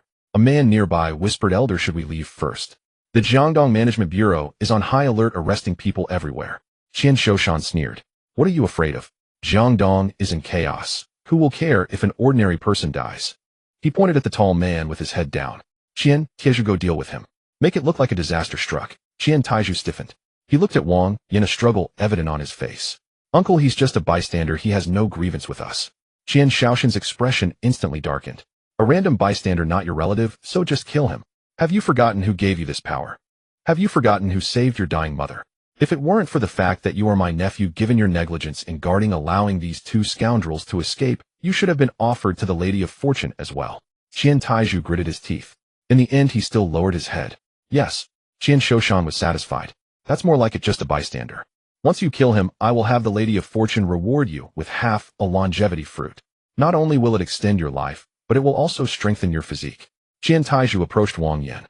His arm gradually turned to steel gray. It was likely a grade artifact for enhancing the body. When he reached Wang Yan, his voice dropped very low. Little brother, I apologize, please don't resist. I won't kill you, I only want to knock you out. Wang Yan looked at him. Your uncle didn't say it like that. Qian Taizhu's expression grew even uglier. Trust me, I really won't kill you, but it's just for show. Wang Yan nodded, sensing that he truly had no intent to kill. Just bear with it. As he spoke, Qian Taizhu reached for Wang Yan's shoulder. He intended to knock Wang Yan out. But as soon as he raised his hand, Wang Yan had already moved. In the blink of an eye, he appeared behind Qian Taizhu. In Qian Taizhu's astonished gaze, Wang Yan knocked him unconscious on the ground. Seeing his nephew instantly taken down, Qian Shaoshan's expression changed drastically. A wielder of a device. He took a step back, then shouted sharply, what are you all standing there for? He must have heard our conversation to kill him. The remaining few immediately charged at Wang Yan. A hint of dark red light flickered in Wang Yan's eyes. The vision of the 7 deadly sins mask swept across. Greed trading lives. Rage killing to silence. Pride viewing people as commodities. Enough. These people were unnecessary to keep alive. A flash of pale sword light passed. Several heads had already soared into the sky. Just a few seconds. All of Qian Shaoshan's men were gone. The street fell silent. Lu Mingzhou and Jiang Li were left dumbfounded. In their eyes, Qian Shoshan and his men were incredibly powerful. Chasing them all the way, they couldn't escape no matter how hard they tried. Yet when it came to Wang Yan, they didn't even last a few seconds. Jiang Li stared blankly at the fortune and misfortune divination tube in her hand. It turned out the divination tube was not wrong. This really was a path to life. Qian Shoshan was terrified, standing in place as his pants legs became damp. His lips trembled. In the next second, he sank to his knees. Please spare me, my lord. Please spare me. I have a method to extend life. If only you spare my life, I will tell you all about the longevity fruits of Chongqing Town and the secrets of the Lady of Fortune. Wang Yan walked up to him. Qian Shaoshan's head thudded repeatedly against the ground. Really? Eating a longevity fruit can extend your life by at least 5 years. I am over 70 already, and it's thanks to the longevity fruit that I've become like this. You are so powerful, you must also want to attain longevity. Just spare my life, and I will guide you. Wang Yan looked at the top of his head. There was a line of clear sins. Rage, intent to kill. This man knelt faster than anyone else. The murderous intent in his heart was still unyielding. Wang Yan said calmly, let you go, then let you return to scheme against me. Qian Shaoshan's face turned pale. My lord, you misunderstand. How could I dare? Wang Yan raised his hand. The blood chain pierced directly through Qian Shaoshan's chest. Qian Shaoshan's eyes widened. You. He seemed to not expect that after revealing the secret of longevity, Wang Yan would still act directly. Could it be that he was not interested in longevity? Is there really someone like this in the world? Wang Yan withdrew the sword from his hand. Do you think him a fool? Would I leave one who knows about this matter behind? Qian Shoshan fell to the ground. His once taut skin, his black hair turned to a dull white. In just a few breaths, he transformed from a man in his 30s to a wrinkled old man. Among the nearby corpses, 2 others also began to age. Evidently, they had consumed the so-called longevity fruit. Wang Yan watched this scene, his eyes shining brighter. It could restore youth. It could extend life. No matter if this item was a mystical artifact or a calamity ability, its value was undoubtedly high. At least grade A. Perhaps even higher. Moreover, if he had this item, Wang Yan could indeed have an idea of using the 100 refinement furnace. Judgment pen to impose sentence, blood chain to capture souls, 7 deadly sins mask to reflect sins for punishment, mirror coffin to collect souls, wish app to alter fate. Plus an artifact that could grant lifespan. Wouldn't that be pure Yamas authority? Once Qian Shoshan died, that artifact lost control and automatically loosened. Lu Mingzhou and Jiang Li also broke free from the diamond circle. The 2 staggered to Wang Yan. Lu Ming's voice trembled as he spoke. Thank you for saving my life. Jiang Li's eyes turned red. The divination tube was not wrong. It said this was a path to life, and it really is. Wang Yan interrupted them. Less talk of gratitude, I have matters to attend to. First clarify what happened. The 2 did not dare to hide anything. Lu Mingzhou quickly explained the sequence of events. Neither of them were from Jiangdong City. They were from the neighboring Qingshan City. After being captured by a disaster bearing a huge backpack, they were sold like cargo to the people of Chongqing Town and locked away in a dark, lightless cellar. The cellar was filled with many people, both those who wielded artifacts like them and ordinary individuals. Outside the cellar, several powerful artifact wielders took turns standing guard. Moreover, every few days someone would be taken to the so-called Lady of Longevity, their fate unknown. Just as it was about to be the turn of the two, they managed to escape with the help of Qian Taizhu. Then they encountered Wang Yan. After listening to their account of events, he stroked his chin. The so-called Lady of Longevity must be that strange object related to lifespan. And Chongqing Town was the place he intended to go. Thinking of this, Wang Yan opened his phone to search for Chongqing Town, but the results were somewhat unexpected. The map had no information about this place. Wang Yan tried searching in the browser, yet still found nothing. He looked at the two and asked, "There's no sign of this place on the map. Are you sure what you heard was Chongqing Town? Do you remember the route you took to escape?" Lu Mingzhou and Jiang Li exchanged a glance and nodded affirmatively. "There's no mistake, the guards inside referred to that place like that. As for the route we took to escape, I only vaguely remember. First we passed by a large tree, then crossed a river." Stop. Wang Yan immediately interrupted Lu Mingzhou upon hearing this. What tree or river? Those weren't significant landmarks, they were common things found everywhere. How could he find it? Did you see any landmark buildings like a village along the way? Lu Mingzhou shook his head, saying no. Great. Wang Yan rubbed his head, no longer placing his hopes on the two. Just as he was about to turn around and wake up the unconscious Qian Taizhu, he found that the other party had already woken up at some point. Seeing Wang Yan looking at him, he stared at the corpse by Wang Yan's feet and hoarsely asked, "Did Qian Shoshan die?" Wang Yan nodded in response. Qian Taizhu seemed to breathe a sigh of relief. However, before he could fully relax, he slumped down again. He looked down at his hands and bitterly smiled, saying, "He died well." Wang Yan crouched down. "So you know the way into the town?" Qian Taizhu nodded. "Of course I am from the town. Chongqing Town was originally called Waniankin, and there are several small villages nearby, like Shahago and Laosong Ridge. Later, when the Lady of Longevity showed her divine grace, several elderly villagers on the brink of death ate the longevity fruit and surprisingly survived. Later still, even bedridden patients were able to get up. The townsfolk believed this was a blessing from the lady, and they privately connected several villages together, calling it Chongqing Town." Lu Mingzhou hurriedly asked, "Then why can't it be found on the map?" Qian Taizhu glanced at him. "Because Chongqing Town is not an official administrative name, it's just what we locals call it. You should be able to find Waniankin, but the road into it has been hidden by Qian Shoshan. Without a local guide, outsiders would never find it." Wang Yan looked at him. "Are you willing to guide us?" Qian Taizhu was silent for a few seconds. "I am. My mother is still in Chongqing Town. She was on the verge of death before, and it was the longevity fruit that sustained her life. I used to truly believe that the Lady of Longevity was saving people. But in these past few months, the offerings demanded by the village have increased, and those who have eaten the longevity fruit have become increasingly strange. The more they consume, the more terrified they become of death. The more afraid of death they become, the more they want to trade others' lives for their own." He clenched his fists as he spoke. "My mother is no longer acting like a normal person as she cries out in hunger every day. But she won't eat meals as she only wants to eat the longevity fruit. If this continues, she will inevitably become a beast like Qian Shoshan." After speaking, Qian Taizhu looked up at Wang Yan. "Are you an official?" Wang Yan did not deny it. "Sort of." Qian Taizhu swallowed hard. He glanced at the several corpses on the ground, knowing that Wang Yan was a ruthless character. "If I guide you into the town, can you refrain from randomly killing people? Many of them were not bad people to begin with. They only became increasingly insane after consuming the longevity fruit." Wang Yan directly interrupted him. "Whether they are guilty or not, I will discern for myself. You just need to guide us." Qian Taizhu opened his mouth. In the end, he still nodded. "All right." Lu Mingzhou and Jiang Li immediately stepped forward. "Mr. Wang, we also want to go. There are still people in the cellar. They helped us. When we escaped, we promised we would come back to save them. Now that we are safe, letting them continue to wait for death, what does that count as?" The two spoke urgently, their voices filled with guilt and fear. Wang Yan looked at the two and said nothing. "All right, I still have some matters to attend to. We'll set off together later. You should find a place to rest for now." Saying this, he picked up his phone and sent a location and several messages to Wang Li-kun. "Encountered some issues on the way. There are corpses here and survivors. Need to send someone for cleanup." Wang Li-kun received the messages and did not say much. "Got it. Cleanup personnel are on the way." Wang Yan collected the 4 low-level artifacts that had fallen to the ground. Task: collect 100 artifacts, 59,100. Then he hurried to the Management Bureau. Outside the Jiangdong Management Bureau building, the blockade had not yet been lifted. Wang Yan presented his credentials. The outdoor staff took a quick glance and immediately changed their expression. S-level reserve artifact wielder. This rank was exceptionally rare in the Jiangdong Management Bureau. The outdoor staff instinctively stood straight. "Mr. Wang, please enter." S-level reserve artifact wielder. This rank was exceptionally rare in the Jiangdong Management Bureau. The outdoor staff instinctively stood straight. Mr. Wang, please, and Wang Likun was also nearby.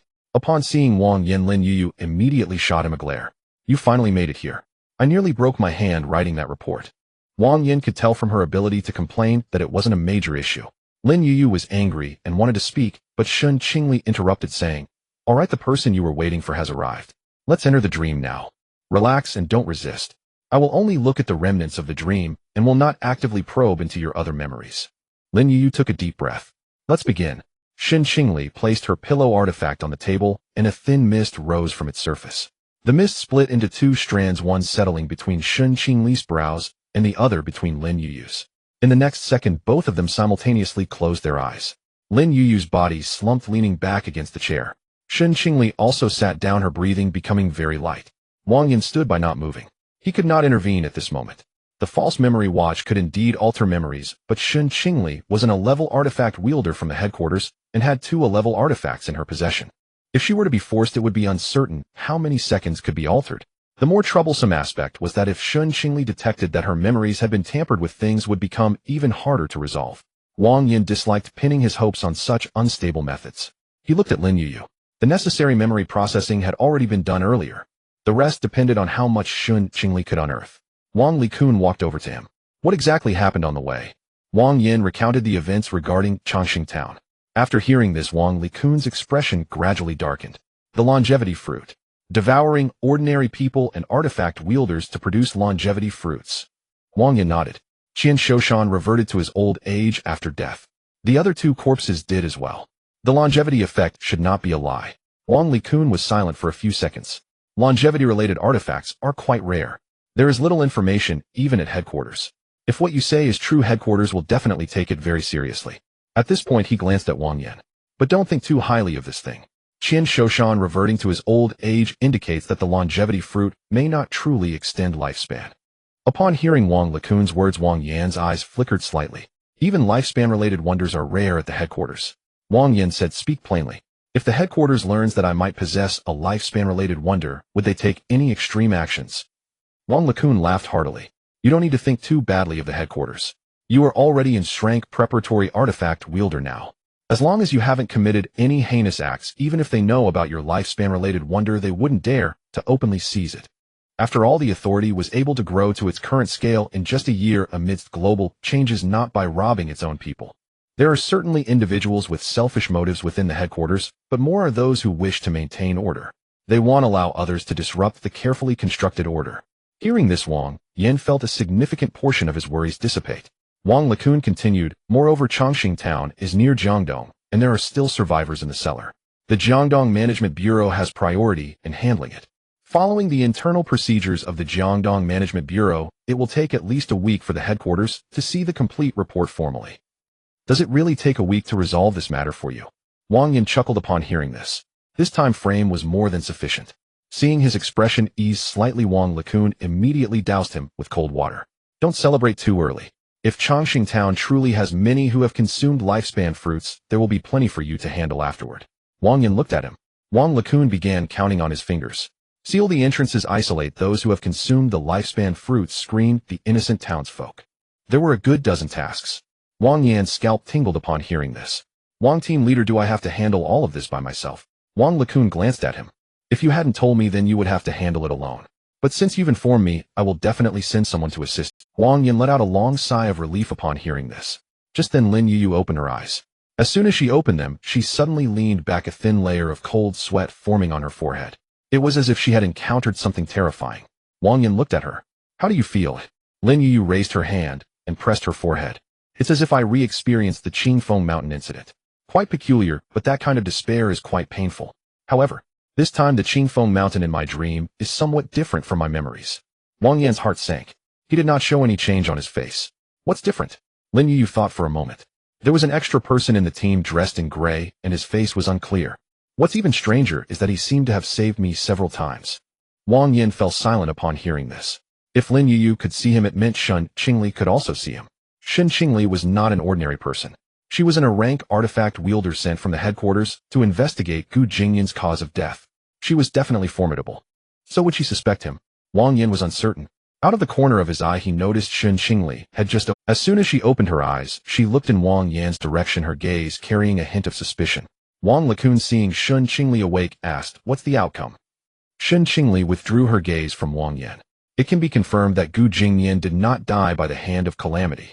Wang Lekun frowned, recalling the gray-clothed figure Lin Yuyu had mentioned earlier. Is the cause of death related to that gray-clothed figure? Shun Qingli nodded. Is there any information about the identity of that gray-clothed figure in the dream? Shun Qingli shook her head. The information that Yuyu can provide is already the most complete part of this dream. That person only left very fragmented traces, gray clothing, an unclear face, and showed obvious goodwill towards Lin Yuyu. Wang Lekun whispered this back to himself. After glancing briefly at Wang Yin, he refrained from saying anything further. Shun Qingli looked at Wang Lekun, stood up, and nodded at the others. Everyone, the cause of Gu Jingyan's death has been ascertained, and I should return to the headquarters now. Until we meet again. Without waiting for a response from the others, Shun Qingli stepped out of the room. Once she exited the Jiangdong Management Bureau, she took out her phone. Looking back to confirm that no one was following her, she dialed a number. "Help me check Wang Yan's Wonder Exchange records number." There was a prompt response from the other end of the line. "The documents have been sent to your phone." Shun Qingli opened the document. It contained Wang Yan's list of Wonder Exchanges in the Management Bureau's app. She scanned through it line by line. Frank Wonders. Frank Wonders. Still Frank Wonders. No records of memory-related wonders. No records of disguise-related wonders. And nothing that could erase one's identity traces. Shun Qingli frowned. What's going on? Could it really not be him? She quickly shook her head. Disguise-related wonders are not difficult to obtain, but memory-related ones are strictly controlled. Suddenly, she recalled the name of a calamity in Jiangdong City that she had encountered before. No way. I remember there was a record of a calamity in Jiangdong City that had mastered memory-related wonders and died under strange circumstances. Could it be him? She didn't dwell on it further and dialed a second number. After the call connected, the sound of keyboard and mouse scrolling could be heard from the other end. Shun Qingli said, "Jixing, the cause of Gu Jingyan's death has been ascertained." The other side responded with only one word. "Speak." Shun Qingli recounted her findings one by one. Gu Zixing's voice showed minimal fluctuations. The gray-clothed figure. Have you identified their identity? Shun Qingli paused for a moment. She looked at the Jiangdong Management Bureau building. The preliminary suspect is the Shrank Preparatory Artifact wielder Wang Yan. The mouse sounds paused for a moment on the other end. Shrank Preparatory. Gu Zixing seemed genuinely surprised. How did this preparatory artifact wielder suddenly come into play? Wang Yan's strength is formidable, and he has the potential to have killed Gu Jingyan. Moreover, the gray-clothed figure lingering in Lin Yuyu's dream showed him goodwill. Wang Yin is also closely related to Lin Yuyu. So, Gu Zixing interrupted Shun Qingli with, "There's no need to discuss conjectures with me. I only care about concrete evidence. Moreover, knowing the cause of that old guy's death is sufficient for my mother's sake. As for how that old guy actually died, I'm not concerned." Shun Qingli did not respond to this. She knew that Gu Zixing had a poor relationship with Gu Jingyan. However, she hadn't expected it to be this bad. Soon the sound of mouse scrolling came from Gu Zixing's side. He must have been reviewing Wang Yan's file. Soon there was a hint of interest in his voice. Just a few days after becoming an artifact wielder, he was recommended to become an A-rank preparatory by 2 A-rank artifact wielders. And not long after, he was promoted to Shrank Preparatory. This speed is something even I can't match. The file also states that he possibly possesses a special talent for easily mastering multiple wonders. Quite intriguing. Compared to the cause of Gu Jingyan's death, I am much more interested in Wang Yan. Shun Qingli asked, "What do you intend to do?" "Recently I've been pondering ideas related to this type of talent and want to conduct some experiments. So Qingli, don't return to the headquarters just yet. I will use my authority to have Wang Yin come to the headquarters. Then you can return with him." Shun Qingli was taken aback. Off. She had originally planned to go back, and now she had to work overtime again. Gu Zixing knew her well. He stated directly, "The enhancement potion I promised you will be doubled." Shun Qingli's expression changed immediately. "Deal." She hung up the phone and turned to leave.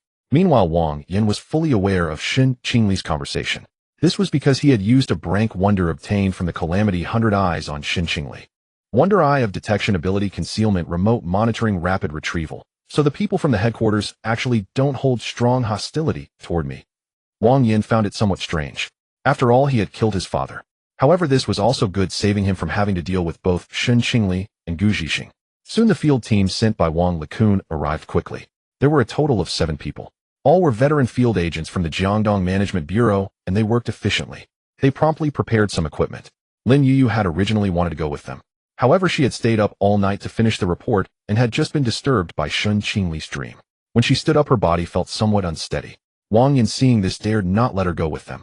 You should stay. Lin Yuyu showed a reluctant expression but did not reject Wang Yan's suggestion. Wang Yin led the team away from the management bureau to find Qian Tieju, Lu Mingzhou, and Jiang Li. The three of them had not gone far. They were in a large foot spa near where Wang Yin had encountered them. When Wang Yin pushed the door open, Lu Mingzhou and Jiang Li were sitting in chairs looking both awkward and relaxed. Qian Taizhu had his feet soaking in water. As soon as he saw Wang Yin, he nearly stood up, causing the water basin to wobble. Are we ready to set off? Wang Yin said, put your shoes on and let's go right now. After finishing while the three were getting dressed, Wang Yin subtly activated the 7 deadly sins mask in the shadows. Waves of invisible original sin value were absorbed into the mask. Absorbed original sin value 97 points, strength 1, speed 1, spirit 1. Name Wang Yin, physique 17, strength 17, spirit 17, speed 17. Wang Yin gazed at the panel data, his mood buoyant. Though the 4 attributes appeared as 17 points on the surface, with the system's enhancement, they were already 34 points. And this didn't even account for the bonuses from the artifacts. If the 10-fold boost from the 7 sins mask were included, it would be utterly terrifying. Wang Yin was confident that he could now kill 4 class calamities with his bare hands. Qian Taizhu and the other 2 soon emerged. The group set off, following the navigation directions, to Wanyan village. At first there were normal roads. The further they went, the narrower the road became. The navigation also started to become unstable. Qian Taizhu sat in the car, his hands clenched tightly. When the vehicle reached a fork in the road, he finally spoke. We can't drive any further. The driver looked at him. Qian Taizhu pointed to a path on the right overgrown with weeds. The road ahead is impassable for the car, we have to walk. Except for Qian Taizhu, no one in the car moved. They all looked at Wang Yin. To them, the temporary commander of this operation was Wang Yin, and he was the only one they could trust. Seeing everyone looking at him, Wang Yin said, "What are you all looking at me for? Follow him." The management bureau team immediately got out and began distributing equipment. The mountain path was steep and narrow. After they had walked for a while, Wang Yan's system radar suddenly lit up. Detected, owned a class artifact, everlasting. The mountain path was steep and narrow. After they had walked for a while, Wang Yan's system radar suddenly lit up. Detected, owned a class artifact, everlasting, oil lamp. Detected, owned class artifact, longevity, suppressing copper bell. Detected, owned class artifact, street gate steel. Detected, owned class artifact, path guiding incense burner. A series of prompts flashed by. Wang Yin was somewhat shocked. Within a 5-kilometer radius, there were actually over a dozen artifacts. Artifacts weren't roadside stones. Outside, even with his radar on, Wang Yin wouldn't stumble upon an artifact bearer just by walking a few steps. How could an ordinary town hidden in the mountains have so many artifacts? Thinking this, Wang Yin asked, Qian Taizhu, approximately how many artifact bearers like yourself are there in your town? Qian Taizhu pondered for a moment. 17 or 18. Someone from the management bureau team couldn't help but interject, 17 or 18 artifact bearers in one town. What kind of joke is that? Do you take artifacts for cabbages, eh? Qian Taizhu lowered his head. We didn't find them ourselves, we bought them. Peddler. Yeah, the calamity that captured Lu Mingzhou and the others. It's incredibly powerful. Even our Fusho goddess dares not defy it. The peddler was an S-class calamity with a domain. Wang Yin speculated inwardly. Wang Yin asked, how did you trade? With longevity fruits. Qian Taizhu nodded. A 5-year longevity fruit can be exchanged for an F-class artifact.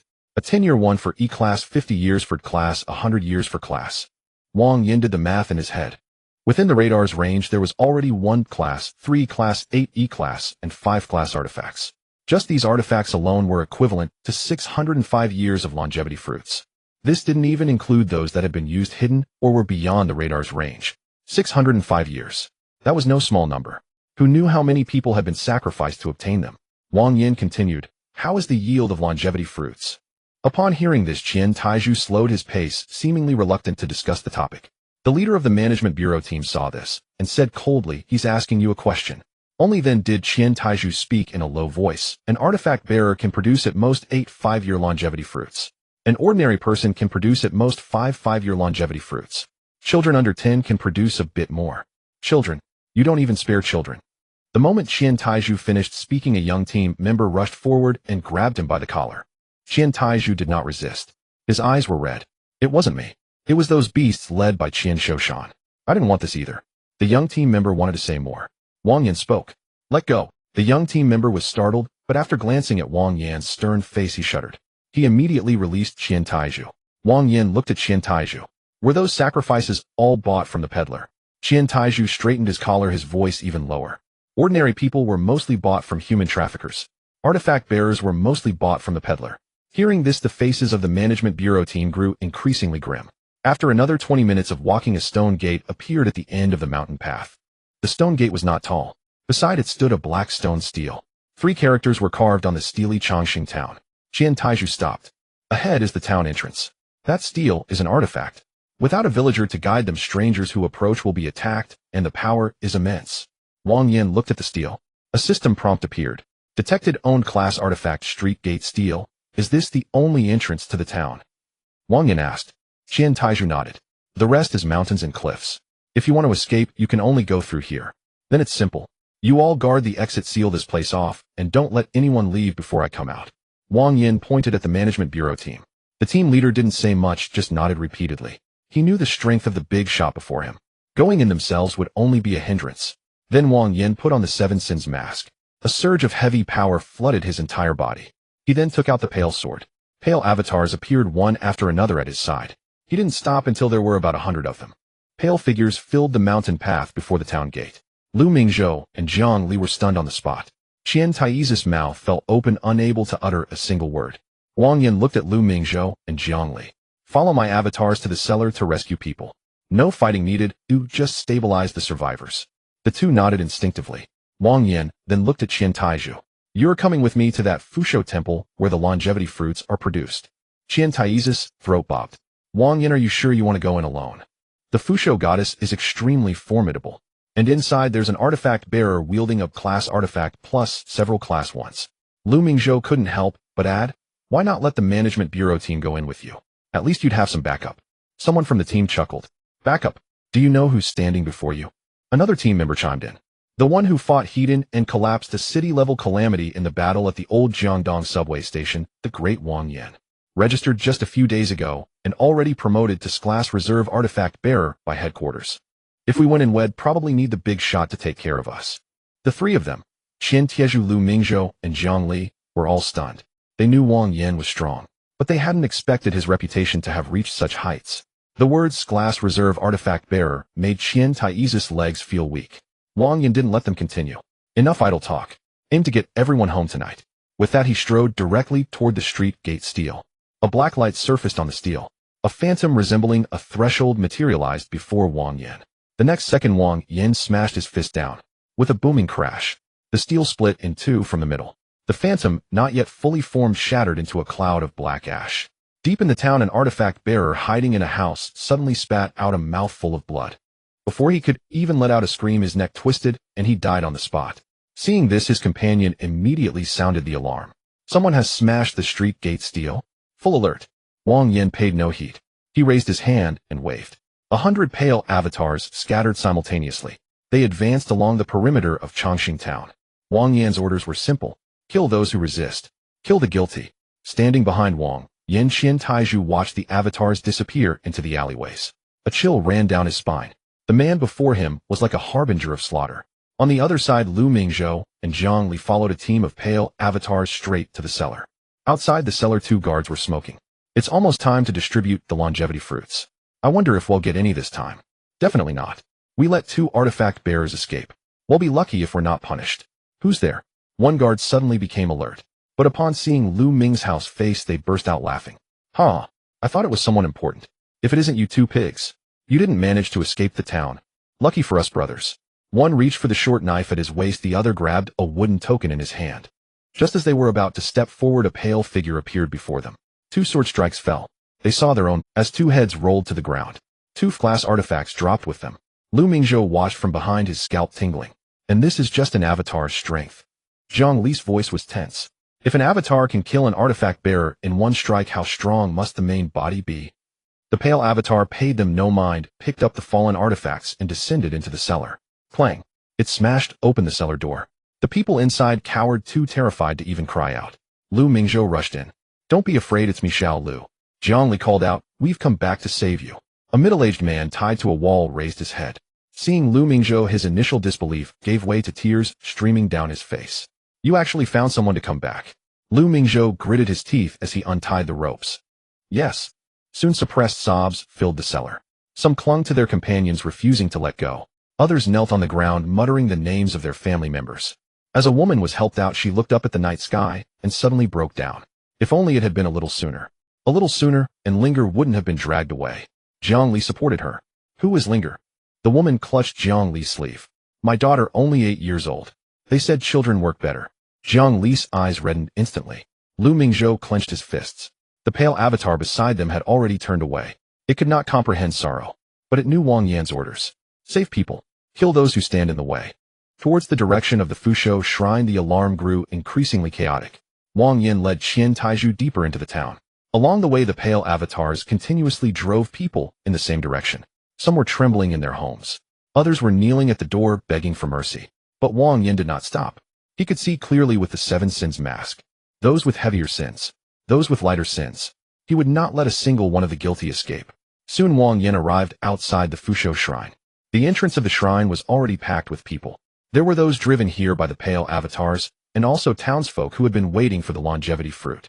Unlike those who had been forced here, the residents who had been waiting showed no trace of fear. Where did so many people? Wasn't the share of the longevity fruit already fixed? Now that so many have come, there won't be enough for everyone. Exactly. My old man was supposed to extend his life last week. Why should so many be prioritized for your family? My son is weak. The goddess has already said she would take care of him.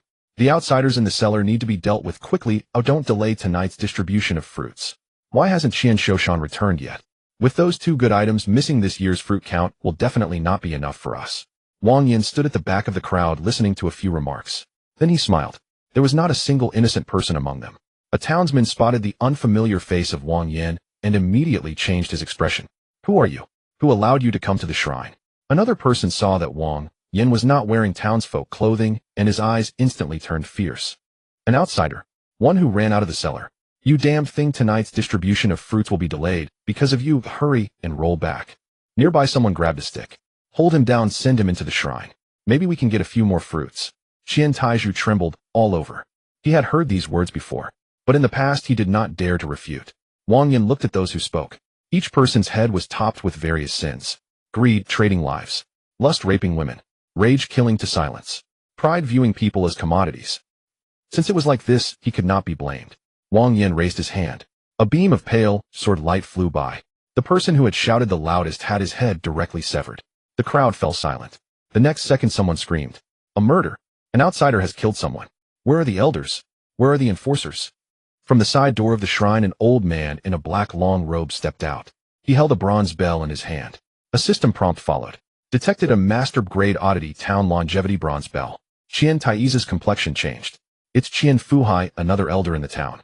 His bronze bell can suppress people's vitality. Qian Fuhai did not immediately attack. He first scanned the surrounding corpses, and then looked at Wang Yan. He sensed the powerful aura emanating from Wang Yan. He knew he was likely not Wang Yan's opponent. Do you have a grudge against Changxing Town? Wang Yan replied no. Qian Fuhai narrowed his eyes. Then why did you kill so many people in Changxing Town? Wang Yan replied, because you all deserve to die. Qian Fuhai's expression darkened. Young man, do not speak too arrogantly. Changxing Town has survived to this day not just because of a few harsh words. There are more than a dozen enforcers here, and the goddess Fushou is present. Do you really think you can take us all on by yourself? He gently shook the bronze bell in his hand. Several enforcers around also reached for their oddities.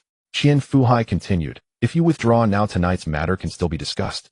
If you insist on pushing us to mutual destruction, you may not escape unscathed. Wang Yan laughed. Just you all? You are not worthy. Qian Fuhai's gaze turned cold. The bell rang softly for half a second. Wang Yan had already appeared in front of him. Qian Fuhai did not even see how Wang Yan moved. All he saw was a fist enlarging in his field of vision. Bang!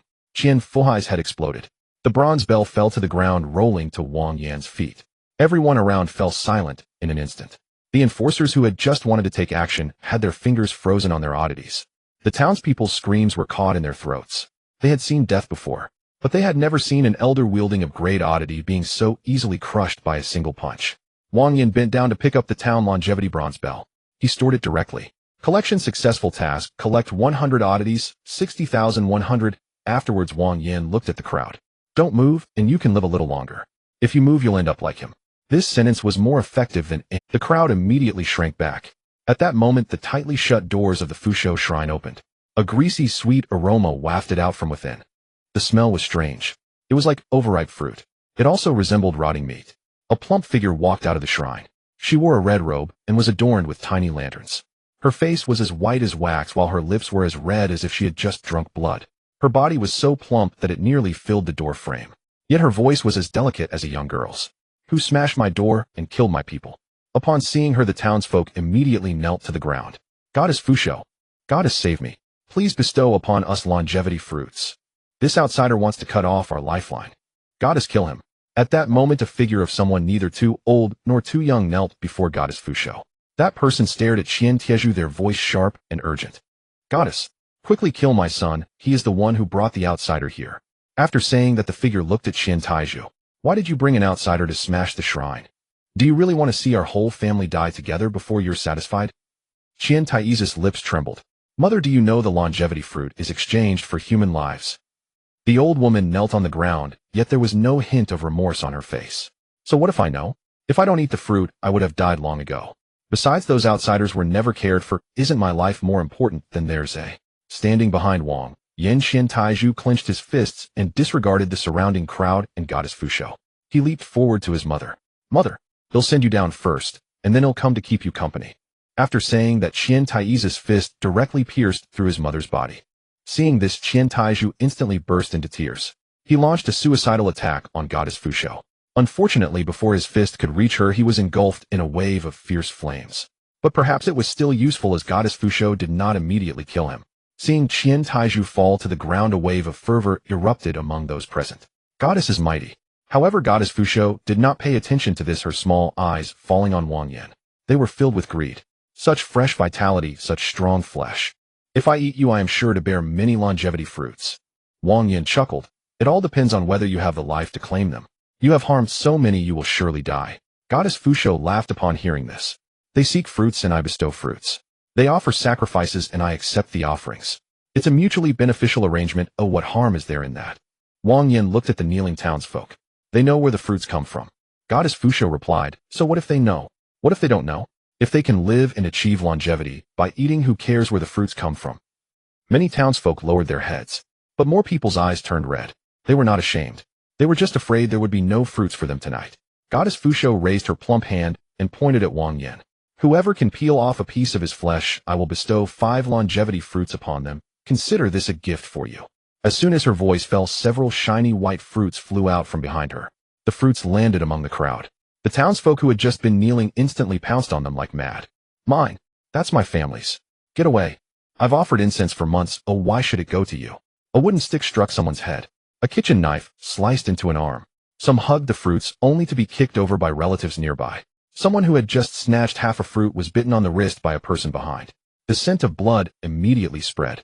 Covered in black, Qian Taiju watched this, seeing his lips trembling. Among these people were his neighbors. There was the aunt who had given him candy when he was young. There was also the uncle who had helped his family in times of hardship. But now they were like a pack of monsters. An old man snatched a fruit and stuffed it into his mouth. His white hair began to turn black. The wrinkles on his face started to retract. His back straightened a bit. In the next second, his eyes turned blood red as he lunged at Wang Yan with a hatchet. I want longevity fruits. I want more longevity fruits. Another woman also swallowed a fruit. She laughed while swinging her knife at those around her. The goddess said that peeling off his flesh will yield fruits. More and more people lunged at Wang Yan. Their strength was forcibly amplified by the longevity fruits. Ordinary townsfolk suddenly exhibited power close to a great enforcers in a short period. A team from the management bureau stood at the town's entrance, their faces changing as they heard the chaos from the direction of the Fusho shrine. A young team member asked, Captain, should we go in to support? The captain shook his head. Just hold the exit. Do you think what's inside is stronger than the Jiangdong incident? The young team member shook his head and fell silent. Outside the Fusho shrine, Wang Yan frowned as he watched the townsfolk rush towards him. Goddess Fusho stood at the shrine's entrance laughing so hard that her body trembled. Eat up. Grab it. Whoever gets it will live longer. Whoever doesn't grab will wait for death. Wang Yan raised his eyes to look at her. Do you enjoy watching a show? Goddess Fusho's laughter paused. The next second, a ticket for the show appeared at Wang Yan's fingertips. In the next moment, a ticket to the play appeared at Wang Yan's fingertips. The realm of the ticket unfolded.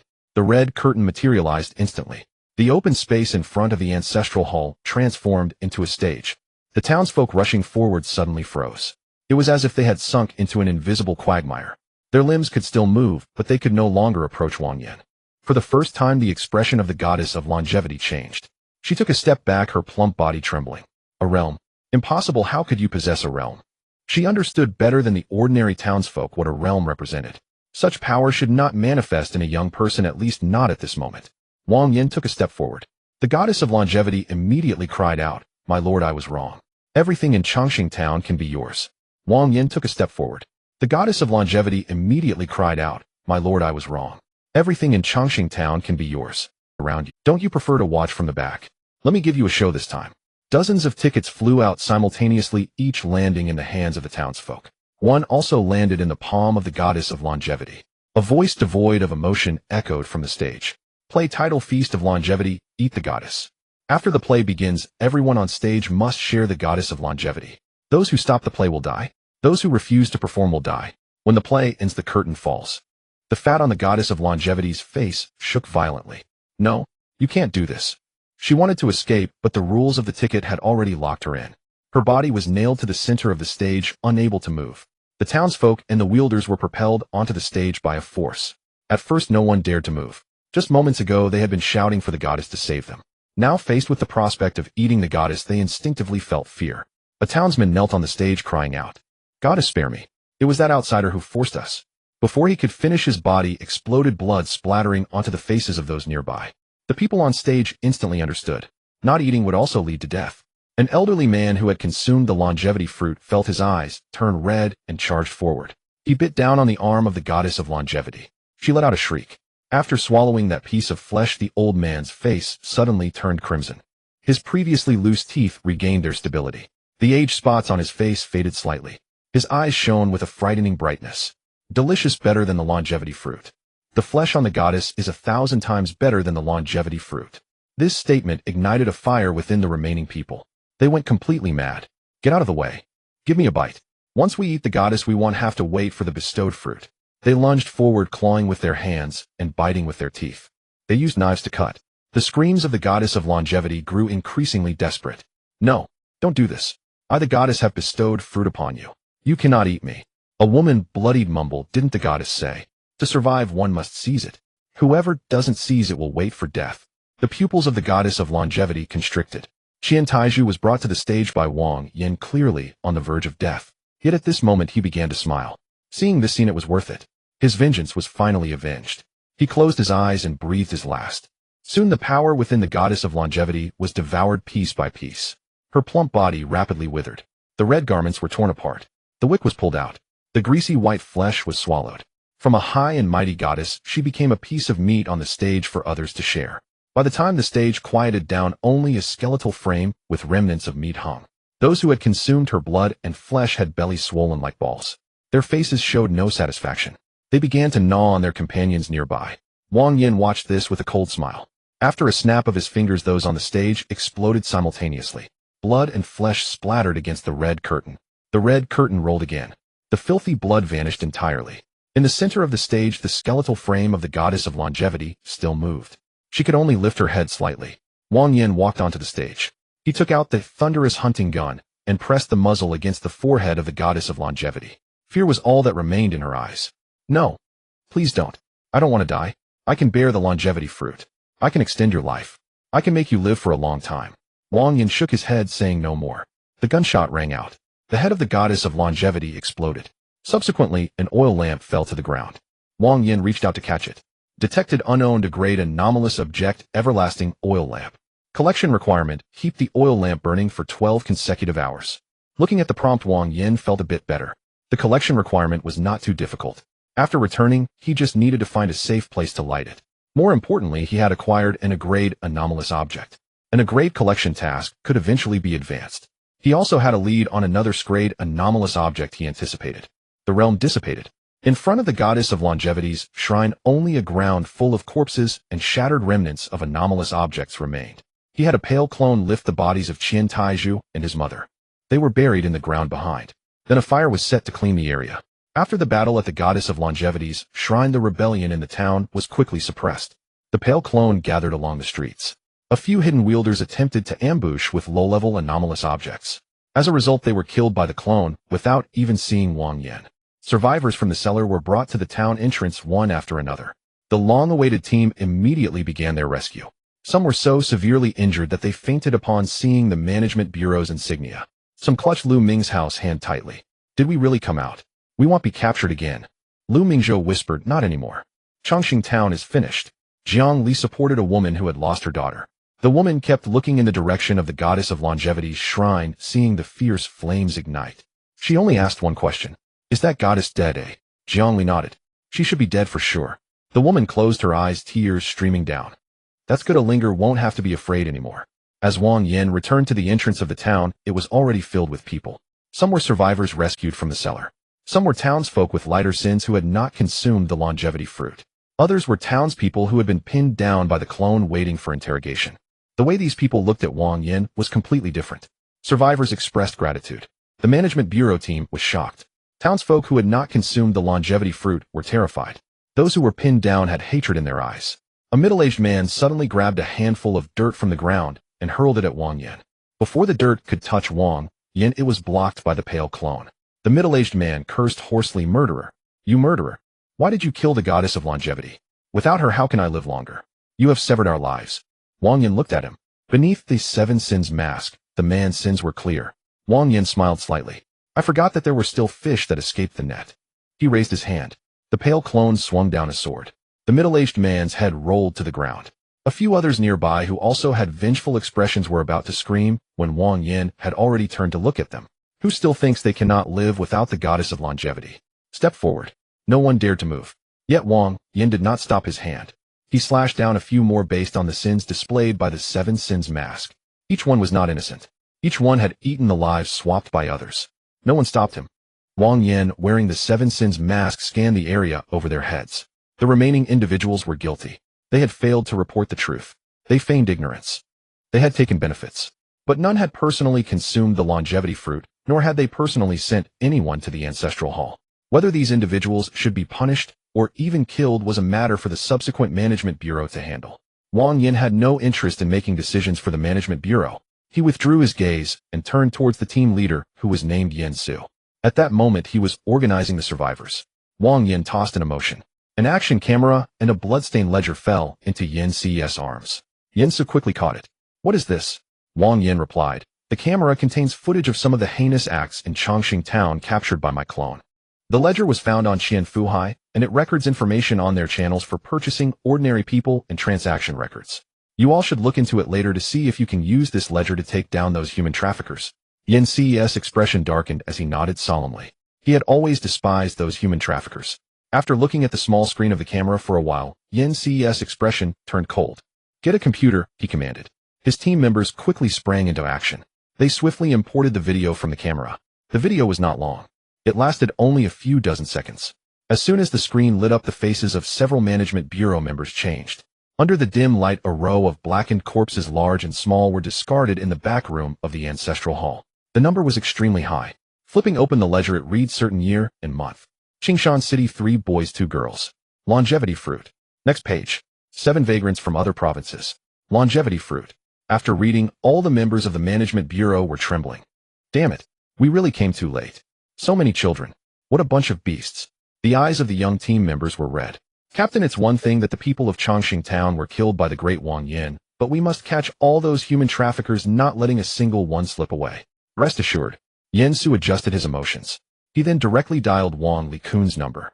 Team Wang, we found a ledger at the scene in Chongqing town that might contain clues about a human trafficking group. Right. Not just adults, but also children. As he said this, his voice grew colder. I request an immediate personnel transfer. Wang Yin did not continue to listen. Apart from those human traffickers and the Calamity merchant, the other evildoers had already been killed by him. The subsequent tasks of sealing off the area, collecting evidence, capturing and interrogating were all matters for the Management Bureau. He glanced at the sky. The sun had completely set. With such a large Chongqing town and so many survivors, they would definitely not be able to wrap things up tonight. Wang Yin said to Yen Su, you all handle the rest for now. Yen Su turned his head. Where are you going? Wang Yin replied, to the car to recharge a bit. Once you're done, I'll treat you all to a meal. After saying this, Wang Yin had already turned and left. His speed was swift, disappearing from the sight of the crowd in just a few steps. After distancing himself from the town entrance, Wang Yin confirmed that there was no one nearby and raised his hand to summon back several pale clones. The clones carried a pile of strange objects. Some had fallen from the bodies of the deceased wielders. Others had been dug out from the ruins of the Fusho Ancestral Hall. All were classified as grade or below. There were a total of 15 items. Their abilities were average, and Wang Yin had no intention of examining them closely. He began to collect them one by one. Collection successful. Collection successful. Collection successful. After the last strange object disappeared, the system prompt refreshed. Task: collect 100 strange objects, 75,100. Wang Yin looked at this number, the corners of his mouth slightly raised. From 60 it increased directly to 75. Chongqing Town, as disgusting as it was, truly offered decent gains. He then took out the ever-bright oil lamp. The oil lamp was small. A circle of tiny figures appeared to be kneeling on the lamp body. It had an antique flavor, looking nothing like a modern craft. It was unclear where Chongqing Town had obtained this item.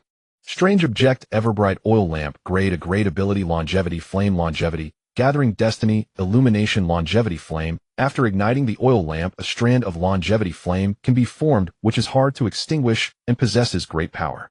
Longevity gathering: by throwing a person or calamity into the longevity flame of the oil lamp, a certain lifespan can be extracted from the target to form longevity fruit. Those who consume the longevity fruit will extend their lifespan and gain enhancements. Destiny illumination: within the illuminated range of the lamp, one can see the lifespan status and the strength of the life fire of the target. Longevity fruit storage capacity: 10 pieces of 5-year longevity fruit, 2 pieces of 10-year longevity fruit. Side effects: the longer the lamp burns, the shorter the user's lifespan. Collection condition: keep the oil lamp burning for 12 consecutive hours. After Wang Yin finished reading the ability description, his eyes lit up. The ability of this strange object was quite good. It suited his needs perfectly. After pouring out the longevity fruit from within the lamp, Wang Yin ignited the lamp. A tiny spark appeared. The side effects of igniting the ever-bright oil lamp also began to manifest. Wang Yin originally planned to accept his fate, thinking that if he had to lose some lifespan, so be it. After all, he still had a long life ahead. However, he did not expect the ability of the ticket to also activate at this moment, directly blocking the side effects that shortened his lifespan. Looking at the countdown of 12 hours on the collection condition, Wang Yin was somewhat surprised. This is possible. But just as he was pleased for a few seconds, he noticed that the system radar lit up. Detected a main grade strange object, wandering merchant's bag. Wang Yin's expression turned cold. The name of this strange object was Merchant. The calamity that sold wielders and strange objects to Chongqing Town had actually arrived at this moment.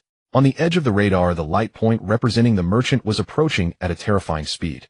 It crossed mountains, forests, and ravines, as if teleporting, arriving only a kilometer away from Wang Yin.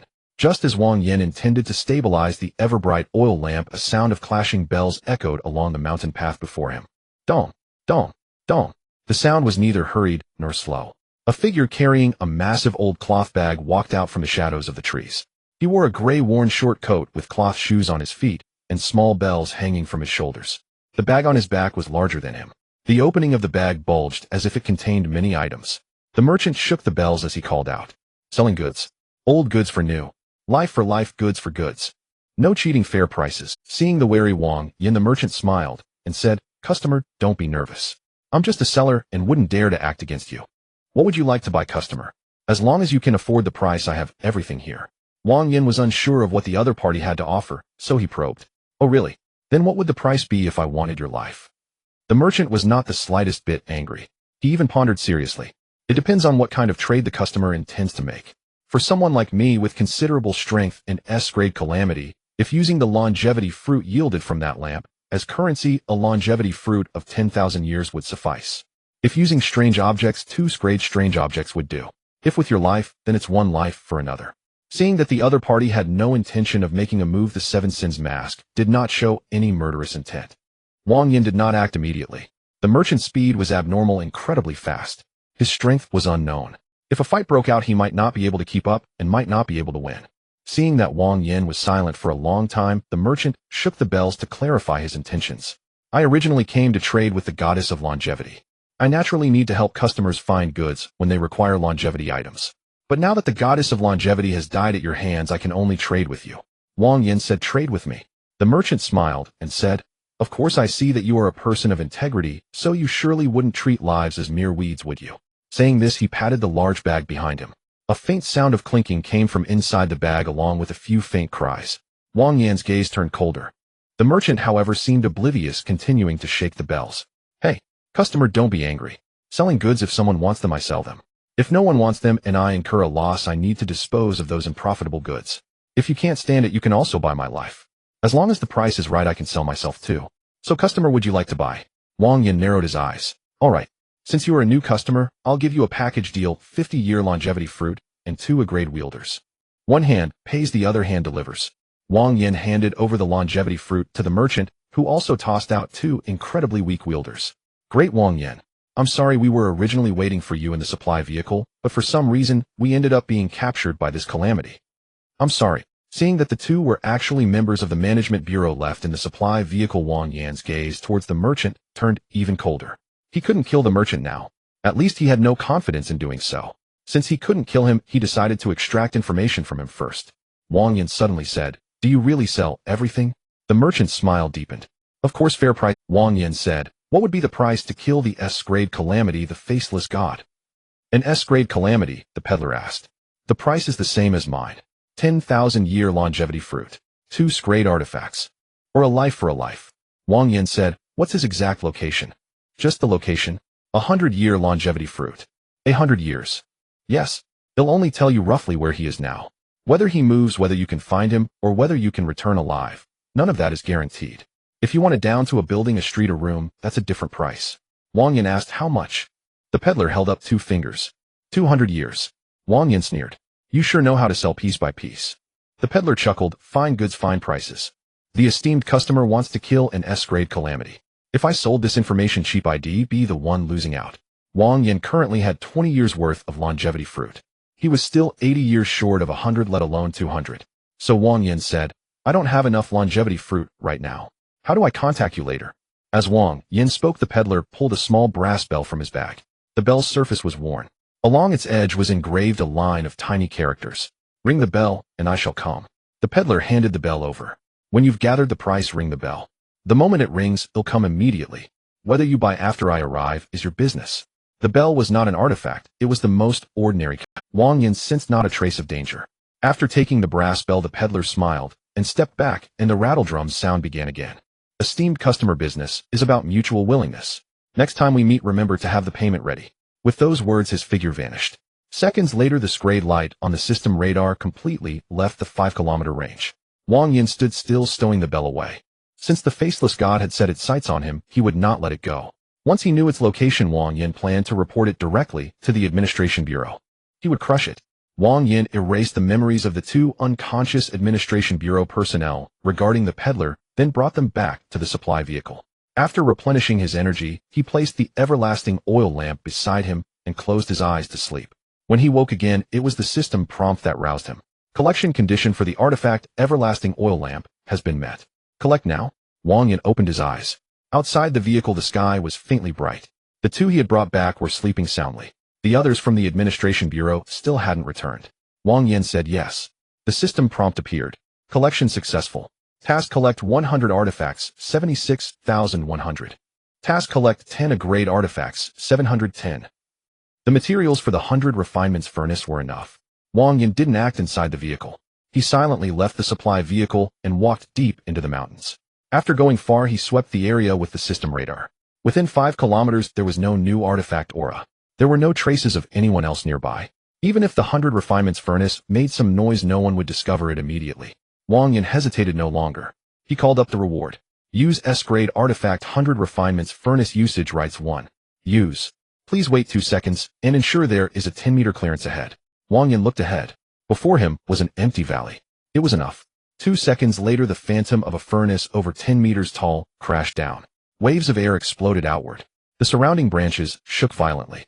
Birds in the mountain forest scattered in fright. The furnace was pitch black with 7-colored flames burning inside. The flames had no heat, yet they made Wang Yin's spirit tense. Then a system prompt appeared. "The first artifact thrown into the furnace is considered the primary artifact. Subsequent ones are considered material artifacts. Material artifacts can have 2 abilities selected to fuse into the primary artifact. Closing the furnace door ends the input phase, and the smelting begins." Wang Yin took off the 7 Sins mask. This artifact had accompanied him from the very beginning. It was time for it to advance further. He cast the 7 Sins mask into the furnace. The 7-colored flames immediately enveloped the mask. Primary artifact confirmed 7 Sins mask. Wang Yin then tossed in the mirror coffin. The mirror light shattered within the furnace. Wang Yin selected the abilities Area Lockdown and Bounce Back Damage. Area Lockdown could help him conceal his trump cards, while Bounce Back Damage could create a chain reaction with the ticket.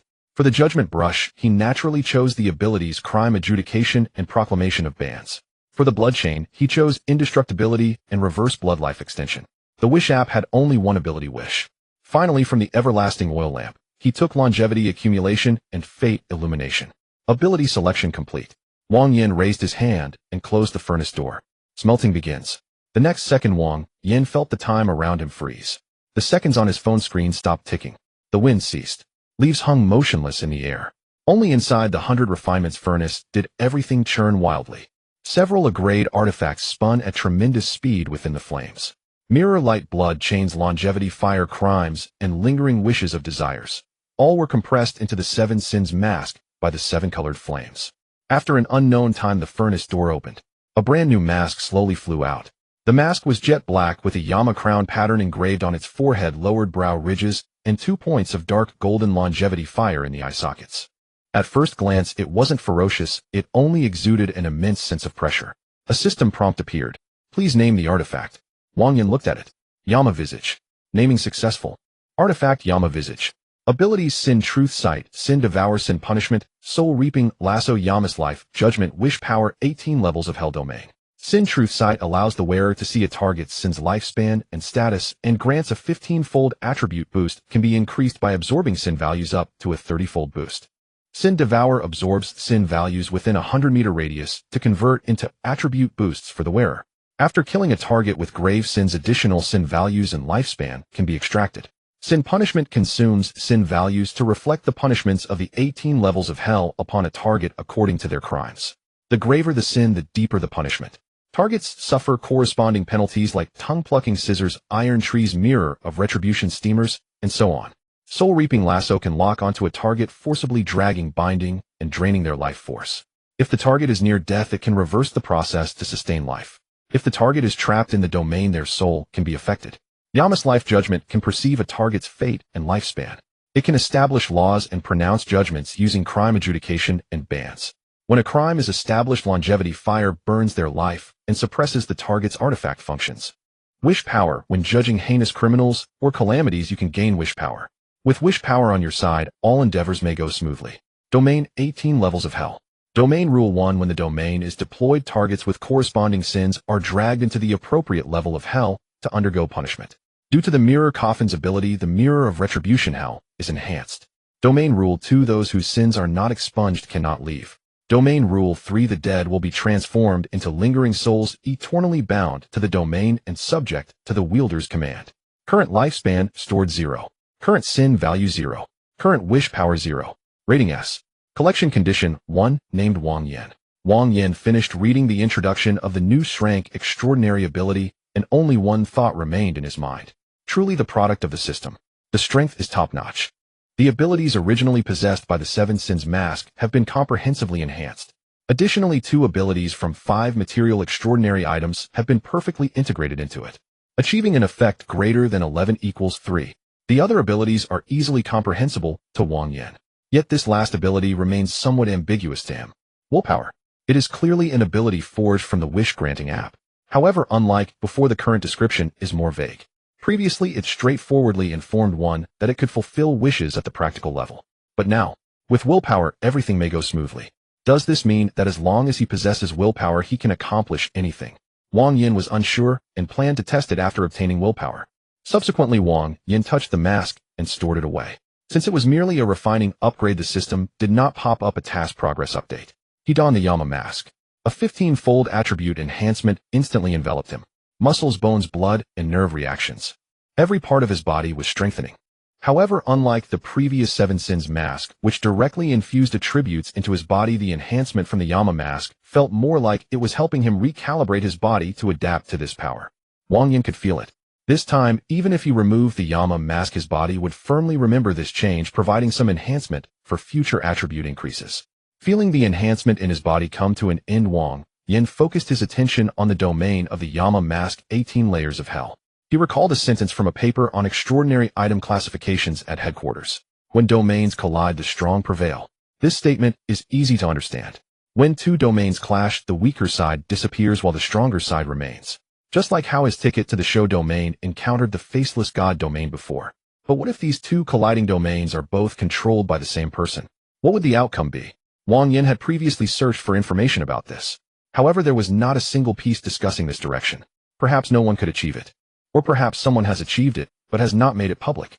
Wang Yin looked at the ticket to the show in his hand, and felt the Yama mask on his face again. He planned to satisfy his curiosity. Wang Yin did not hesitate to take out the ticket to the show. Stage of all beings. 18 layers of hell. Both domains unfolded simultaneously. The surrounding scenery transformed instantly. First, the theater was bathed in red light. Rows of spectator seats emerged from the darkness. Following that, the ground sank downward. Black stone steps extended out from the end of the stage. On either side of the steps, clusters of blood-red flowers broke through the earth. From deeper within came the sound of chains dragging against the ground. Layers of prison phantoms rose from the earth. Tongue extraction scissors, iron trees, sin mirrors, steamers. Each layer only had outlines, yet they already emanated a sense of oppression. The two domains did not devour each other like when the ticket to the show domain encountered the faceless god domain. Instead, it felt more like a struggle for dominance. After a few moments of collision, the result was revealed. Ultimately, the 18 layers of hell had a slight edge. The stage of all beings retreated to one side of the 18 layers of hell, becoming a theater embedded into the edge. Perhaps influenced by the domain of the 18 layers of hell, those faceless shadows that could only sit in the seats to watch the show also changed. They were no longer restricted within the domain of the stage of all beings. They began to walk into the realm of the 18 layers of hell. Furthermore, the faceless shadows could enhance the effects of the ticket to the show domain. They also fell into the 18 layers of hell. Wang Yin sensed the intensity of the domain. It was at least more than double. This is interesting. Wang Yin noticed this, and his eyes lit up, a thought flashing through his mind. The 18 layers of hell possesses the rule that those with unresolved sins cannot leave. It just so happens to counter the merchant's ability to teleport. If next time he calls the merchant after the transaction, he spreads both domains together to trap him. Even if the opponent has teleportation ability, who knows who will be disgusted once they fall into his domain. If he could kill the opponent, that would be best. If he cannot kill them, subduing them would suffice. And shrank Calamity that sells anything. If he could make it work for him, the benefits would not be less than killing it. Having thought this, Wang Yin walked down the Blackstone steps. The 18 layers of hell currently had the sin mirror, hell relatively intact, while the other prisons resembled empty shells. There are rules, but it is too empty inside. If he kills the heavily sinful Calamities and their wielders in the future, perhaps he can gradually fill these areas. After browsing just as he was preparing to dissolve the domain, a faint sound suddenly came from the edge of the stage of all beings in the 18 layers of hell. Click. Wang Yin turned his head.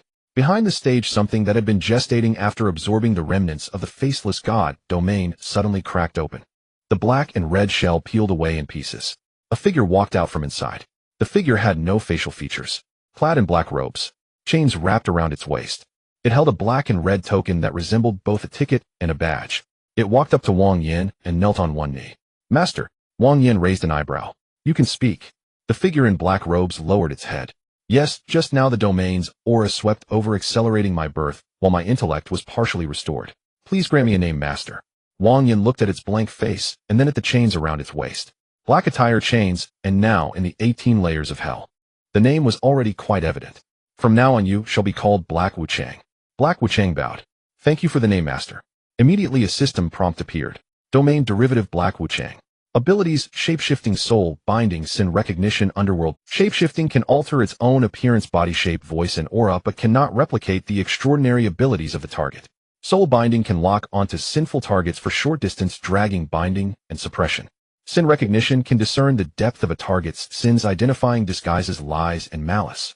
Underworld Passage can freely traverse between the stage of all beings and the 18 layers of hell, and assist in maintaining the order of the domains. Note: Black Wuchang can leave the domain for half an hour. The longer it is away, the faster its power will diminish. Wang Yin felt even better after reading the prompt. This surprise came one after another. The new extraordinary item is powerful. The domains can stack. Now there's also an auxiliary being that can get things done. Wang Yin looked at the Black Wuchang kneeling in front of him. With your shapeshifting ability, can you create a black top hat on your head? A black top hat. Black Wuchang looked up. Wang Yin described the appearance of the hat and added, remember to write 4 characters on the hat. World Peace. Black Wuchang fell silent for a moment. Above the black robe a tall hat slowly took shape. The hat was pitch black with 4 white characters on the front. World Peace.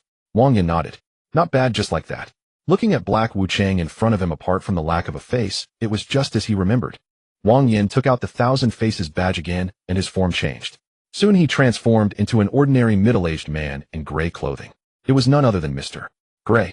This disguise had become somewhat exposed. Shen Qingli began to have doubts. Gu Zhixing also focused on Wang Yin. If Mr. Gray continued to be bound only to Wang Yin, it would eventually lead to problems. Wang Yin looked at Black Wuchang. Transform into this appearance. Black Wuchang bowed its head. In the next moment, its black robe, facelessness, and hat all vanished. A gray-clad man stood before Wang Yin. Height, body type, voice and aura, all identical to Mr. Gray, transformed using the Thousand Faces badge. Wang Yin walked around it. He could not find any obvious flaws. Not bad, I will assign you a task from now on. Wang Yin smiled. Shen Qingli now suspected he was the gray-clad man in Lin Yuyu's dream.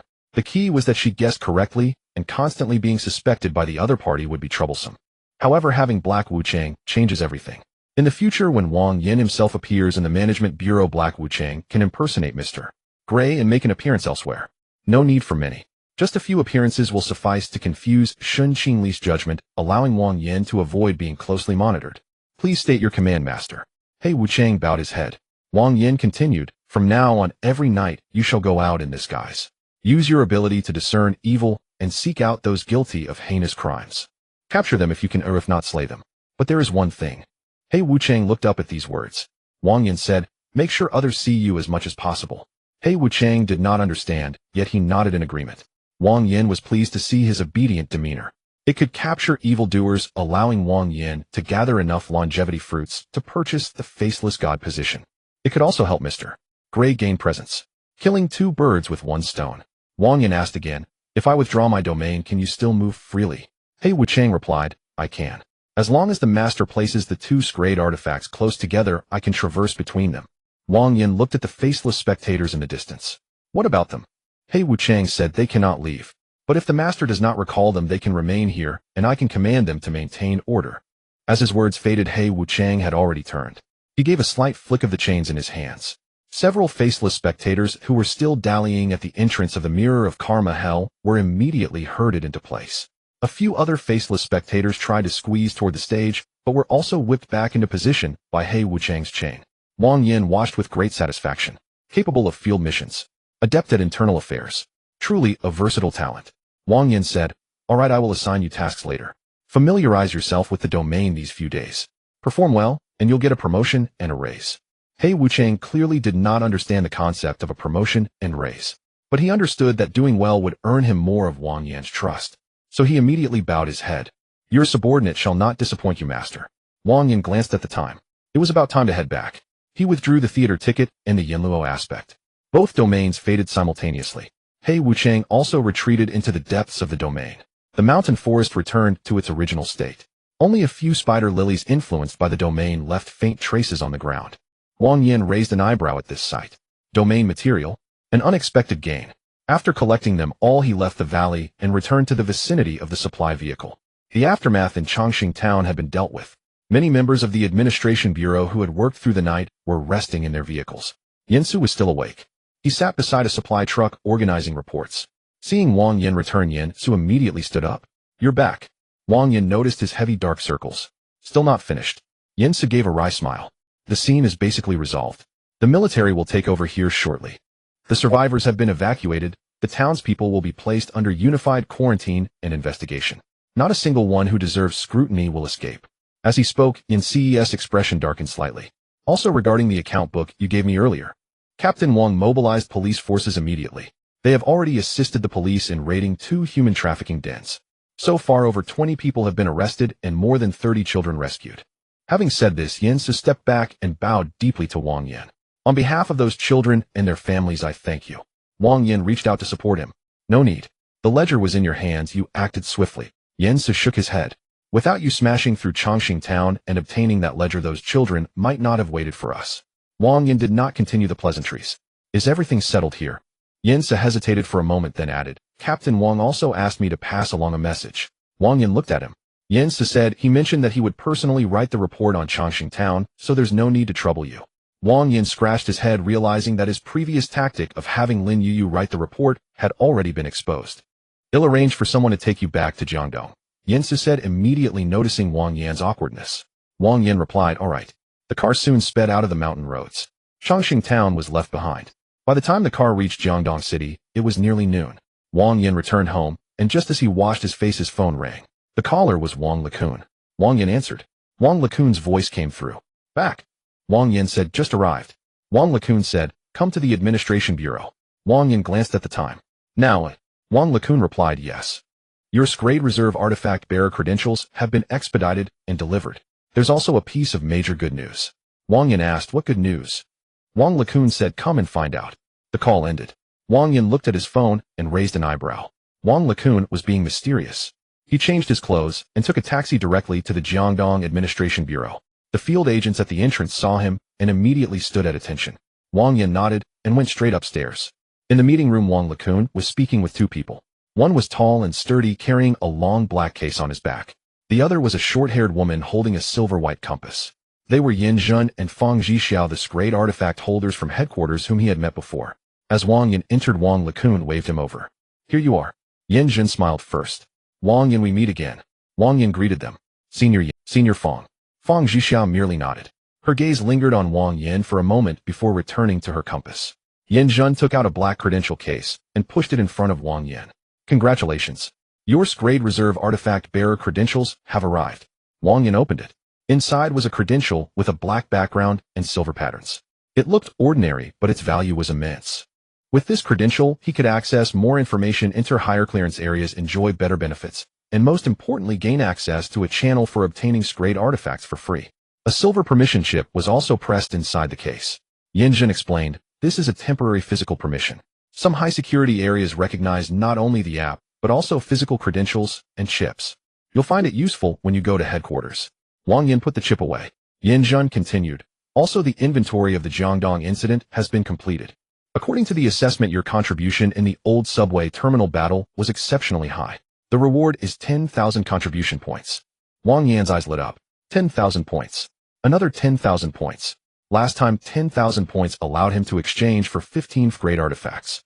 This time, another 10,000 points would significantly advance his mission of collecting 100 artifacts. Wang Yin did not hide his delight. Yin Zhen laughed. "I'm a bit envious of you. 10,000 contribution points is no small amount, even for a formal grade artifact bearer." Wang Lekun added, "Wang Yin, don't forget your basic benefits as in grade reserve. A fixed monthly contribution subsidy of 2,000 points. Wang Yan's expression shifted slightly upon hearing this. Truly good news. An additional 2,000 contribution points. Seeing Wang Yan's joyful demeanor, Wang Lekun cleared his throat and continued, "Now let me tell you about that good news." Wang Yin was a little surprised. 12,000 contribution points had already been given, and there was still good news. Wang Lekun stopped being cryptic. "At headquarters, someone has recommended you as a candidate for this session's grade artifact mastery. Someone at headquarters recommended you to become a candidate for the S-Class Artifact Master." "Me? A candidate for the S-Class Artifact Master? Did the leaders at headquarters notice my strength and send me here?" Wang Lijun's words fell, and Wang Yin fell silent for a moment, opening his mouth in surprise. S-Class Preparatory Artifact Masters have the qualification to contact S-Class artifacts, a fact he had already learned from Shen Qingli. But having the qualification is one thing. Being truly placed on the candidate list is another matter. S-Class artifacts managed by headquarters are not as common as cabbages on the street. Those listed as candidates must either have deep qualifications, strong backgrounds, or impressive achievements. But he had only become a preparatory S-Class master a few days ago. Normally it shouldn't happen so quickly, unless there's an issue with that recommender. To allow a newcomer like Wang Yin to become a candidate, the person at headquarters must hold substantial authority. After pondering for a moment, a name appeared in Wang Yan's mind. Gu Zhixing. Previously, Wang Yin learned through the detection eye that he could invoke certain privileges to send him to headquarters. If it really is him, the logic fits. But what Wang Yin couldn't understand was the candidate for the S-Class Artifact Master. Such a precious spot. The recommendation was merely to get him to headquarters. What does this count as? A gesture of goodwill. But a gift delivered to the door should not be refused. Yin Zhen seemed to see Wang Yan's doubts and smiled. "You don't have to guess for too long. The recommender is Gu Zhixing, who is highly valued at headquarters, and his recommendation carries a lot of weight. Plus your impressive achievement of single-handedly repelling the faceless god's shadow combined with these two factors is why headquarters agreed to make you a candidate." Otherwise, with your strength, you might not have this opportunity for another 6 months. Upon hearing this, Wang Yan's brows twitched. It was indeed him. Yin Jun continued, also due to the short time since you became a preparatory S-class compared to other candidates, your qualifications and stability are somewhat lacking. So headquarters will arrange 2 extra tests for you. Wang Lijun frowned. Extra? Yin Jun shrugged. There is indeed a regulation in place. After all, headquarters cannot allow a newcomer to follow the exact same process as candidates who have been trained for years. Wang Yin thought about it and realized it was indeed the case. What do the 3 tests involve? Yin Jun replied, the first test is adaptation stability. Headquarters needs to confirm that you won't be backlashed by the artifact rules when you come into contact with high-risk artifacts. Wang Yin thought about it and realized it was indeed the case. What do the 3 tests involve? Yin Jun replied, the first test is adaptation stability. Headquarters needs to confirm that you won't be backlashed by the third test is a loyalty test, which is quite self-explanatory. When Yin Jun said this, his gaze towards Wang Yin carried a hint of admiration. Of course, if you ask me, these tests are redundant. You've already defeated the faceless god's shadow, but what is there to fear? Wang Yin did not respond to him. Procedural justice was very much necessary. When do I need to go to headquarters? You'll go to headquarters in 3 days, and someone will come to pick you up then. The specific documents should be sent to your phone in a couple of days, containing details about the candidate list and the final score calculations. Upon hearing Yin Jun's words, Wang Yin nodded and asked no further questions. 3 days. Enough time for him to prepare a lot.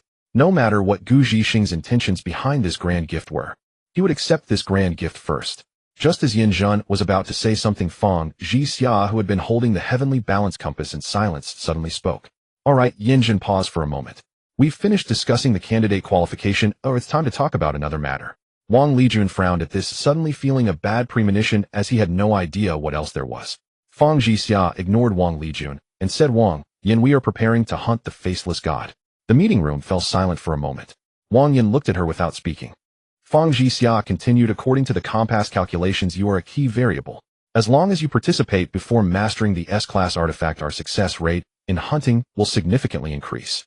Wang Yin hunting the faceless god. Do you know his location? Fang Zhixia nodded at his words. Remember that A-class disaster inverted saint who escaped. We captured him and learned the location of the faceless god from him. Upon hearing the name inverted saint, Wang Yin frowned. He wasn't surprised that the inverted saint was captured. After all, with the presence of 2 S-class individuals, Yin Jun and Fang Zhixia, he couldn't possibly hide. But could the information provided by the inverted saint actually be trusted? Wang Yin remembered that when he killed the mirror coffin elder, the faceless god had descended upon him, controlling his body. And since the inverted saint was a subordinate of the faceless god, it was entirely possible that the faceless god could use the captured inverted saint to spread false information to ambush both Yin Jun and Fang Zhixia.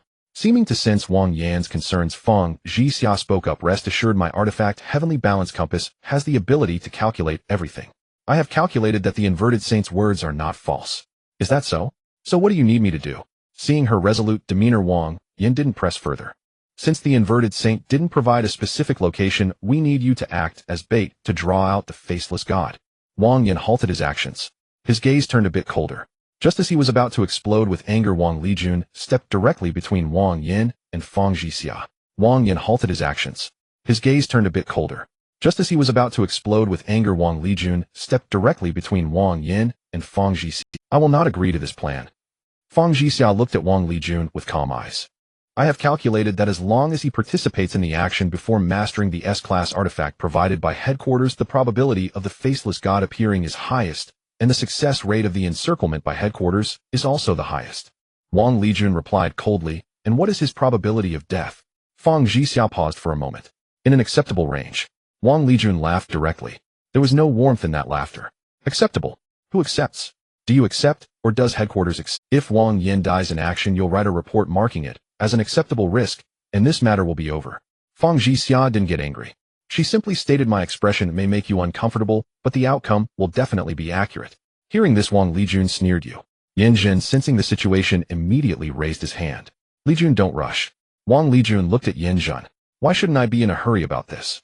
Wang Yin is from Jiangdong. He has just helped Jiangdong fend off the city destruction crisis, and has just returned from Chongqing town. He hasn't even had a good sleep, and you want him to be bait for an SS-class disaster. Yin Jin sighed. Fang Zhixia didn't mean it that way. Wang Liqiu coldly replied. She was quite clear about it. Yin Jin glanced at Fang Zhixia with some headache. This class extraordinary object she possesses has rather unique side effects. After prolonged use, she will trust the calculation results more and be less considerate of normal people's feelings. Fang Zhixia did not refute. She clearly did not think she was wrong. Yin Zhen turned to Wang Yin. Wang Yin, let me clarify. There is indeed a plan at headquarters to encircle and kill the faceless god. This plan is of high specifications. If formally initiated, at least 3 class extraordinary object holders will participate. The site will be secured, evacuation routes established, scapegoat plans devised, and remote support prepared in advance. Of course, whether you go or not is up to you. Wang Yin asked, then why must it be me? And I have to go before I have mastered the new class extraordinary object. Fang Zhixia answered quickly. Because the faceless god is very interested in you. And before you master this class extraordinary object, the threat you pose to the faceless god is not substantial enough for him to abandon his plans. Wang Yin looked at her and smiled. The first part, although he did not know how Fang Zhixia obtained this information, was indeed accurate. However, the latter part was somewhat absurdly incorrect. The faceless god already knew he possessed an class extraordinary object. This one error made Wang Yin begin to doubt whether the faceless god's location, as learned from the inverted saint, might have issues. Perhaps it was a deliberate trap. If that were the case, Wang Yin absolutely could not get involved. He would rather believe the information purchased from the peddler than trust Fang Zixia's words. Seeing Wang Yin unmoved, Fang Zhixia added, if you are willing to participate in this operation, your weight among the candidates for this class extraordinary object will significantly increase. Wang Liqiu did not speak immediately. He certainly did not want Wang Yin to take risks. But he had already said everything he could, and the final decision was still in Wang Yin's hands. He looked at Wang Yin and said, you don't have to consider me. If you want to go. If you don't, just refuse. Wang Yin felt warmth in his heart.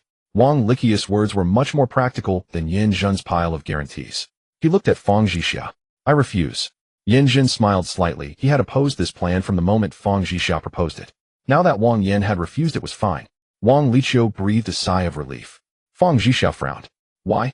Wang Yin said, I want to kill the faceless god, but your plan has issues. I don't want to put myself in danger due to a failure in the plan. Fang Zhixia said, the plan cannot be wrong. This is the highest probability scheme. Wang Yin looked at her. It's a great plan for you all, but not for me. Fang Zixia's brows furrowed even deeper. She still wanted to speak. Yin Zhen directly reached out to hold her down, his face serious. That's enough. Fang Zhixia looked at him. Yin Zhen said, he has refused. This matter ends here. Fang Zhixia remained silent for a few seconds, and ultimately did not continue. Yin Zhen stood up. 3 days later, Wang Yin, you just need to go to headquarters. As for the faceless god operation, we will handle it ourselves. After he finished speaking, he took Fang Zhixia out of the conference room. After the door closed, Wang Liqiu turned to Wang Yin and smiled. You kid are quite clear-headed. He did not mention the bait plan again. Instead, he took out another document. The headquarters has released the handling results for the Jiangdong incident. This Jiangdong incident has had too large an impact. The old subway terminal, the faceless god's projection, Chongqing town, and the subsequent frequent disasters. Imagining a citywide memory wipe like before is no longer realistic. Moreover, extraordinary objects and disasters are appearing more and more frequently. You can hide it once, but you can't hide it for a lifetime. Wang Yin understood something. Is the headquarters preparing to make information public? Wang Liqiu nodded and shook his head. They plan to make it public, but not comprehensively. The headquarters has decided to designate Jiangdong as a pilot area. Within a controllable scope, allow ordinary people to gradually come into contact with the wielders, the existence of extraordinary objects, and the information about disasters. At the same time, they will trial new legal provisions, management systems, rescue processes, and disaster warning mechanisms. Wang Yin was somewhat surprised. This step is monumental. Previously, the management bureau had always hidden in the shadows. Now that Jiangdong has become a demonstration area, it means this city will become a national pilot. If successful, it can be promoted later. If it fails, Jiangdong will be the first to bear the pressure. Wang Yin asked, will the management bureau be under a lot of pressure? Wang Liqiu rubbed his forehead. A lot, but there are also benefits. The headquarters will add resources. Personnel, equipment, extraordinary object containment permissions, and publicity measures will all be tilted. Jiangdong may become safer in the future, and also more important. Wang Yin nodded. The headquarters must have its own considerations in this regard. He did not intend to worry about the headquarters. He only knew one thing. The more important Jiangdong is, the more resources there will be. The more resources there are, the more opportunities he will have to obtain extraordinary objects. This is not a bad thing for him. Wang Liqiu closed the document. All right, you can go back and rest. Before going to headquarters, if you have any needs, just find me directly. Wang Yin stood up. When will the contribution points be credited? Wang Liqiu was taken aback for a moment, and then scolded with a smile. You just rejected the S-class disaster encirclement plan, and you're already thinking about contribution points. Do you not know that participating in that plan could earn you a huge amount of contribution points? Wang Yin shrugged. Wang Liqiu waved his hand. They have already been credited, I checked the app yourself. Seeing this, Wang Yin finally left satisfied. After exiting the management bureau, he did not go home immediately.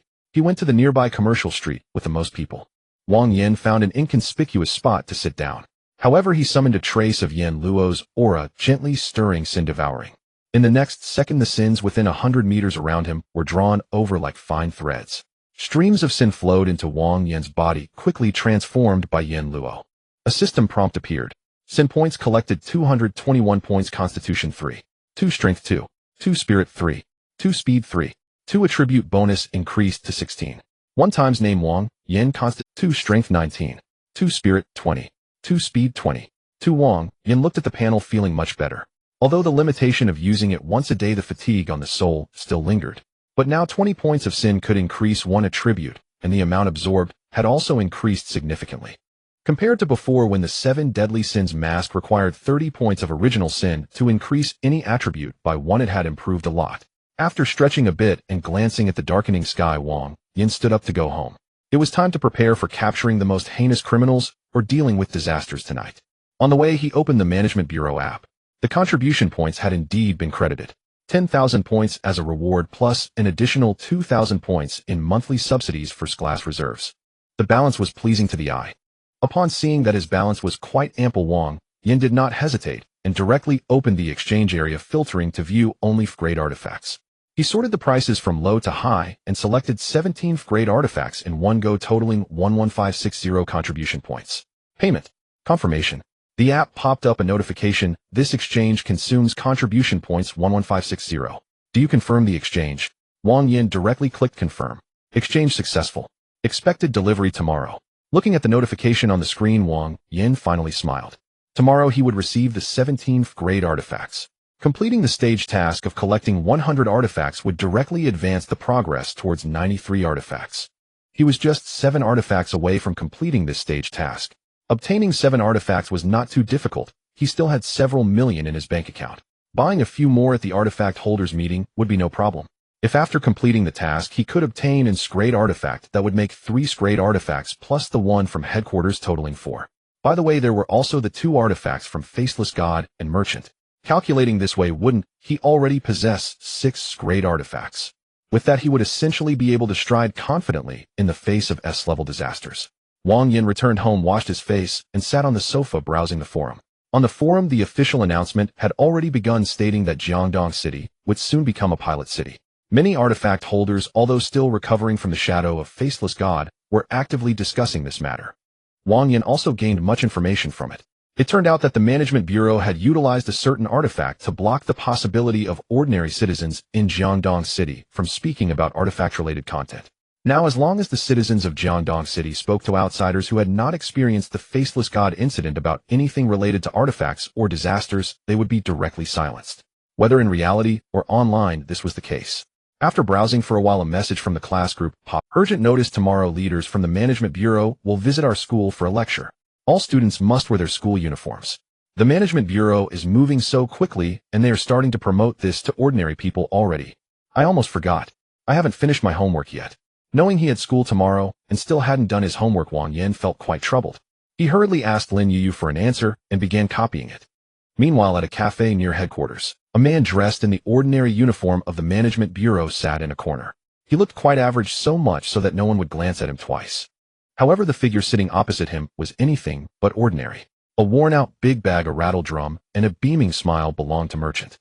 Merchant looked at the man across from him and said with a smile, "Faceless God, I've finally found you." The man's hand holding the coffee paused. He looked up, his expression turning cold. "You've got the wrong person." Merchant waved his hand. Don't panic. I'm just a small merchant who sells everything. You have no chance against me." Hearing the term Merchant, Faceless God stared at the face across from him, beginning. It seemed he had indeed heard this name from some well-connected disasters. A guy who could acquire anything as long as the price was right. But he couldn't remember ever seeking him out. After taking a sip of coffee, he said, "Merchant, I've heard of you." Merchant's eyes lit up. "That's good to hear, then I won't need to explain too much." Faceless God set down his coffee. "So what do you want from me?" Merchant leisurely took out his phone, ordered himself the cheapest coffee first, and then said, "A client wants to buy your location information, so I came to find you." Faceless God's gaze grew colder. Merchant smiled and said, "I didn't expect this." The faceless god who just stirred up Jiangdong is actually hiding here at the Management Bureau headquarters as an ordinary staff member. Your location is worth more than I thought. Faceless God made no move.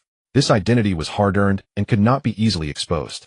Moreover, since Merchant could find him, it indicated that the other party indeed had some skills. Faceless God asked, "Who is looking for me?" Protecting client privacy is a rule I abide by my whole life. After saying this, Merchant grinned. "Of course, if you really want to know, that would be another deal, and I wouldn't mind telling you." Faceless God sneered. "Name your price." Merchant smiled, even brighter. 2 stones that can carry your field which you used in Jiangdong City." Faceless God replied, "Half a stone." Merchant immediately shook his head. "Too little. This is about buying my client's identity." 1.5 stones. Faceless God stared at him. Merchant was not in a rush. The two exchanged words, and the final price was set at 1 stone that could carry the field. Faceless God took out a gray stone from his pocket and placed it on the table. Merchant's eyes lit up. This thing could definitely fetch a good price. This deal was not a loss. He put the stone into his big bag and handed over a rolled-up image. Faceless God unfolded the image. The image depicted Wang Yan. Upon seeing this, Faceless God froze for a moment. Then he chuckled softly. So it's him after all. He had initially thought it was Yin Zhen, and Fang Zhixiao worried after learning information from Upside Down Saint checking his location through Merchant to verify. If that were the case, if the other party discovered that the information was fake, he would suffer a huge loss.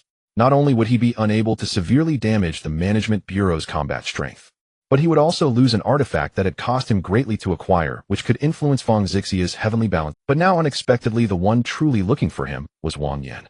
Faceless God's smile deepened. He had initially wanted to find Wang Yan. Now that Wang Yan was also searching for him, this was a great piece of news. Firstly, Yin Zhen and Fang Zixia's side would still be led away by false clues, severely damaging the Management Bureau's combat strength. Secondly, on Wang Yan's side, knowing in advance that Wang Yan was looking for him, he could prepare ahead of time. As long as Wang Yan dared to come, he was absolutely confident he could take him down. He would monopolize the secrets Wang Yan held. This could lead him further to become an SS-level disaster. Faceless God put away the image, and after finishing the last sip of coffee, stood up to leave. Merchant washed his back and touched the carrying stone in his bag. This was a big win. The waiter brought over the coffee he had ordered. Merchant took a sip and his brow immediately. "It's both expensive and terrible." After saying that, he finished it in one go. The next second, Merchant and his big bag disappeared from the seat, leaving only the empty cup on the table gently swaying. As night fell, Wang Yan sat on the sofa gazing at the map on his phone. He originally planned to send He Wuchang out to locate the most heinous criminals using the technique of identifying evil. However, when the time came to implement the plan, he felt that this method was rather foolish. Jiangdong City is so vast. He Wuchang would only have half an hour once he left the domain. Sending him out to search the streets for heinous criminals would be far too inefficient. If one were to consider where the most heinous individuals could be found, nothing could compare to a prison. Of course, not everyone in prison is a great villain. Some may be wrongfully accused.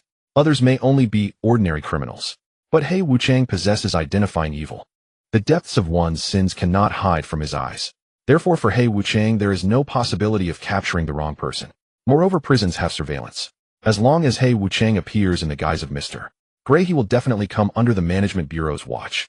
At that point, Wang Yan would appear from another direction. Mr. Gray and Wang Yan would no longer be suspicious of one another. Wang Yan wouldn't have to worry about Shun Qingli keeping an eye on him. After swiping his phone, Wang Yan found the nearest prison to his home, Jiangdong City 3rd Prison. It was less than 8 kilometers away. With He Wuchang's speed, he could arrive within 10 minutes. Considering the power reduction after leaving the domain, he would have about 7 to 8 minutes to act inside the prison. That amount of time would be sufficient. Wang Yan then opened the night patrol route of the Management Bureau. He glanced at the previous route he patrolled with Lin Yuyu and noticed it was quite close to Jiangdong City 3rd Prison. As long as he controlled his speed a bit, once Jiangdong City 3rd Prison reported He Wuchang's situation, he and Lin Yuyu would be the nearest group of field officers. At that time, the Management Bureau would surely issue an emergency dispatch. He could naturally rush over. By the time he arrived, He Wuchang should have already withdrawn as planned. Then he would pursue for a while. Once they reached an area without surveillance, he would recall He Wuchang back into the Yama appearance. He would only say that he possessed a special artifact, and that he couldn't catch up. As long as nothing unexpected occurred, this plan was simply perfect. Wang Yan went over the plan once more.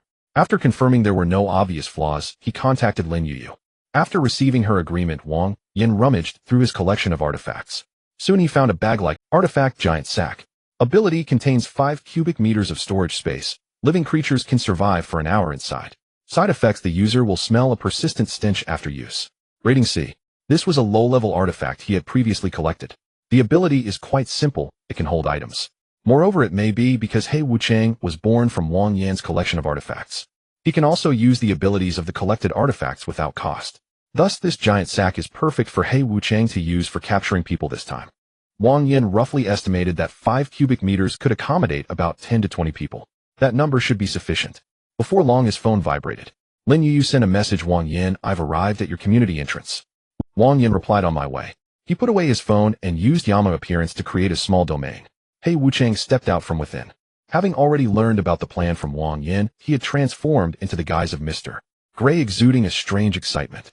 Master, I am ready. Wang Yan handed him the sack. Remember, your safety is the top priority. If you encounter an untenable situation, do not act recklessly and withdraw immediately. He Wuchang took the sack. Rest assured, Master, I won't let anyone catch me. Watching his excited demeanor, Wang Yan felt a bit uneasy. He added, calm down, don't make too much noise. Just capture the target and run. Do you understand? He Wuchang nodded seriously. I understand. Seeing that the time was almost up, Wang Yan waved his hand, allowing him to leave. Go ahead. He Wuchang's figure flickered and disappeared into the shadows outside the window. Wang Yan retracted the domain, changed his shoes, and went downstairs. Lin Yu was already waiting at the entrance of the community, still in her usual disguise. Seeing Wang Yan come out, she first glanced around the community, then looked at him. Why did you make me gather downstairs today? The rooftop was quite convenient last time. Wang Yan replied, it's windy on the rooftop, though I'm not used to it. Lin Yu squinted her eyes, but did not dwell on it. By the way, I forgot to tell you some good news. Due to the Faceless God incident in Jiangdong City, my field officer level has risen again. I am now a level field officer. Congratulations, congratulations. Wang Yan replied perfunctorily and pulled her along to follow the route on the Management Bureau's app to begin their night patrol. Time waits for no one. A lingering here or there might lead to unforeseen circumstances. Following the route, Wang Yan estimated He Wuchang's progress while also monitoring the alerts on the system radar. If he could find an unclaimed artifact or a disaster along the way, that would be quite a fortunate occurrence. Just as he thought this, the system radar suddenly lit up. Detected unclaimed level artifact, women's clothing. Wang Yan actually discovered a disaster. The most critical part was that it was conveniently on his route, requiring minimal time. Following the radar's indication, Wang Yan arrived near a secluded alley. He discovered that level disaster. It was disguised as a streetwalker trying to lure in customers.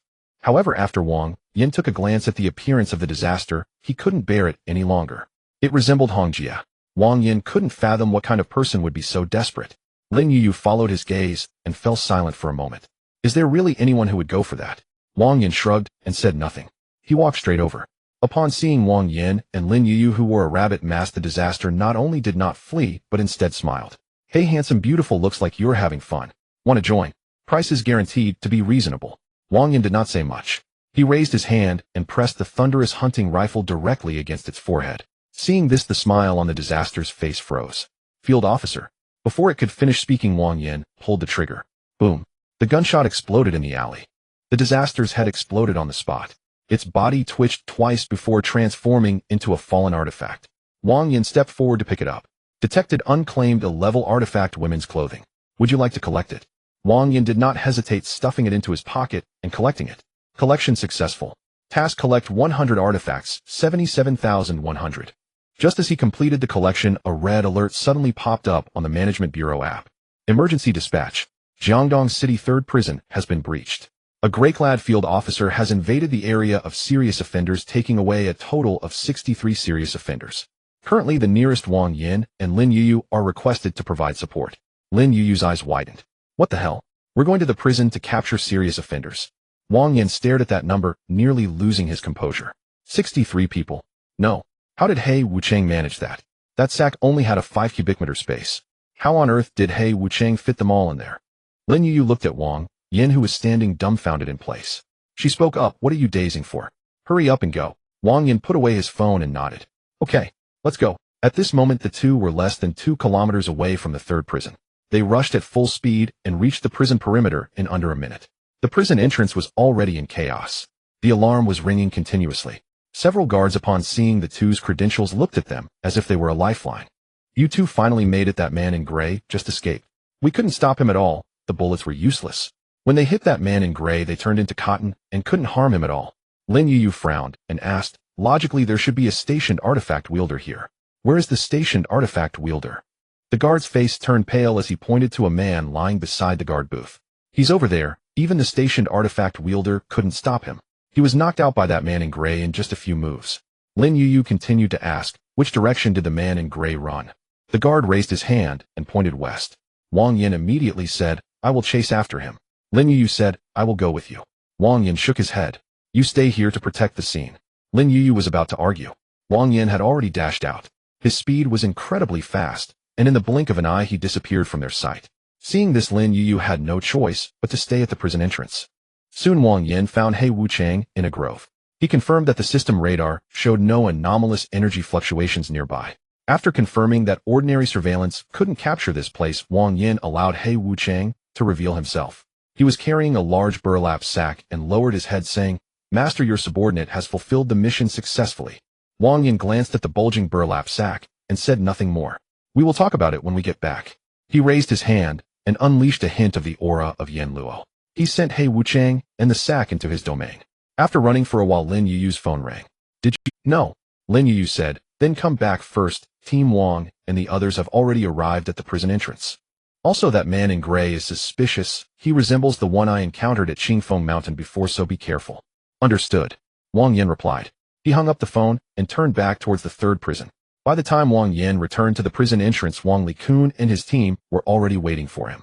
However, to his surprise, another figure was approaching from a distance. It was Shun Qingli. Lin Yu exclaimed in surprise, Senior Shun. Didn't you leave Jiangdong to return to headquarters? After greeting everyone, Shun Qingli scratched his head and replied, I was supposed to leave, but the headquarters sent me another task. I'm to take Wang Yin to the headquarters. Lin Yu was taken aback. Wang Yin to the headquarters. Why? Shun Qingli was also momentarily stunned. Didn't he tell you? Wang Yin took over the conversation. I've been selected as a candidate for class anomalous object control, and I have to go to the headquarters for testing in 3 days. Lin Yu turned to look at him. What? What does it mean to be a candidate for class anomalous object control? Her voice rose slightly. She had thought she was already a class artifact wielder and only needed to work a bit harder to catch up to Wang Yin. Yet in the blink of an eye, Wang Yin had already become a candidate for class anomalous object control. Was she now just a complete clown? Wang Likun was in no mood to listen to their idle chatter. He looked at Wang Yin. What about the man in gray? Wang Yin shook his head. Didn't catch up. There were no traces at all. Wang Likun frowned. Then you should go in and take a look at the scene. I hope you can gather some information from it. With that said, the group, led by the guards, entered the area for housing serious offenders. As soon as they reached the entrance, Wang Yin frowned. The smell of blood was overwhelming. The iron doors of the cells had all been forcefully torn apart. The ground was covered in bloodstains and several severed limbs. Some prisoners who hadn't been taken away were huddled in the corners, their faces pale, unable to even scream. Although Lin Yu had already seen it once, her scalp still felt numb. That man in gray is too ruthless. Shun Qingli squatted down to take a look at the severed arm on the ground, then glanced at the prisoners who were too scared to react. He didn't kill indiscriminately. The cuts on these limbs are very clean, and the amount of blood on the ground doesn't match up. If he only severed the limbs, the blood sprayed would definitely be more than this. That man in gray didn't kill them. Instead, he spared their lives. To keep the living, is there some kind of sacrificial ritual involved? Shun Qingli deduced a lot of information from just a few glances. Wang Yin, hearing this, said nothing more. He finally understood how He Wuchang managed to fit 63 people into a sack. If he turned them into human puppets, wouldn't they fit? Wang Yin cursed inwardly. He stopped his wild thoughts. Wang Likun, seeing Shun Qingli analyze the situation so thoroughly, showed her the surveillance footage. This person, isn't he the man in gray from Qingfeng Mountain? His build, movement habits, and the way he suppresses his aura all resemble that man in gray without a doubt. Seeing the figure in the surveillance, Shun Qingli was somewhat surprised. After speaking, she unconsciously glanced at Wang Yin. Indeed, just now Yu also recognized this person. After Wang Likun spoke, he also unconsciously looked at Wang Yin. Seeing Wang Yin's expression was normal, and the time on the surveillance was clear. When the man in gray invaded the prison, Wang Yin was with Lin Yu dealing with that class calamity. Furthermore, the location records from the management app, the guard's alarm time, and the calamity kill records all matched up. Thinking of this, both of them simultaneously had a thought. That man in gray turned out not to be Wang Yin. Wang Likun rubbed his forehead. First, list the man in gray as a dangerous target and upload the sketch to the management system. The charges are tentatively set for illegal invasion of the prison, attacking the stationed artifact wielder, and abducting serious offenders. As for the motive, continue investigating. The management team members quickly nodded. Understood. Wang Yin listened to this and sighed inwardly. The alias Mr. Gray was practically ruined. However, it wasn't a big deal. After all, he never intended to use this identity for long. Now that it's ruined, so be it. At least it lessened Shen Qingli's suspicion of him considerably. Just that alone was worth it in Wang Yan's view. Wang Likun confirmed Wang Yin and Lin Yu's patrol routes once more. After verifying there were no issues, he waved his hand, letting the two go back first. Wang Yin had no intention of lingering. After leaving the prison, he and Lin Yu parted ways. When he returned home, Wang Yin first scanned the area with the system radar. Within a 5-kilometer radius, there were no anomalous energy fluctuations. There were no followers outside either. Confirming safety, he then activated a small-scale 18 layers of hell. After expanding the domain, Blackstone steps appeared in the room. He Wuchang immediately stepped forward.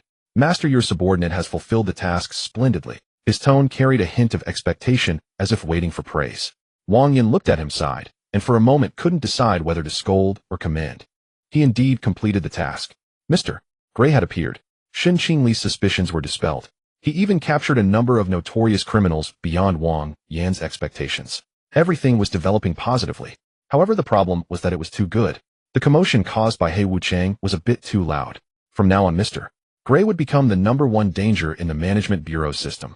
If Wang Yin accidentally exposed himself, he would be hunted by the management bureau. Shaking his head, Wang Yin stopped thinking about it, pointed at the giant sack, and spoke to He Wuchang. All right, let the people you captured out. Also, how did you think of stuffing them in that way? Hearing Wang Yan's question, He Wuchang replied earnestly, the space inside this sack is too small, but fortunately my calculation ability is good. I discovered that as long as we remove their arms and legs and seal their blood energy, not only will they not die, but we can fit in more. Wang Yan's mouth twitched at these words. You're quite good at calculations. He Wuchang excitedly nodded. I wouldn't dare waste the opportunity to showcase what the master has given me. Wang Yin originally wanted to scold him a bit more, but the words changed at the tip of his tongue. Next time, make less noise. He Wuchang immediately replied, I understand, master. Then He Wuchang raised his hand and shook it. The giant sack opened. 63 serious criminals tumbled out onto the ground like glass bottles. They were all still alive, but their faces no longer bore any signs of the ferocity they had when captured. Instead, only endless fear remained. Once they emerged, they saw a scene around them that resembled the underworld. Standing before them was an unknown entity wearing the Yama mask. Beside it was a figure dressed like He Wuchang. Upon sensing the terrifying aura emanating from the 18 layers of hell, these people completely broke down. Where is this? He Wuchang. Yama. This is the underworld. No, I don't want to go to the 18 layers of hell. If I had known it would be like this, I would rather have confessed and been executed. Can I still become human again? The cries immediately turned into chaos. Wang Yin frowned at the noise.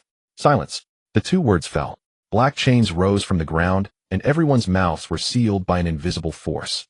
Wang Yin activated True Sight of Karma and Yama's Judgment. The names, crimes, and lifespans of the people curled up before him all appeared before his eyes. Zhao Qingshan, lifespan 60 years, remaining 29 years. Crime, trafficking 27 children, resulting in 9 deaths, subsequently silencing witnesses by burning a family of 4. Lu Hong, lifespan 59 years, remaining 17 years. Crime, 13 counts of robbery and murder, killing 2 police officers during pursuit, and after imprisonment bribing outsiders to kill a whistleblower and her son. Looking through them one by one, Wang Yin found that He Wuchang indeed hadn't made any mistakes. Almost none of these people had overlapping charges. The more he looked, the more Wang Yin felt his teeth itch with anger. He didn't understand why these people hadn't been executed immediately and were still alive. However, since they had already fallen into his hands, Wang Yin would naturally let them taste the bitterness of a life worse than death. Wang Yin looked at the first man, Zhao Qingshan. The man shook his head frantically. Wang Yin coldly recited the charges against him. Trafficking 27 children. Among them 9 died. To silence witnesses, he set fire to kill a family of 4. The penalties include tongue extraction, scissors, and the mirror of sin.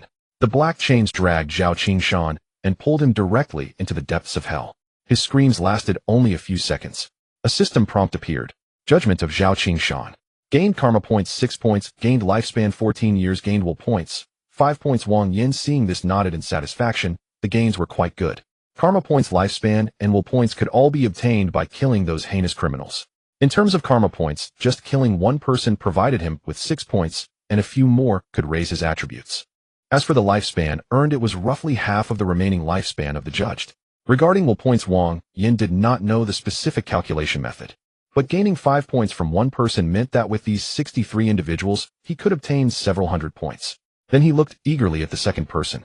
Lu Hong. Punishments include Iron Tree Mirror of Sin and Steam Cage. As he finished speaking, the chains fell again. Lu Hong was dragged away. Gained lifespan 8 years. Gain will points 3 points. The third person was a frail old man. He pretended to be unconscious. Wang Yin glanced at him and prepared to speak. Luo Wansheng. The old man suddenly opened his eyes, wanting to argue and pleading desperately.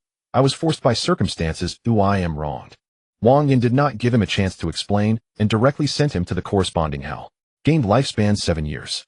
Gain will points 2 points. 10 minutes later, all 63 people had been dragged into hell. Their physical bodies died, but their souls did not disperse. They were bound by the rules of the Yama mask and became the ghosts and souls in various levels of the prisons. This added a touch of realism to several layers of hell that were originally empty. After the judgment, the system prompt summary appeared. This judgment's karma targets 63 people. Gained karma points 126 points. Gained lifespan 472 years. Gain will points 156 points. Completeness of the 18 layers of hell slightly increased. Power of the Mirror of Sin enhanced. Power of the Scissors Hell enhanced. Power of the Iron Tree Hell enhanced. Wang Yin looked at the prompts and felt much better. He also had some appreciation for He Wuchang's independent actions. He had captured over 60 people for him. After all, if he had only captured about 10 or 20 as per the original plan, he wouldn't have necessarily gathered enough lifespan at once to buy the precise location of the faceless god. Now it was different. For 172 years. That was enough. He Wuchang stood with his head down beside him. Master, are you satisfied? Wang Yin glanced at him. Just don't make the situation look so unsightly next time. He Wuchang earnestly replied, I will remember, Master. Wang Yin added, you did well this time. I hereby appoint you as the squad leader of our 18 layers of hell. All these little ghosts and the faceless people will be under your command. Upon hearing this, He Wuchang lowered his head even deeper, but the excitement was impossible to hide. Thank you, Master. Ha. Wang Yin did not expect He Wuchang to be so easily satisfied. Ignoring him, Wang Yin retracted the domain and returned to the room. Upon returning to the room, the system notification appeared before him. Attributes have been enhanced: Constitution 1, 2 Strength 1, 2 Speed 1, 2 Mentality 1, 2 Attribute enhancement increased to 16, 7 times. With 126 points of sin value, Wang Yin received several points of attributes and an increase in attribute enhancement multipliers. After coming back, Wang Yin took out the brass bell given by the Huolang. He did not ring it immediately, as the incident caused by Mr. Gray had a significant impact. The entire city must be investigating Mr. Gray now. The Bureau's detection artifacts, surveillance systems, and field teams have likely already mobilized. At this time, ringing the brass bell given by the Huolang would not guarantee safety, so Wang Yin decided to wait until tomorrow, when the search intensity would be slightly reduced. He planned to find an abandoned building. First, he would buy the exact location of Wu Mianshun, then immediately unleash the dual domains of Shi Piao and Yin Luoxiang. After settling the 17 artifacts, the system notification appeared. Task: collect 100 artifacts, 94,100. Great, just 6 more to complete it. Then, suppressing his excitement, Wang Yin went to school as usual. Jiangdong No. 3 Middle School was livelier than usual, with more bureau vehicles at the school gate. There were also several uniformed field agents maintaining order. Students were buzzing with discussions. I heard there's going to be a lecture on supernatural powers today. That's called artifacts. How do you know? My dad said so. He works for the government. Does that mean we also have a chance to become artifact wielders? You're thinking too much. Artifacts aren't so easy to obtain. When Wang Yin entered the classroom, Lin Yuyu was already seated. Upon seeing Wang Yin, her first words were, after seeing the scene last night, I couldn't sleep at all. The blood, those limbs were terrifying. Why did that gray-clothed person help me if they were so ruthless? Wang Yin placed his backpack down without responding. Soon the school broadcast sounded. All students were to gather in the reporting hall. The speaker sent by the Bureau stood on stage, speaking with great caution. He did not reveal all the truths at once, only discussing the basic concepts of artifacts, the dangers of calamities, how to report anomalies, and that ordinary people must not touch artifacts privately. The students below listened attentively. Some were nervous, some were excited, and others had already begun to fantasize about picking up artifacts and becoming official wielders. Wang Yin had little interest in this content. Noticing the large number of people in the reporting hall, he lowered his eyelids and summoned a trace of Yin Luoxiang's aura. The sin devouring unfolded gently. Threads of minor sins gathered and were soon consumed by Yin Luoxiang. System notification appeared. Collected sin value 161 points. Constitution 2, 2. Strength 1, 2. Mentality 2, 2. Speed 1, 2. Attribute enhancement increased to 17, 5 times. Wang Yin glanced at it and retracted his aura. Although it was slightly less even mosquitoes or meat. After the lecture ended, the school arranged several normal classes. Soon Wang Yin endured until it was time to leave school. He did not leave with Lin Yuyu. Instead, he left the school alone, circling around to confirm that no one was following before arriving at a deserted building in the southern part of the city. The construction had long been halted. There were no residents nearby and surveillance was sparse. Wang Yin used the system radar to scan the area. There were no abnormal artifact fluctuations within a 5-kilometer radius. Then he walked into the 3rd floor of one of the abandoned buildings. It was spacious with a good view and suitable for action. Wang Yin took out the brass bell. He pressed it gently. Ding. The clear sound of the bell spread throughout the floor. A few seconds later, the sound of a rattle emerged from behind him. Selling goods. Old goods for new goods. Life for life, goods for goods. Fair prices, no cheating. The Hua Lang came out from the shadows carrying a tattered large bag. Upon seeing Wang Yin, his smile deepened. "Oh, customer, we meet again. Are you ready with the longevity fruit?" Wang Yin turned to look at him. "I am ready." He waved his hand, and 200-year longevity fruits appeared in his palm. The Hua Lang suddenly inhaled sharply, looking at the longevity fruits with a hint of greed in his eyes. "Not bad. Not bad. 200 years, and the quality is even better than that of Chongqing Town." Seeing this, Wang Yin continued, "Since you've verified the goods, I want the exact location of Wu Mianshin now." Seeing that the Hua Lang remained unmoved, Wang Yin raised an eyebrow. "What's wrong not buying?" "Customer, it's not that I'm not buying." The Hua Lang rubbed his hands, smiling somewhat embarrassingly. "It's just that the price has to go up a bit. You said last time it was 200 years, why is it now a sudden price increase?" The Hua Lang nodded, repeated, Yes, I said it was 200 years. But you don't understand that Wu Mianshin is hidden too deeply. I ran a lot of routes and took a lot of risks to find him. So now the market price has changed. 300 years. Just 300-year longevity fruits, and I guarantee the information will be detailed. You won't lose on this purchase." Wang Yin smiled. He had long known that the Hua Lang would not be honest. He just didn't expect the price increase to come so smoothly. "All right." Wang Yin took out another 100-year longevity fruit. 300 years, give me the information."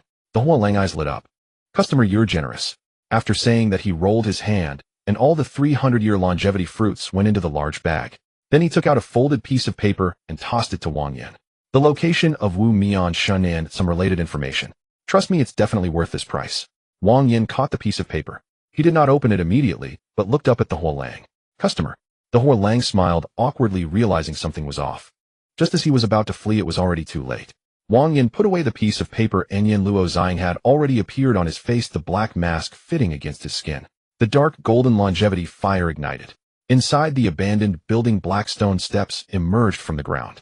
Blood-red other shore flowers grew along the cracks. Deeper within, the shadows of the 18 levels of hell began to seep out. The Hua Lang's smile vanished, replaced by a look of fear in his eyes. He did not expect that Wang Yin also possessed an strength artifact. He had been careless and took a step back. "What are you doing, customer? I'm just a small business. I can't afford to treat you like this. How about this'll pay you some road money and you let me go?" Wang Yin looked at the string of sins floating above the Hua Lang's head and said coldly, "Price gouging, trading in lives, threatening me with field personnel as goods, and selling information to Wu Mianshin. Tell me, should I kill you?" The Hua Lang's expression changed slightly. The first few charges didn't bother him. But how did Wang Yin know the last one? As Wang Yin's words fell, the 18 levels of hell completely unfolded. The tattered large bag behind the Hua Lang suddenly swelled. The sound of the rattle became urgent. A shadowy field resembling a junk shop also expanded from beneath it, forcefully resisting the shadows of hell. The Hua Lang looked up, his smile already gone. "Customer, business is business. If others want to buy your information, I can't not sell it, can I? But you turning against me now is not right. Do you really think I'm a soft persimmon? Do you really think I'm a soft persimmon?" The voice of the vendor boomed, causing the tattered bag behind him to swell suddenly. The sound of a rattle echoed urgently. In an instant, the miscellaneous shop expanded forcefully, resisting Wang Yin's domain of the 18 layers of hell, even gaining the upper hand. Seeing this, Wang Yin assessed the vendor's strength, concluding that it should be stronger than his own, with a single glass artifact, but far weaker than the faceless god. If the vendor only had such strength, then he could fight. Moreover, Wang Yin was confident that once the living ticket domain sentient stage emerged, he would suppress the vendor. He would press the vendor down. However, Wang Yin did not immediately draw the living ticket, as the rules of the 18 layers of hell had yet to be fully verified. If the vendor could escape directly, he would simultaneously possess 2 glass artifacts, and the fact that the 2 domains did not conflict would be taken away by the vendor. Given the nature of the other party, it wouldn't take 3 days for this to become widely known. At that point, it would not just be the faceless god watching him. A host of old monsters would surely become interested in Wang Yan. If that happened, Wang Yan would likely die a terrible death. Thus, the first thing Wang Yan needed to confirm was quite simple: whether the vendor's teleportation ability had been restricted, and if he could indeed leave. In the next moment, Wang Yan moved. His figure appeared directly in front of the vendor. The pale sword manifested in his hand. Simultaneously, the pale doppelganger lunged from both sides. The muzzle of the thunderous hunting rifle was raised under the gaze of those faceless shadows, and the small ghosts transformed from criminals. The thunderous hunting rifle had reached its maximum power. Boom, boom. 2 shots were fired at the vendor's forehead. The vendor remained unfazed. In the next moment, the universal bag behind him suddenly opened wide. Several pitch-black arms extended from the bag. Some held knives. Some wielded scissors. Some carried a copper scale. One hand even grasped an old abacus, blocking forward. The attack was instantly diminished by more than half, and the rest was swallowed by the vendor's large bag. Wang Yan sidestepped to avoid the vendor's attack, but the pale doppelganger had already reached the vendor's back. Just as the vendor attempted to turn, a black chain coiled up from the ground, wrapping around his lower leg. The living ticket had already been grasped in Wang Yan's hand. The cheering ability activated. The vendor's attempts to resist slowed for an instant. In that moment, the pale sword slashed across his shoulder. The thunderous hunting rifle also blasted into him. Dark blood splattered. The illusion of the miscellaneous shop trembled as well. The 18 layers of hell seized the opportunity to devour part of the vendor's domain, pushing forward by an inch. Crimson ghost flowers began to grow along the cracks in the cement, starting to climb the threshold of the vendor's domain. The vendor's expression changed. He looked down at the wounds on his body, then at the eroded domain, and his gaze finally darkened. He had underestimated Wang Yan.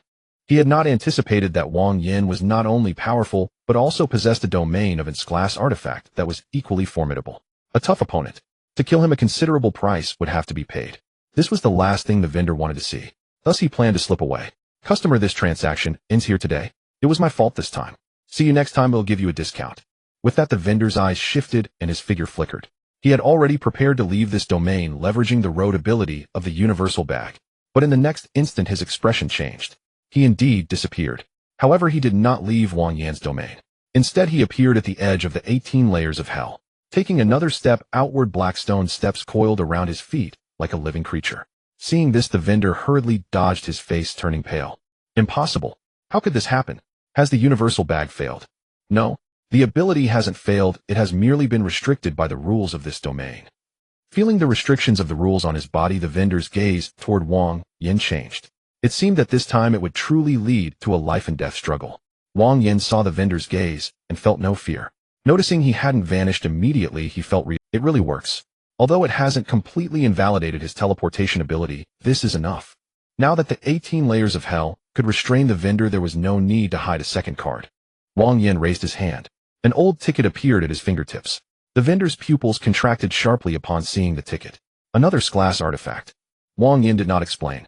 The living ticket lit up. The red theater curtain rose from the edge of hell. In the next moment, the sentient stage directly enveloped the vendor's position. The miscellaneous shop, black stone steps, crimson ghost flowers, and old theater overlapped in the same space. The vendor was initially startled, then suddenly burst into laughter. Are you insane?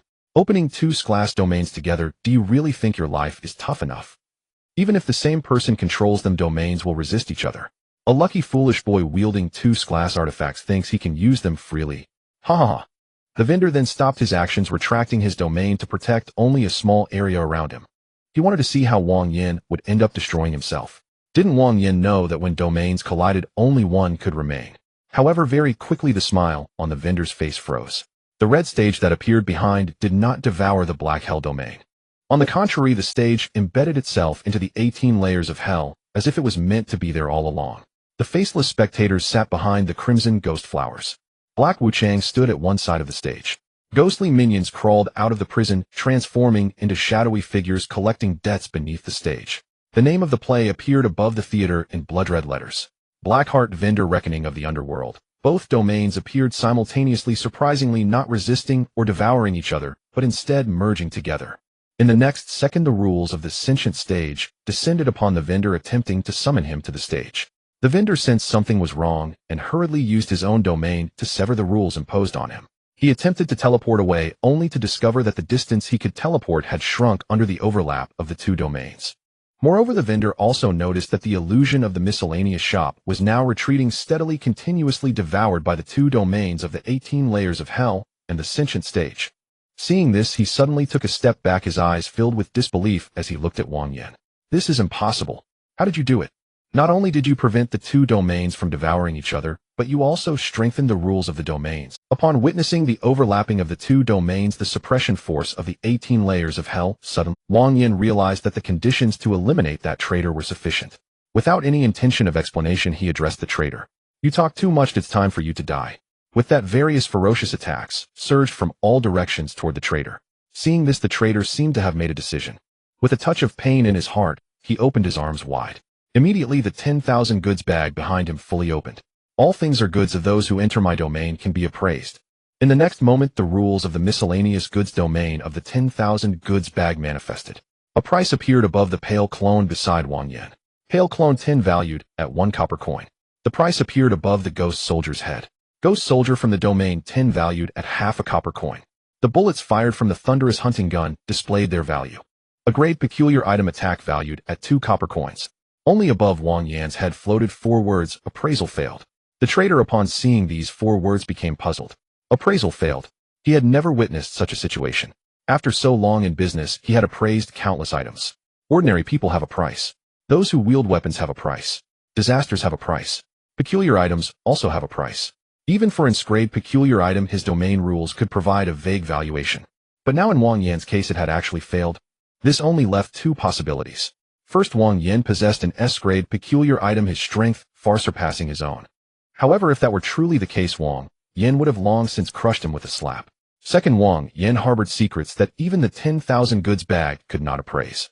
Thinking of this, the traitor licked his lips, his eyes instantly gleaming with greed. Guess the goods on you are worth even more than I imagined. Wang Yan understood the meaning behind his words, his gaze darkening. Since the traitor recognized that he held a great secret, he could no longer allow him to leave alive. After discovering that Wang Yan possessed a valuable secret, the traitor no longer hesitated to expend resources. He waved his hand. The 10,000 goods bag opened wide. Countless items were taken out and thrown into the miscellaneous goods domain, transforming into mountains of copper coins. Seeing this, the traitor spoke again. Discount. As soon as he finished speaking, the momentum of those originally priced attacks instantly diminished, and their valuations subsequently decreased. Acquisition. Then the copper coins on the shelves clattered. Those priced attacks were actually being bought one by the traitor. High price sale. The valuation of the attacks that had been bought instantly doubled. Some of Wang Yan's power vanished with a strange fluctuation. Instead, it appeared on the attacks that had been purchased, causing their power to double as well. The pale clone turned its sword's edge toward Wang Yan. The ghost soldier lunged at Wang Yan. The thunderous bullets curved in the air and shot toward Wang Yan's forehead. Seeing this, Wang Yan raised an eyebrow and sighed lightly. This traitor's ability was quite interesting. He spent some effort blocking the attacks that had been bought by the traitor. After dodging the attacks from the black hands that stretched out from the 10,000 goods bag, Wang Yan looked at the traitor. He discovered that apart from the attack from the grade peculiar item, all other attacks could be bought by the traitor at a reduced price. The traitor grinned and said, "Guess the more you attack, the more goods I can buy, and the more power you lose. Why don't you sell yourself to me as well? I guarantee I will give you a good price." Wang Yan ignored him. Since the traitor wanted to buy, let him buy to his heart's content and see whether he had more money or Wang Yan had more attacks. A flicker of dark gold flame ignited in Wang Yan's eyes. Willpower enveloped him. In this battle, he had only one goal: to kill the traitor. The moment his willpower enveloped him, Wang Yan's control over the dual domains became smoother. The faceless spectators all raised their heads together. Cheers rained down with Wang Yan's state recovering and his lost power returning. Then Wang Yan raised his hand and pointed at the traitor. Buyer of lives. The illusion of the hell of sins pressed down. Selling children. The instruments of the tongue-pulling hell gleamed. Using wielders as collateral. The chilling light of the scissor hell fell beside the traitor. Low-priced buying of lives, high-priced selling of disasters. The black branches of the iron tree hell emerged from the ground. Leaking customer relations, reselling buyers. The steam from the steamer hell surged up from beneath the counter of the miscellaneous shop. With each line, Wang Yan recited the traitor's complexion, darkened, facing endless pressure. He wanted to continue paying the price to purchase those attacks. But suddenly a chorus of boos interrupted his movements. In the next second, the attacks fell. The traitor let out a wail as he was harmed. His miscellaneous goods domain was instantly devoured by the 18 layers of hell and the stage of all beings. Yet the traitor was not dead. Just as Wang Yan was about to deliver the finishing blow, he suddenly sensed something and quickly retreated. He saw the trader suddenly lift his head, his eyes filled with bloodshot, causing the 10,000 goods bag behind him to open again. You forced my hand. I finally managed to buy them. I never expected to use it on you. With his words, a terrifying aura emanated from the 10,000 goods bag. Wang Yan's gaze sharpened.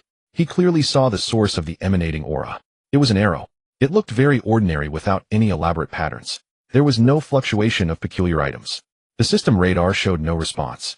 Yet the moment that arrow appeared, the entire 18 layers of hell felt a weight descend. Wang Yan's back instantly tightened. That terrifying aura reminded him of the 100 Refinements melting furnace, although it did not exert as much pressure as the 100 Refinements melting furnace had on him. This arrow was at least at the S-grade peculiar item level. Seeing Wang Yan being shaken, the trader knelt on the ground, his face revealing a mad grin once again. Do you feel the terrifying power emanating from it? This is an attack I bought at a high price from a certain master. I originally wanted to keep it for self-preservation, but using it on you is not a loss. Experience the full force strike from the SS grade Disaster Master. As he finished speaking, the trader seemed to be drained of all his strength, collapsing to the ground. His domain dissipated accordingly. Yet the trader was not the slightest bit worried about being killed by Wang Yan, because at that moment the arrow had already slowly flown out. He was certain Wang Yan would undoubtedly die. The arrow was not fast, but just by staring at it, Wang Yan felt a sense of impending death surge through his soul. He wanted to dodge, but that arrow had already locked onto him. No matter where Wang Yan retreated, that sense of death did not dissipate. He wanted to block the arrow with an attack, but all attacks turned to powder before they could even make contact. Seeing Wang Yan in crisis, He Wuchang originally intended to use his own body to block the arrow, but fortunately, he was stopped in time by Wang Yan. After distancing himself from the arrow, Wang Yan's heart raced, and his brows furrowed as he pondered how to respond. First, he absolutely could not take it hidden. Secondly, it seemed that this thing would only disappear after killing the target. He could not evade it, and could only take it hidden. Lastly, after using this arrow, the merchant had already collapsed on the ground, and his domain had vanished.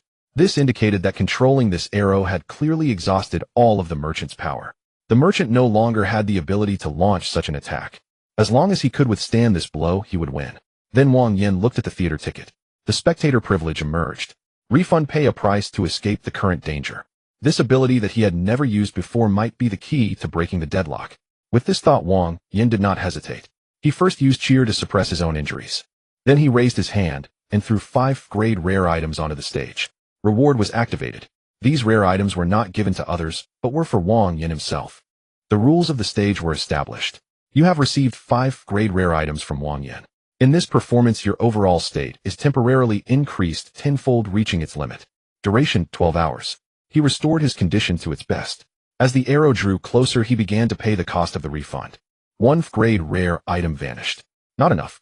The second item. Still not enough. The third item. Still not enough. Wang Yan's gaze was icy. The level of this arrow was too high. Relying solely on low-level rare items could not buy a complete retreat. So he continued. 20 grade rare items. 10 grade rare items. 8 grade rare items. One by one, the rare items transformed into white light, stacking in front of Wang Yan. The collection progress instantly regressed. Although Wang Yan felt some pain, he knew better. Once a life was lost, everything was gone. His willpower also burned at that moment. 156 points of willpower were consumed frantically. Wang Yan had only one thought in his mind. Survive. Kill the merchant. Finish everything. The arrow finally arrived before him. The white light shattered. Willpower burned out. The refund rules continuously diminished the arrow's potency. Yet in the end, the arrow still retained half of its strength. Thud. The arrow pierced through Wang Yan's chest. Several defensive rare items shattered simultaneously. Wang Yan was sent flying, crashing into the black stone steps. Blood gushed from his chest. The dark golden longevity fire on Yin Luo Xiang dimmed for a moment. The merchant stared at him intently, laughing loudly. In the end, I am superior. I have taken your secret.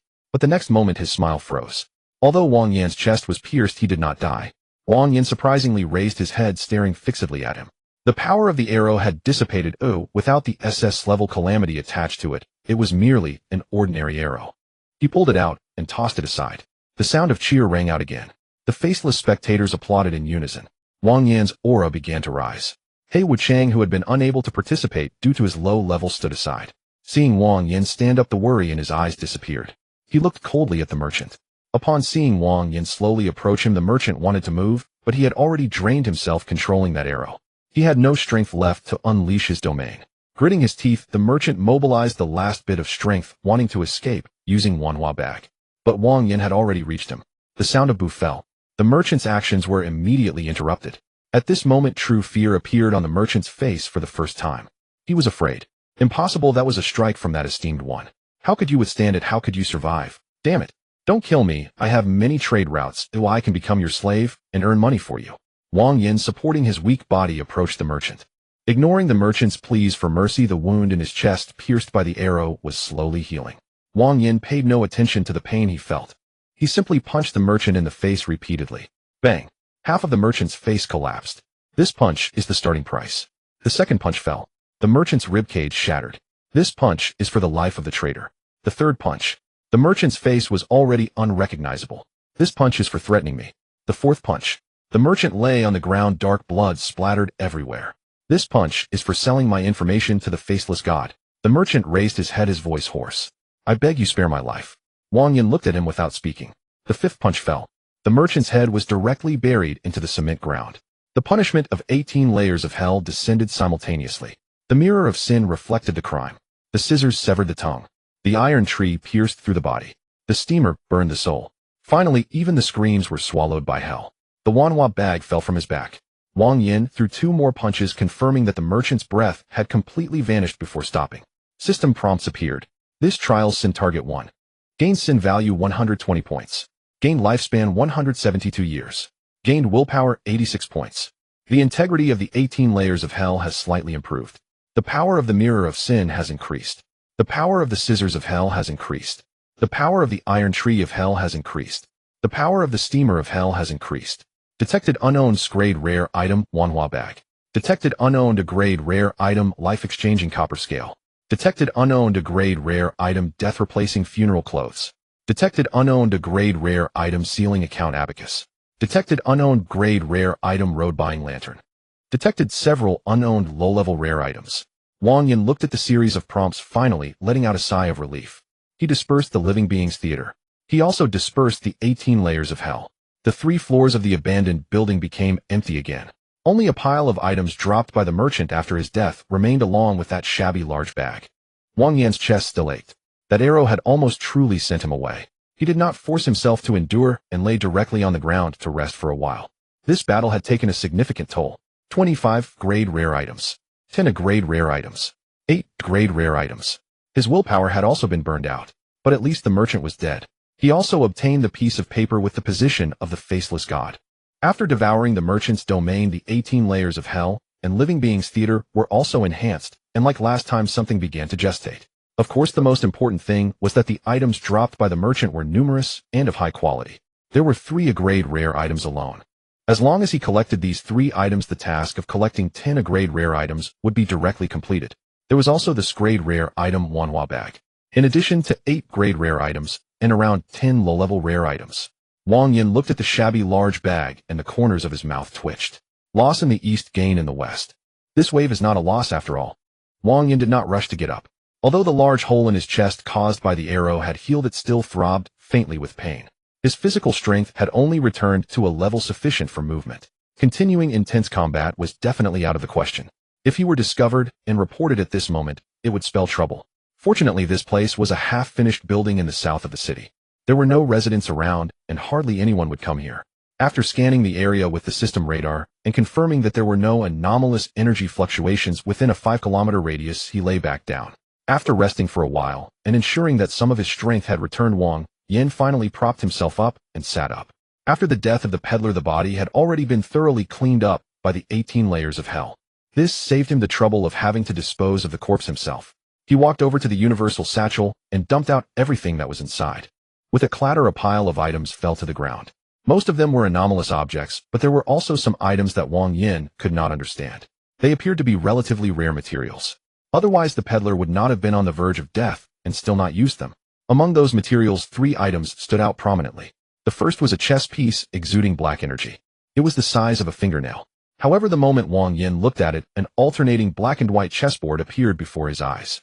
Countless figures on the board seemed to be fighting over something, engaged in relentless conflict. The longer Wang Yin looked, the stronger the strange urge to join in became. The more he wanted to join, the clearer those figures became, as if he were right there on the scene watching from the sidelines. Realizing something was amiss, Wang Yin quickly averted his gaze and cleared his mind. After a while, the chessboard illusion finally dissipated. Feeling the cold sweat seeping from his back, Wang Yin realized that this object was definitely not simple. The things those figures were fighting over were also not ordinary. The second item was a gray stone. The moment Wang Yin picked it up, he felt a familiar aura. It was the same aura as that of the statue that bore the descent of the faceless god. So this item should be the raw material used to create that statue. A good find. The third item was a strange flower not large in size. Its stem was thin, but the flower's center bore an old, closed-eyed human face. Wang Yin stared at it for just a few seconds, and a wave of discomfort washed over his soul. It felt like someone was looking back at him from a great distance, following his gaze. Having learned from the experience with the black chess piece, Wang Yin did not dare to look any longer. Just as he was about to put the flower away, it flew from his hand, uncontrollably rising into the air. The old man's face in the flower's center began to change. That face gradually transformed from old to young, wrinkles fading away, eyelids opening to reveal a pair of murky eyes fixed on Wang Yin. Human. The voice was harsh, sounding less like it came from the flower, and more like it was drilling into his mind. Wang Yin did not respond. His palm was already pressed against the Yama portrait, re-expanding his domain. With his current physical strength, he could only find a semblance of safety within the domain. The human face on the flower stared at him for 2 breaths, then suddenly laughed. A domain. Not bad. Did the peddler die here? Ha ha ha, he died well. That scoundrel who raises prices on the spot has long been a thorn in my side. Wang Yin glared at him, remaining silent. The human face laughed, even more joyfully. I am known as the master of the age flower. In human terms, I would be classified as an SS-level calamity. Wang Yin's expression darkened. An SS-level calamity. The peddler had actually concealed a token of such a thing within his pack. The master of the age flower did not rush to take action. Or rather, he could not take action while separated by this flower. He merely regarded Wang Yin with a gaze that assessed merchandise. Don't be nervous, I hold no significant malice against your kind. You can check the records. I have traded with humans several times. As long as you can bring me items that extend life, I can give you what you desire. Wang Yin was not convinced. The so-called lack of malice from a calamity often differs from what ordinary people understand as lack of malice. The peddler had claimed to be honest as well. Yet he still raised prices and sold information. Wang Yin asked, did you trade life fruits with the peddler? The smile on the master of the age flower's face faded slightly. He did indeed deliver some life-extending items to me. However, that scoundrel is too greedy. He dared to ask for 3 times the price for a single item. Now that he has died at your hands, it is his good fortune. Otherwise, if he dared to come again, I would personally kill him. Saying this, the master of the age flower laughed again. The aura of life on you is quite good, similar to the aura of life fruits the peddler brought before, but of a much higher quality. If you wish to trade in the future, just look at this human-faced life flower. It will guide you to my presence. But remember, do not stare at it for too long, or it will shorten your lifespan. By the way, I will also give you a piece of information for free. This peddler's anomalous item has 2 conditions for mastery. The first is that you must carry this bag and walk 100 miles. The second is that you must conduct a low buy high sell transaction. As soon as the words fell, the human face in the flower aged once more, eyes closing. That terrifying consciousness also vanished. Wang Yin glanced at the human-faced life flower, then promptly sealed it in a peculiar box with sealing effects. He stored the box away. This item had value. Perhaps he could trade with it later, but for now it should not be touched. What was truly important now was the S-level anomalous item universal satchel that the peddler had dropped. He pressed his hands on the bag. A system prompt appeared. Anomalous item universal satchel. Abilities: appraisal, storage, blackhand, shapeshift, universal shop domain. Appraisal can assess the value of items, attacks, remnants of rules, lifespan, intelligence, etc. If the target's level is too high, its essence obscured, or involves higher level rules, appraisal may fail. Storage: the satchel contains a vast space, allowing for the inclusion of items, anomalous objects, attacks, and living beings. Blackhand: a powerful blackhand can extend from the satchel to attack enemies. Shapeshift can move short distances through existing transaction records, trade route anchors, or cargo mark. Domain: universal shop.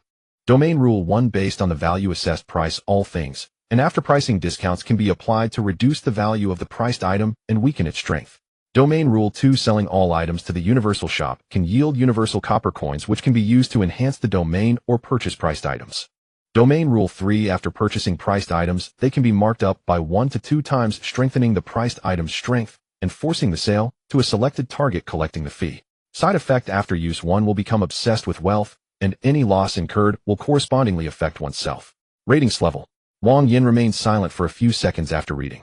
Indeed, it was a rank extraordinary item. Its offensive power was not the strongest, but its functionality was exceedingly exaggerated.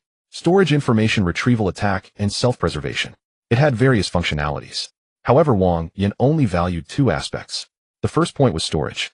The arrow from the merchant was the best example. If Wang Yin could buy an attack from a powerful being in the future and store it in the universal storage bag for release at a critical moment, many enemies would suffer great losses. The second aspect was concealment. The ability to teleport was simply a divine skill, although the conditions were somewhat troublesome. Transaction traces, trade route anchor points, or item markings. All three required some effort to manage. However, compared to the potential gains, this expenditure was negligible. Looking at the collection conditions, Wang Yin noticed that two of them were basically consistent with what the Year Flower Master had mentioned. He could not see through the true intentions of the Year Flower Master. As for the difficulty of the collection conditions, Wang Yin found it to be nothing. With his current physical condition, even without utilizing the extraordinary item's abilities, a distance of 100 miles would take about 40 minutes. The second condition of buying low and selling high was even simpler. As long as you targeted the right objective, completing a double sale was not difficult. Then he looked at the three A-rank extraordinary items. Wang Yin reached out to touch them. A system prompt appeared. Extraordinary item: life, exchange copper scale. Abilities: life measurement, life exchange weight pressing. Life measurement can measure the approximate weight of a target's lifespan, injuries, or costs. Life exchange: when both parties' costs are equal, it can transfer or offset lifespan, injuries, or weakened states. Weight pressing can temporarily increase the weight of a target's cost, slowing their actions and depleting their vitality. Side effects: the user will have their own cost recorded by the copper scale, and long-term use may result in reverse measurement. Rating a rank. Collection condition: complete 10 measurements using the copper scale. Wang Yin raised his eyebrows. This collection condition was indeed simple and could be completed in no time. The abilities were also quite decent. The second item was the Death Substitute Burial Clothes. Extraordinary item: Death Substitute Burial Clothes. Ability: Death Substitute. Death Substitute: when the wearer encounters a fatal injury, the burial clothes can substitute to bear part of the death penalty. The higher the level of injury, the more severely the burial clothes are damaged. Side effects: after use, the user will increasingly approach death. Rating a rank. Collection condition: wear the burial clothes and lie in a coffin for 10 minutes. The third item was the account sealing abacus. As soon as Wang Yin picked it up, he heard the faint sound of the abacus inside. Extraordinary item: account sealing abacus. Abilities: record keeping, account sealing, debt tracking. Record keeping can record a transaction, debt, promise, or cost. Account sealing: when a target has outstanding debts, it can temporarily seal one of their abilities, actions, or transaction qualifications. Debt tracking can track the outstanding debt targets based on account traces. Side effects: users may become calculative, and long-term use may lead them to view relationships entirely as accounts. Rating a rank. Collection condition: complete an entire account using this abacus. After looking at these three extraordinary items, Wang Yin first completed the collection task for the life exchange copper scale. He then began processing those rank and lower extraordinary items. This part was much simpler. For items that the system indicated could be collected without a master, Wang Yin directly touched to collect. Collection successful. Collection successful. System prompts then popped up one after another. Task: collect 100 extraordinary items, 75,100. Task: collect 10 A-rank extraordinary items, 810. Wang Yin looked at this number and was not too surprised. Previously, he had consumed too much to block that arrow. The collection progress had regressed significantly. Now that he had collected the rank and lower extraordinary items dropped by the merchant, it somewhat mitigated his losses. However, in Wang Yin's view, the regressed collection progress was not detrimental to the point of being crippling. After all, the channels for acquiring lower extraordinary items were numerous. They could be exchanged for contributions in the management bureau, and some wielders could buy them with materials or cash at gatherings. Restocking was not too difficult. Moreover, as long as he completed the collection conditions for the other two A-rank extraordinary items in hand, he could also complete the task for collecting A-rank extraordinary items. After tidying up all the dropped items, Wang Yin took out the paper he had bought from the merchant. This was the purpose of his initial search for the merchant. The precise location of the faceless god. Wang Yin unfolded the paper. There were not many words on it, but the first line made his gaze darken. Current anchor point location of the Faceless God Management Bureau Headquarters, Employee Dormitory, Building 13, Room 524. Identity: ordinary staff of the Headquarters Logistics Department. Wang Yin stared at the words Management Bureau Headquarters for a long time. He had thought the Faceless God would be hidden deeply, but he did not expect that the Faceless God was actually at the headquarters. Could the headquarters not be aware of this? Or was it due to the special nature of the Faceless God's abilities? Wang Yin did not continue to investigate, and began to think about how to handle it. If he directly handed this paper to the headquarters, the risk would be minimal. The headquarters had high-end combat power sealing capabilities and various extraordinary items. If he were to ambush the faceless god, it would be much safer than charging in alone. However, the rewards would also be low. The Shrank extraordinary item on the faceless god would most likely be reclaimed by the headquarters. Wang Yin would at most receive a few contribution points and commendations for reporting. What was more troublesome was that the faceless god was already aware that Wang Yin was looking for him through the merchant. If the faceless god discovered that he could not escape, he might expose the fact that Wang Yin possessed and shrank extraordinary item and held secrets of extraordinary items far beyond ordinary people before dying. Things would become dire. It was completely uncertain how the headquarters would deal with him after they learned about this. Another option was for him to secretly hunt the faceless god. The rewards would be maximized. The secret would also be easier to keep, but at the same time the risks were enormous. The merchant had an arrow that almost killed him as a trump card. The faceless god being stronger than the merchant must have a trump card as well. If Wang Yin wanted to face him alone, he needed to prepare thoroughly. Thinking of this, Wang Yin folded the paper back up. He did not rush to make a decision. He decided to digest what he had in hand first. Death substitute burial clothes. Account sealing abacus. After collecting these two rank extraordinary items, the task for the rank stage would be completed. Perhaps the reward could give him a trump card to crush the faceless god. Even if not, he would have to wait until Wang Yin collected the Shrank extraordinary item universal storage bag. He wanted to test how the combination of 3 Shrank extraordinary items would amplify their effects before making a decision. Wang Yin looked out the window. The sky had completely darkened. His chest still hurt, but things could not be delayed. The faceless god was at the headquarters, and Shun Qingli would soon take him to the headquarters for testing. He decided to take this opportunity to eliminate the trouble of the faceless god. Wang Yin put away the paper and slung the universal storage bag on his back. He went to a coffin shop and without hesitation pulled out 100, purchasing the account book of the coffin shop and a coffin from the owner. Under the astonished gaze of the owner, Wang Yin donned the burial clothes, clutching the account book and abacus as he crawled inside. 10 minutes later, Wang Yin stood up inside the coffin smiling. Task: collect 10 rank extraordinary items, 1010. Task completed. Task: collect 10 grade strange items, 1010. Task completed. Reward obtained: 1 lottery chance. New task: collect 10 grade strange items, 310. Task reward: 1 lottery chance. Task: collect 100 strange items, 77,100. Looking at the system prompt that appeared before him, Wang Yin was somewhat puzzled as to why there was no prompt for the system radar upgrade upon completing the task. After contemplating for a moment, he believed that the radar upgrade was only related to the mainline collection tasks. However, he had obtained the lottery chances, and the new task had refreshed.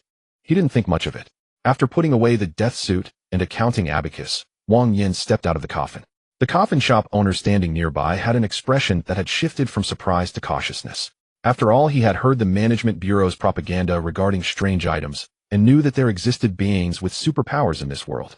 The coffin shop owner had just seen Wang Yin lying in the coffin wearing a funeral suit, holding an accounting book and an abacus for 10 minutes, and had concluded that Wang Yin was one of those beings. Handsome you. You must be the legendary vessel holder, right? How about I refund you the money? After all, you were just lying there. No need. Just keep the money. Wang Yin interrupted the owner's words. Hearing this, the owner hesitated for a moment, but still approached. Then, handsome, it's getting late, why not leave an address? I will deliver the coffin to you tomorrow. If you like the accounting book, you can take it too. Wang Yin glanced at him. The owner was about to ask why not, but Wang Yin had already taken out the giant bag that the Black Wuchang used to disguise himself. The coffin shop owner's eyes widened. The owner's mouth slowly opened wide. Though he already knew that Wang Yin was one of those beings with superpowers, he was still somewhat— The owner's mouth slowly opened wide. Though he already knew that Wang Yin was one of those beings with superpowers, he was still somewhat startled by this display. This. Wang Yin did not give him a chance to continue being shocked. The lying memory pocket watch gently spun. The owner's eyes went blank. He had already forgotten the memory of Wang Yan's appearance, only remembering that a wealthy person had come to buy a coffin from him. By the time he regained consciousness, Wang Yin had already returned home carrying the universal bag. After checking to ensure that no one was monitoring him and that there were no fluctuations in strange items around, Wang Yin then sat on the sofa and opened the system interface. Task: reward 1 lottery chance. Do you want to draw? Wang Yin did not hesitate. Draw. A golden light illuminated the room. A bright yellow talisman fell into his hand. The talisman was light without complex patterns, only a character for Zhen written in seal script. A system prompt appeared. Congratulations, you have obtained 1 domain suppression talisman. Item: domain suppression talisman. Ability after affixing it to a target, the domain suppression talisman will enter the target's body, suppressing the target's domain, rendering it ineffective. After reading the effects of this item, Wang Yan's eyes lit up. A good item. Truly a remarkable item. In battles involving strange items, or above, the domain often determines the outcome. Whoever's domain is stronger can seize a significant advantage. If the domain is suppressed, even if the body is not weak, one can be easily defeated. With the domain suppression talisman in hand for Wang Yan, as long as he didn't encounter someone with vastly superior strength, the outcome would be determined when he affixed the domain suppression talisman to his opponent. The opponent would lose their domain while he still retained his. It would be abundantly clear who would win. With that thought, Wang Yan stored the domain suppression talisman. He was originally still wavering in his heart about whether to report the faceless god incident to headquarters. But now with the domain suppression talisman, the outcome was already quite clear. Wang Yan would definitely have to take action. Filled with excitement, Wang Yan hurriedly went to sleep. The next morning, after asking for leave from his homeroom teacher, he carried the universal bag and arrived at the antique street to fulfill the conditions for low buying and high selling in his collection. Although Wang Yan had come relatively early, the antique street was already packed with people. Ever since Jiang Dong publicly disclosed information regarding strange items, many rumors had emerged in the market. Some said that old objects were more likely to become strange items. Others claimed that items passed down from ancestors might hide abnormalities, and by using special methods one could acquire superpowers. Even though the Management Bureau had already debunked these rumors, it couldn't stop some people from believing in it. Consequently, the once lifeless antique street became lively again, with vendors shouting. Customers gathered around. Many scalpers and second-hand dealers were stationed near the appraisal points, buying those old objects at high prices. Wang Yan observed the dense flow of people, his eyes slightly moving. He activated a trace of the Yamas aura. Sin devouring quietly unfolded. Threads of minor sins began to converge from the crowd. Soon a system prompt appeared. Collected sin value 266 points. Constitution 3. 2. Strength 4. 2. Mentality 3. 2. Speed 3. 2. Name Wang Yan. Constitution 26. 8. Strength 28. Mentality 26. 8. Speed 28. Attribute enhancement increased to 19. For times. Wang Yan felt the power surging within his body and was quite satisfied. Now his attributes were getting closer to the next threshold of 30 points. According to the reward for doubling the attribute effect upon reaching 15 points, the same should apply after reaching 30 points. This way his strength would surely ascend to new heights. Regaining his focus, Wang Yan, carrying the universal bag, squeezed directly into the crowd due to his exceptionally strong physique. With his current 26 points in mentality, granting him keen observation, he quickly browsed through the goods at the street vendors. Soon he spotted a pen holder at one of the stalls. The item was not particularly exquisite. Its surface had cracks. It was not a strange item, but it was indeed an old object. Based on the current market, it would definitely meet the requirements for low buying and high selling. Seeing this, Wang Yan didn't hesitate and directly spent a little money to buy it. He headed to the appraisal point at the street corner. The appraiser took a few glances, becoming more serious. The item is real and has some years on it. Although it is in average condition based on the current market price, it is worth at least 3,000. Upon hearing this, several scalpers immediately rushed over. Bro will give you 3,000 for this. Bro, give it to me, I'll add 500. Now in Jiangdong City, as long as it was an old object, there was no worry about selling it. They bought it for 3,000 and could easily double their money. Wang Yan glanced at the few of them, selected one with a somewhat acceptable price, and directly conducted the transaction. The moment the transaction was completed, the universal bag behind Wang Yan trembled gently. The conditions for low buying and high selling were fulfilled. Wang Yan put away his phone. He did not continue to linger in the antique street. At noon, he returned home. The other collection condition for the universal bag had also been completed. After confirming that no one was around, Wang Yan removed the universal bag. Placing both hands on the bag, the system prompt appeared. Collection condition 1 completed. Collection condition 2 completed. Do you want to collect this strange item universal bag? Collect. Collection successful. The side effects of using the strange item have been waived. Task: collect 100 strange items, 78,100. Task: collect 10 strange items, 310. After feeling the abilities of the universal bag, Wang Yan took out the Yamas aura and show ticket, spreading both domains within the room. As soon as he stepped into the domain, Wang Yan saw the Black Wu Chang leading a group of little brothers beating the small ghost that had transformed from the merchant after its death. I told you not to be lazy. I told you to work. Stop hitting me, please. I can do it. Seeing Wang Yan look over, Black Wu Chang immediately stopped and respectfully bowed. Master, this thing is not obedient. Even after it died, it retains a bit of memory and its nature, while the other ghosts are working it as being lazy and doesn't listen to commands. The merchant's ghost quickly got up. He no longer had the arrogance from when he was alive and directly knelt before Wang Yan. "Greetings, master." Wang Yan looked at the merchant's ghost. The fact that the merchant's ghost could retain a portion of its memory was quite a pleasant surprise. It just so happened that he had some things he wanted to ask for clarification. "Do you still have memories from your living days? How much do you remember?" The merchant's ghost nodded. "I have some disordered memories of relatively important things. As long as the master brings them out, I should be able to say something about them." Wang Yan heard this and took out the chess piece that emitted black energy. The merchant's ghost instinctively looked up. As soon as its gaze fell on the chess piece, it became transfixed. Seeing this, Wang Yan reminded, "Don't stare at it for too long." The merchant's ghost suddenly woke up hurriedly, averting its gaze. "This thing. I have an impression of it. It seems to be a thing that a powerful calamity from the western region wanted. It seems like it is a key that can lead to a certain place. I remember. That place has something extraordinary, possibly an S-grade strange item." Hearing this, Wang Yan narrowed his eyes. An S-grade strange item. He hadn't expected the value of this chess piece to be so great. If what the merchant's ghost said was true, then this chess piece was likely the most valuable trophy he acquired after defeating the merchant. But now is not the time to touch that piece after hiding it well. The little ghost of the merchant thought for a long time before stammering. The Yearflower Master likes longevity items. He has traded with many people and indeed has no direct record of killing. After he said some additional information, he knew the little ghost bowed his head and said no more. Wang Yan nodded upon hearing this. Knowing this was enough. After all, he did not plan to trade with the Yearflower Master in the near future. Then Wang Yan called for Black Wuchang and instructed him to drag the little ghost away. "From now on, he is under your management. If he tries to be slippery again, just continue to hit him." Black Wuchang smiled, his voice deepening. "Yes, master." The little ghost turned pale. He did not understand. Clearly, he had just provided information to the master, so why was he still being beaten? Wang Yan watched as Black Wuchang left and began to mobilize the Wanhua bag. Unfolding the domain of Wanhua shop, soon an old sundry shop appeared at the edge of the domain. This time, there was no conflict like what happened during the meeting with the 18 layers of hell and the sentient stage.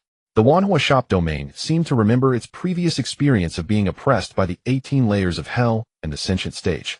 It restrained its aura obediently, remaining motionless at the edge awaiting inspection by the two domain big brothers. Soon the auras of the 18 layers of hell and the sentient stage swept across the Wanhua shop. Having accepted this newly arrived domain, the three domains began to overlap. Once the overlapping was completed, Wang Yan sensed it and found that the strength of each domain had increased at least twofold in this overlapping state. With the current strength of the domain, were he to encounter the merchant again, Wang Yan was confident that the merchant would not even have the opportunity to use that arrow before he was killed directly. Of course, the effects after the three domains overlapped were not limited to this. Wang Yan also discovered that with the overlap of the three domains, the originally somewhat intelligent faceless audience had become even more sentient. The strength of the evil beings turned into little ghosts, as well as Black Wuchang's, also increased. Additionally, under the influence of the three domains overlapping, the thing that began to gestate after devouring the merchant's domain also appeared early. Black Wuchang clearly sensed his companion's aura, and his eyes lit up. Upon Wang Yan's signal, he stepped into the shadows and soon brought out a figure. The person was wearing a dark red official robe with a pale face, holding an account book in one hand. In the other hand, he held a judgment slip. The figure in the dark red official robe knelt before Wang Yan on one knee. "Please bestow a name, master." Wang Yan looked at his appearance and quickly made a decision. "Let's call you the judge." Upon hearing this, the judge bowed his head and responded steadily. "Thank you, master." The system prompt subsequently appeared. Domain derivative judge. Ability records debts and crimes in the domain, issues judgment, pursues debts, and facilitates passage in the underworld. Judgment records crimes, debts, and transaction traces in the account book, allowing the target to be penalized and subjected to domain rules. Debt pursuit tracks unresolved debts or unpaid dues with greater consumption the farther the distance. Underworld passage can freely traverse between the sentient stage, 18 layers of hell, and Wanhua shop, assisting in maintaining order in the domains. Note can leave the domain for half an hour. The longer the absence, the faster the power diminishes. Wang Yan looked at the panel and nodded in satisfaction. Black Wuchang can be responsible for capture and external work. The judge can handle the judgment. With their cooperation, the efficiency of dealing with criminals will greatly increase. Wang Yan tested the power after merging the three domains for a while. Confirming that the Wanhua shop would not conflict with the other two domains, he then dispersed all domains.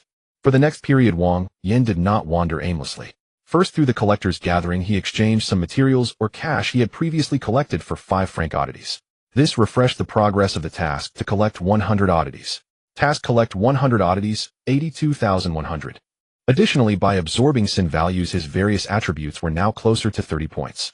Just one last attribute enhancement was needed to reach it.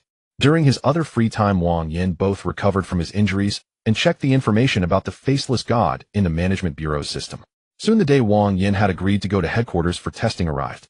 Early in the morning, Wang Yin received a location message from Wang Likun.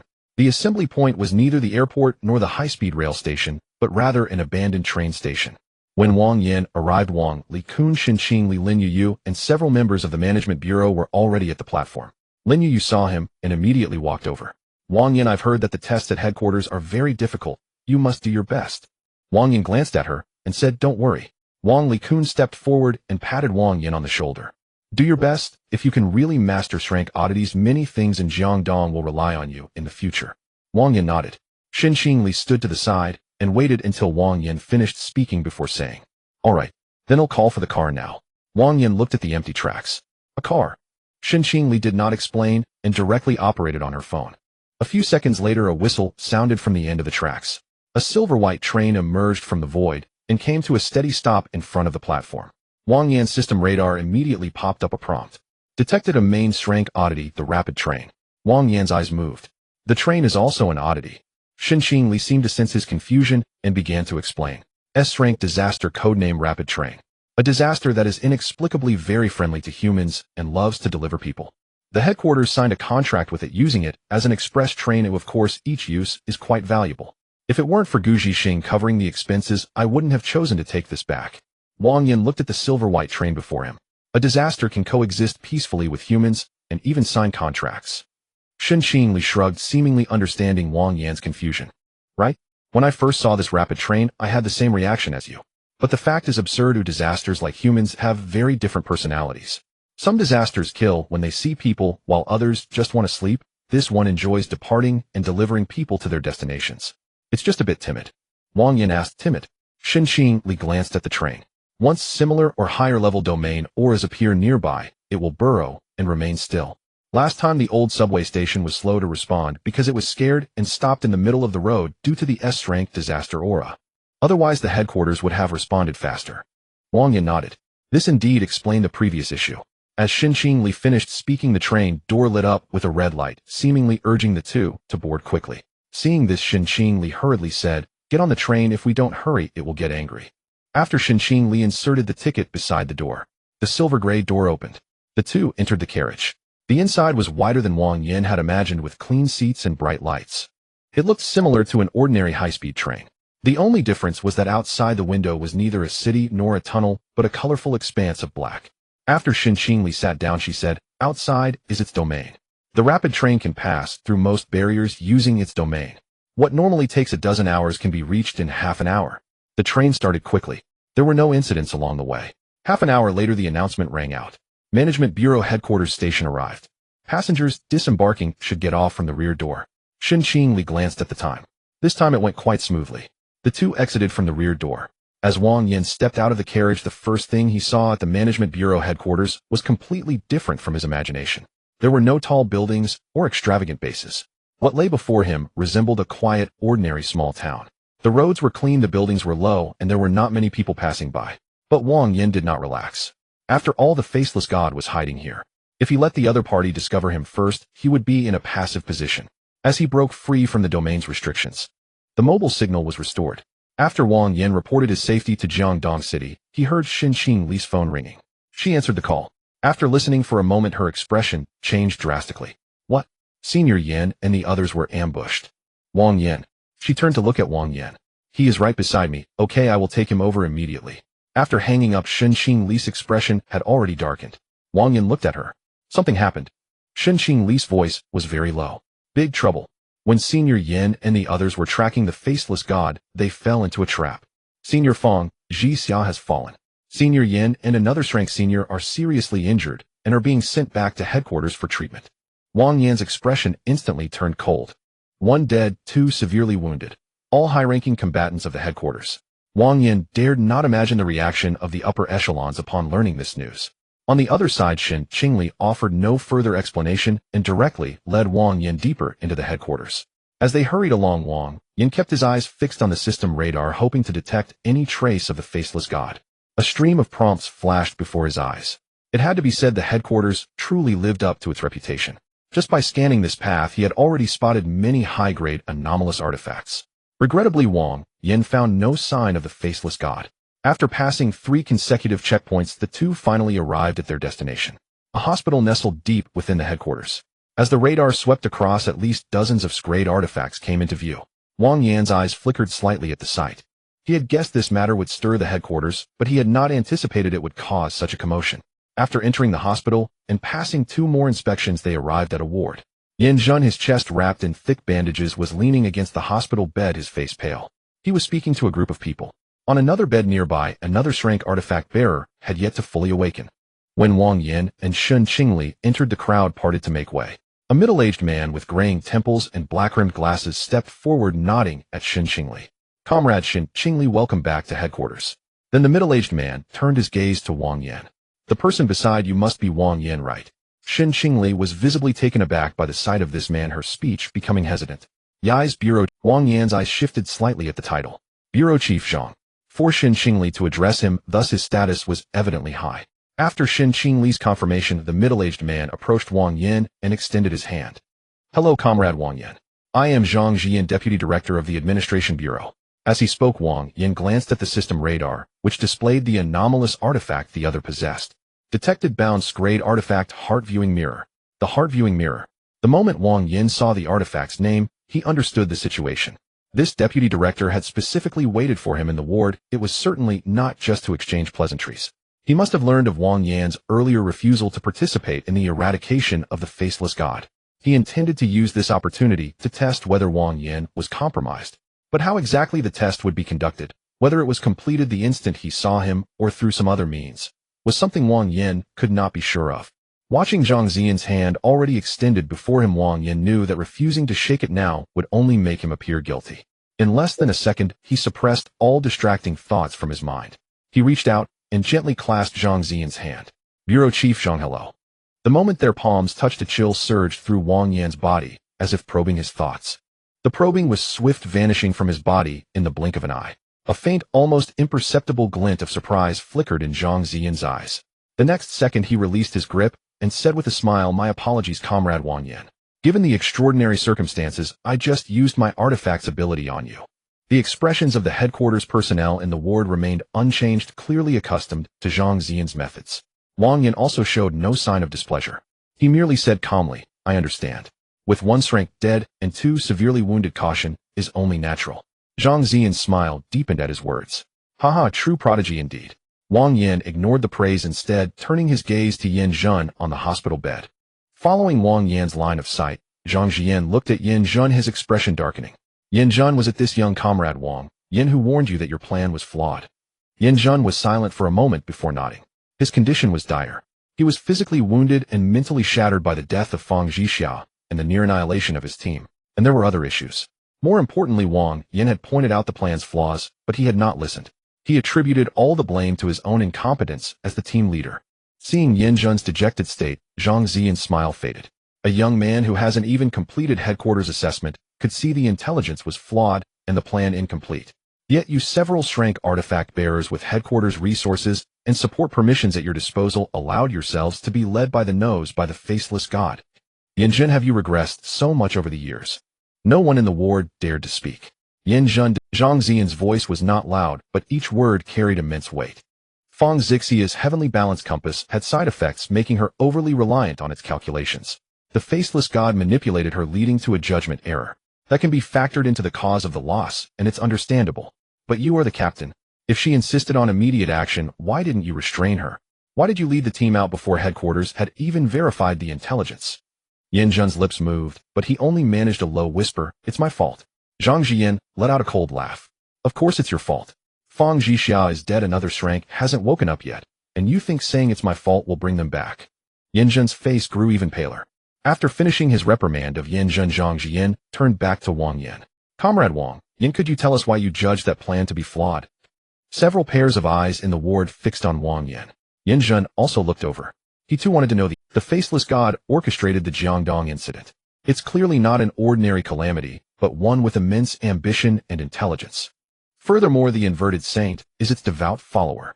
If its location could be sold out so easily, there are only two possibilities. First, the intelligence is false. Second, the intelligence is true, but the location is a trap. Zhang Jian looked at him, then pointed at Yin Jun. Listen carefully. Take your time to recover. He'll be going now. With that, Zhang Jian gave a few instructions to Xin Qingli and told the medical staff to keep a close watch on the wounded before leaving with his people. The moment the ward door closed, the pressure inside eased somewhat. Once the door was shut in the hospital corridor, Zhang Jian's expression shifted instantly, his anger vanishing without a trace. The subordinate following behind him asked in a low voice, "Bureau Chief Zhang, is Wang Yin a problem?"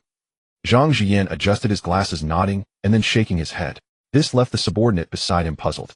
But not daring to ask further, he simply followed along. It wasn't until they reached the hospital entrance that Zhang Jian spoke again.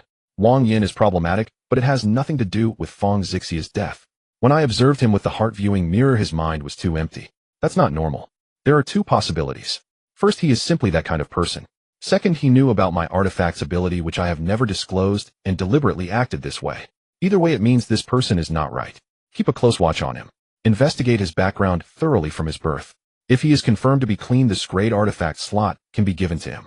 The subordinate was startled. But this slot was not. Zhang Jian cut him off coldly. "Enough. My decision is final. I will explain it to the director and the others." He paused, then added, "Also investigate the internal department thoroughly. The faceless god was able to set a killing trap for Feng Zixia and Yin Jun. That means there's a rat in the house." In the ward, Xin Qingli looked at Yin Jun with a grim expression. After a moment to compose himself, Yin Jun spoke up. "Wang Yin, I was wrong about what happened before." Wang Yin looked at him, unsure of what to say. Yin Jun gave a bitter smile. "You warned us. But I still thought that with 3 strengths from headquarters acting together, even if it was a trap, we could suppress the faceless god.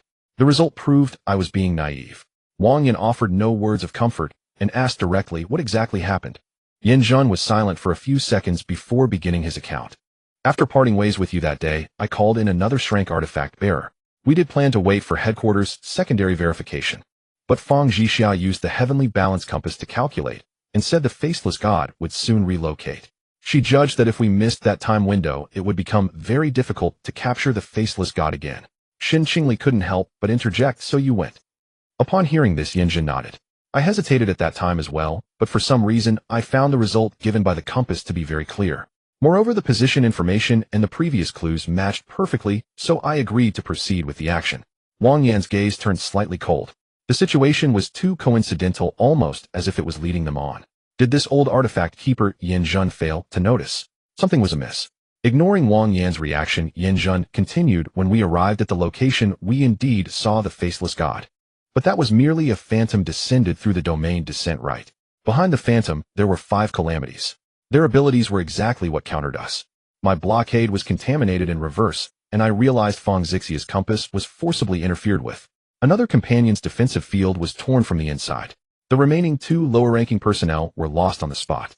Xin Qingli's face turned pale. Yin Jun closed his eyes briefly. In the end, it was Feng Zixia who forcefully altered the result using the heavenly balance compass. She pushed a path for us.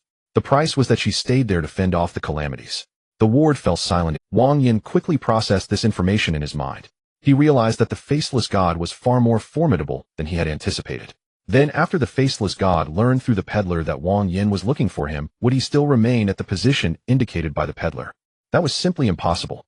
He would certainly treat that position as bait as long as Wang Yin was unaware that his search for the faceless god had already been exposed. Once he took the bait, Wang Yin would undoubtedly fall into the trap designed by the faceless god. Not a trace would remain of him, but the faceless god would not leave his headquarters. Because since the position on the note was bait, there must be someone watching. To let the faceless god know whether Wang Yin had taken the bait. Monitoring-type artifacts could accomplish this. Subordinates could do it. The main body-keeping watch could also accomplish it. But Wang Yin favored the latter option. There was no particular reason, just an instinct. Seeing Wang Yin silent, Xin Qingli thought he was still digesting the news. She confirmed a few more details with Yin Jun before taking Wang Yin out of the ward. The headquarters testing would only begin in the afternoon. Before that, Xin Qingli needed to familiarize Wang Yin with the living area and testing procedures. After leaving the hospital, Wang Yin opened the system radar again. A previous wave of artifact fluctuation that appeared in the ward was following closely behind him. Wang Yin knew this without needing to look back. Zhang Jian had set his sights on him and was sending someone to follow him. Wang Yin thought for a moment before realizing it was due to the pot that had suppressed his thoughts too cleanly. If he were Zhang Jian and discovered someone with a heart as pure as snow, he would suspect that the other party had sent someone to watch him. Coming back to his senses, he found Shen Qingli still introducing the headquarters living area. Before you take the test, you will be temporarily staying here. The dormitory area is ahead, and to the right there is a training ground and a materials room. The formal testing will begin in the afternoon.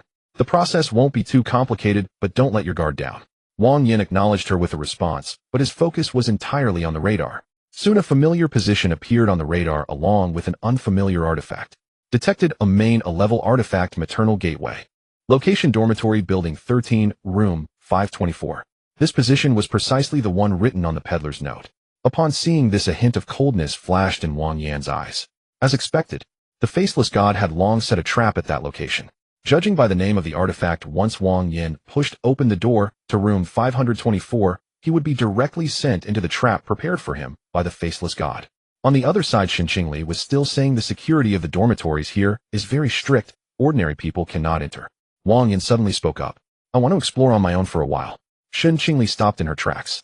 Now, Wang Yan nodded. The test is in the afternoon. I want to familiarize myself with the environment first. Shen Qingli hesitated for a moment, as she also needed to visit Gu Zhixing. Alright, don't wander into restricted areas. Call me if you need anything. After saying this, Shen Qingli left. Wang Yan did not act immediately upon seeing this. He first walked forward along the road into a public rest area. He donned the soul robe obtained from the phantom, which concealed his aura and traces. Shaking off that headquarters artifact, keeper Wang Yan began to search around, starting from dormitory building 13, room 524. No matter how much the faceless god calculated, he could never account for Wang Yan having a system radar that displayed artifacts. Soon a prompt flashed at the edge of the radar. Detected a level artifact, faceless god crown. The location was a high-rise building of an ordinary office 6 kilometers away from the dormitory area. That location had an excellent view. With certain means one could clearly see the entrances and exits of dormitory building 13. However, the people in the dormitory area would never pay attention to that place. Wang Yan couldn't help but smile slightly. Found you. After a few minutes using the soul robe, Wang Yan stealthily approached the vicinity of that office building. Seeing that the position of the faceless god had not changed, Wang Yan slowly ascended the stairs. In a top-floor office by the window, an ordinary man was sitting at the desk enjoying a cup of coffee. The man was wearing the uniform of the headquarters logistics personnel. His face was very ordinary. His aura was also very ordinary. If it weren't for the system radar, Wang Yan would never have given him a second glance in a crowd. But the prompt was clearly hanging before Wang Yan's eyes. Detected a level artifact, faceless god crown. It was evident that this man was the faceless god. Seeing that the other party had not noticed his arrival, Wang Yan wasted no time. The domain suppression talisman was already in his hand. The moment he emerged from the shadows, his hand was already pressing against the back of the faceless god's neck. But the faceless god seemed to have sensed something early on, and his hand holding the coffee suddenly froze. In the next moment, he slid half a step to the side. The moment he saw Wang Yan, a hint of surprise flickered across the faceless god's ordinary face. The faceless god couldn't understand how Wang Yan had found him. But soon that surprise turned to excitement. Interesting. Interesting. Not only did you not enter that dormitory, but you were also able to find me with such accuracy. Is it the effect of that secret on you? You're looking for me in such a hurry because once that secret is exposed, you will become very dangerous, right? The faceless god glanced at the robe on Wang Yan, his eyes lighting up. Let me think. Your secret can't possibly be an ability to grasp artifacts without restrictions, right? Wang Yan remained silent, letting out a cold laugh. Wanna know? You'll find out once you're dead. Huh? The faceless god laughed heartily upon hearing this. Don't be so anxious. Although I am somewhat surprised that you could find me directly, how could I not be prepared for anything? As he finished speaking, the faceless god raised his right hand and lightly snapped his fingers. Snap! The crisp sound fell.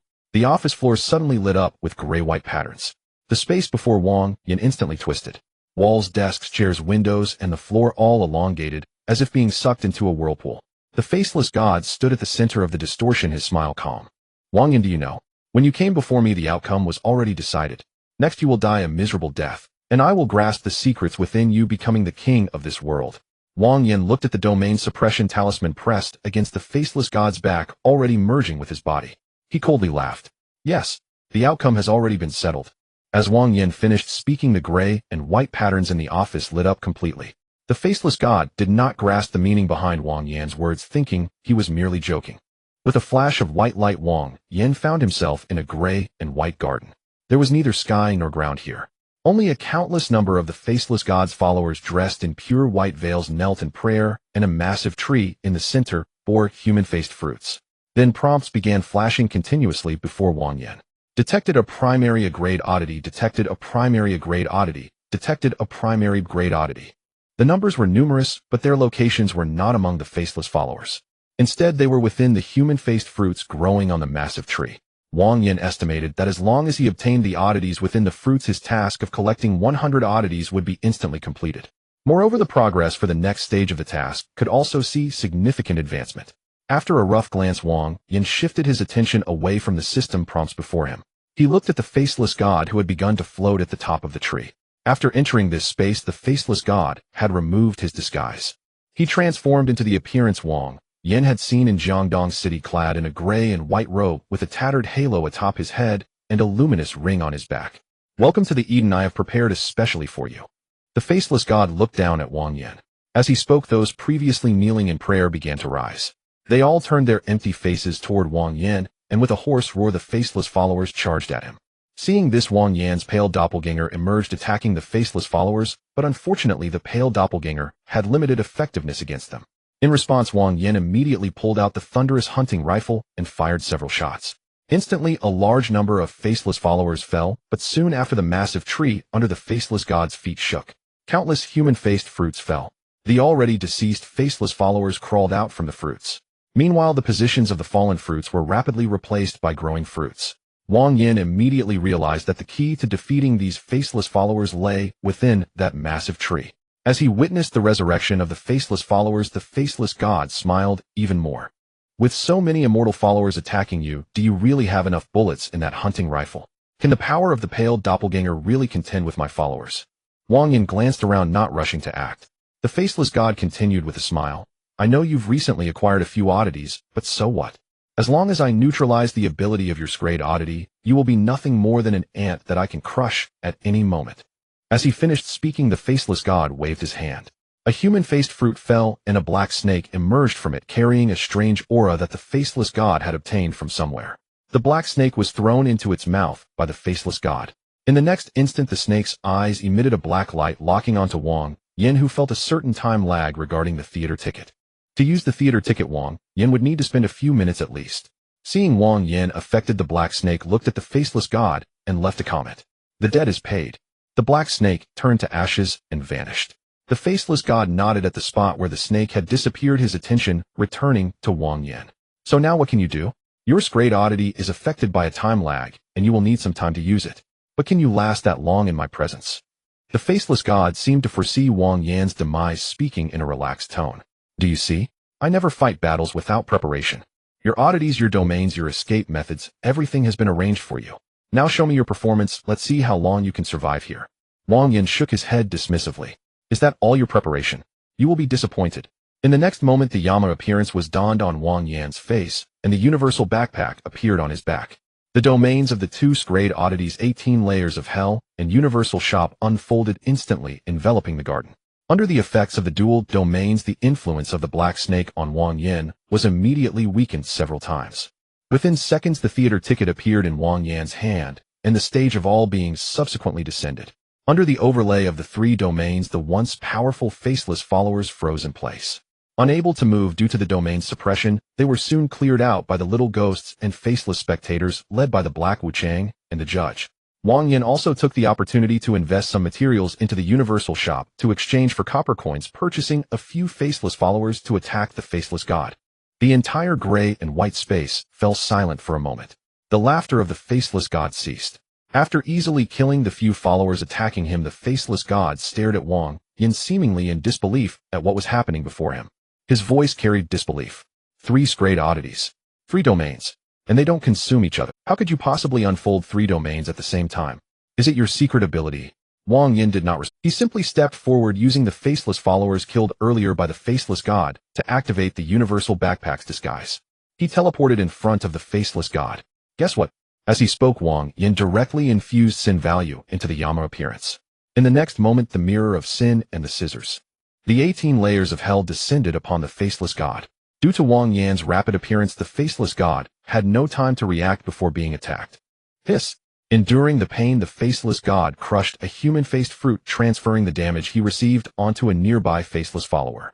Immediately after, the faceless god took the giant tree and distanced himself from Wang Yin, his gaze falling onto the backpack behind Wang Yin. The merchant. The tone of the faceless god suddenly dropped. This is the merchant's oddity. That teleportation ability is the merchant's ability. He looked at Wang Yin, revealing surprise for the first time. Did you kill the merchant? Wang Yin replied nonchalantly. That's right, he was strong, but unfortunately fell to my hands, and you will too. Upon hearing this, the faceless mask on the faceless god's face became obscured. He seemed somewhat angered. The faceless god took a half step back, his tone turning cold. Wang Yin, I admit I underestimated you, but don't think too highly of yourself. Having multiple domains does not mean they are powerful. Truly powerful domains are cultivated through countless resources and time. A domain built merely by stacking oddities before me is no more than a mantis trying to stop a car. As he spoke, the gray and white crown above the faceless god's head illuminated, and the halo behind him began to spin. The newly spawned faceless followers began to charge at Wang Yin without fear of death. He intended to unleash his domain. Wang Yin, seeing this, stopped, crossing his arms with a smile as he looked at the faceless god.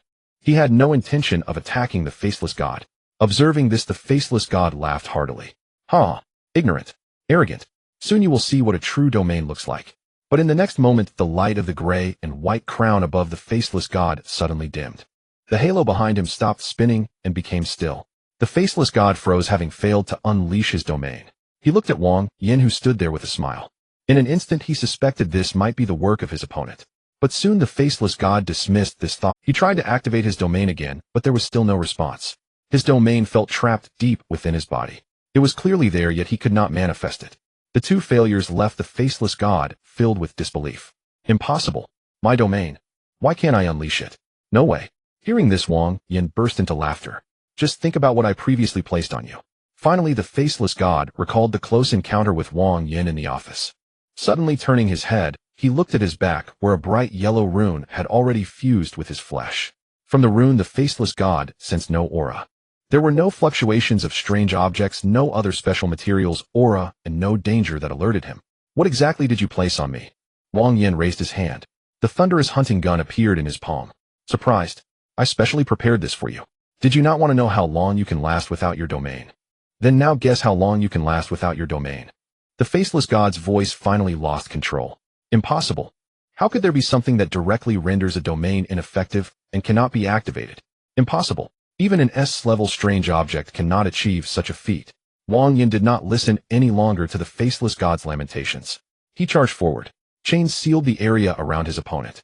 3 layers of domains pressed down directly. The pressure nearly suffocated the faceless god. Just as he was about to use the human face fruit to replace the damage, a chorus of boos erupted from the audience below the stage of all beings. The faceless god's movements came to an instant halt.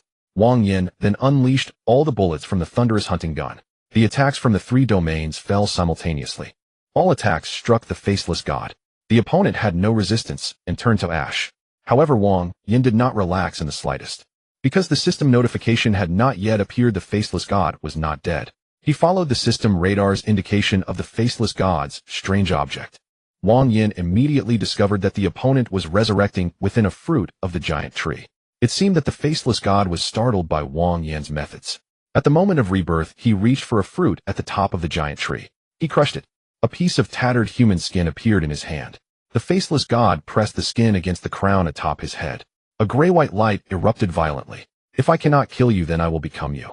Your face, your strange object, your secrets, all belong to me. This feeling was very similar to that of the arrow from the merchant. It was equally certain, causing Wang Yin to feel a strong pressure of death. But this time Wang Yin was not the slightest bit flustered. He had suffered once. He would not suffer the same loss again. The domain of the shop of all goods was maximized. The copper bells on the shelves shook wildly. A price appeared on that human skin. Transformational human skin, incomplete one-time high-level attack. Valued at 10,000 copper coins, available for installment payment, no bargaining. Under the 3 overlapping domains, the current shop of all goods was already capable of appraising an SS-level calamity attack. Wang Yin was somewhat surprised by this. Of course, he could not afford 10,000 copper coins, having thrown out most of the materials obtained from the merchant. Wang Yin received thousands of copper coins. Then Wang Yan's gaze turned cold. Collect. The black hands of the grocery shop reached out in unison. They did not go for the entire transformational human skin. They kept tearing at the edges of the transformational human skin. Soon a third of the transformational human skin was torn away. Wang Yin seized the opportunity to use the strong selling rules of the shop of all goods to sell the bought portion of the human skin to the faceless god. Moments later, the faceless god's body slumped directly wrapped by that portion of human skin. His face revealed a pained expression, unable to move. Seeing this, Wang Yin no longer paid attention to him and focused entirely on the transformational human skin before him. Wang Yin could feel that the transformational human skin of the faceless god was much weaker compared to the merchant's arrow. After being weakened, and under the pressure of 3 domains, he seemed to have the strength to confront this transformational human skin. But even so, he could not let his guard down. He adjusted his condition to its best. After using the strange object to enhance himself, Wang Yin launched an attack on the transformational human skin. The chains of the 18 layers of hell ensnared the transformational human skin. The audience below the stage of all beings began to cheer.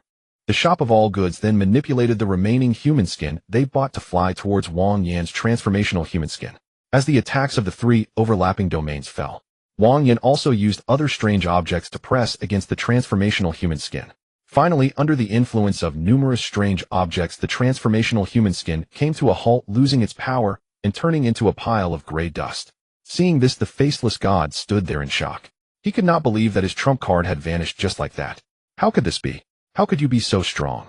Wang Yin walked towards him step by step without saying much. But at this moment, the faceless god was still under the effect of the transformational human skin.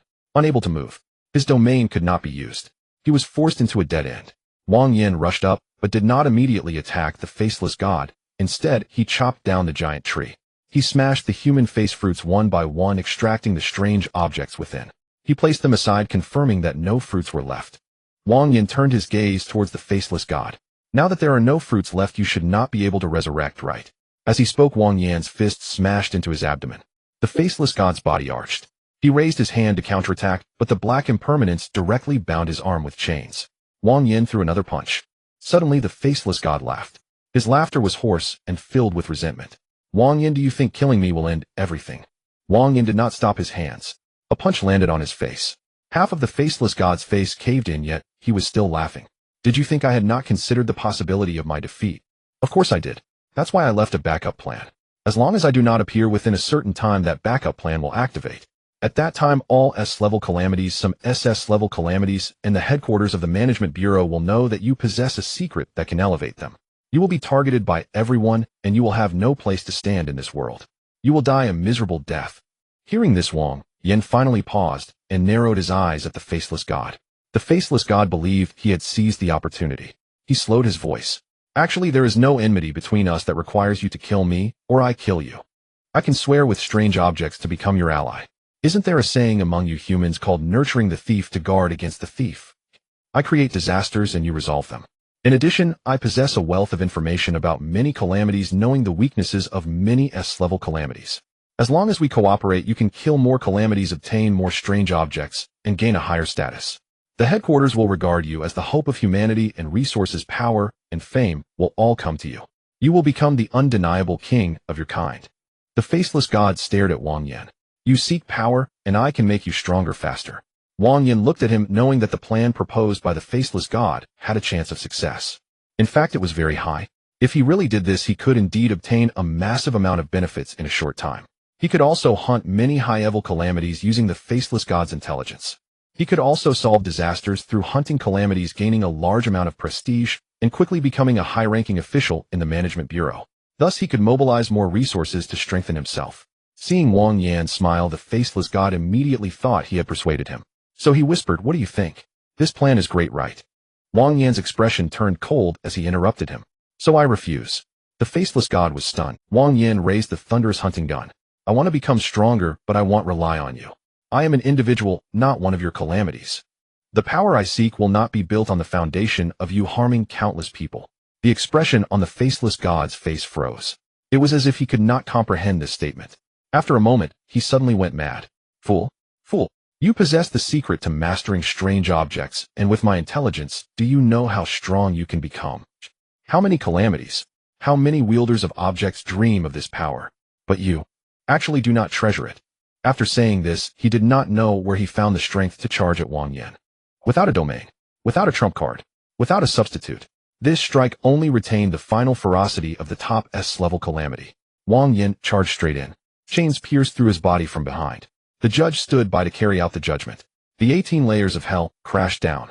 The faceless god's body froze. A hint of fear finally appeared on his faceless visage. Wang Yan did not give him the chance to leave a complete last word. The 3 layers of domains pressed down simultaneously. The faceless god perished completely. The system notification appeared before Wang Yan's eyes. Detected unowned S-level strange object, faceless god crown.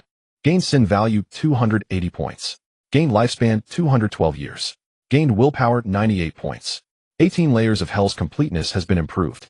After the faceless god was utterly destroyed, the gray and white garden that had limited Wang Yan's escape began to collapse. The giant tree that had been cut down by Wang Yan had completely lost its vitality after the death of the faceless god. The faceless followers on the ground also lost their ability to be resurrected. After being devoured by the 18 layers of hell, they transformed into little ghosts kneeling at the edge of the prison. A group of ghost soldiers escorted them deeper, filling the still quite empty 18 layers of hell, as the little ghosts transformed from the faceless followers entered hell one after another. The aura of the 18 layers of hell was stronger than before. However, perhaps because these faceless followers were not considered living beings, after killing them, Wang Yan received no feedback from Yen Luoxiang. Wang Yan merely glanced and did not waste time on this matter. It was more important to confirm the authenticity of what the faceless god had said before dying about leaving behind a backdoor. The fact that the faceless followers could not provide him with lifespan and sin value feedback was a trivial matter. After all, if what the faceless god said was true, he was currently near the headquarters of the Management Bureau, and Zhang Jian had even specially sent someone to keep an eye on him. Once the faceless god's backdoor activated, the secrets on him would not only draw attention from the disaster, but might also attract the gaze of some within the headquarters. If that truly became the case, it would be a real trouble. Wang Yan turned around and quickly locked onto a newly generated little ghost within the 18 layers of hell. That little ghost was wearing a robe and had no facial features. There was also a broken halo behind it. It was clearly the little ghost transformed from the faceless god. The faceless god's little ghost might be quieter than the merchant's little ghost due to its character in life. Upon seeing Wang Yan, it did not tremble in fear right away. However, the faceless god's little ghost immediately knelt down upon seeing Wang Yan. Master, Wang Yan ignored its reverence. He raised his hand to take out the memory deceiver, commanding it, "Empty your mind, do not resist." Yes. The faceless god's little ghost lowered its head, not daring to make any movements. In the next second, the hands of the pocket watch in Wang Yan's hand began to move. This time Wang Yan did not intend to modify the other's memories. He only wanted to use the memory deceiver's ability to view the other person's memories, to quickly find the relevant information regarding the backdoor within the remaining memories of the faceless god's little ghost. Perhaps due to the faceless god's strength being much higher than that of the merchant. Or perhaps because the triple domains had overlapped, making the 18 layers of hell stronger, the remaining memories of the faceless god's little ghost were much more than that of the merchant's little ghost. As numerous fragmented images flashed before Wang Yan's eyes, he quickly discovered the relevant information about the backdoor. In the memory, the faceless god had divided a message into 3 parts and hid them in different places. The first location was in a very concealed abandoned quarry. It seemed to be a place for communication regarding disasters with a plethora of various messages. Once the faceless god's backdoor activated, the information about Wang Yan holding a great secret would instantly be sold to most disasters by those message dealers. The second location was in the old archives beneath the headquarters. That was a backup aimed at the Internal Management Bureau. If the backdoor activated, it would definitely attract the headquarters' attention, and someone of Zhang Xian's caliber would know immediately that there was an issue with Wang Yan. The third location was in a desolate mountain. That place was a nest of disaster. A disaster named the Sweet Sound Radio. It was transformed from a curious radio object, not particularly strong but eloquent and with a sweet voice. There were many listeners with considerable strength in the disaster community. The faceless god had handed a box to her, telling her that it contained information that would intrigue even the mastermind behind the Sweet Sound Radio. To check it 2 days after the faceless god did not return. As long as the Sweet Sound Radio learned of that information, Wang Yan's name would soon spread in the disaster community. 2 days. Wang Yan put away the pocket watch after reading it. 2 days was not a short time, but it was also not ample. If he disregarded the testing time, Wang Yin only had about a day and a half to clean up the backdoor left by the two back doors outside the headquarters were quite manageable for Wang Yin. He could simply charge in. However, the one in the old archives of the headquarters had to be handled with care. After all, that place was not some remote wilderness. If Wang Yin caused a commotion, it would be easy for the headquarters to catch on to him. Returning to his senses, the gray and white garden had completely collapsed. A gray and white post emerged from the ground. This was the curious object that formed the gray and white garden. With the obstruction of the gray and white garden gone, the surrounding environment came into view. Looking around, Wang Yin found that he was surrounded by mountains with no traces of human architecture visible. It was clear that this place was no longer within the headquarters range. Seeing this, Wang Yin quickly deduced that it must have been the faceless god using some kind of teleportation object to prevent the battle's fluctuations from being detected by the headquarters. He opened the locator and suddenly realized that this place was not too far from the location of the sweet sound radio. At his full speed, he could reach it in about an hour. He glanced at the time. There was still some time before the testing time agreed upon with Xin Xingli. After dealing with the recent backdoor left by the faceless god, he utilized the abilities of the all-purpose bag to return to the location where he had deliberately left traces of transactions at the headquarters. In terms of time, he was completely on schedule, and he even had some spare time to count his gains. Thinking of this, Wang Yin did not hesitate. He first collected all the curious objects that had fallen on the ground into the all-purpose bag for temporary storage. Then he used a curious object to erase the traces of his battle with the faceless god here. This way, even if someone followed him here later without using special effect curious objects, they would only see a pile of chaotic traces. Completely unaware of what had happened here. After verifying that everything was in order, Wang Yin donned the soul robe, and his figure quickly vanished into the mountains. An hour later, he arrived near the location of the sweet sound radio. It was an already abandoned broadcasting station. The iron doors outside were rusty, and the walls still bore slogans from the old era. Wang Yin did not storm in directly. He first opened the system radar. After a dozen seconds, a prompt appeared. Unclaimed crate curious object detected timer box.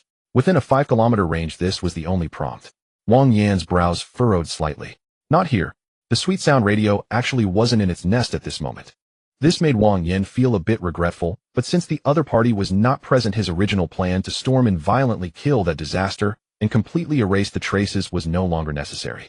After all, if he charged in violently when the sweet sound radio returned, it would instead realize that something important was hidden here due to Wang Yan's violent actions. Thus, it could easily connect to the object given by the faceless god. Although the sweet sound radio did not know who Wang Yin specifically was, it had a vast number of listeners. As long as she spoke about this matter, if some listener happened to be free and possessed some special ability, discovered that Wang Yin had been here, and learned of Wang Yan's appearance, that would be disastrous. Thinking of this, Wang Yin raised his hand to press on his face. The Thousand Faces medallion activated, and his appearance transformed into Mr. Gray. His aura also became unfamiliar. Then, following the way in the memory of the faceless god's little ghost, he circled to the back of the broadcasting station. There was a disused well there with 3 hidden buttons on the well wall. Wang Yin pressed them in sequence. A crack opened at the bottom of the well, revealing an iron ladder leading underground. He did not hesitate and went down directly. The underground space was not large. The walls were lined with old radios. Each radio was not plugged in, yet occasionally emitted a few crackling sounds. Wang Yin did not touch them.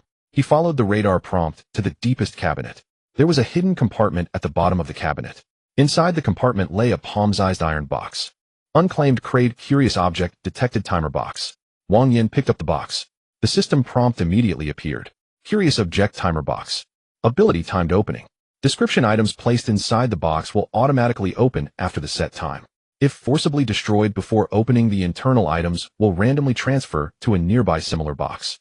Rating crate. Wang Yan's gaze turned a bit colder after reading. No wonder the faceless god dared to leave things here. If an ordinary person forcibly opened it, the information might transfer on the spot. However, the system had already determined it as unclaimed. This made things much simpler. Wang Yin gripped the timer box and directly refined it. Collection successful. Task: collect 100 curious objects, 83,100. The moment the prompt appeared, the box lid automatically opened. Inside lay a gray-white paper slip. The slip contained the speculations of the faceless god regarding Wang Yan's secrets. The content was highly motivating. After reading it, Wang Yin felt an urge to find himself and uncover the secret to becoming a deity. Wang Yin carefully stored the paper slip. After thinking for a moment, he took out a blank piece of paper and wrote 4 characters on it following the handwriting he remembered from the faceless god. You are a fool. After finishing, he stuffed the note back into the timer box and reset the time, then returned the box to its original position. This way, when the sweet sound radio returned, even if they opened the box, they would only think that the faceless god was playing tricks on them. As for whether she would be angry, Wang Yin didn't care. After all, this fire wouldn't reach him. Once everything was done, Wang Yin checked for any traces he might have left behind. Confirming that he had not left any trace of his presence, he directly used the ability of the universal bag to teleport back to the place where the faceless god had died. After ensuring there were no unfamiliar anomalies detected by the system radar and no signs of others appearing, he casually chose a direction to walk. After walking for a while, Wang Yin emptied out all the spoils from the universal bag. There was still time left until his appointment with Xinxingli. It was just enough to examine his gains. The first item he picked up was naturally the Shrank anomaly that the faceless god had dropped. Detected unclaimed Shrank anomaly faceless god crown. Anomaly faceless god crown. Ability faceless convert believers human face tree 10,000 faces unite Eden domain. Faceless erases facial features and sense of presence. Upon acquiring another's face, one can perfectly disguise as that individual and reduce the probability of being sensed or tracked. Convert believers, you will constantly emit a tainted aura. Those affected by this aura will transform into your believers, and each prayer from a believer will grant you permanent attribute enhancements. Human face tree, the faceless god crown, can transform collected faces believer identities remnants of anomalies and soul fragments into a human-faced tree nurturing human-faced fruits. These fruits are indestructible. Believers do not die, and the holder can transfer or resurrect damage by crushing the fruits. 10,000 faces unite the faceless god crown will gather all stolen faces back to the holder. Once a certain number of faces is reached, the domain will gain a new rule. Domain Eden. Domain Rule 1. The identity of anyone entering the domain will be continually stripped away. The longer they stay, the easier it is to forget themselves.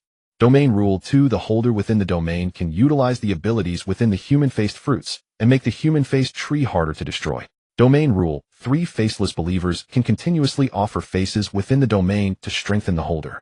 Domain Rule 4. New. The human-faced tree will continuously analyze the aura's anomaly fluctuations, combat habits, and weaknesses of enemies within the domain, growing a human-faced fruit that contains the ability to counter the enemy. Side effect: the more one uses it, the fainter their true identity becomes, potentially leading to being swallowed by the crown in reverse. Ratings rank. Collection Condition 1. Master a scripture. Collection Condition 2. Acquire 10 believers. After reading, Wang Yin could only sigh. This Shrank anomaly is truly ridiculously powerful. No wonder the faceless god was classified as a top-tier member of the S-level disasters by the Management Bureau. Wang Yin shuddered at the thought of what would have happened if the domain seal talisman hadn't sealed the faceless god's domain first. When the faceless god fully unfolded the Eden domain, combined with the skin-shifting ability, even if Wang Yin could kill the faceless god, he would undoubtedly pay a huge price. However, compared to the extreme strength of the faceless god crown, its collection conditions were relatively simple. The first condition is to master a scripture. Given Wang Yan's current mental capacity, he could memorize it just by reading it once. The second condition is to acquire 10 believers. This is even simpler. He could just find 10 little ghosts in the domain of the 18 layers of hell. These little ghosts would completely obey his commands, so getting them to become believers would be a piece of cake. With that thought, Wang Yin immediately took action to fulfill the second condition. These little ghosts would completely obey his commands, so getting them to become believers would be a piece of cake. With that thought, Wang Yin immediately He then looked at the two rank anomalies. The first was a gray-white wooden stake, which had transformed into that gray-white garden anomaly. Anomaly White Garden Boundary Stake. Ability: Establish Boundary, Retract Edge, Conceal Senses. Establish boundary. After being inserted into the ground, it can form a gray-white boundary that restricts the target's departure. Retract edge: targets attempting to forcefully leave will be pulled back near the boundary. The stronger the target, the greater the consumption. Conceal senses: perception inside and outside the boundary will be severed, making it difficult for the outside world to detect internal fluctuations. Rating: a rank. Collection condition: actively walk around the boundary and personally lift the confinement. The second rank anomaly was a box of dark red sealing wax. The lid was engraved with a blurry fake face. Anomaly Fake Face Sealing Wax. Ability: Stamp Face, Mislead Path, Erase Traces. Stamp face imprints fake identity traces on objects or targets, misleading ordinary tracking. Mislead Path creates a false course of action, causing trackers to misjudge temporarily. Erase Traces erases scents and footprints left in a short time, reducing the effectiveness of high-level anomaly tracking. Rating: a rank. Collection condition: stamp a fake face, then personally identify and erase it. The collection conditions for the two rank anomalies are not difficult. Wang Yin quickly completed them. The next second a system prompt popped up. Collection successful. Task collect 100 anomalies, 85,100. Seeing this, Wang Yin finally turned his attention to the remaining anomalies. Most of them were low-level anomalies, and the quantity exceeded his expectations. Wang Yin counted them. There were a total of 64. After counting again, the corners of his mouth involuntarily lifted. Now this is really a windfall. The drop rate of the faceless god was indeed high. Wang Yin did not waste any time. Since they were all below a rank anomalies, there were no collection condition requirements.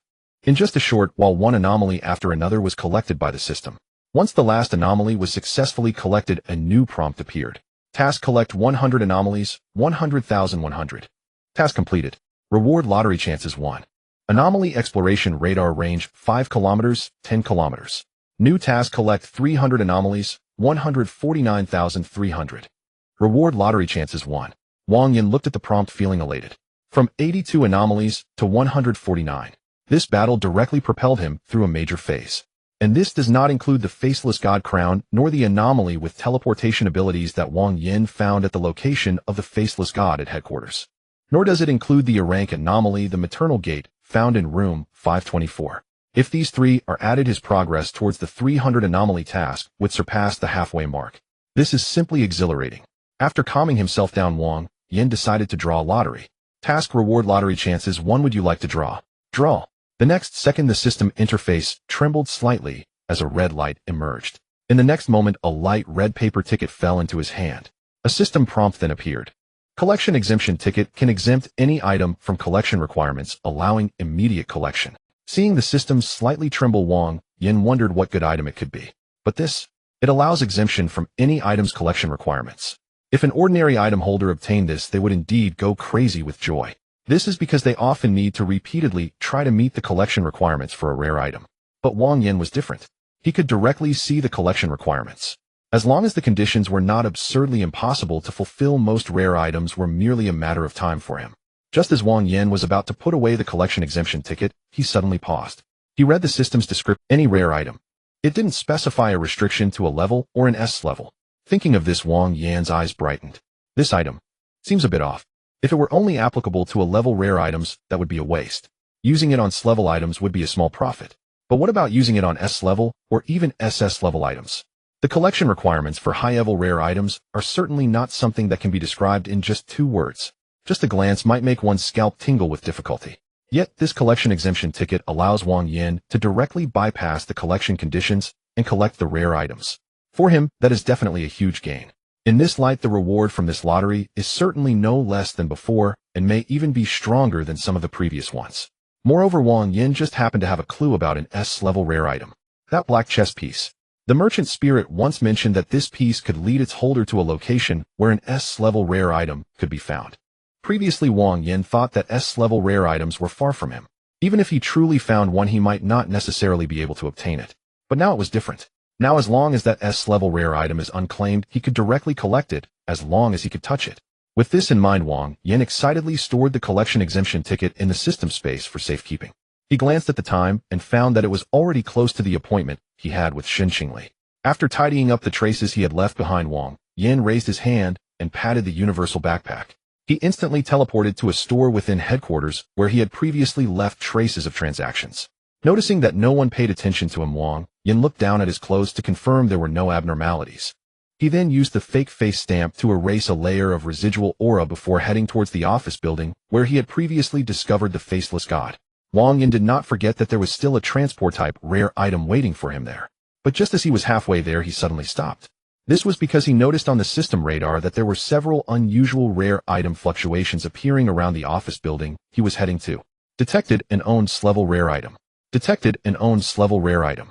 3 S-level rare items along with dozens of A-level rare items. They tightly surrounded that office building as if waiting for something. Did the headquarters discover the transport fluctuations there?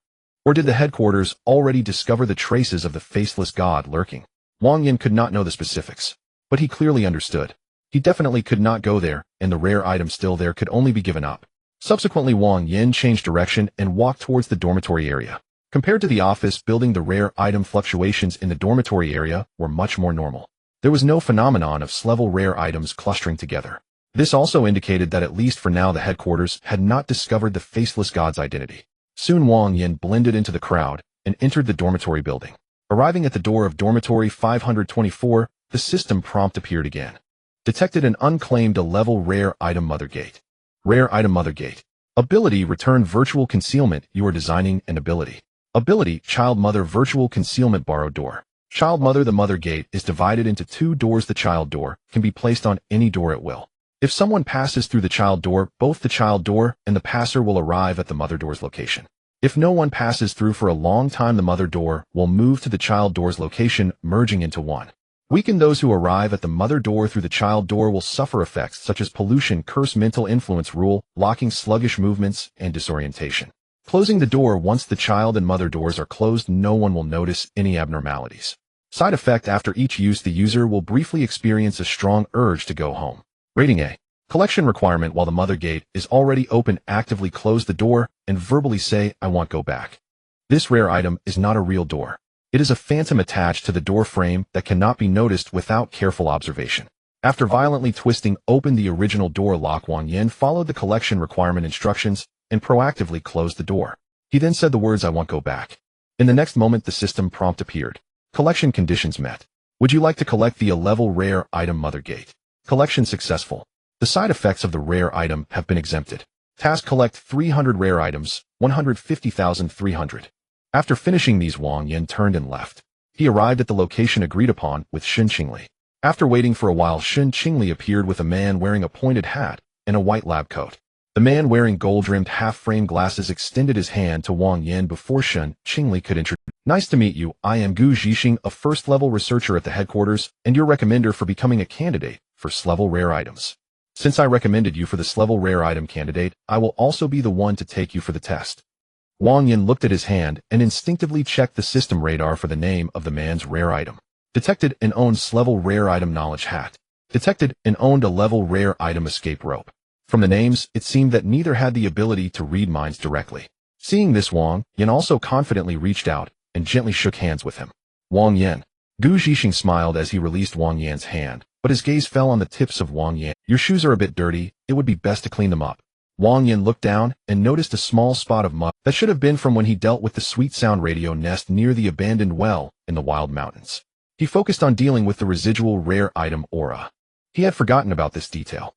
Wiping away the mud, he pondered why Gu Zhixing suddenly brought this up. Logically, if Gu Zhixing had a cleanliness obsession, Shen Qingli, who knew they were meeting, should have reminded Wang Yin. Wang Yan's heart stirred, but his expression showed no change. Gu Zhixing watched his reaction, maintaining, was it from the lawn in that park on the west side? That place indeed has a nice lawn. I like to go there for walks when I am not researching the ideas. Wang Yin glanced at him, unsure if Gu Zhixing had noticed something. He didn't know how to answer the question. First of all, he had no idea if there was a park on the west side. Secondly, mud spots can only be caused by wet mud splashing. Who knows if that park was watered today? If he followed Gu Zhixing's lead, he might get caught in a trap. Shen Qingli stood by without immediately intervening. She was very familiar with Gu Zhixing, knowing that Gu Zhixing wouldn't bring up such matters without reason. But now that he had it, meant he must have discovered some. Wang Yin was about to speak after thinking for a while, when Gu Zhixing's phone suddenly rang. He glanced at the number. An urgent voice came through the phone. Zhixing, have you taken Wang Yin for the test yet? Gu Zhixing replied, not yet. Then hurry up. The higher-ups just changed the arrangements. This selection for S-level rare item candidates has been moved up. Gu Zhixing raised his eyebrows. So urgent. Yes, I don't know what the higher-ups are thinking. In any case, take Wang Yin for the test first. Don't let him miss out. The call ended. Gu Zhixing put away his phone and did not continue the previous topic. All right, the small talk is over. We need to hurry and take Wang Yin for the test. Shen Qingli nodded at this and said to Wang Yin, Zhixing is a researcher. He tends to elaborate on these details, so don't mind it. Wang Yin nodded. It's fine. His expression was calm, but he was quite surprised by Gu Zhixing's observation. He didn't know if it was due to the abilities of the other party's rare items, or if he was simply like this. But Wang Yin knew that he had to be extra cautious around Gu Zhixing in the future to avoid revealing anything. Soon Gu Zhixing raised his hand to interrupt Wang Yin's contemplation. Let's go, we need to conduct the tests first. The three of them passed through two security doors and arrived at the headquarters testing area. The testing area was built underground. The walls were thick. Every few meters one could see the ceiling marks embedded in the walls made from strange objects.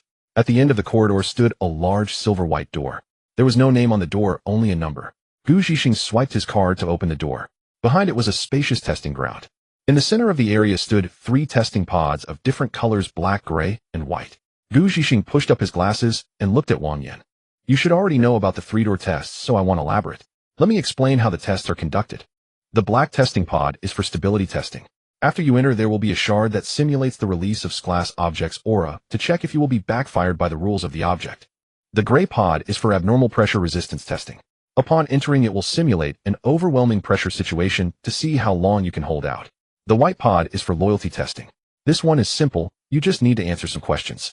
However, there is a lie-detecting object inside, so remember not to lie. If detected, your qualification will be immediately revoked. Wang Yan nodded upon hearing this. Gu Zhixing, seeing this, stepped back to the observation area with Xin Qingli. The door closed. After they moved away, Xin Qingli quietly asked Gu Zhixing, "Why did you ask him if he went to the park?" Gu Zhixing shrugged. "The mud on his shoes is inconsistent. My object told me that kind of sludge can only form in wells that have been covered by water for a long time." "A well? There are no wells in the headquarters," Xin Qingli exclaimed. "So your earlier question was..." Gu Zhixing did not answer and continued. A strange transmission signal was detected in the west side of the headquarters earlier. When people arrived, there were signs of a struggle. After confirmation by the headquarters, it was suspected to involve a disaster that infiltrated and a wielder of an object. Based on the time you and Wang Yan parted, the timeline matches perfectly. Xin Qingli stopped walking. "Are you suspecting that the wielder is him?" Gu Zhixing smiled, but did not answer, only staring at Wang Yan entering the testing pod. Soon after confirming some information, the test began. The first black testing pod opened. Inside hung a fragment of a broken object. As Wang Yan approached the fragment, it emitted a strong aura of pollution. Following the prompt, Wang Yan reached out to press it. The moment his hand touched the fragment, the aura of pollution surged toward Wang Yan like a flood breaking a dam. Just as the polluted aura was about to seep into his body, several glass objects within Wang Yan suddenly erupted with power. In an instant, the polluted aura dissipated. The fragment trembled violently, about to shatter. Wang Yan, seeing this, did not want to escalate the situation and managed to prevent the fragment from breaking. 5 minutes quickly passed. A voice came from the testing pod. "Stability perfect pass."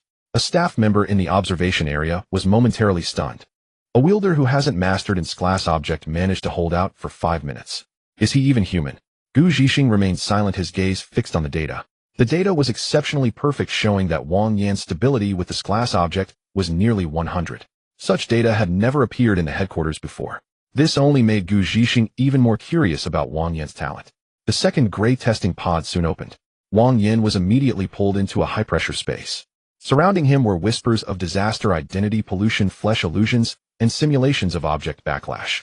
An average candidate would consider it a success if they could endure for 10 minutes in such an environment. Wang Yan merely stood there. Even the testing space began to shake. Several machines lit up with red lights. The staff's expressions changed upon seeing this. It's not working. He isn't taking any pressure. The simulation intensity has reached the limit. The machines will blow up. Gu Zhixing's eyes brightened. All right, let's consider it a perfect pass for him. Soon the second test ended. Abnormal pressure resistance, perfect pass. The third white testing pod opened. This time nothing unexpected occurred. Through a question and answer process, Wang Yan quickly passed. Loyalty test passed. The door reopened. Wang Yan walked out. Gu Zhixing held the data board deep in thought. He passed all 3 tests. His speed is even faster than I expected, and his results are far better than I imagined. Wang Yan looked at him in silence. Gu Zhixing smiled. Now that the tests are over, as the host, I must treat you to a meal. And I happen to have some matters to discuss with you. Wang Yan did not refuse. He indeed needed more information from the headquarters. The group left the testing area and arrived at a bustling restaurant. As Gu Zhixing entered, the owner peeked out from the kitchen. "Mr. Gu, don't you usually have me deliver your meals? What brings you here today?" Gu Zhixing smiled and replied, "I brought a friend to eat." The owner of this restaurant has an object that is a frying pan. The dishes cooked with it taste very different from ordinary dishes. You should try it. Wang Yan's eyes lit up slightly. He had never eaten dishes cooked with an object before. Gu Zhixing pushed the menu toward him. "Don't be polite, just order what you want." Wang Yan nodded and began to order from the top of the menu to the bottom. This one, this one, this one. And this page too. The waiter was taken aback. "You mean you want all of these?" Wang Yan replied, "Yes." Gu Zhixing's expression was subtle. "Can you finish all this?" Xin Qingli was already quite calm. "Don't worry, he might still find this not enough to eat." Gu Zhixing's interest in Wang Yan intensified. Soon plate after plate of dishes were served. The aroma of the dishes was rich. Each dish carried a hint of the object's aura, a gentle power that could stimulate one's physique and relieve fatigue. After tasting a bite, Wang Yan's eyes brightened slightly. It was indeed good. Soon the meal was finished and most of the dishes had entered Wang Yan's stomach. Gu Zhixing, seeing his insatiable look, said, "How about ordering more?" Wang Yin thought for a moment and shook his head. No need. Gu Zhixing smiled upon seeing this and brought up serious matters. You should have heard about the things mentioned in the call earlier. Wang Yin nodded and asked. The selection has been moved up to tomorrow. That's right. Gu Zhixing dropped his joking tone. As for the reason, it's fine to tell you. Because something happened in a certain place and a disaster that harbors hatred for humanity is likely to acquire an S-class object soon. Shen Qingli clearly knew some insider information. He whispered, is that place the Tianyuan chessboard? Gu Zhixing nodded. Yes. That place has been around for almost half a year. Various parties have been placing their pieces inside, but no one has managed to obtain that S-class object. However, the situation has changed in recent days and a disaster is advancing rapidly. If not obstructed, it has a high probability of acquiring that S-class object. Shen Qingli's expression turned serious. The headquarters won't just sit back and watch, right? Of course not, Gu Zhixing replied as he picked up a cup of water. But entering the Tianyuan chessboard requires a key. The key is the total number of pieces that can be placed on the board, which is 361 pieces. Currently, it is roughly estimated that 350 pieces have been used. There are only 11 left, and the headquarters has only the last 3 pieces. Upon hearing this, Wang Yin pondered. The chessboard and the key, wasn't this referring to the black piece in it? Gu Zhixing glanced at Wang Yin and continued. Now the biggest problem is who to send in and how to deal with the subsequent backlash from the disaster. Additionally, with Fang Zixia's death and the injuries of 2 S-class fighters, the headquarters has been somewhat weakened in terms of top combat power. Hence, the S-class object candidate selection was moved up to prepare for contingencies. After finishing, he took out several vials of potions from his pocket and pushed them in front of Wang Yin. Special recovery potions and special enhancement potions, consider them little gifts for passing the tests. Once you master this class object, I might need your help with a few small tasks. Rest assured it won't be harmful to you, and the rewards will definitely be sufficient. Seeing Wang Yin accept the potions, Gu Zhixing stood up to leave. I have to return to the lab to conduct some experiments. See you tomorrow. Shen Qingli glanced at Wang Yin as Gu Zhixing left. Shall I walk you back? Wang Yin shook his head. No need, I can walk back by myself. Shen Qingli looked at him, but did not say much, leaving first. After the two parted ways, Wang Yin walked alone along the road in the headquarters living area. He appeared calm on the surface, but inside he was already piecing together the information from earlier. S-class object. Tianyuan chessboard. And in his hand, he just so happened to hold a black chess piece. The peddler spirit had mentioned that the chess piece could take one to a place where there was a chance to obtain an S-class object. It now seemed that the answer was quite clear. The place he had seen through the black chess piece earlier was indeed the Tianyuan chessboard. And through Gu Zhixing's information, it could be confirmed that there indeed existed an S-class object within the Tianyuan chessboard. More importantly, a disaster was about to obtain that S-class object. Wang Yin understood that he must enter it immediately, otherwise if he delayed any longer, that S-class object would belong to someone else. After confirming the situation within the Tianyuan chessboard, Wang Yin realized that he had little time left. He glanced at the clock. It was already 7 o'clock in the evening. There were still 12 hours left until the assembly time at 7 o'clock tomorrow morning. In these 12 hours, he needed to eliminate the 2 backups left by the faceless god. Time was pressing, and Wang Yin had no intention of lingering. He glanced at the system radar. He discovered that someone sent by Deputy Director Zhang Jian of the Management Bureau was tracking him. Now they had started following him again. Seeing this, Wang Yin smiled. It seemed that when he was dozing off, someone had brought. He had been pondering how to silently enter the old archive room set up with backups by the faceless god.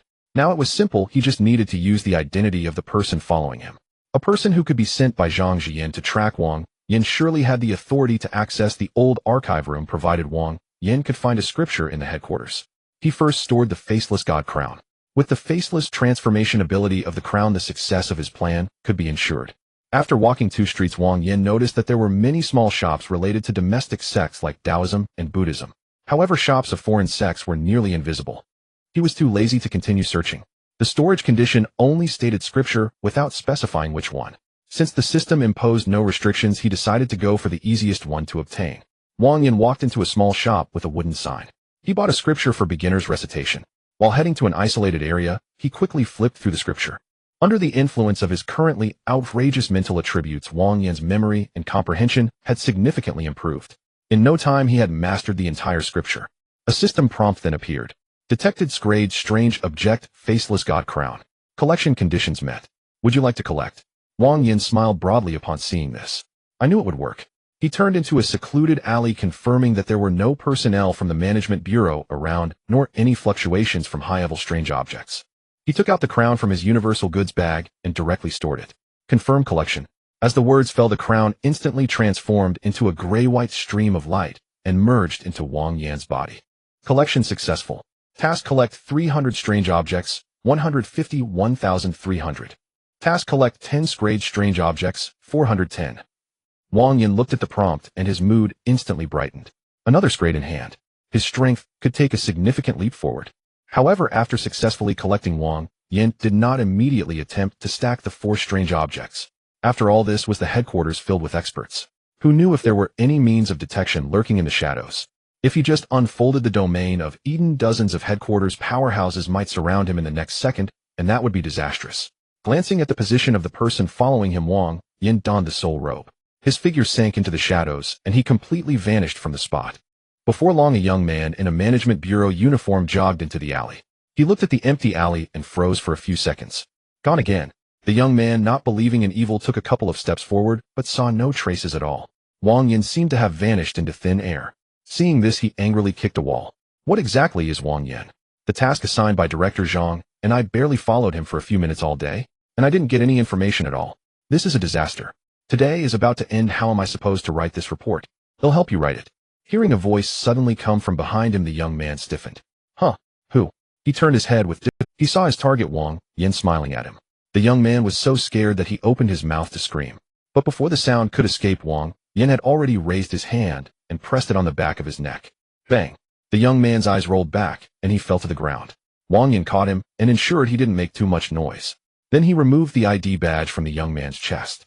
It bore 3 characters. Li Dazhuang. Wang Yan glanced at it and smiled. Nice name. This identity is mine for tonight. Of course, borrowing your identity isn't free. They'll help you write the report. Consider it a profit for you. As he spoke, Wang Yan activated the Faceless God crown. The gray-white energy spread from his fingertips and landed on Li Dazhuang's face. In the next second, Li Dazhuang's features began to be gradually erased, as if by an eraser. As his features disappeared, his presence diminished as well. If someone were to pass by the alley now, as long as they weren't looking closely, they would likely just see an inconspicuous lump on the ground. At the same time, a thin human face appeared in Wang Yan's palm.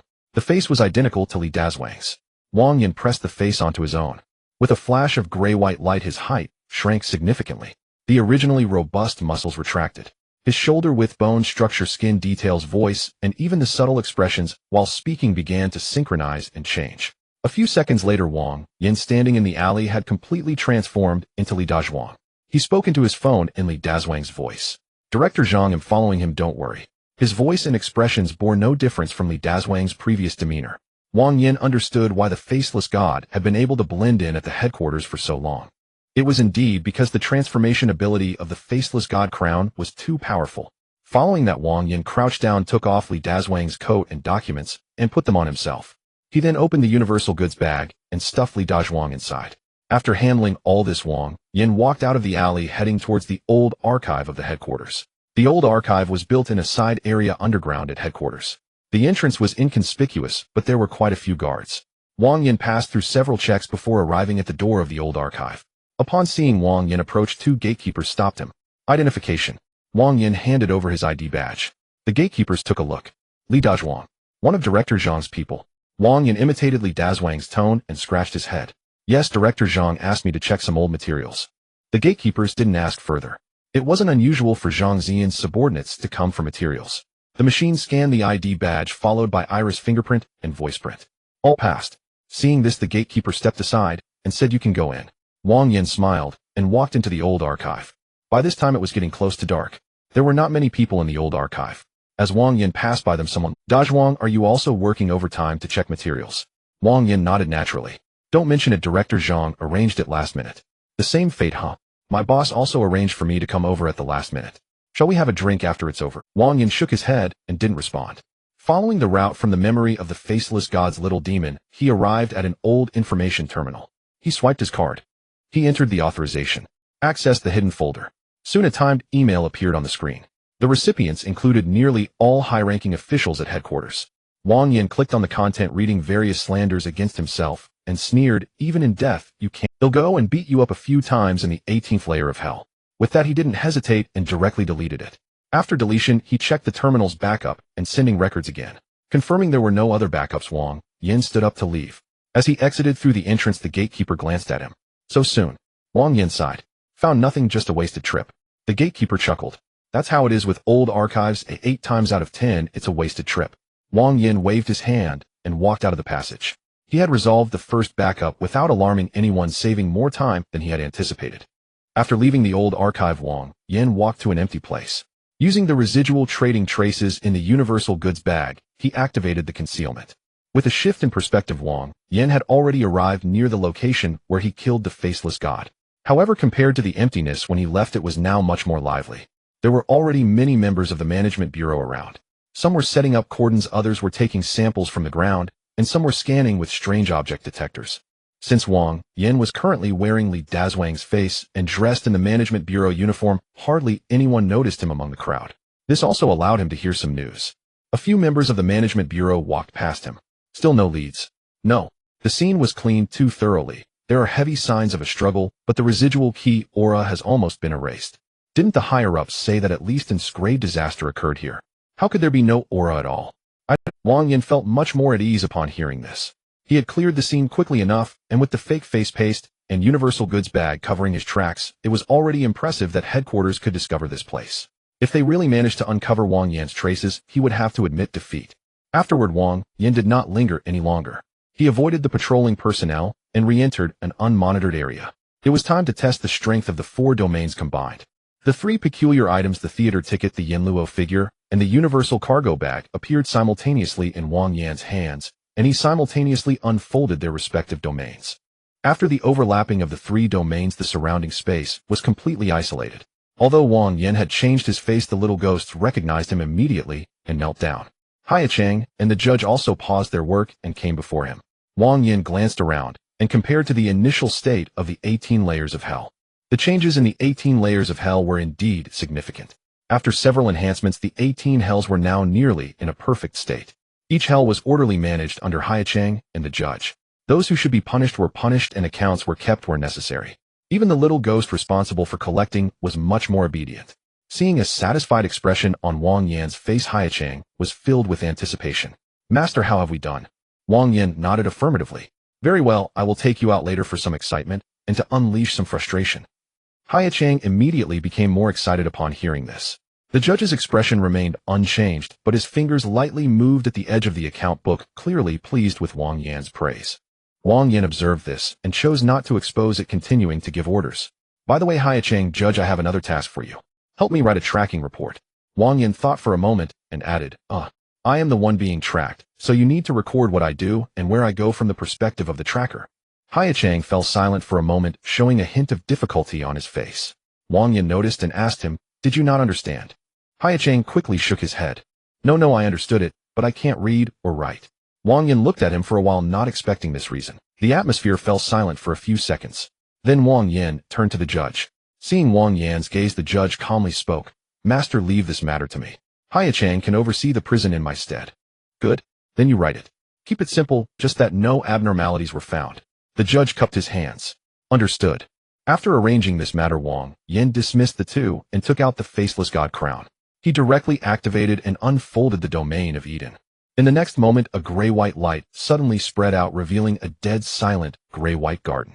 In the center of the garden stood a gigantic tree with a human face. The crown of the tree was empty, as Wang Yin had yet to place any human faces or other items. Nevertheless, even so, the garden exuded a terrifying aura, causing some little ghosts to freeze in place. As soon as Eden appeared, it began to expand rapidly outward.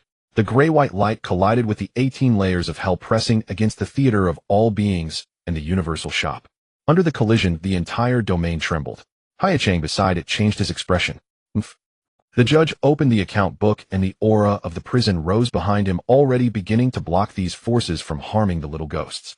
Wang Yin did not rush. He stood in place, watching Eden surge outward. This thing was once the domain of the faceless god, and had never faced the iron fist of the other 3 domains. It was only natural for it to be proud. However, if it wanted to remain the boss in his territory, that was wishful thinking. Led by the 18 layers of hell, the 3 domains exerted their power together. The previously aggressive Eden was immediately pushed back. A piece of the garden's edge was even torn off, directly becoming the resources for the 3 domains. The human-faced tree seemed to feel pain and shook violently. This made Eden obedient. The previously arrogant aura dissipated in an instant. The gray-white garden slowly shrank to the edge of the 18 layers of hell and no longer moved. As the aura of the other 3 domains swept across Eden, it showed no reaction. This indicated that Wang Yin could perform a quadruple domain combination. With a wave of his hand, he activated the theater of all beings, the 18 layers of hell, the universal shop, and Eden. For completely different rules intertwined, causing the domain's strength to surge. Wang Yin closed his eyes to sense it. The original 3 domains were already quite strong. Now with the addition of Eden, whose integrity had not been significantly reduced, the overall strength had increased by more than double from the previous baseline. If he were to encounter the one-time SS-level disaster arrow from the traitor again, he was confident that he could withstand it solely with the quadruple domains. There was no need to burn so much willpower. Nor did he need to use a bunch of low-level peculiar items to fill in his life. Haya Chang, the judge, and the little ghosts all received benefits from the domain's combination. Their strength sky. The strongest Haya Chang and the judge were at this moment equivalent to wielding the power of an A-level peculiar item at S-level disaster. Wang Yin glanced at the excited Haya Chang and the judge before stepping into Eden. As soon as he entered, he saw a pile of familiar items stacked together. The faceless god had descended to Jiangdong City to use material for the statue. It was also that tiny stone that the traitor had never used until his death. More importantly, compared to the one in the traitor's possession, the ones in Eden were much larger, and there were an outrageous number. There were over 20 pieces the size of human heads. I hit the jackpot. Wang Yin swallowed hard and activated the appraisal ability of the universal cargo bag. In the next moment, a dense array of prices appeared before his eyes. Yang Yuan grass 10 stalks valued at 2 copper coins. Desire fruit 1 valued at 3 copper coins. Xingyu stone 1 gram valued at 1 copper coin. Seeing the multitude of prompts before him, Wang Yin was stunned. Did each stalk of grass really hold such high value? Of course, if one had to compare, the highest value was still the pile of stones he saw at first glance upon entry. Xingyu stones. According to the appraisal from the universal cargo bag, an ordinary F-level peculiar item could be exchanged for about 50 copper coins. Each of those Qingyu stones weighed at least 7 to 8 pounds. This meant that if all these Qingyu stones were sold off for low-level peculiar items, it would amount to over 140 items. Adding in the other spiritual herbs and fruits, Wang Yan's task to collect 300 items could be completed directly through trading these items. I really hit the jackpot. Wang Yin was genuinely surprised. The faceless god died, yet left Wang Yin such a large fortune. Truly a good person. Therefore Wang Yin decided to let the faceless god's little ghost go this time and not punish him. As for the trading partner, Wang Yin immediately thought of the master of the age flower. That person currently showed no obvious malice towards humans, even though they were only interested in lifespan. But as long as Wang Yin showed proper respect, they should also help introduce a few quality clients. Of course, there was no rush on this matter. Suppressing his inner excitement, Wang Yin did not forget the main purpose of this outing. He simply organized a portion of the resources he could directly store. Wang Yin retracted the quadruple domains and returned to reality. He still bore the face of Li Dazhuang and began his journey. By midnight, after 7 hours of trekking, Wang Yin left traces of trade along the way and used the enhanced system radar to collect 3 low-level peculiar items, completing the task progress refresh. Task: collect 300 peculiar items, 154,300. Finally, Wang Yin arrived at the cave where the intelligence trade was located. From a distance, the mountain was entirely black. The entrance of the quarry was blocked by weeds and rubble. To an ordinary person, passing by would make them think it had long been abandoned. However, in the system radar, over 30 peculiar light points were shining inside, with the highest being 2 A-level items. More than 30 disasters, meaning more than 30 peculiar items, plus 2 A-level peculiar items. This trip is definitely worth it. Without further thought, Wang Yin took out a Baiyuan boundary stake capable of setting up a barrier to prevent disaster from escaping, directly inserting it at a location that could radiate throughout the cave. As the gray-white stake landed, an invisible boundary instantly spread out, enclosing the entire cave. It seemed that the creatures inside sensed something amiss as the sounds within momentarily ceased. In the next moment, a disaster sensed the disturbance. Who set up the barrier? Hurry and run. No way, we can't escape. The usual means of fleeing are ineffective under this barrier. Look, it seems 3 humans have entered. Have the 2 guards been dealt with already? The newcomers were none other than Wang Yin, accompanied by He Wuchang and the judge. Upon seeing Wang Yin in the Management Bureau uniform, several disasters burst into laughter. Haha, I wondered who it was. Turns out it's someone from the Management Bureau. You startled me, but what is that ugly thing following that human? Is the Management Bureau really that short-handed? Sending a little brat here to die? Another disaster stuck out its long tongue and licked its lips. Make sure to leave the skin for me. Oh, I've been craving a human skin to sneak into the city and eat people. Another disaster laughed grotesquely. Just two ugly things accompanying one person think they can encircle over 30 of us disasters. They must be lacking in brains. Hearing this before Wang Yin could act, He Wuchang charged forward using a chain to pull over the disaster that had mocked Wang Yin's intelligence. You can call me ugly, but how dare you speak of my master? The disaster, caught off guard, was instantly terrified. Just as it was about to plead for mercy, the chains binding it grew tighter, rendering the disaster speechless. He Wuchang looked at the terrified face of the disaster and chuckled. No need to apologize, just be more careful in your next life. With that, the disaster was crushed, and the peculiar objects on its body fell to the ground. After the disaster was instantly killed, the scene fell into a deafening silence. Wang Yin received the peculiar objects handed to him by He Wuchang and wiped the blood splatters off his clothes. He then turned to look at the two shrank disasters standing at the back. One was tall and thin, covered in fine scales, while the other resembled a lump of flesh draped in human skin with a mouth gaping in its abdomen. Seeing Wang Yin gaze at them, one of the shrank disasters burst into laughter. Those two should be summoned from your peculiar objects. They possess some strength. No wonder you dare to face over 30 disasters alone. Seeing Wang Yin gaze at them, one of the shrank disasters burst into laughter. Those two should be summoned from your peculiar objects. They possess some strength. No wonder you dare to face over 30 disasters. It was an rank disaster resembling a black wild dog. It moved with incredible speed, baring its fangs and lunging at Wang Yin's neck. Human die. Seeing this, Wang Yin smiled slightly, not placing the rank disaster before him in any regard. With his current physical attributes and the defensive peculiar object already embedded within, he was confident. Wang Yin believed that even if the disaster were to bite him relentlessly for a day, he would not be injured in the slightest. However, Wang Yin had no intention of bending down like that after all he had to deal with the disasters in front of him. He also needed to organize the peculiar objects and check if there was any information he required in this place. Time was of the essence. Thus, just as the rank disaster was about to bite Wang Yin, he raised his hand. The fourfold domain descended with a boom. Under the suppression of the domain, that disaster, which had leaped into the air, crashed to the ground.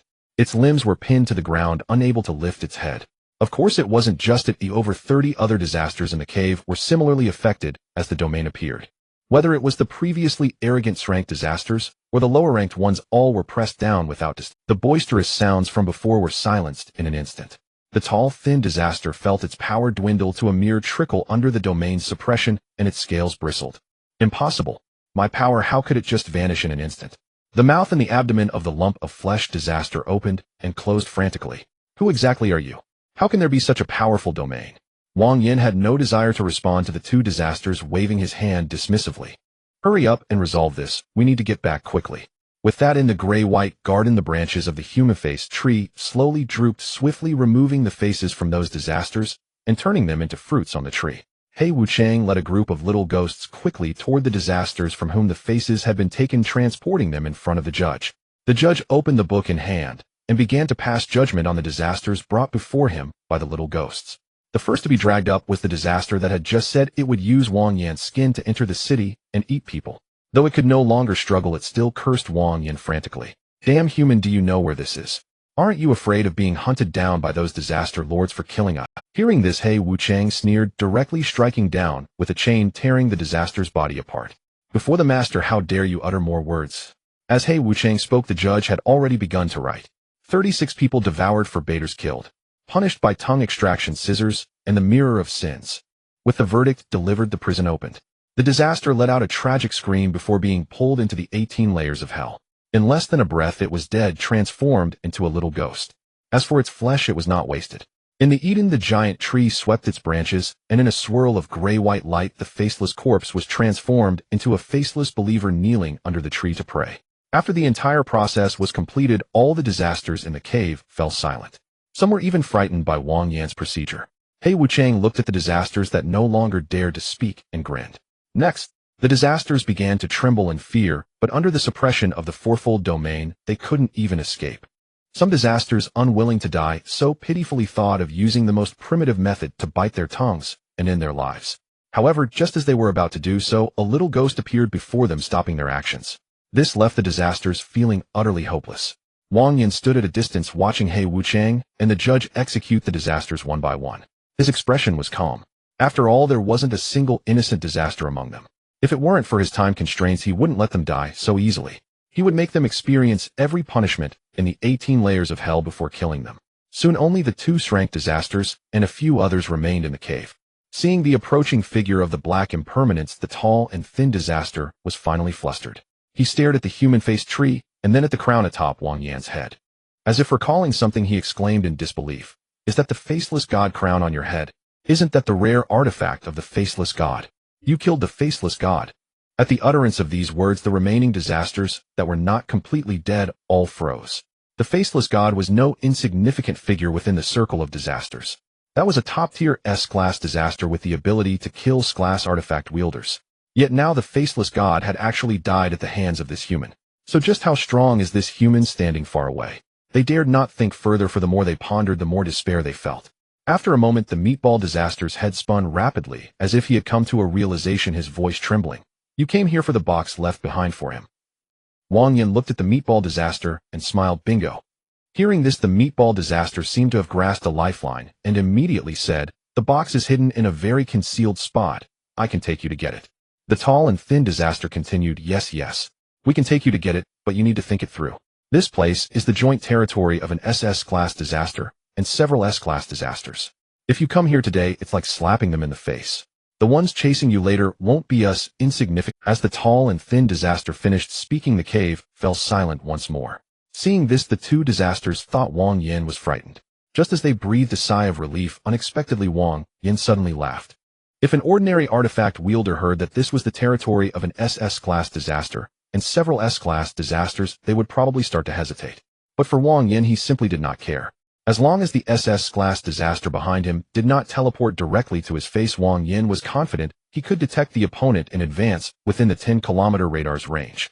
Then, using the teleportation capability of the universal storage, he could escape immediately. Wang Yan did not believe the opponent could catch up to him. As for the S-class disaster, Wang Yan was even less concerned as long as they did not swarm him. To him, it was merely a matter of putting in some effort. As he finished speaking, the gray-white branches of the human-faced tree drooped down. The tall and thin disaster, the meatball disaster, and the remaining disasters had their faces simultaneously. As he finished speaking, the gray-white branches of the human-faced tree drooped down. The tall and thin disaster, the meatball disaster, and the remaining disasters had their faces simultaneously plucked off. They fell into the Eden. The judge swiftly took up the pen to pass judgment. The punishment descended. Two S-class disasters screamed as they were dragged into the trial. Soon the cave fell completely silent. Over 30 disasters were dealt with cleanly. On the ground lay more than 30 unclaimed artifacts. After the last disaster died, a reward for killing the disasters appeared before Wang Yan, granted by the Yamas appearance. This trial's target: 34 disasters. Gain sin value 310 points. Gain lifespan 432 years. Gain willpower 186 points. The completeness of the 18 layers of hell has slightly increased. Looking at the prompts before him, Wang Yan converted the sin values obtained from killing the goods dealer and the faceless god along with this times into attribute points. Physique 3. 2 strength, 2 mentality 3. 2 speed, 2 current attributes reaching 30 points, greatly enhancing the host's body. Body shackles released, able to master the third artifact. Detected that the host possesses a system artifact mastery. Restrictions are now ineffective. Reward conversion: 1 attribute point equals 3 times the base of an ordinary person. Subsequent sin value attribute enhancement efficiency is reduced. 30 points of sin value can obtain 1 attribute boost. Strength 1 physique 4 strength 4 agility 5 mentality 4 attribute boost increased to 23.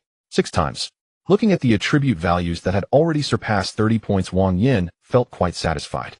Although the initial attribute increase of 0.2 after wearing the Yamas appearance had disappeared. The sin value had also transformed into a 30 points for 1 attribute. But Wang Yan still felt it was worth it. After all, his single-point attributes had now become 3 times. This meant that his current 30 attribute points were already equivalent to 90 points of others. Such a terrifying value, Wang Yan wondered if anyone else could achieve that. Moreover, he was determined to obtain this class artifact provided by the headquarters. With all attributes reaching 30 points, he would have an advantage in the subsequent competition. Name: Wang Yan. Physique 34 strength 33 mentality 35 speed 33. After adapting slightly to the sudden increase in power and glancing at his current panel, Wang Yan dissolved the domain and retrieved the white garden boundary marker. The cave scene instantly returned to its original state. With a command, those disasters killed here became little ghosts relying on their memories from their previous lives. They extracted the information they had collected using a special method. Stacks of it were placed before Wang Yan. The box where the faceless god stored information was naturally found as well. It was an artifact similar to the one previously placed in the sweet sound radio. After collecting it, Wang Yin destroyed the information inside. He instructed the little ghosts to deduplicate and filter the stacks of information in front of them, while Wang Yin himself looked at the spoils scattered around. The collection conditions for 2 A-class artifacts were very simple. After completing it, he collected the artifacts one by one before him.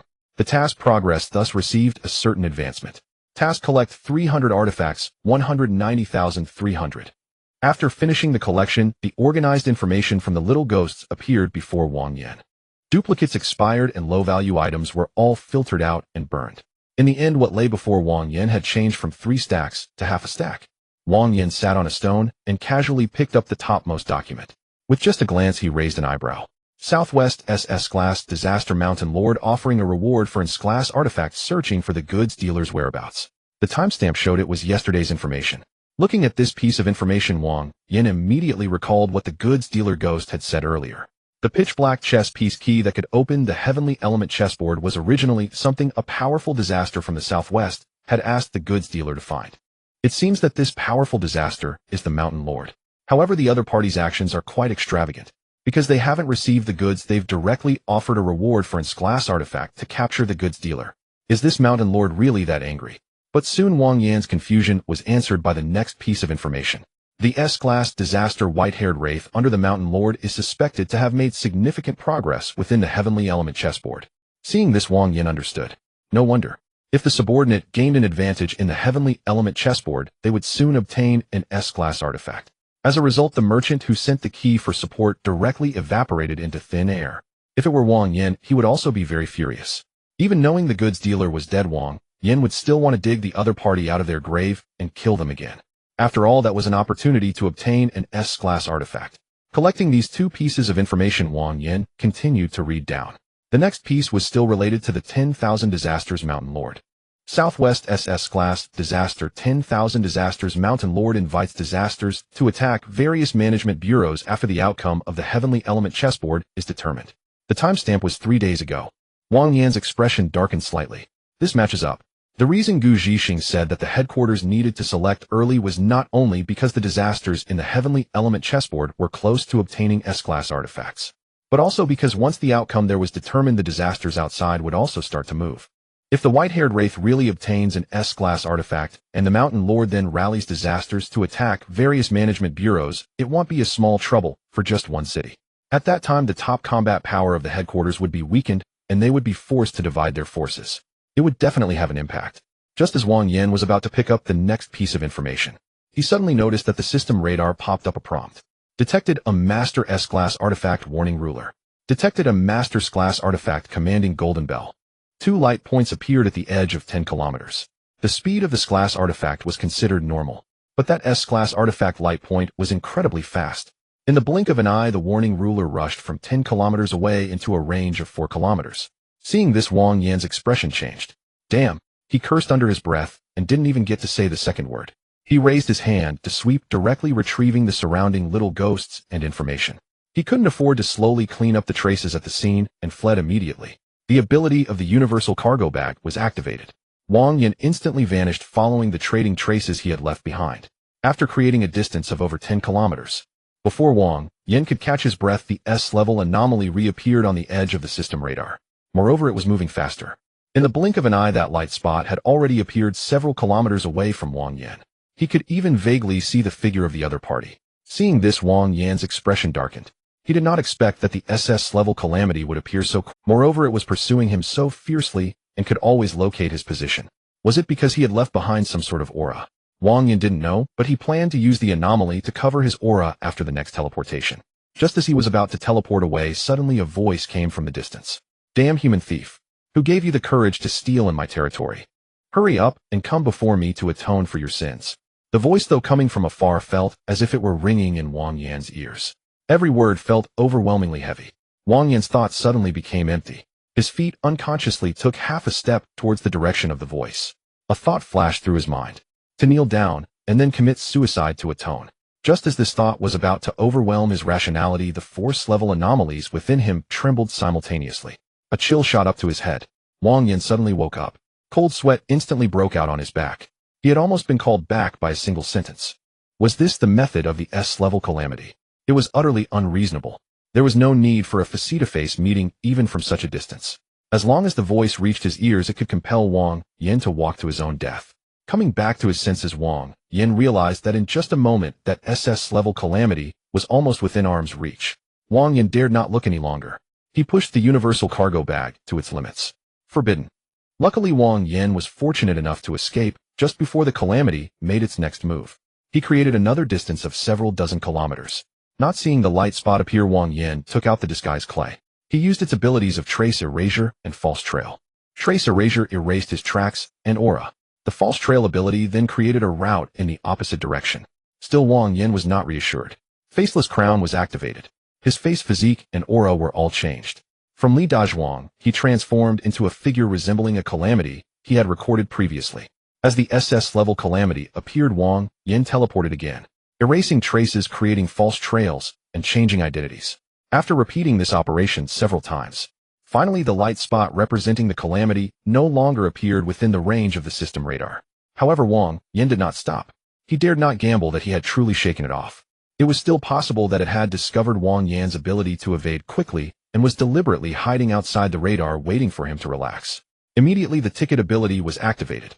Cheers rang in his ears. A surge of power flowed into his body, alleviating the fatigue brought on by continuous teleportation. Wang Yin continued to jump with the universal cargo bag. Only when he reappeared within the headquarters did he stop. He found an unoccupied corner and returned to his original appearance.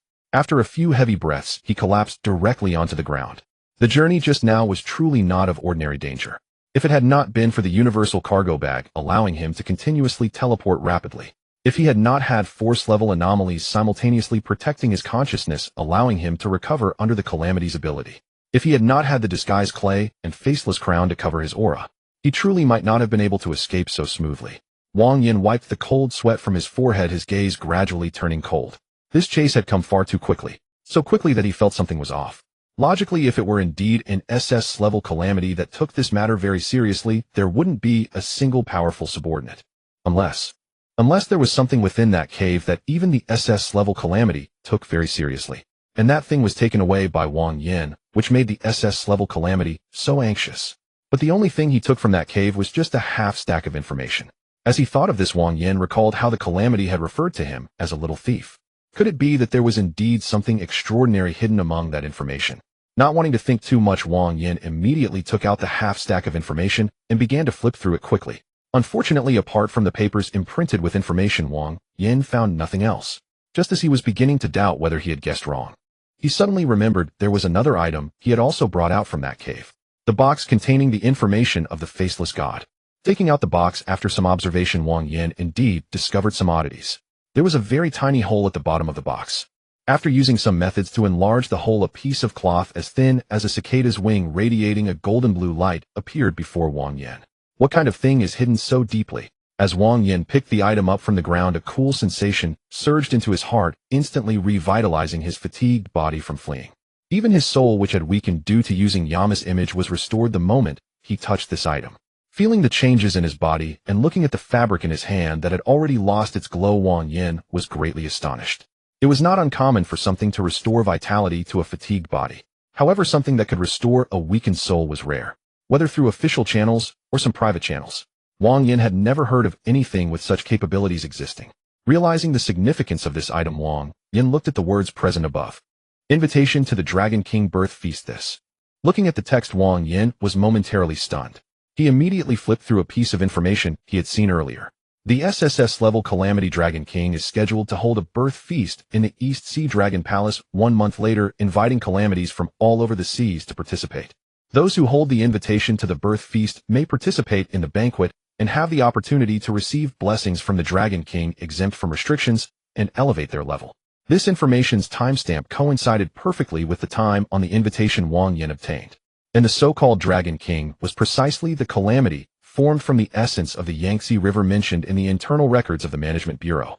This calamity left a profound impression on Wang Yin. Even though he had only glanced at the records, he remembered it clearly. Exempt from restrictions, elevate level. Wang Yin stared at the last 2 sentences of the information, muttering softly. Even that SS-level calamity took this item very seriously. This indicates that the so-called elevation of level also has benefits for level anomalies. If that is indeed the case, then the means of that Dragon King is truly frightening. However, upon careful consideration, Wang Yin realized that it was quite normal for the Dragon King to possess such abilities. After all, he remembered the definition of SS-level anomalies in the papers from the Management Bureau. As long as one holds it, they can gain divine power. If the so-called deity lacked even this means, then they would not be worthy of such a level.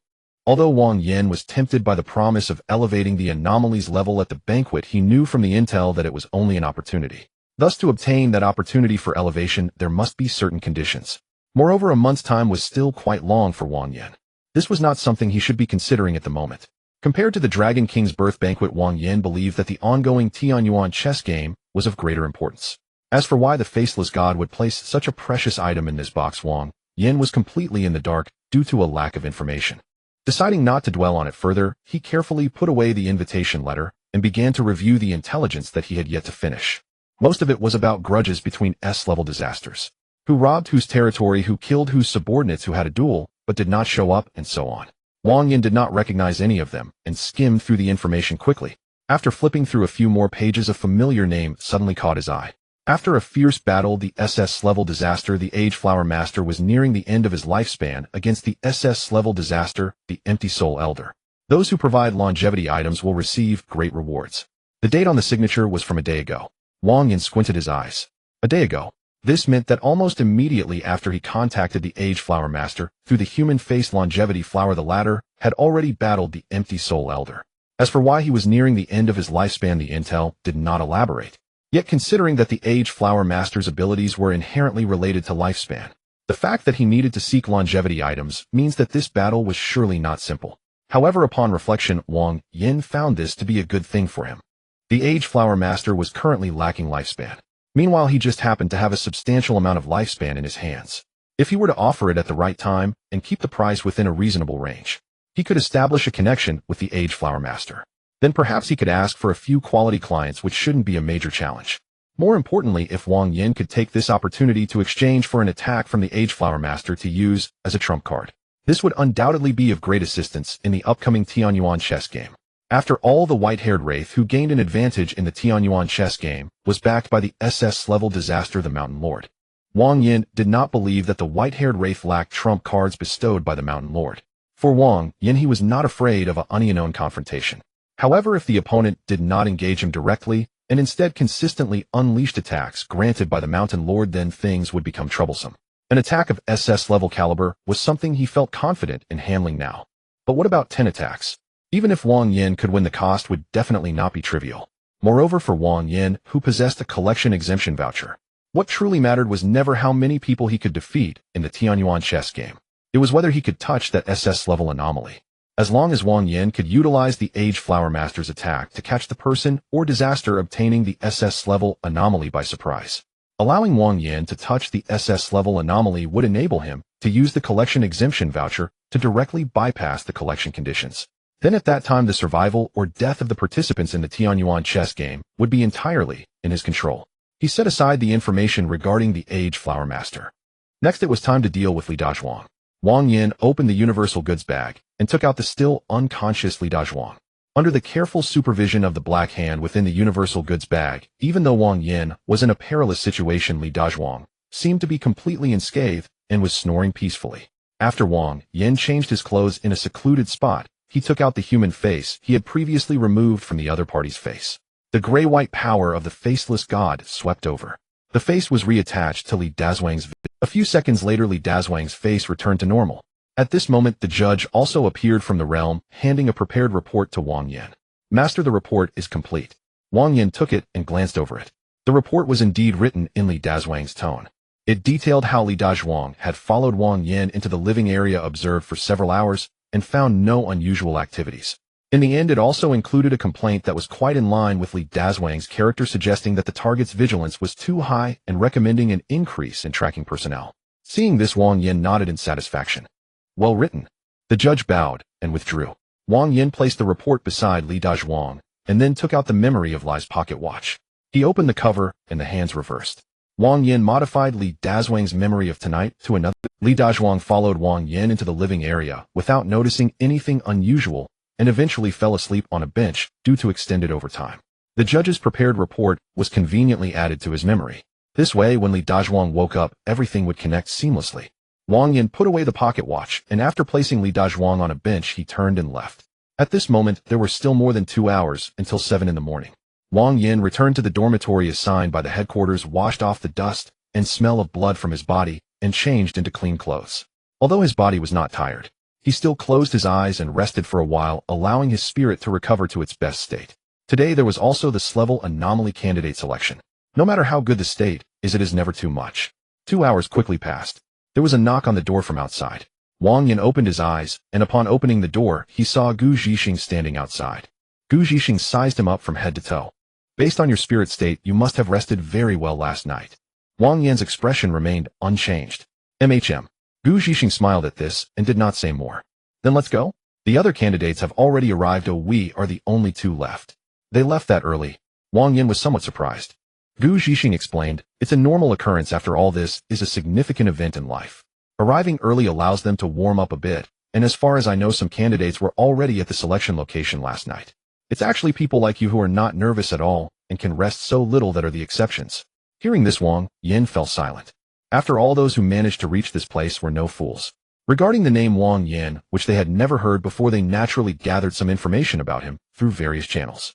When they learned that Wang Yin had once dispersed the phantom of the faceless god, all 6 present had already acknowledged his strength. After all, although they had undergone similar trials, none had ever been able to directly defeat an S-level calamity phantom like Wang Yin had. But what truly surprised them was how short a time Wang Yin had been an artifact bearer. It was far too brief. Wang Yin, however, paid no heed to the candidate's stares. What puzzled him was the look in the eyes of the 6 rank recommenders as they gazed at him. Curiosity tinged with a hint of schadenfreude. Wang Yin turned to look at Gu Zhixing. What's going on now? Why are those shranks looking at me like that? Gu Zhixing adjusted his glasses. Don't mind them. You'll find out why they're looking at you like that soon enough. Director Zhang's suggestion this morning surprised me too. Wang Yin frowned, annoyed by Gu Zhixing's cryptic, but driven by curiosity he pressed on. So what does Zhang Jian have to do with this? What plan did he propose? Instead of answering, Gu Zhixing began introducing the Shrank recommenders present. That short fellow is Han Jinyue. He wields the Shrank Mountain Seal and excels at frontal suppression. Despite his stature, he has a fiery temper. Best to keep your distance from him. The woman on the left is Su Tingxue. She wields the Shrank Silence Bell and ranks high in headquarters for mental and sound-based abilities. A hard woman to gauge. The one always looking up at the sky, his face covered in scars, is Luo Qianshan. He wields the Shrank Star Hunting Bow. Once locked on, drawing his bow makes escape nearly impossible, even from dozens of kilometers away. He's a decent fellow. And that. Before Gu Zhixing could continue, the silver-white door at the front of the hall opened. Zhang Jian stepped out from within. He stood before the crowd, first casting an expressionless glance at the 6 candidates. Then his gaze fell upon Wang Yin, and a meaningful smile spread across his face. Seeing this, 2 words immediately sprang to Wang Yin's mind: trouble. This old fox was probably going to mess with him.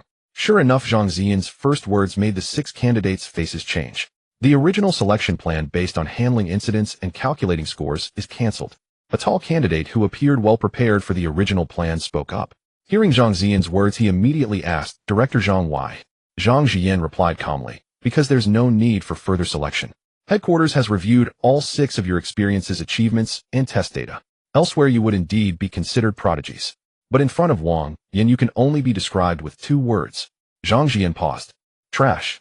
The moment these words were spoken, the hall erupted. The 6 candidates exchanged glances, their expressions growing uglier by the second. Zhang Jian, however, acted as if he hadn't noticed, and continued, therefore, on my proposal, and with approval from upper headquarters, the right to wield this Shrank artifact is directly awarded to Wang Yin. On what grounds? I object. The tall candidate was the first to speak. I've bled for the Bureau and carried out countless life-or-death missions. And now, without even holding a selection, you hand the qualification to a newcomer. Another short-haired candidate said solemnly, Director Zhang, this violates the rules originally set by headquarters. Someone else directly addressed Wang Yin. So what if he defeated the faceless god's phantom? Everyone here has single-handedly resolved high-level calamity incidents. Exactly. A newcomer who's only been an artifact bearer for such a short time. How does he deserve to take in Shrank artifact? Wang Yin could understand their anger. After all they had prepared for so long, only to have the qualification given away before the selection even began. Anyone would be resentful. But understanding was one thing. Their repeated claims that he was unworthy still irked Wang Yin. He hadn't changed the rules. If they had a problem, they should take it up with Zhang Ziyan. What was the point of staring at him? Besides, Zhang Ziyan wasn't wrong. In Wang Yan's eyes, even without using its rank artifact and relying only on himself and a few rank artifacts, these people were nothing more than chickens and dogs. Zhang Ziyan watched the agitated candidates with a smile, showing no intention of backing down. Since the rule has been set, it's hard to change it. However, to silence a few old fossils, whoever can seize the strength artifact from Wang Yan will obtain it. With those words, Zhang Ziyan casually tossed something. An artifact flew from his hand, arcing through the air. Before Wang Yan could react, the artifact had already landed steadily in his hands. It was heavy. Wang Yan looked down. It was a modified MP5 submachine gun. Without a magazine, it had a black core in the center covered with dense, intricate patterns. Four mechanical rails extended forward from the core. As the rails rotated gently, the barrel stock and aiming mechanism also shifted. For outlines, sniper, assault, scatter, and cannon flashed rapidly across the weapon. The moment it landed, a system notification appeared immediately. Unbound strength artifact detected. 100 battle arsenal. Artifact 100 battle arsenal. Abilities: weapon transformation, locking mark, domain breaking bullet, streaking firepower, domain, full territory fireline. Weapon transformation: the 100 battle arsenal can switch between 4 forms: sniper, assault, scatter, and cannon. The sniper form offers the highest range and single-shot power, the assault form the highest rate of fire and stability, the scatter form excels in close-range coverage, and the cannon form possesses the greatest area destruction.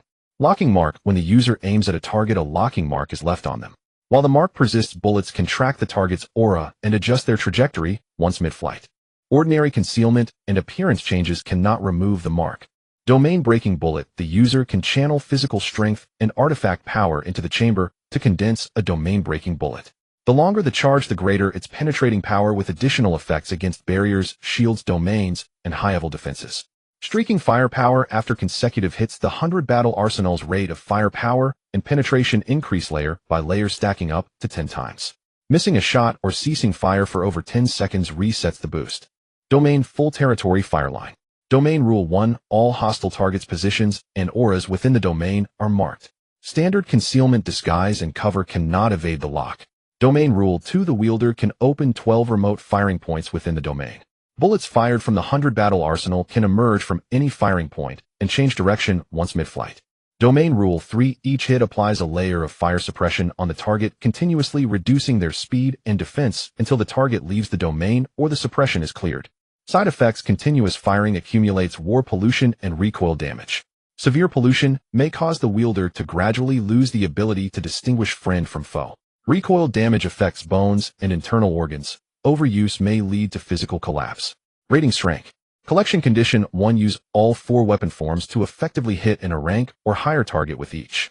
Collection condition 2: face 5 or more enemies alone and emerge victorious without sustaining any. Wang Yan's eyes brightened slightly after reviewing the panel of the Baijian weapons, though he had no idea how this illogical weapon prototype was made. However, that did not diminish Wang Yan's fondness for it. The rules of the Baijian weapons were not as restrictive as those of the other grade wonders he possessed, but its purpose was quite clear. It was designed for long-range combat, especially in its sniper form, with domain-breaking projectiles and field shooting points. These abilities perfectly compensated for Wang Yan's lack of high-tier ranged weapons and the insufficient lethality of his existing wonders. His Thunderous Hunter was only an A-grade weapon, sufficient for dealing with ordinary enemies, but lacking against the S-grade Calamities that possessed domains. Not to mention the SS-grade Calamities he might encounter later. The Baijian weapons, however, were entirely different. This item was clearly prepared for high-level battlefields. The 6 candidates glanced at the uniquely designed submachine gun in Wang Yan's hand, realizing that the headquarters had provided a weapon-type wonder this time. Their breathing intensified slightly, and their eyes sparkled with a desire for that grade wonder. That grade wonder is actually a weapon type. It has been a long time since the headquarters offered such a wonder. Weapon-type wonders only require lethality and accuracy. Their rules are usually more straightforward than those of support-type wonders, and their practical value is higher. If I can master it, my strength will surely increase significantly. The tall candidate, who was already displeased, stared fiercely at the Baijian weapons in Wang Yan's hand. Why is this item given directly to him? Zhang Ziyan spoke slowly after he finished. Want it? Simple, just take it from Wang Yan, as I mentioned before. As for whether to challenge him unknown or work together, you decide for yourselves. After Zhang Ziyan finished speaking, silvery white light illuminated the surroundings, leaving only the 7 candidates in the arena. The others were already teleported to the observation area. Meanwhile, the ceiling patterns around the arena lit up layer by layer. The exit was forcibly closed.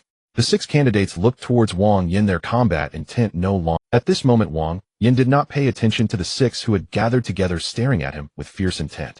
Instead, he examined the 2 collection conditions of the Baijian weapons. Hit targets of a grade or above in 4 different forms. Win against 5 or more enemies without injury. He then glanced at the 6 grade candidates before him. Wang Yin smiled. He was unsure whether Zhang Ziyin was targeting him or if he already knew the collection conditions of this wonder and was helping him.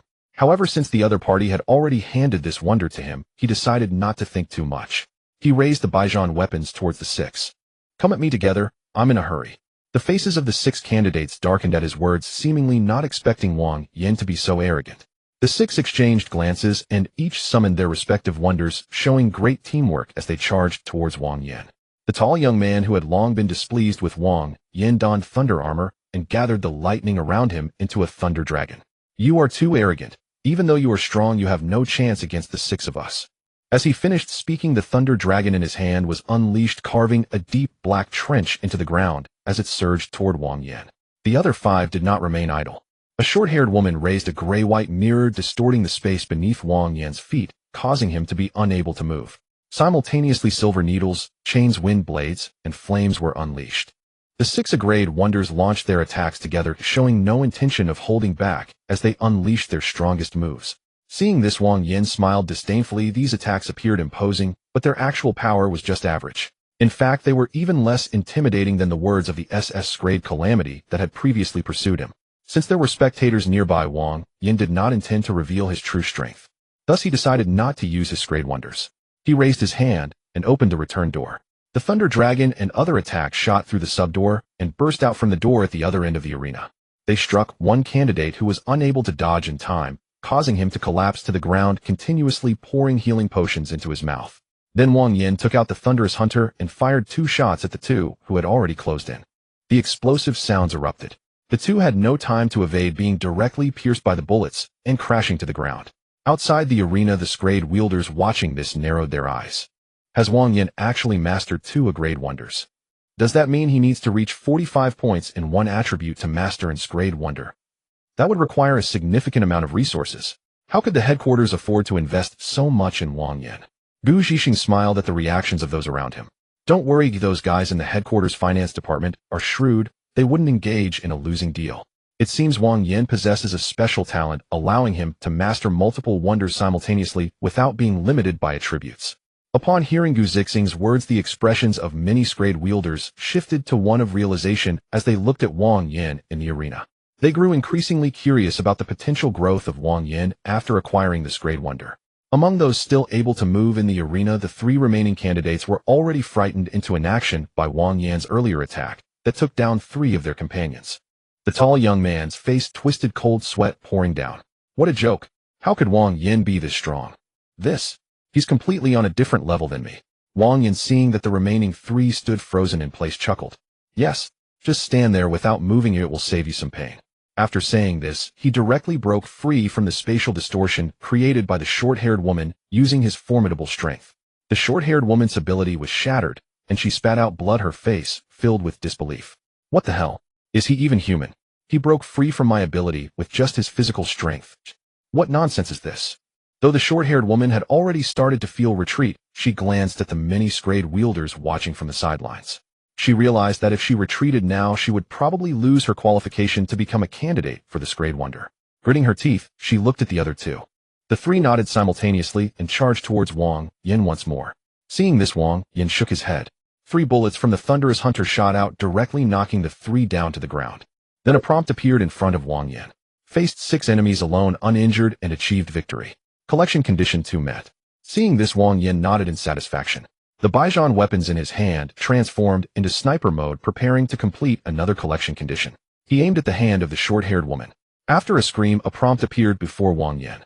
Sniper mode effectively hit an grade target. The gun barrel then shortened as the assault mode activated, aiming at another downed opponent. After the 5th shot hit, another prompt appeared. Assault mode effectively hit an grade target. Following this pattern, the other 2 forms quickly targeted their objectives. All 4 gun forms have effectively hit targets of a grade or above. Collection condition 1 has been met. Do you wish to collect? Yes. Collection successful.